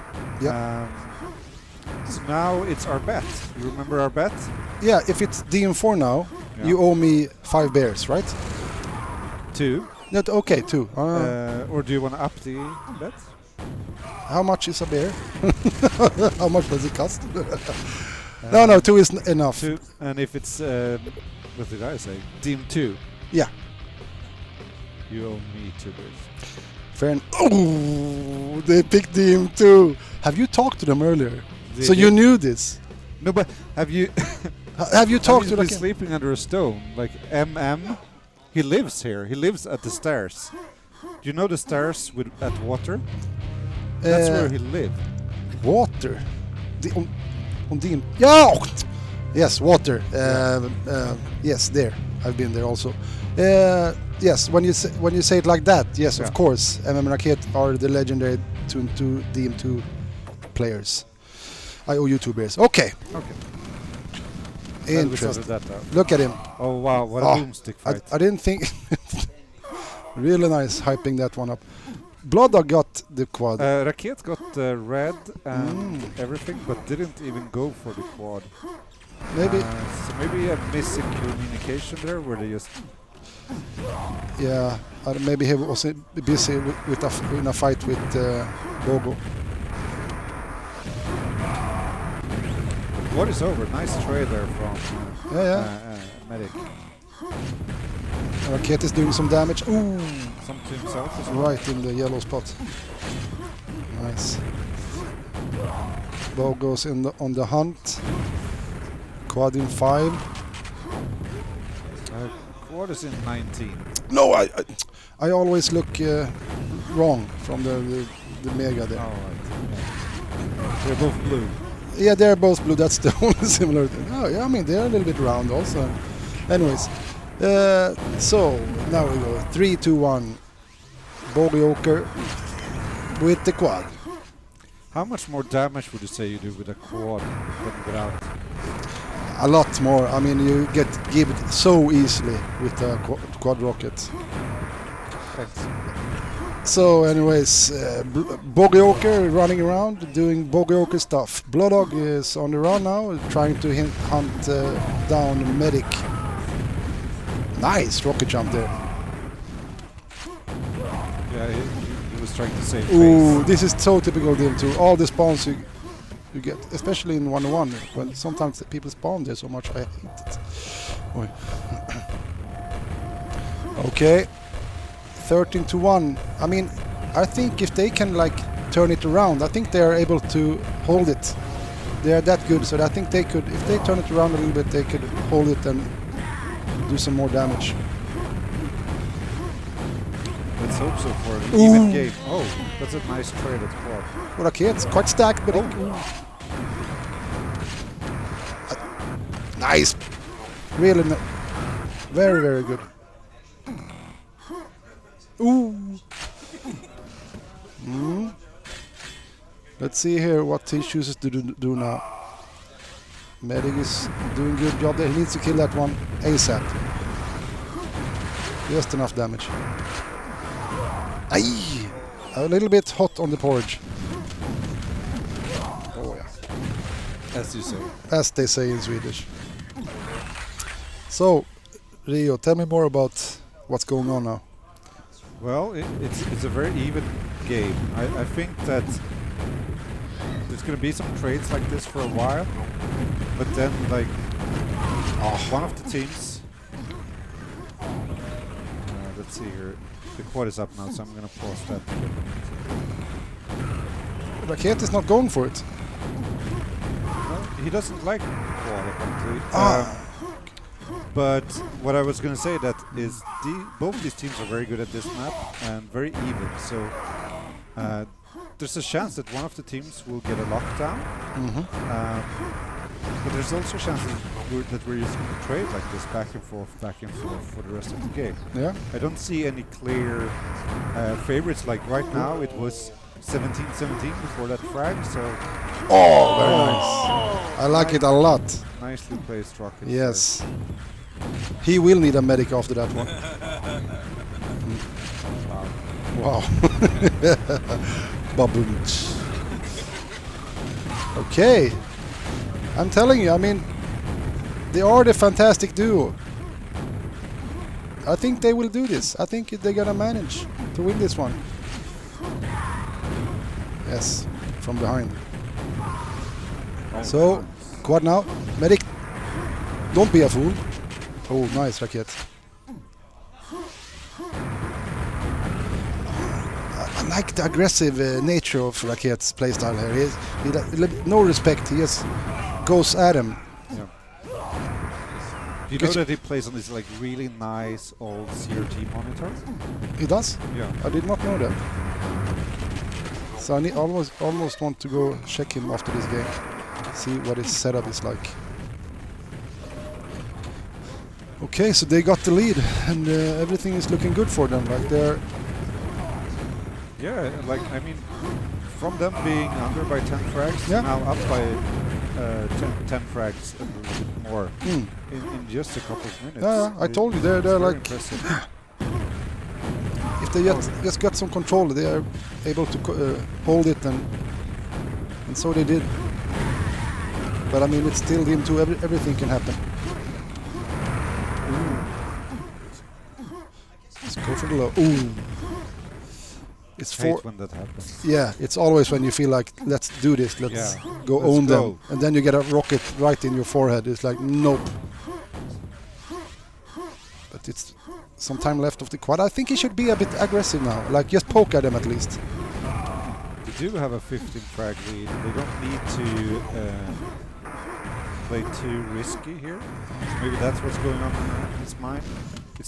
I mean, it is a bronze match after all. Yeah. The winner here will be heavily rewarded. Heavily rewarded with a bronze medal and all the prizes. Oh, I mean, I wish I could have played the 2-2. Yeah. Maybe next year. Maybe next year. So, yeah, I mean, back and forth now a little bit. So something will stabilize soon, and we'll see. Like, oh, here's a quad. First in a while. I wonder if they like forgot it or what happened. What because they can do with it. Oh yeah, this is gonna be not good at all. They're gonna spawn all over the place now.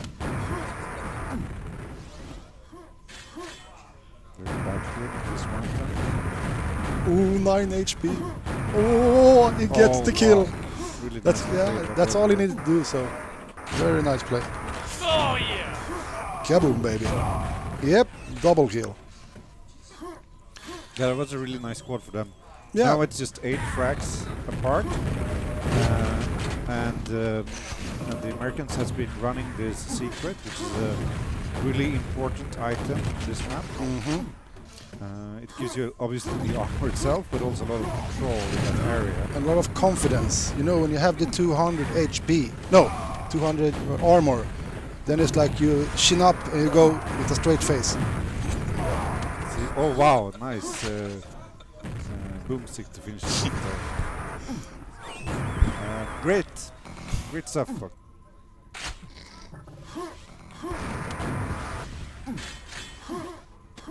You listen to me carefully now. 200, 100 HP. Do like he do now. Go around. First of all, I have picked up all the nades before this one, and just be silent and go in and slit his throat. Right. But it's time to back off now. Yeah. But it's 2 frags difference. 2 minutes left. Open game. Nice, Bogo. That's a lot Oh, right? yes. Exactly. Ooh! Oh wow. What's that? What it was? I don't know. But it worked, at least. So this quad is going to be so important for everyone involved. Nice. So Medic is doing it. Is he going to be the one that carries this one? Ooh. Yes! Oh, they trade though. Yeah, but I think there's he was... 2 frags, there's about a minute left, and no quad. I wonder if it was a good trade. I mean, I think he was pretty stacked. But I don't know, yeah.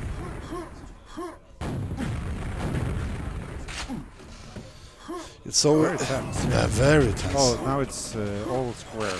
Yep. 42, 1 minute to go. Yeah, it's not looking good because they are so stacked, both of them. So, oh, he kills it! Wonderful. The Blood Dog comes from behind again.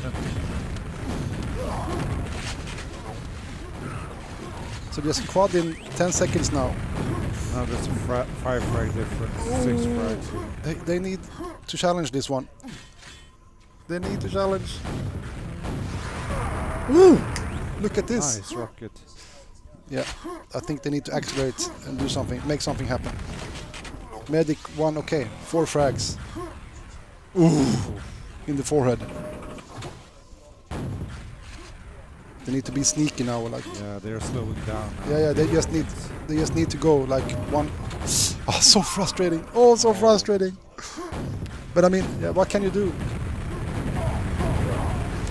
What can you do?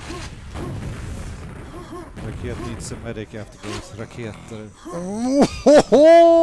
Oh, impressive! I like it a lot. For those who don't know, raket means rocket in Swedish. Shocker. But I mean, I think they did not underperform. I think they played very, very good. Very impressive. Very impressive match. We'll see here. Next map is going to be Airwalk. Ah. Well, where I think that the Americans have a pretty slight big edge. Yes. Maybe they should like. So they have won 2 games now. Yeah. Maybe they should have played like another one just for the show. For the show. Yeah. I mean, they have like bravado. They should win that comfortably. But maybe they really want to win this. Maybe they really. Ooh. Medic and Raket just comes in and gives them both. Oh, Medic has some mean shaft there. It's lawn shaft. The classic lawn shaft. Not everyone possesses it.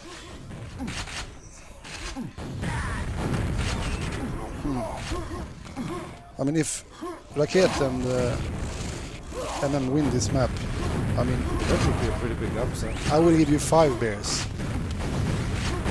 Really? Yeah. I'm just putting it out there now.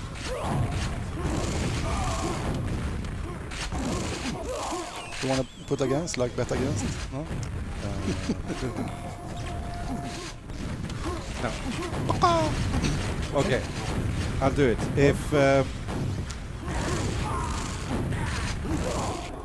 don't remember the bet. Anyways, let's just enjoy Bogo Joker with this LG in quad here. It's gonna be a epic trip. Oh, he swings that shaft like it was a credit card on a Saturday. I sound like I'm drunk. I'm not drunk, I promise. Only one beer so far. The game so far is pretty tight. It is. But ooh.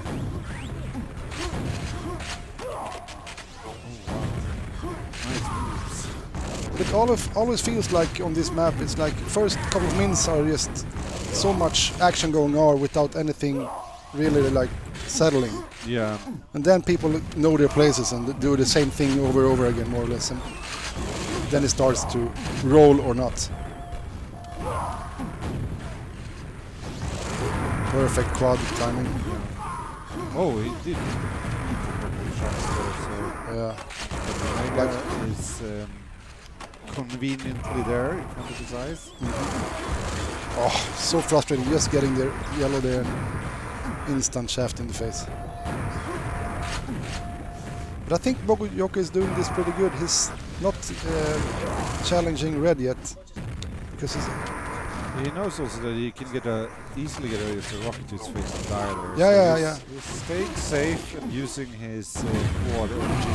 Yeah, and trying to hold the yellow there, but I think that is a safer option if you're normally have some kind of stack at least.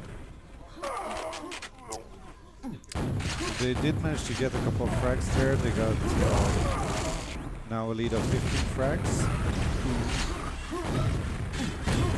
And they do time the reds very well, so and the quads, yep, and the yellow. And he gets away with 10 HP. Like, yeah. 10 HP. Nicely placed rocket there. Yeah. You can see the confidence in Bogo Joker's play when he rocket jumps from red and doing some stuff there. That's a nice flex. And the yellow is there, just waiting for it. He's having a good game. He can't complain. I don't know why they are so aggressively attacking the quad area this early. But now they lost all their stack, and Bogo Joker managed to get into the next red for free. You're talking about SMID team, right? Yeah. MM and Rocket attacked there. Okay. I think it's about inexperience. They don't. It feels like they don't know what to do on the map. They just running. It is a very special map. Yeah. Especially against some seasoned player also. Like it looks like you are clueless. Like I have been many times on this map, but nowadays I can handle myself. Tie my own shoes, so to say. Yeah, I remember for a while you were totally clueless on this map. Yes. But not anymore, you see. No, I mean, I have my days where I'm more clueless than others. But I mean, hopefully this LAN won't be one of those days. But I mean, the ball is around. Who do you think is the toughest opponent to play on this map? It is not LethalWiz at least. But I mean, we have players like BPS and Locust are really good. I mean, Bloodog is pretty good at this, and Bogo also. So, and this another fantastic player, Rio, is also really good. So, I mean, there's so many players to pick, but at least not LethalWiz. I'm sorry. But is there any one of them you fear facing this map? I mean, I always had trouble playing versus Locust on this map. It's like a robot almost. It's a bit frustrating to play, but it is his map, so it is what it is. Your maps.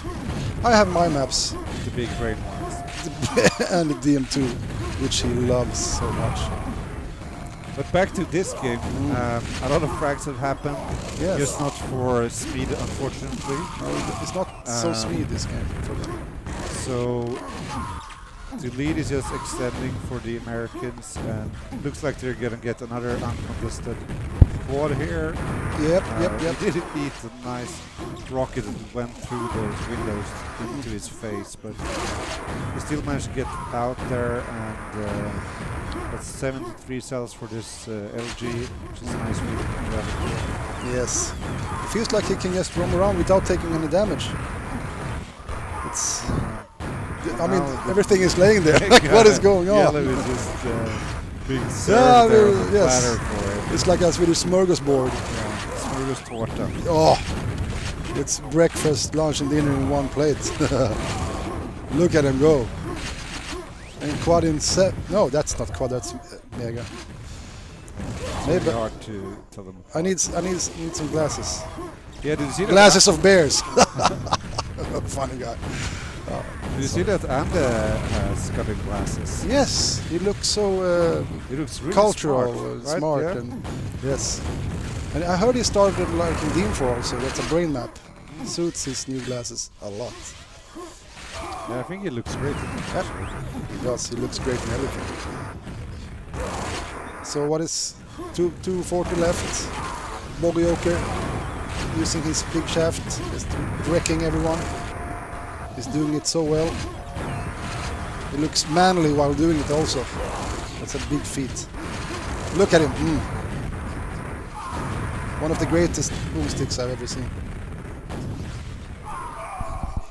Don't you agree? I mean, it's amazing. How many frags does he have? I don't think there is. Oh, nice. Look at him. 70 frags. 71 frags.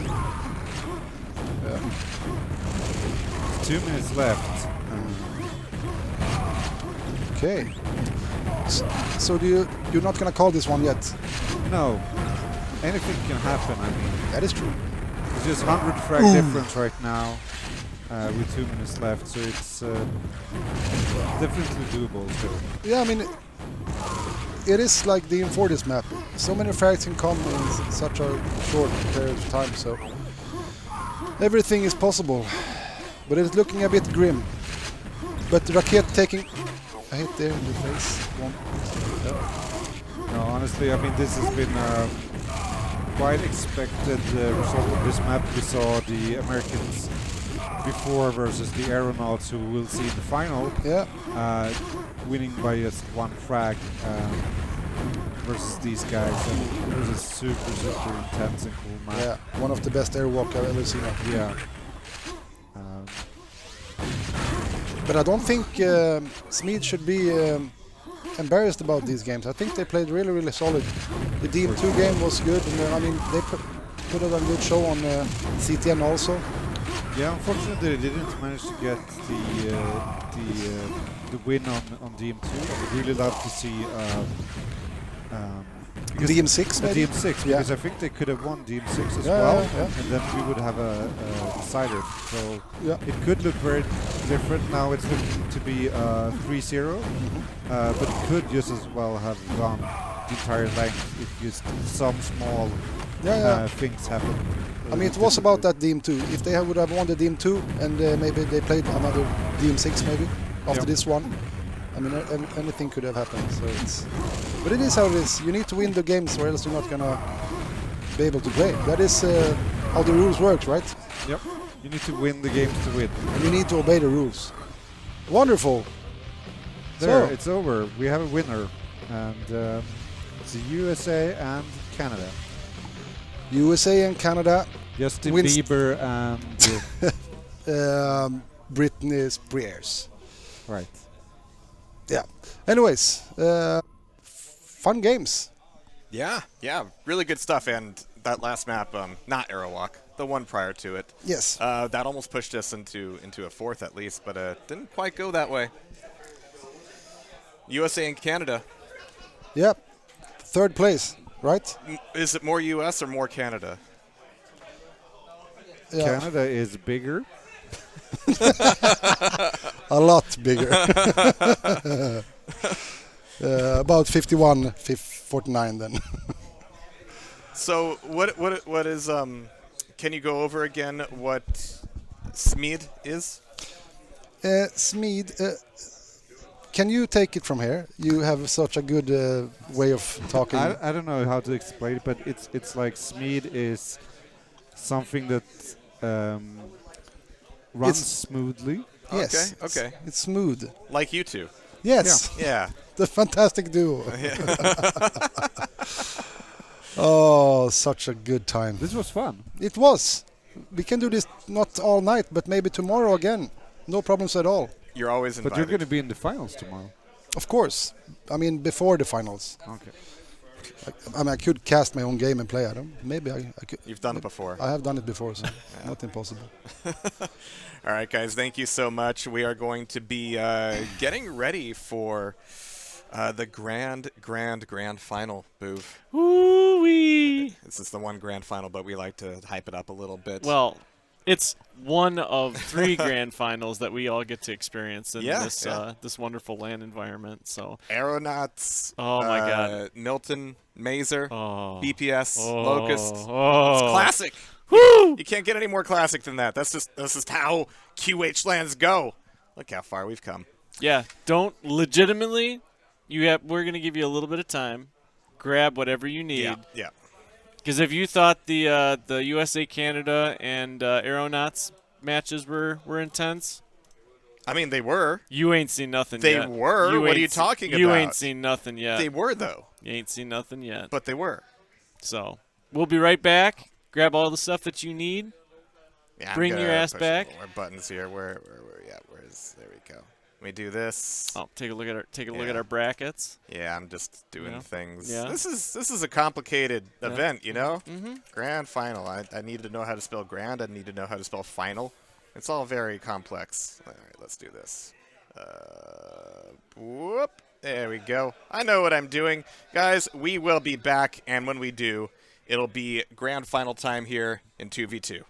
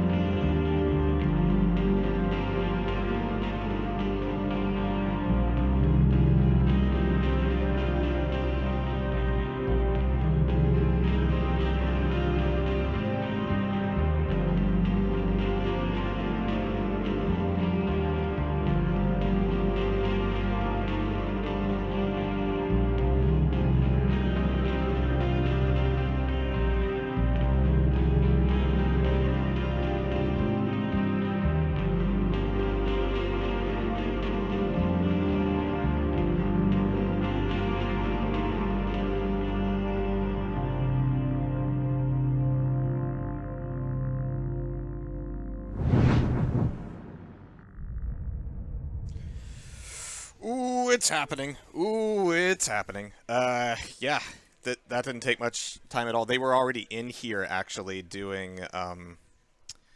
They were doing all of their trying to play, before the bronze final. I guess there was some confusion, so we actually had to kick them out. So they immediately came back in, and we're ready to go. Locust is like, oh, there's even a countdown. No, we're here for you. We're here for you. That's how it is. BPS left the game. Locust dropped. 8. Okay, so I guess someone told them that they have 10 minutes. Because Locust just said 8 minutes. I'm going to go do some pubs.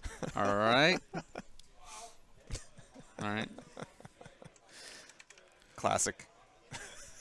Because we went, oh, they're in the server. Yeah. Let's go. Yeah. They're like, they see a countdown. They're like, oh, let's leave. Sweet. So how are you? Yeah. How's today? It's been a day. It has been a day. It's going to be insane tomorrow. 1v1 will be great. 4v4 will be great. Yeah, looking forward to... This is the first day, so looking forward to a little bit of rest. Favorite game of the day? Obviously, Blood Dog fucking up Aerowalk. Obviously. So I talked to Locust. Yeah. And he told me that he had no idea that it was even a tied game. He thought they had won. Oh. So he just dropped from the server. He wasn't happy with his own performance, but he was like, yeah, we won. And so he just dropped. And then BPS told him that the game was tied. And he had no idea. Wait, did we miss him leaving and coming back in? No. He left just like left. after the buzzer, right? Okay. He had no idea. Oh, wow. So he learned afterwards, and he was like, why is everyone yelling? Oh, okay. Yeah, I gotta agree. Like, nothing today beat that. Yeah. Poor that Blood was, Dog. Poor Blood Dog. Yeah. And, oh yeah, I met him at the spectator area as well. And he had some excuses, as he does. But yeah, I didn't buy it. It was just it was a bad play at the worst of times. Well, let's see if we can get them back in here. I don't know why they left.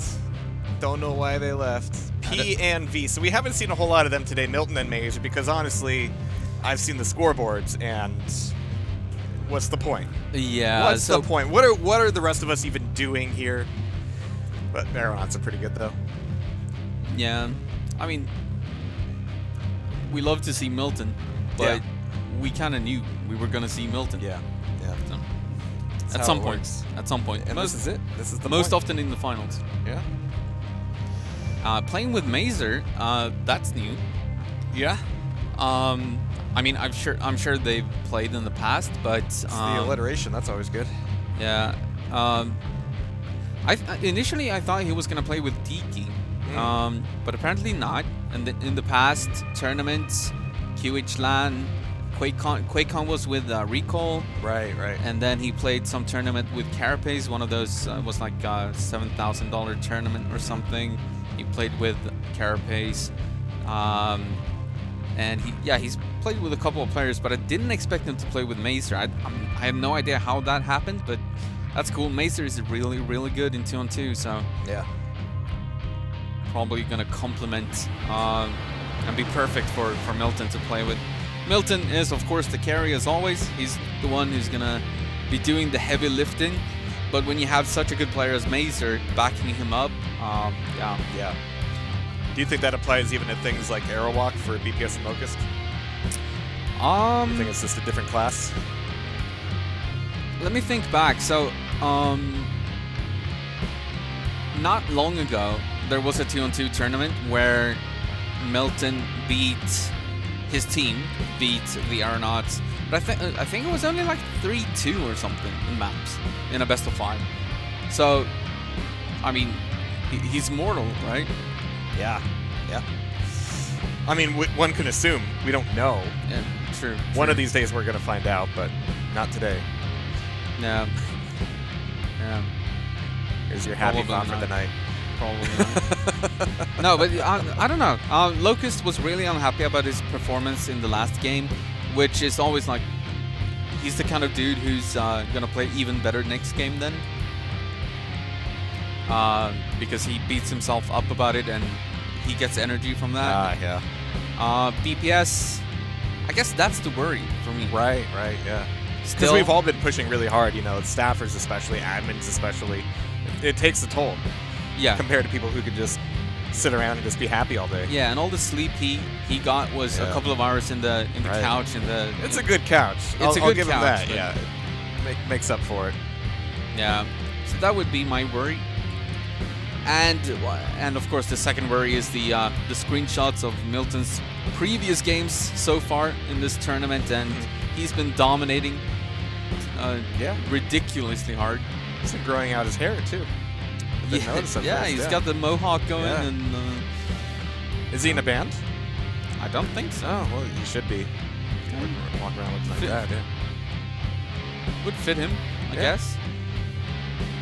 Something like Winter Soul or something like that. Yeah, right. Right. Yeah. Yeah, I'm not sure why he did that. Like, but no, but not. Well, we're getting ready for our winners interview, so you know it's important. Oh no, I don't dare ask him something like that. Oh man. Nah. That's why we got Boov. He can ask all the really hard-hitting questions. Yeah. Like, why do you keep your hair like that? What? Oh, that's not what I was asking. I was asking if he's in a band. That's all. Mm-hmm. Yeah. Or wants to start a band. No, actually, it looks cool on him, and he streams a lot nowadays. Oh yeah. And with a camera and everything, which is almost unheard of. And everything. It's almost unheard of in QuakeWorld. Like people who stream QuakeWorld, they usually don't use a camera. Yeah, Locktar did. True, and sometimes, well, yeah. In the before times. Yeah, you're right. But Locktar is a special specimen. Mm-hmm. Just like Milton. Maybe not just like Milton, but they're uniquely different. Exactly, yeah. We're just waiting on this aim practice to finish here in game, and then we'll be getting into it. BPS and Locust have rejoined the server. Yeah. Because they don't know that when I put on a timer, it doesn't mean anything. It's just it's just movement to keep the kids entertained. They think it's legally binding. Nothing here is legally binding. Oof. All right. And then, of course, after we're going to look forward to Duel in the morning. Probably won't ask Milton about anything about that. He's got other priorities. 4v4 is important. I think it's the order, really, more than anything else, right? Because you want to be ready for 4v4. You want to practice 4v4. He trolled everyone on his stream, by the way. So someone asked in his chat, like, do you have any plans for one-on-one? And he started the sentence with, yeah, I have plans for one-on-one. And then long silence, and then plans not to play it. Hey. Asshole. All right, we are getting our Mazer suggested DM2. I'm going to say that they're doing DM2. Makes sense to me. Yep. PNV, Poison, and Venom versus the AeronautS. I mean, Locust plays, so whenever Locust is playing, you go DM2. Yep. Works for me. Because if you're going to point out one weakness, that would be it. Oh, BPS hasn't joined yet. Okay. Yeah. So, should be AeronautS on the left. Okay. Kind of know what I'm doing. Yeah. Kind of. Kind of is good enough. Maybe there. 4v4 team can be called Crimson and Clover.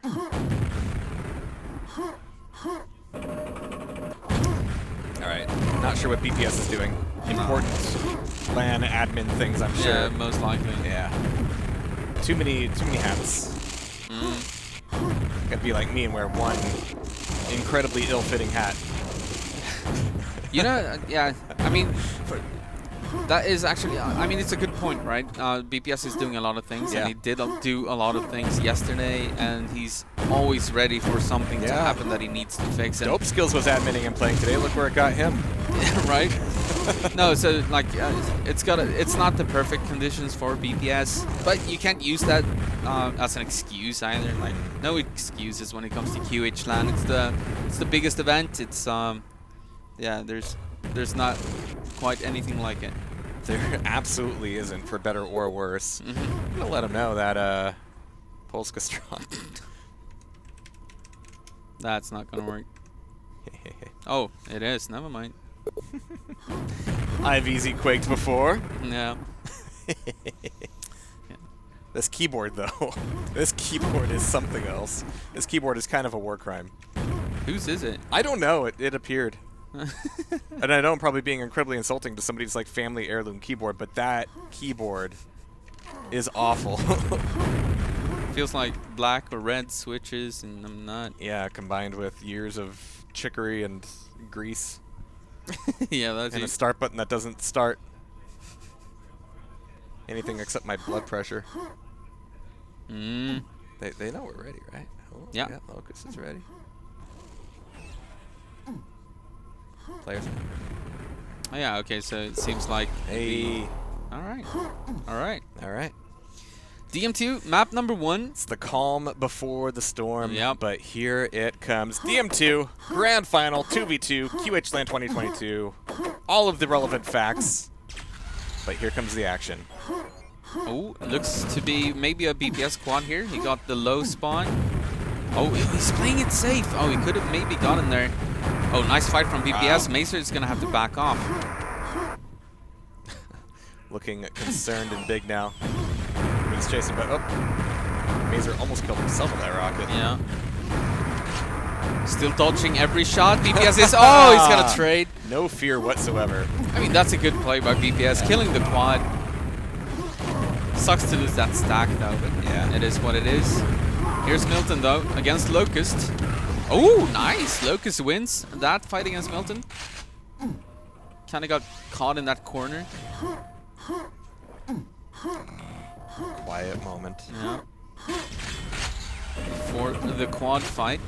Quad spawns in 15 seconds. Here we go. Here comes the Milton team. Macer is in first.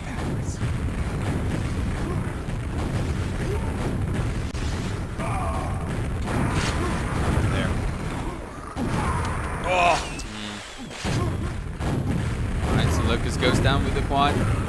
Macer is going to win that fight against BPS. Might get a spawn frag here as well. Yep. He will. And number 1. Macer gets on Locust. Milton is probably at low, getting frags down there. So quick lead here for Milton's team. Oh, this is a big fight, Macer. Easy victory. Oh, goes down to the boomstick afterwards. Oh, he wants revenge. And he's gonna get it as well. BPS kills himself. Milton with the mega and the yellow.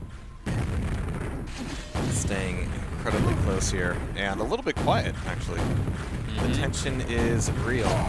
Setting up for the squad. BPS is gonna challenge him. Oh, they're gonna trade, but Macer lives. So he's gonna get the quad. Wait, am I... What?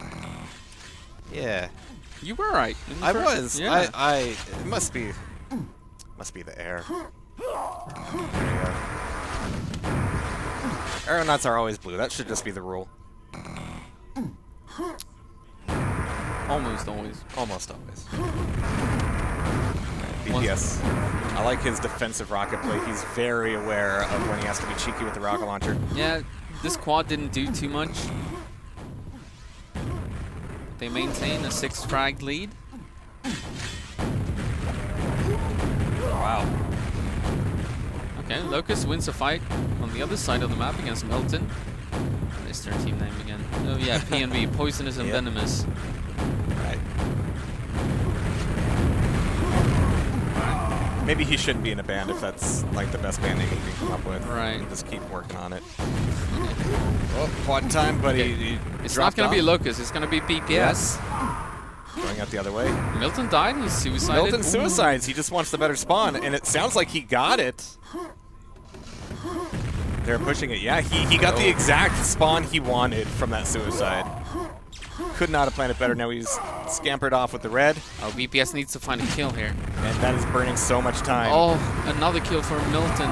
There you go. Okay, so Milton goes down, but he managed to get 3 frags. Yep, and that was 1 for 2, and it burned off almost the entire quad. Yeah, yep. Tactical suicide.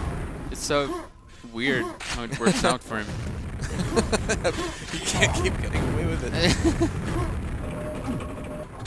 BPS intelligently not going for that mega, that would have meant dying. Which is the opposite of what you want when you're picking up a mega. Yes.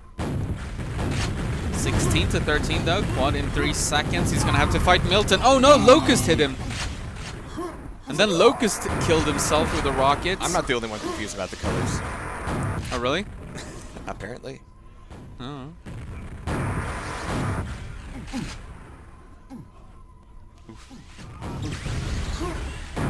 Nice timing on that. Oh, the first rocket didn't do it. I'm in shock. 33 health, really getting a lot out of it considering.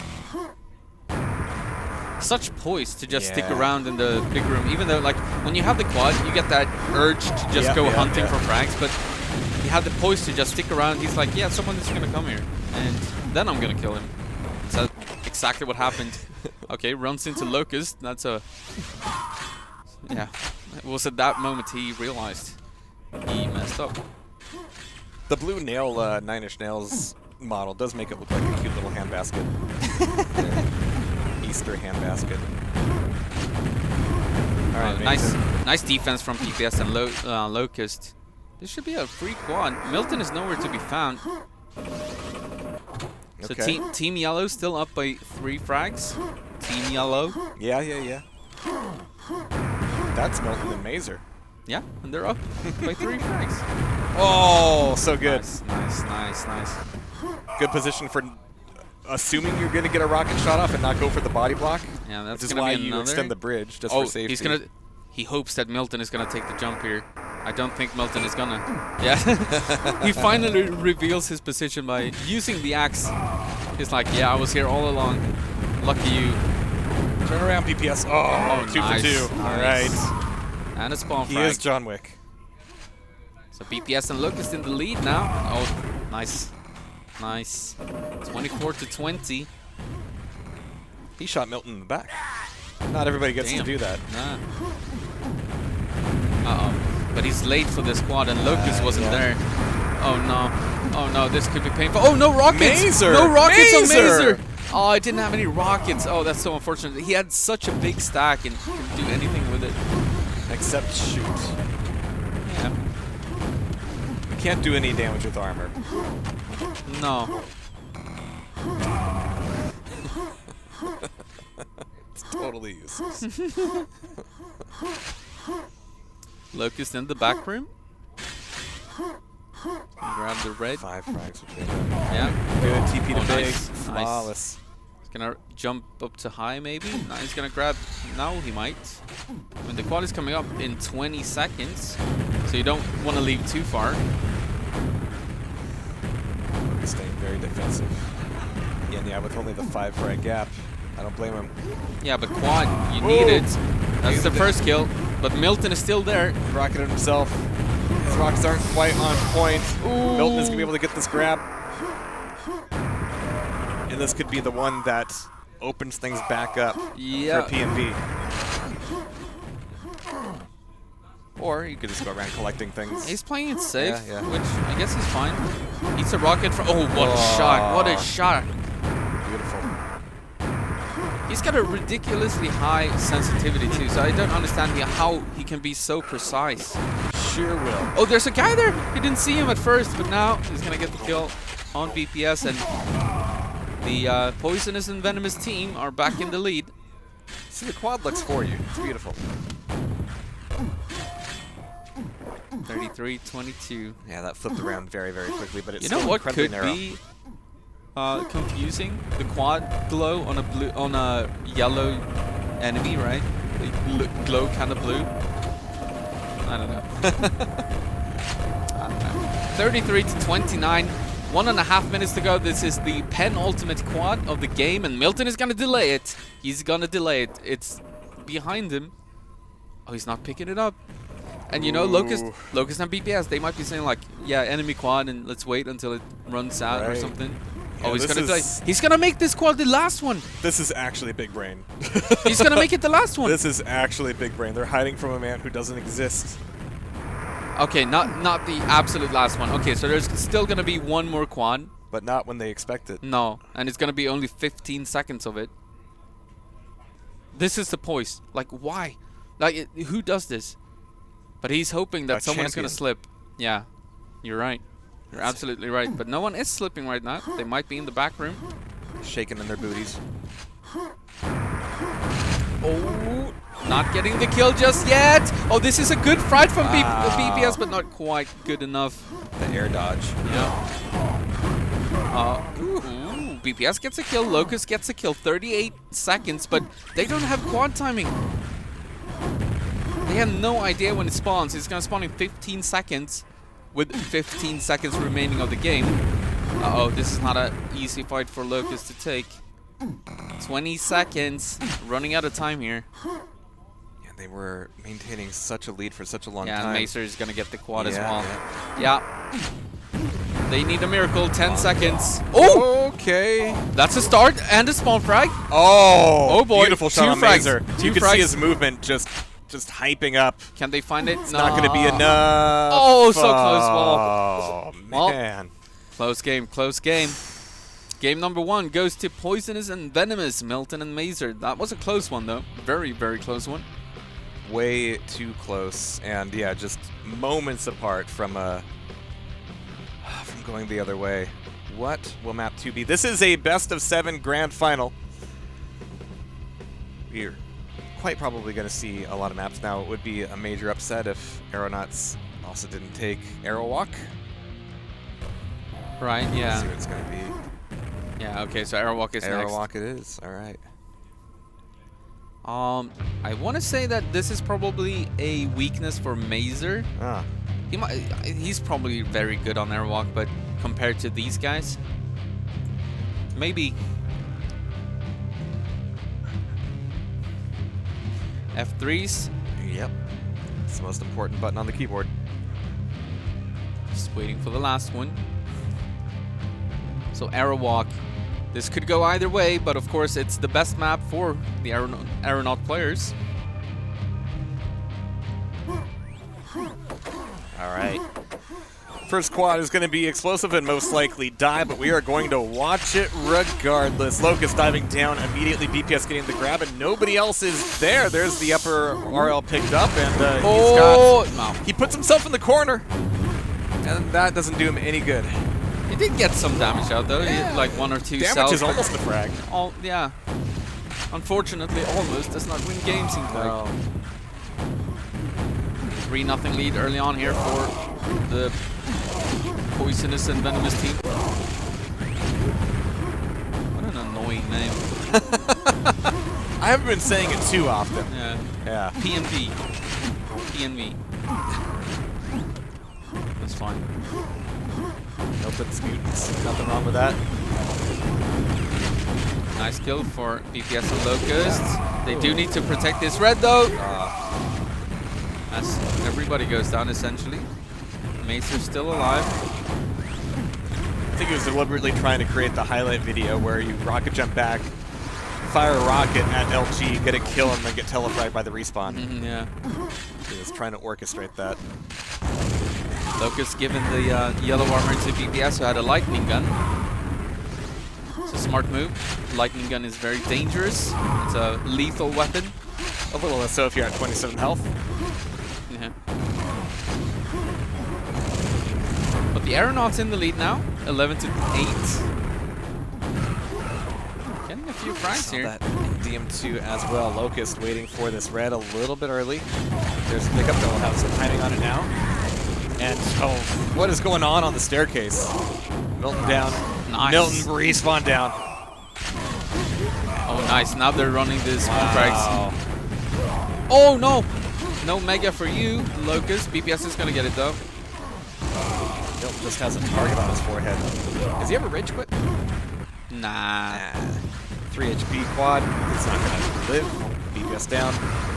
Oh. Yep. You don't want to let or allow Milton to survive with a quad on Aerowalk. That's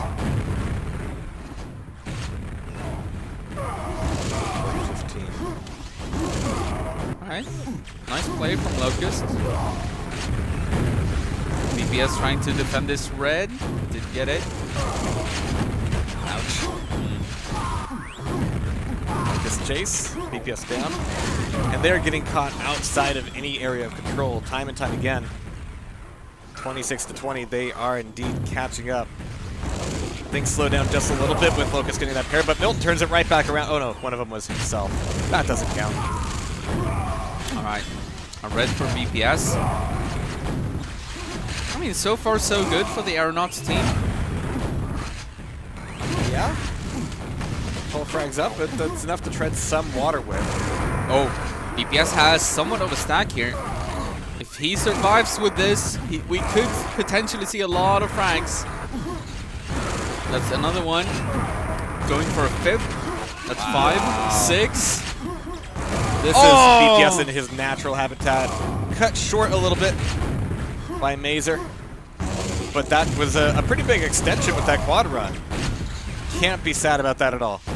No. Milton looking to get this next red. He's not going to get it. It's going to be BPS with a rocket jump. 18 HP though. Needs some health. Ooh, oh, perfect shot. Yeah, that's not an easy shot to hit. Direct hit. And that puts him in his favorite position. What? That mega timing from Mazer was ridiculous. It just landed on it the second it spawned. Maybe just luck. Yeah, luck in QuakeWorld? No. No. Quad is spawning. Yeah, Mazer's gonna pick up. Be he Mazer. might die. Yep. Locust there to finish the job. Maintains the status quo, and that is one that Locust is doing his best to uphold right now. BPS getting the timing for Mega. Red Armor's actually coming back up, and they're starting to fight back in for it. The scores now heavily in favor of the AeronautS. So look, how's Mazer doing down there? 10 frags, Milton on 20, 21. Oh, killed himself. You don't often see that, Milton boring. No, it's like he almost never does it. Maybe a little bit flustered or frustrated. Tactical. Yeah, it's a little bit harder to read than DMT though. Actually going for the Red Armor spawn. Which is like 1 in what, 6 or 8? Something like that. Something like that. Yeah.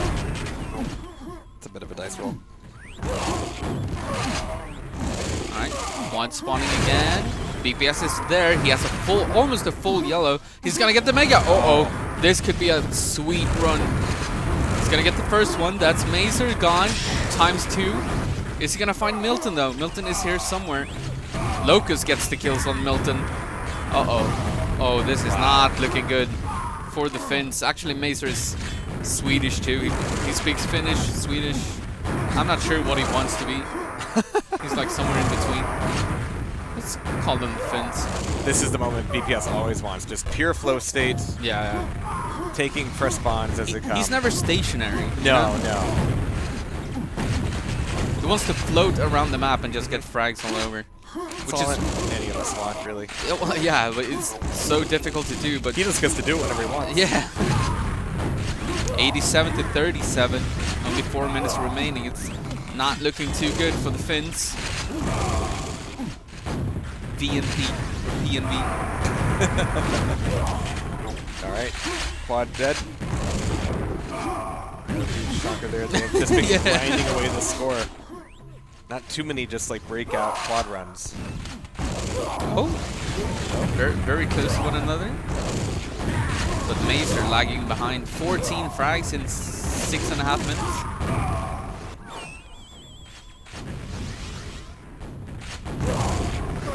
That 100 frag mark as well, which should put it outside of the realm of possibility for PMP. Which, you know, it's nice to get to plant a flag and draw a line in the sand of your own home turf. Yeah. Claim what's yours. They won DM2, so we're going to have a tied series. Makes it a best of 5 from then on. Just need to piss off Milton enough that he agrees to one-on-one IRL. Maybe not IRL. Maybe skip that part. So, you know, just one-on-one. I made a okay, he goes down. No, I made a free-for-all tournament where one player was eliminated each round. Oh, okay, yeah. So eventually I did get my duel for Milton, because when only one more player remained, he had to duel him. So that's how you go about it. Yeah. You gotta trick him in. 110 to 49. 2.5 minutes ago, you know, someone might hit 100 here. Nah, 57. They're too equal. Yeah.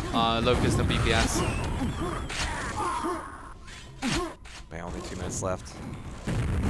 Melton's stacked up here. BPS is still defending this for reasons. He's still coming back in like he has something to prove on this red that he cannot afford to control. Just leave. Just leave. Look, yeah, he took the other route. Just trying to find Milton with some damage before this quad. It's going to spawn now. Milton picks it up at dice immediately. Yeah, with the scoreline, everybody's running around like, well, here we are. What's the point? Yeah. Unless now you're just getting used to the pace of things here. Yeah, I mean, first 2 games are always kind of like warm-ups. Of course, they've been playing the entire day, but yeah. New opponents, you know, it's always... Blood Dog started complaining a little bit. I want to hear some more of that later. Yeah, maybe we have 2 interviews. The winner's interview and the opposite. 125 to 52. Yeah. This one is over. Now, what would next map be? So, it's going to be the pick of Milton and Mazer. They cannot pick DM2. They cannot pick AeronautS. Maybe get DM4 out of the way, perhaps, but that's a gamble. Yeah. I don't know. I genuinely don't know what they're going to pick. The way BPS has been playing this, DM4 would be pretty dangerous. Something where, I'm sorry, Locktar, where you actually have to activate your brain a little bit would be useful. Because some of the 4D things that like Milton did last map, delaying that quad, being really careful with his movement around with it. Yeah, that's got to be stressful. But it looks like this is going to be 1-1 in the grand final. Yep. EMV versus the AeronautS. But the map picks, like, they may as well just pick Shifter or Bravado or something. Who knows? The thing is, like, I have no idea. That phrase might as well during a grand final. It's like, yeah, well. So, Mazer, I don't know how well he knows those maps, so we might see DM4. There you go, GG. I'm going to say 6. 6? Yeah. Oh, yeah. It's not a bad guess. But you are we're not going to forget your previous calls today. You had some pretty good ones. The gravity one, that was fun. It's because these games are all the same. Nah. No, not a single one is. That was impressive, though, when you called the fall to his death. Well, he was at like 2 HP and jumping around like he didn't care. Yeah. Seen people fall before. DM4, map number 3. Yeah. I have no idea who wins this, to be honest. Milton, Milton, it's gonna be a maybe. grind, right? Yeah. So who's doing like the better, like, just micro movements this time around? BPS might have an edge there, but we'll see. You know why? I think you know what? I think Milton has the upper hand here, not only because he's Milton, but Mazer. This is probably his strongest map, if you ask me. He's so strong here. He's one of the best DM4 players. And then you add Milton to that, and oh boy. We'll see though. Locust and BPS. They're no slouches. 5-0 to kick things off. Yeah. That is a number. So far, a shutdown. Perfect timing on the Milton red. is just continuing that reign of terror. Yeah, 3 so frags. No armors from Milton whatsoever. He's just getting frags in the middle while Mazer went for the armor, and now they're gonna swap positions. So Milton goes for the armor most likely.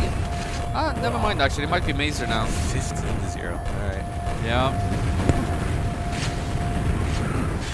I'm just wondering if that go on. This is CM4 for, you're going to see trades. 18-0. What is this? They have yet to get a frag. 1 minute and 20 seconds in. They still don't have a frag.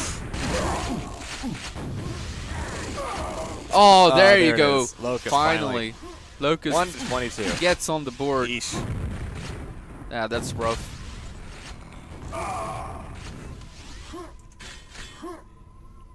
Mazer hanging out. Yeah, wants the raid. Oh, the trap was set, but it was unsuccessful. Nice. Yeah, I feel like the complete mid shutout takes a little bit of coordination beforehand, which is hard to come across here. Yeah, things like that. Crossing the doorway.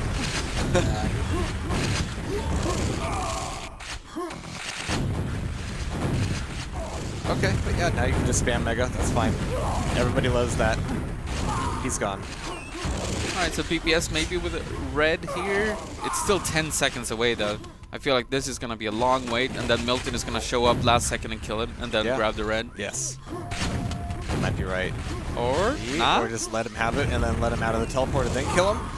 No. Or just not care, yeah. because I'll just hit him twice as hard. Or just become a ninja, a weird ninja. There you go. No. Well, that was nice play by BPS. Yeah. I'm not sure how he got away with that. And now they're getting a couple of frags here, and things can turn quickly on the M4. Yeah, for a while a couple meant 2.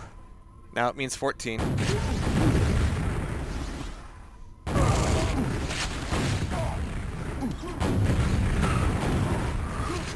Everybody's weak here. DPS, not a lot of armor. Nope. Just with the Mega. That hope is shattered.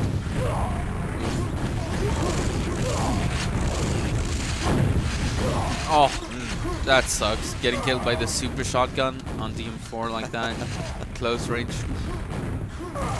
Mazer, he's down to 4 HP, so he's waiting for these boxes. But that's going to leave Milton alone. Well, it's Milton. Yeah, fair enough. Can wait. Yeah, how does he make that? He didn't even grab the health boxes. He just went out there because, of course, people don't expect you to.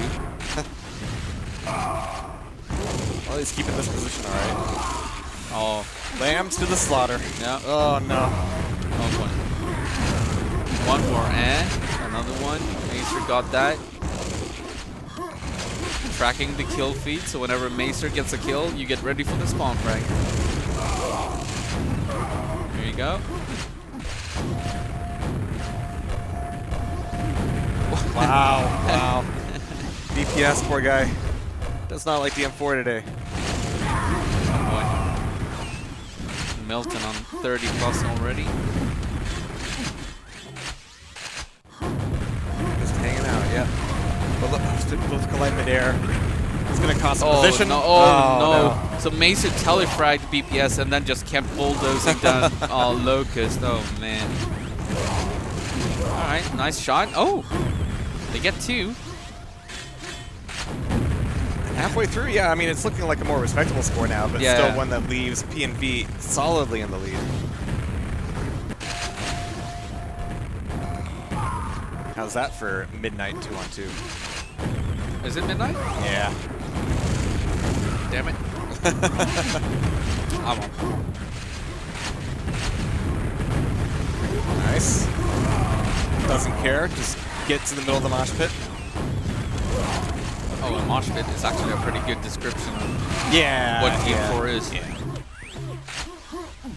Mosh pits had teleporters. And rocket launchers. Well, somebody could get hurt. I can't think of anybody getting hurt with a teleporter. No conceivable way. Now you're thinking about it. Yep. 4 minutes left. 31-68. This is very similar to some of the first matches we saw today, you know? We're all kind of bleeding together, but it is DM4, so. It's kind of what it feels like. Yeah. But that's just because Milton and Mazer are so good that it looks like Seed 1 versus a Seed 16 kind of thing. But it's not. It's literally Seed 1 versus Seed 2 or something like that.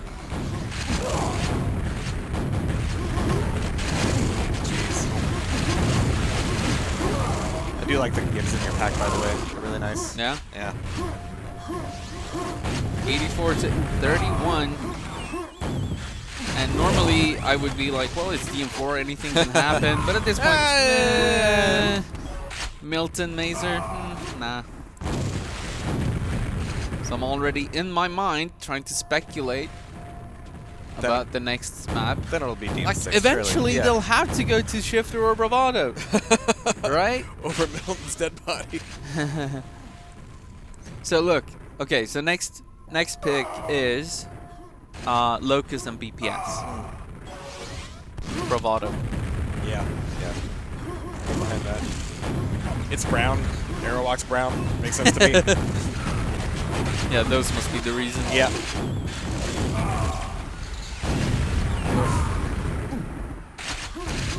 Nice attempted dance from Locust, but Milton still hits every shot. I mean, they're not walking into a lot of these. They're making Milton and Mazer fight for every single one. By the way, Monk.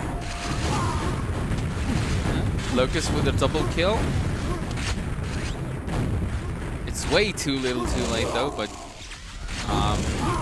finish strong. Yeah. It's, you know, it's important. It's better than 0. Posterity and dignity to think about. What is Mazer doing? Is he going to stand there for 10 seconds waiting for that You've mega? seen worse. Yeah, I've seen Link.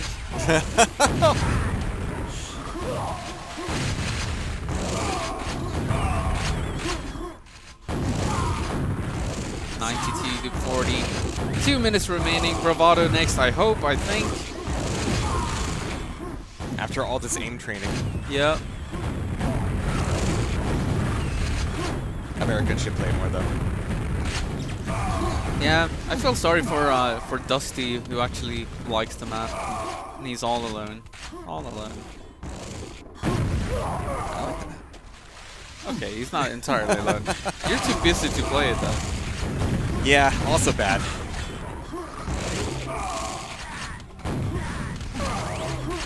Probably better than GMT. Whoa, do we need to find out?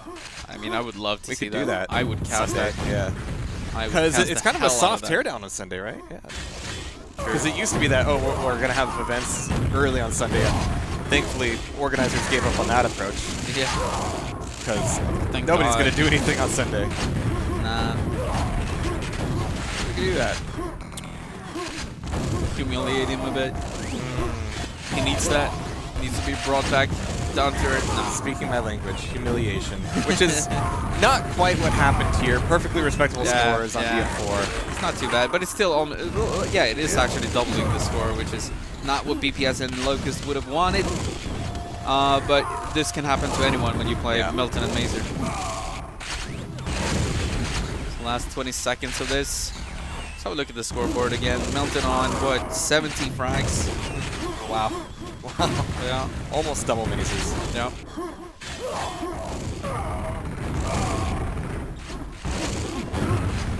Spoiled for choice there again. Which target? Literally turned away from that one, but that will be Poisonous and Venomous taking yet another map one step closer to a grand final title. Yeah. All right. I'm not even gonna do a counter prediction here. I want Bravado. Right. Make it happen. Please. Make it happen. Don't be DM6. Don't be DM6. Don't be. It would be. If this is AeronautS pick, that would be an unwise choice. Hey, there you go. Kaboom, baby. Right. Yeah. All right. This is going to be a good one. Milton is good here. Mazer, not so much, probably. I'm guessing. Locust, probably good here. BPS, super good here. Yeah. Said, same textures. Looks like Aerowalk, plays like Aerowalk. See Tele2 Arena up there as well. Yeah, yeah. Beautiful sky. It is. Doesn't look like that anymore. All right, here we go. All right. Milton with the yellow spawn. Okay, they're going to get the first quad. No armor, though, on Mazer. Nice shot. Yeah. Oh!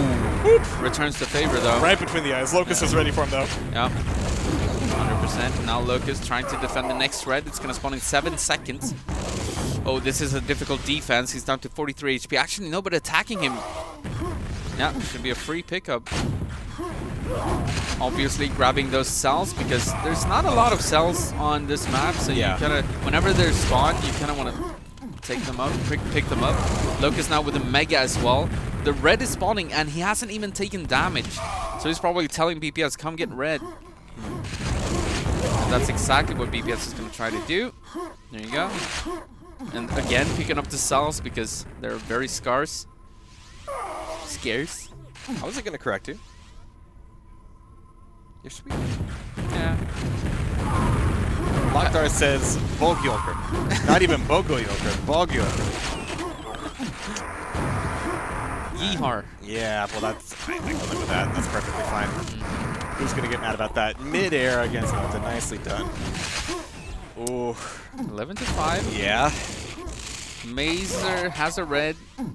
Well, not anymore, but it's going to spawn. The Mega spawn as well. Someone probably grabbed it. And that's a very dead red. 12-10. So far, it's a very, very close game and no control, really. Yeah. Either way. Yeah, it's been a little FFA-ish. Yeah. Alright, pick up from BPS. Quad is coming up in 15. So Quad is before the next red. So we should see both teams converging on Quad. Uh-oh, he's under fire here though. He kills Milton. That's the better... That's probably the correct target, you know, to go for. Oh, just denies the jump. Yeah, One of the best things about Bravado. And then Rocket jump to pick it up himself. Yeah. And there's the red. Okay, BPS, show us what you got. Ah, no cells though. All 14. He picked up a few. Uses the boomstick. Smart. Saves ammo. Like you need to scrimp and save so much when you're hitting everything. Oh, nice. BPS. Oh, that was a nice run. And just as I say that, he got killed by Locust, but fine. Okay. Big party down there in mid. Yeah. Oh, nice shot. I didn't even see that rocket. It surprised me. So Milton with the Mega and a green. Similar to red armor when it comes to strength. It's hard to predict some of those jumps across mid just because they're relatively at the same elevation. Yeah. What is up? It's gonna be oh! He actually suicided. Okay, so it was a quad bore. He got a kill with it, but yeah, you don't want to let Milton survive here with a quad. It's kind of like Aerowalk. Just don't do it. See? You're in a world of trouble. Yeah, yeah. I mean, it is kind of like Aerowalk in many ways, right? The quad is like very difficult to get to and survive with.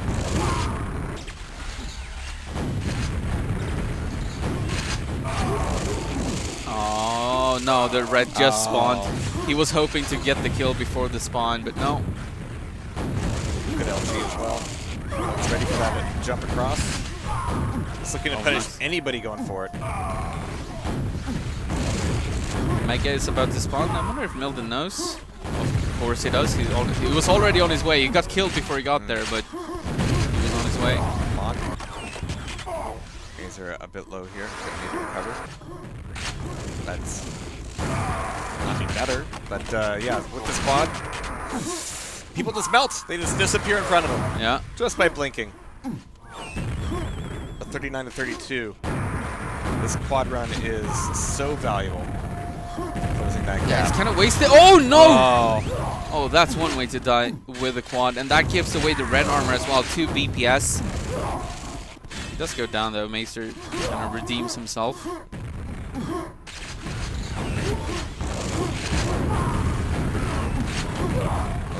Logan's doing a lot here in mid. But it's a struggle for sure. And yeah, it's the corner plays that really get him. Yeah. You're very exposed if you're on the lowest levels on this map. Like anywhere down there, you're an easy target. There's a lot of fun little sight lines. Holes in the walls and stuff to shoot through. 74, no, 47, 43. I'm getting tired. Oh, you are? Yeah. Getting? All right, yeah. Feeling There's it. 2 frags between them. 4 minutes left. Mazer Let's go over to his quad left. BPS stands her at the corner. Like an embarrassed child. Like, can I come out now? No, no, you Wow. can't. So I was saying that I don't think that Mazer is very good on this map, but so far so good. Yeah. And that is them now taking the lead. Yep. See if it slips back here at all, or if this is going to be the inexorable creep towards victory.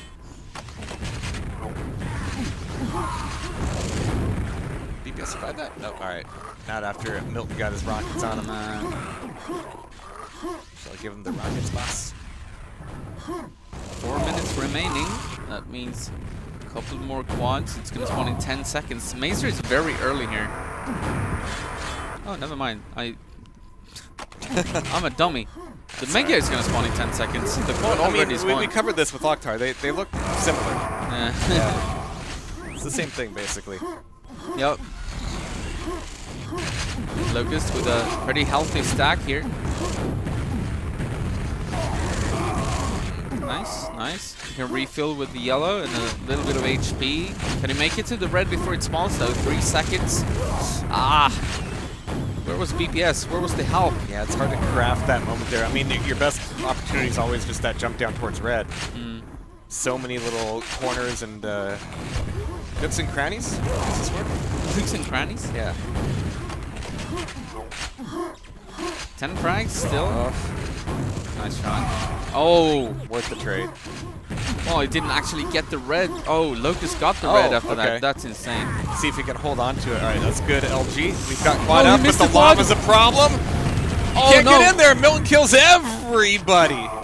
And Milton is gonna get. Oh, okay, he goes down, but he did get 1 kill first. Doesn't even matter though. Just no. that massacre trying to get to absolutely. it with the red armor. Jeez. Nice. Nice play from Mazer. He had a bit left. Oh, nice timing as well. They're gonna steal that red. It's spawning in 5 seconds actually, so.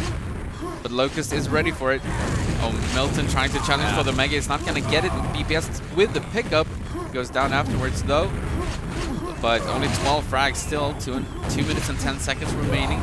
It's the worst feeling knowing that you're like losing your grip on the lead, just frag by frag. It's not even one big moment or a couple swings of the quad. It's just like, all right, just little by little, it's being chipped off. Yeah. Mazer with the red armor pickup. Every single red armor is important now, especially before a quad. Oh! Let's see who gets it. 3, 2. Locust is here. He's gonna get it. He has the Mega. He has a green armor. That's not much, but the Mega is. He picks up the yellow. Now he needs a couple of frags. He's being a little cagey with it, because at this point it's 15 frags that they'll have to make up. Oh, nice. And this is going to be a start, but...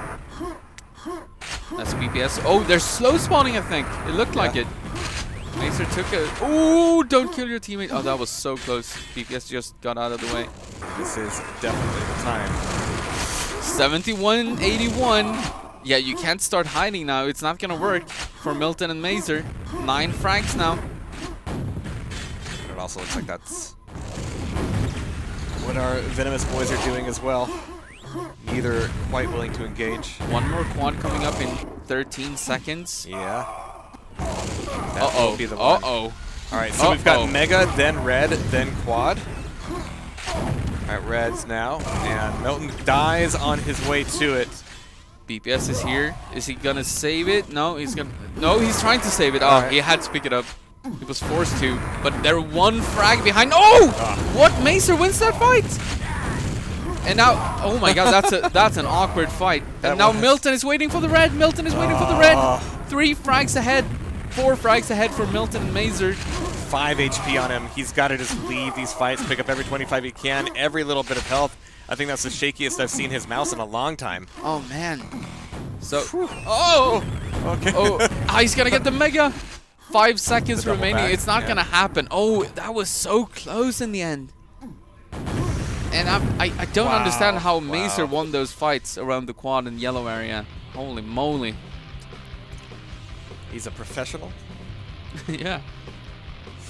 That puts P and V on tournament points. What do you think the potential last map is going to be? Or DM6. Okay. Wow, it's a little anticlimactic, huh? It's a little. Could be. Yeah. Not. I mean, the alternatives are CTN. Oh, CTN is still in there, right? Yeah, we got Blood Run. And Shifter. Yeah. You're seeing one Shifter. All day? Yeah. Oh, man. I mean, at least from our perspective. Oh, yeah. Maybe he'll want to have some fun. Yeah, I don't know. Maybe he's a fun guy. Looks like they're thinking. Yeah. Oh, yeah, that's one word for it. What were the scores? 35-33, 143-61, so nice arrow walk. Yeah. 116-60, 87-82. So DM6, CTN, or Shifter. What is it gonna be? Come on. Come on. Oh, you know what? Maybe they think it's a best of 5. Oh. Because the score is now 3-1. They're all still here. Yeah, they're still here. Yeah. Oh, that was... Okay. Yeah, they're aware. All right, they're aware. They know. If we stay, you stay. So where are we going? Let us know. Besides bed.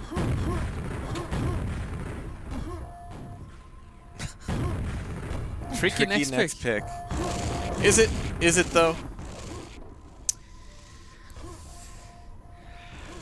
You've already done your Hail Mary with bravado a little bit. I don't know, maybe. Whoa! Oh! All right. All right. Shifter it is. Fun. Hey. Fun times. Look at this. Look at this map. Crazy. It's so pretty. It is. Especially with the graphics and all. Oh, yeah. You wouldn't want to play like that, though. Epilepsy warning, by the way, kids. Look away. And depending on what's about to happen to BPS and Locust, also look away. Here we are on Shifter, still waiting for the F3s.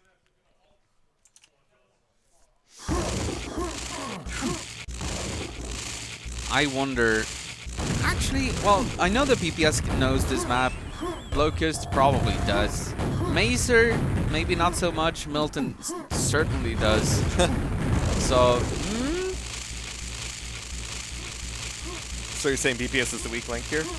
No, he's the strong link. Okay. Locust, not sure. But not the link. It's, no, definitely not the link. Wouldn't want to be that. Alright, here we go. Potentially the last game of the 2-on-2 tournament. Or the first fingernail in the rock wall of defeat. Being clawed back by the AeronautS.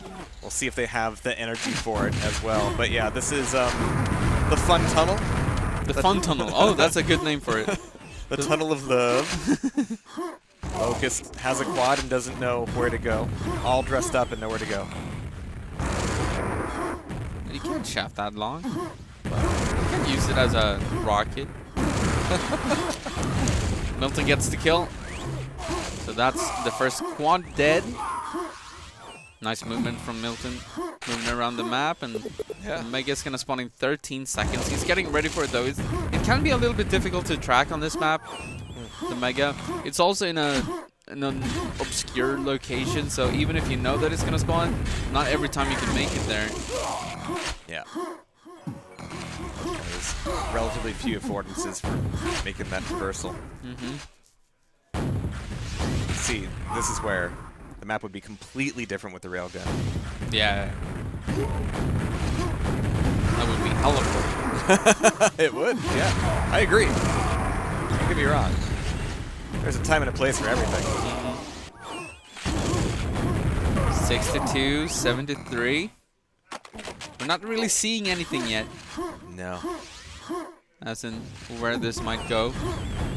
And I'm curious. He's got rockets, that's for sure. Oh, all right, BPS. Okay. Yeah. Is this the fight you want to stay in though? Oh, perfect rocket. And the red pickup eats 3 rockets though, down to 10 HP. Oh, that was painful. Poor BPS. Somebody should have told him that last map was match point. Right. So he would have applied himself. Oof. Nice Locust. In the fun tunnel. Tunnel of fun. Tunnel of love. Nice spawn frags. Not sure he's aware, but Mega is spawning behind him. He's going for the quad instead first. 55 HP, 5 HP. He needs this red. It's spawn. Oh! Amazing. Thought he could do it. It was a calculated risk. Yeah. He's just bad at math. The fresh Mega coming up in 5 seconds. I don't think he knows. He's going for frags. Oh, nice. Nice 180. Oh, that's a questionable rocket. Survives though, but but at what cost? Yeah. Okay. That makes up for it. 22 to 11. AeronautS in the lead. I like these sniper rockets. Jeez. There are many weird angles here. Yeah. And new ones that are still being found, like DM4 for example. Everybody has tried everything at this point, but not Shifter. Like there are unexplored areas. Which, depending on who you're talking to, is either amazing or awful. Yeah. 100%. Nice. Milton looking good here. That's so easy. It's so easy getting kills in the love tunnel. Yeah, and he's got red. He's got BPS a little bit distracted up top. Kills his teammate, kills BPS. Figures it's worth it. Deletes a grenade launcher. Only 4 frags between them and Mega coming up. Dry. Milton right behind you. Yeah. Oh no! Oh. Well, it was his teammate at least. Still, like, a little bit of that red left. Yeah, would have been red, nice. Get that Mega. Maybe you got a stew going. Yeah. He's fine though. BPS is not. He'll just go get another red. Maybe that's a really dangerous thing that Milton's oh! realizing. Oh, a quad mid-air rocket. Yep. Only gonna see that here. Oh. And he's still got 172 armor left. This could be a painful quad run for the AeronautS team.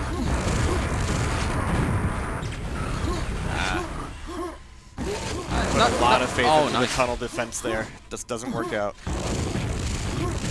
Yeah, super nice defense against like it's Milton. 2, he has a full red.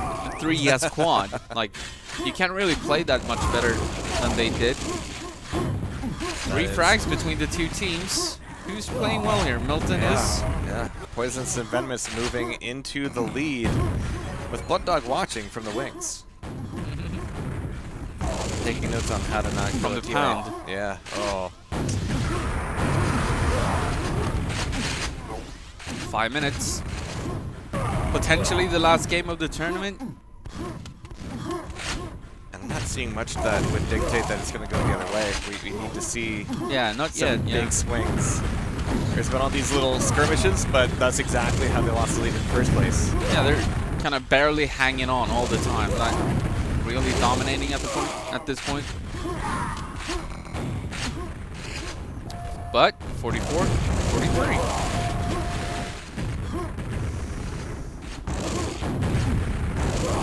Alright, he's found him, but he's been found himself. Yeah. And Milton is going to be the 200-pound gorilla running through the map looking for any easy targets. I believe that's going to be one of the things that makes it really dangerous on this map is that you can't forget where he is. You can lose track, and then suddenly Milton. He's somewhere. That's the name of our reality show tomorrow is Suddenly Milton. Oh, BPS on the quad. It's very, very short-lived. Long enough to give them the lead once again with 3 minutes and 50 seconds left, but too narrow to be reliant on. Yeah. Cannot sit back here. You gotta go for a... Do anything you can to get a better, bigger score difference here. Nice. All right. 52 to 48 now. 53. That's a beautiful shot. Yeah, BPS getting some free damage in. Hoping for the Mega, but it's 13 seconds away. He was hoping for somebody to barrel around like corner more than he was for the Mega, but now Milton's taken both. Or about to. Step the quad, and the Mega looking for the bottom. Oh, okay. if you're Locktar and have bad eyes. Yeah.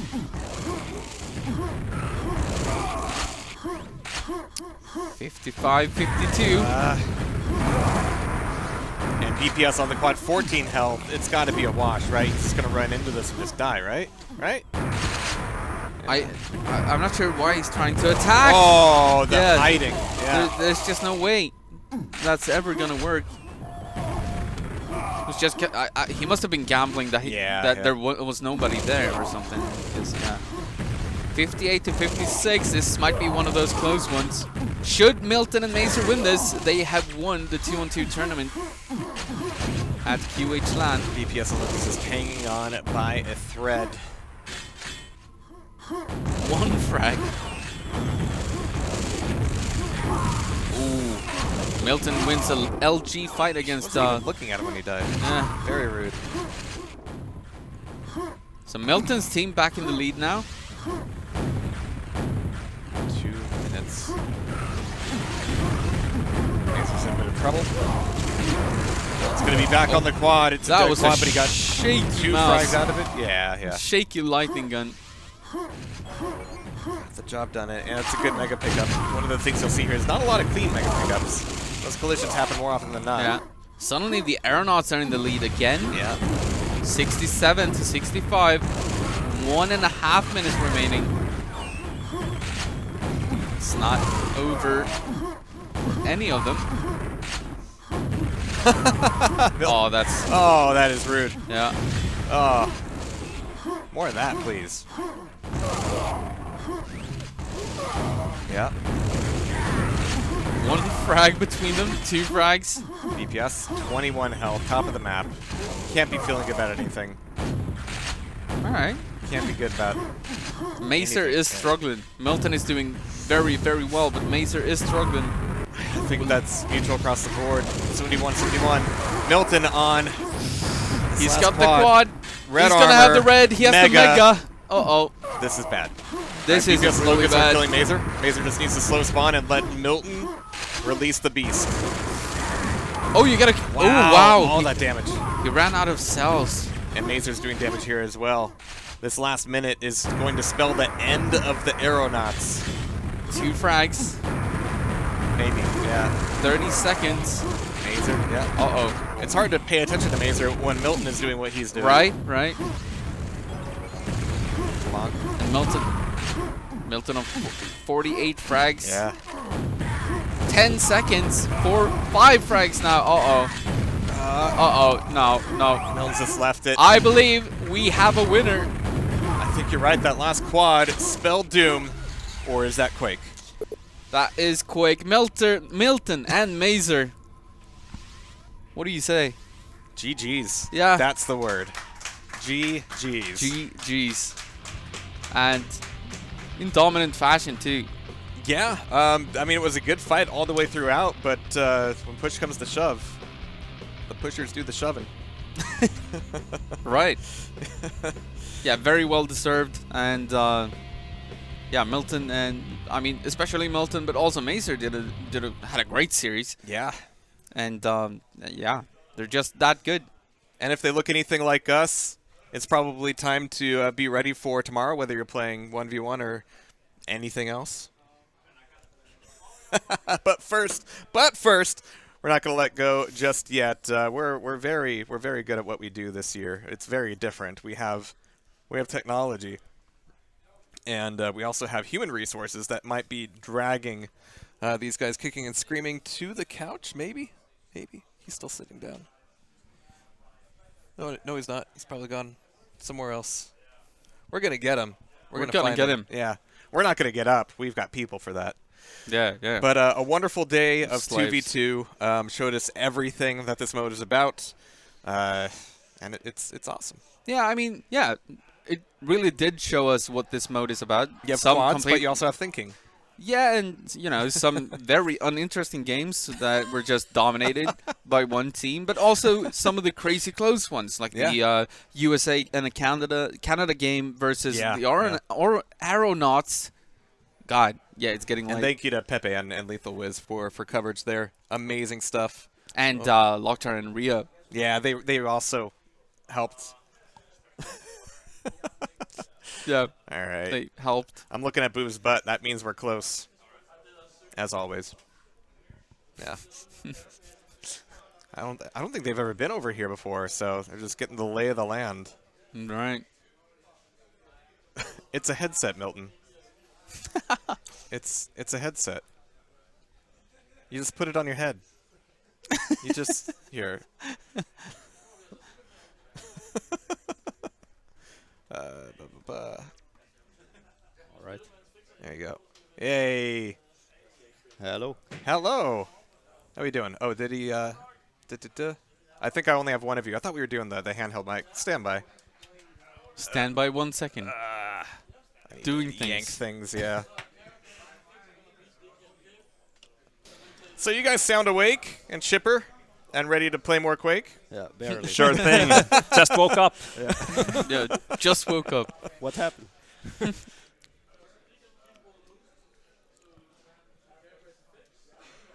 Oh, thanks. Thank you. Yeah, it was a lot of fun, even though tiring, but Yeah.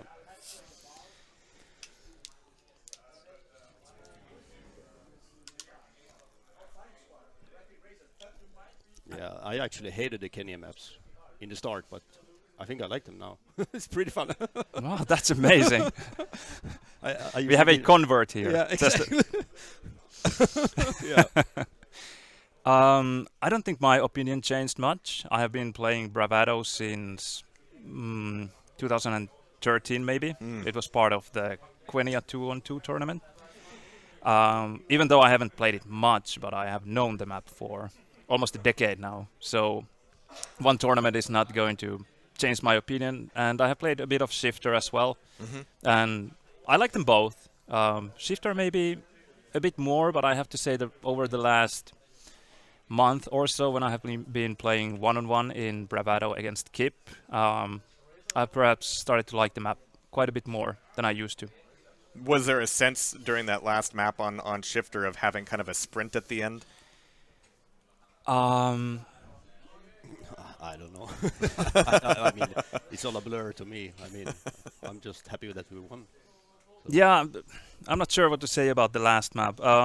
It was perhaps the first map in the series where I actually kind of felt comfortable. Yeah. Somehow, after Mazer carried us to victory in Bravado, something just happened inside my head. It just... I don't know if it was me trusting Mazer more or just... So you used to trust him less? Perhaps. I'm not saying that I didn't trust him at all, but just maybe a bit more. Yeah. So maybe I felt more confident going into Shifter, even though it ended up being a huge thriller. How much did we win by? 6 frags? Yeah, 81 to 75. Yeah. Yeah. Tight game. So it was really, really tight. You also had a very, very tight DM2. Mm-hmm. Remember anything from that one? I was surprised how well they played. Like, they played smart, and they didn't give away any easy frags to us. Like, yeah. And when you delayed the quad there. Oh yeah, the second to last quad. Yeah. I actually thought you were gonna go all the way to make it the very last quad of the game, but then you picked it up with 15 seconds remaining. What was going through your head there, Milton? Well, I just wanted to get a few extra frags. The thought process there was that I knew that they would just turtle at Red Mega if I picked up the quad. And I just thought that, okay, I will just delay it by a very considerable margin and then hope that they will think that the quad has run out and come out from Red Mega then. Perhaps a better move would have been to delay it even further, like really wait until they came out and only then pick up the quad. That is something I sometimes do, just when playing Pac-Man. Yeah. But now, for whatever reason, I thought that, okay, I will pick this up. Perhaps they will attack instead of just turtling and waiting.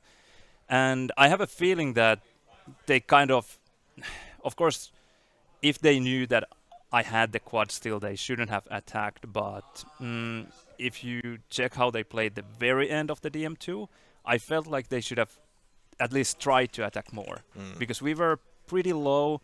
The difference was maybe 4 frags or so, and yet they just never kind of made the last ditch effort to get us down. Yeah, they kind yeah. of accepted their defeat, which was strange to me.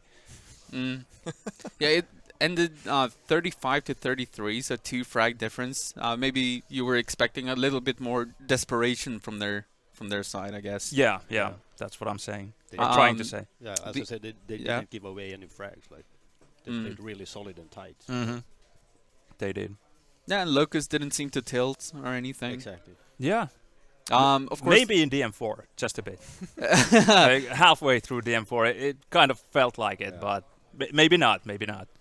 We had quite a bit of luck in DM4. I think things just worked in our favor time and time again. Like we spawned exactly where we wanted to spawn, and then hit some very crucial rockets and just managed to stay in the game and kind of on top of the game even for the most of the round. Do you feel like that's always the case for DM4? That luck is a big part of it? Yeah, or Milton was it just spawns. this one time? Milton spawns. Hashtag Milton spawns. Yeah, they are always a thing, of course. Yeah, and of course we had 2. So DM4 was one of the big victories. They also managed to win Aerowalk pretty convincingly. They did, yeah. Not too much to say about that game, I guess. But apart from those 2 games, so you had one big victory on DM4, and they had one big victory on Aerowalk. The other 3 maps were very, very close, all of them. Bravado, 87-82. Any remember anything from that one? Not really. I think I Mazer did it. Got the last red there and shafted. Yeah, Mazer, you did really well. Yeah. I just remember some in the end, like 10 seconds left. And I shafted them at red. I think it was the last red, but I don't really know. I mean, yeah. So of course the scores are 4-1, but they were actually very close games and very enjoyable to watch. So of course we thank you for that. Yeah. Absolutely, it doesn't feel like a 4-1 victory. Yeah. 4-1 totally doesn't tell the whole story. Yeah. So quickly, just did you have anything? Just about the bravado, that the last 2 minutes or so. Yeah. Up until that moment, I think we were playing pretty well, and it felt like we would win the map. Then we just suddenly lost control of everything. Yeah, we started to slow spawn. Yeah, we started to slow spawn, and that was a horrible move. That wasn't going to work.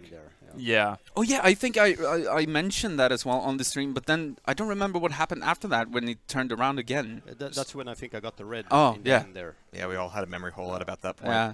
Yeah. I think Mazer LG happened. I will have to check the demos later and thank Mazer for his godlike LG. Yeah. Very indeed. underrated.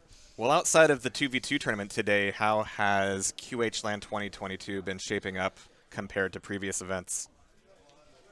You can be honest. I think it's awesome. It's nice to be here again. And, yeah. So many people. Yep, exactly. Yeah, it's been amazing. Just you asked outside the 2-on-2 tournament. I wouldn't really know. I have been only playing the 2-on-2 tournament so far. It shows. Yeah, but the venue is amazing. Yeah, definitely. And casting, from what little I saw, seems to be top notch. I saw Locktar and Rio doing the casting for the bronze game, so that was solid as well. Production values just amazing. All good. And now it's even warm. When we arrived in the morning, it was a bit chilly here inside. Yes. Now it's like a Finnish sauna. Yeah, exactly. Almost. I don't want to be the American complaining about the cold, but I felt vindicated by hearing some grumbles from locals. That felt good.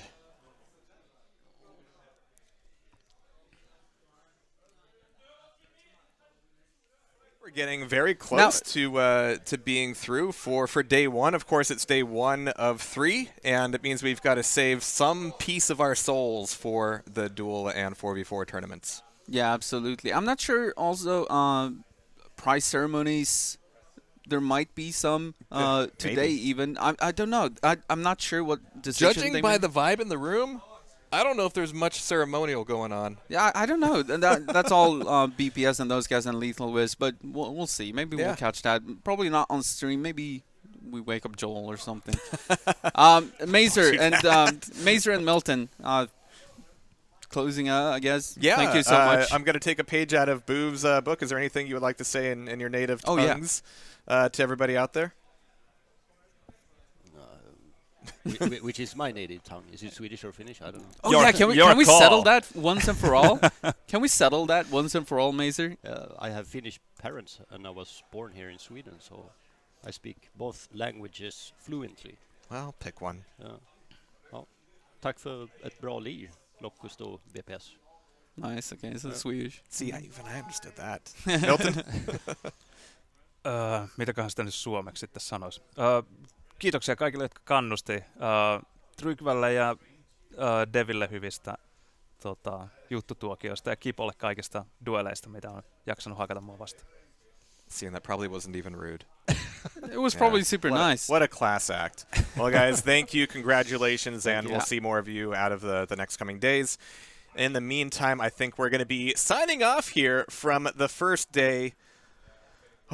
With heavy hearts, with heavy minds, and heavier heads. I think we're going to be well prepared for 1v1 and 4v4. It's going to be good stuff. Any last words out of you, Andy, before we close off? Just a great first day. The venue, awesome. The production worked. No major hiccups or anything. And it was a little sloppy sometimes, but we stayed up, you know? Yeah. In every sense of the phrase. Right, yeah. No, I'm super happy about the first day. So yeah, likewise. Well, everybody, we will see you tomorrow. The time is 1 hour and maybe in effect 2 hours earlier than today. So look for us at about noon local time, about 11 UTC, something like that.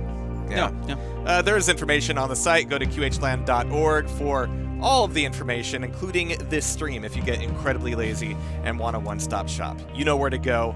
We'll be here.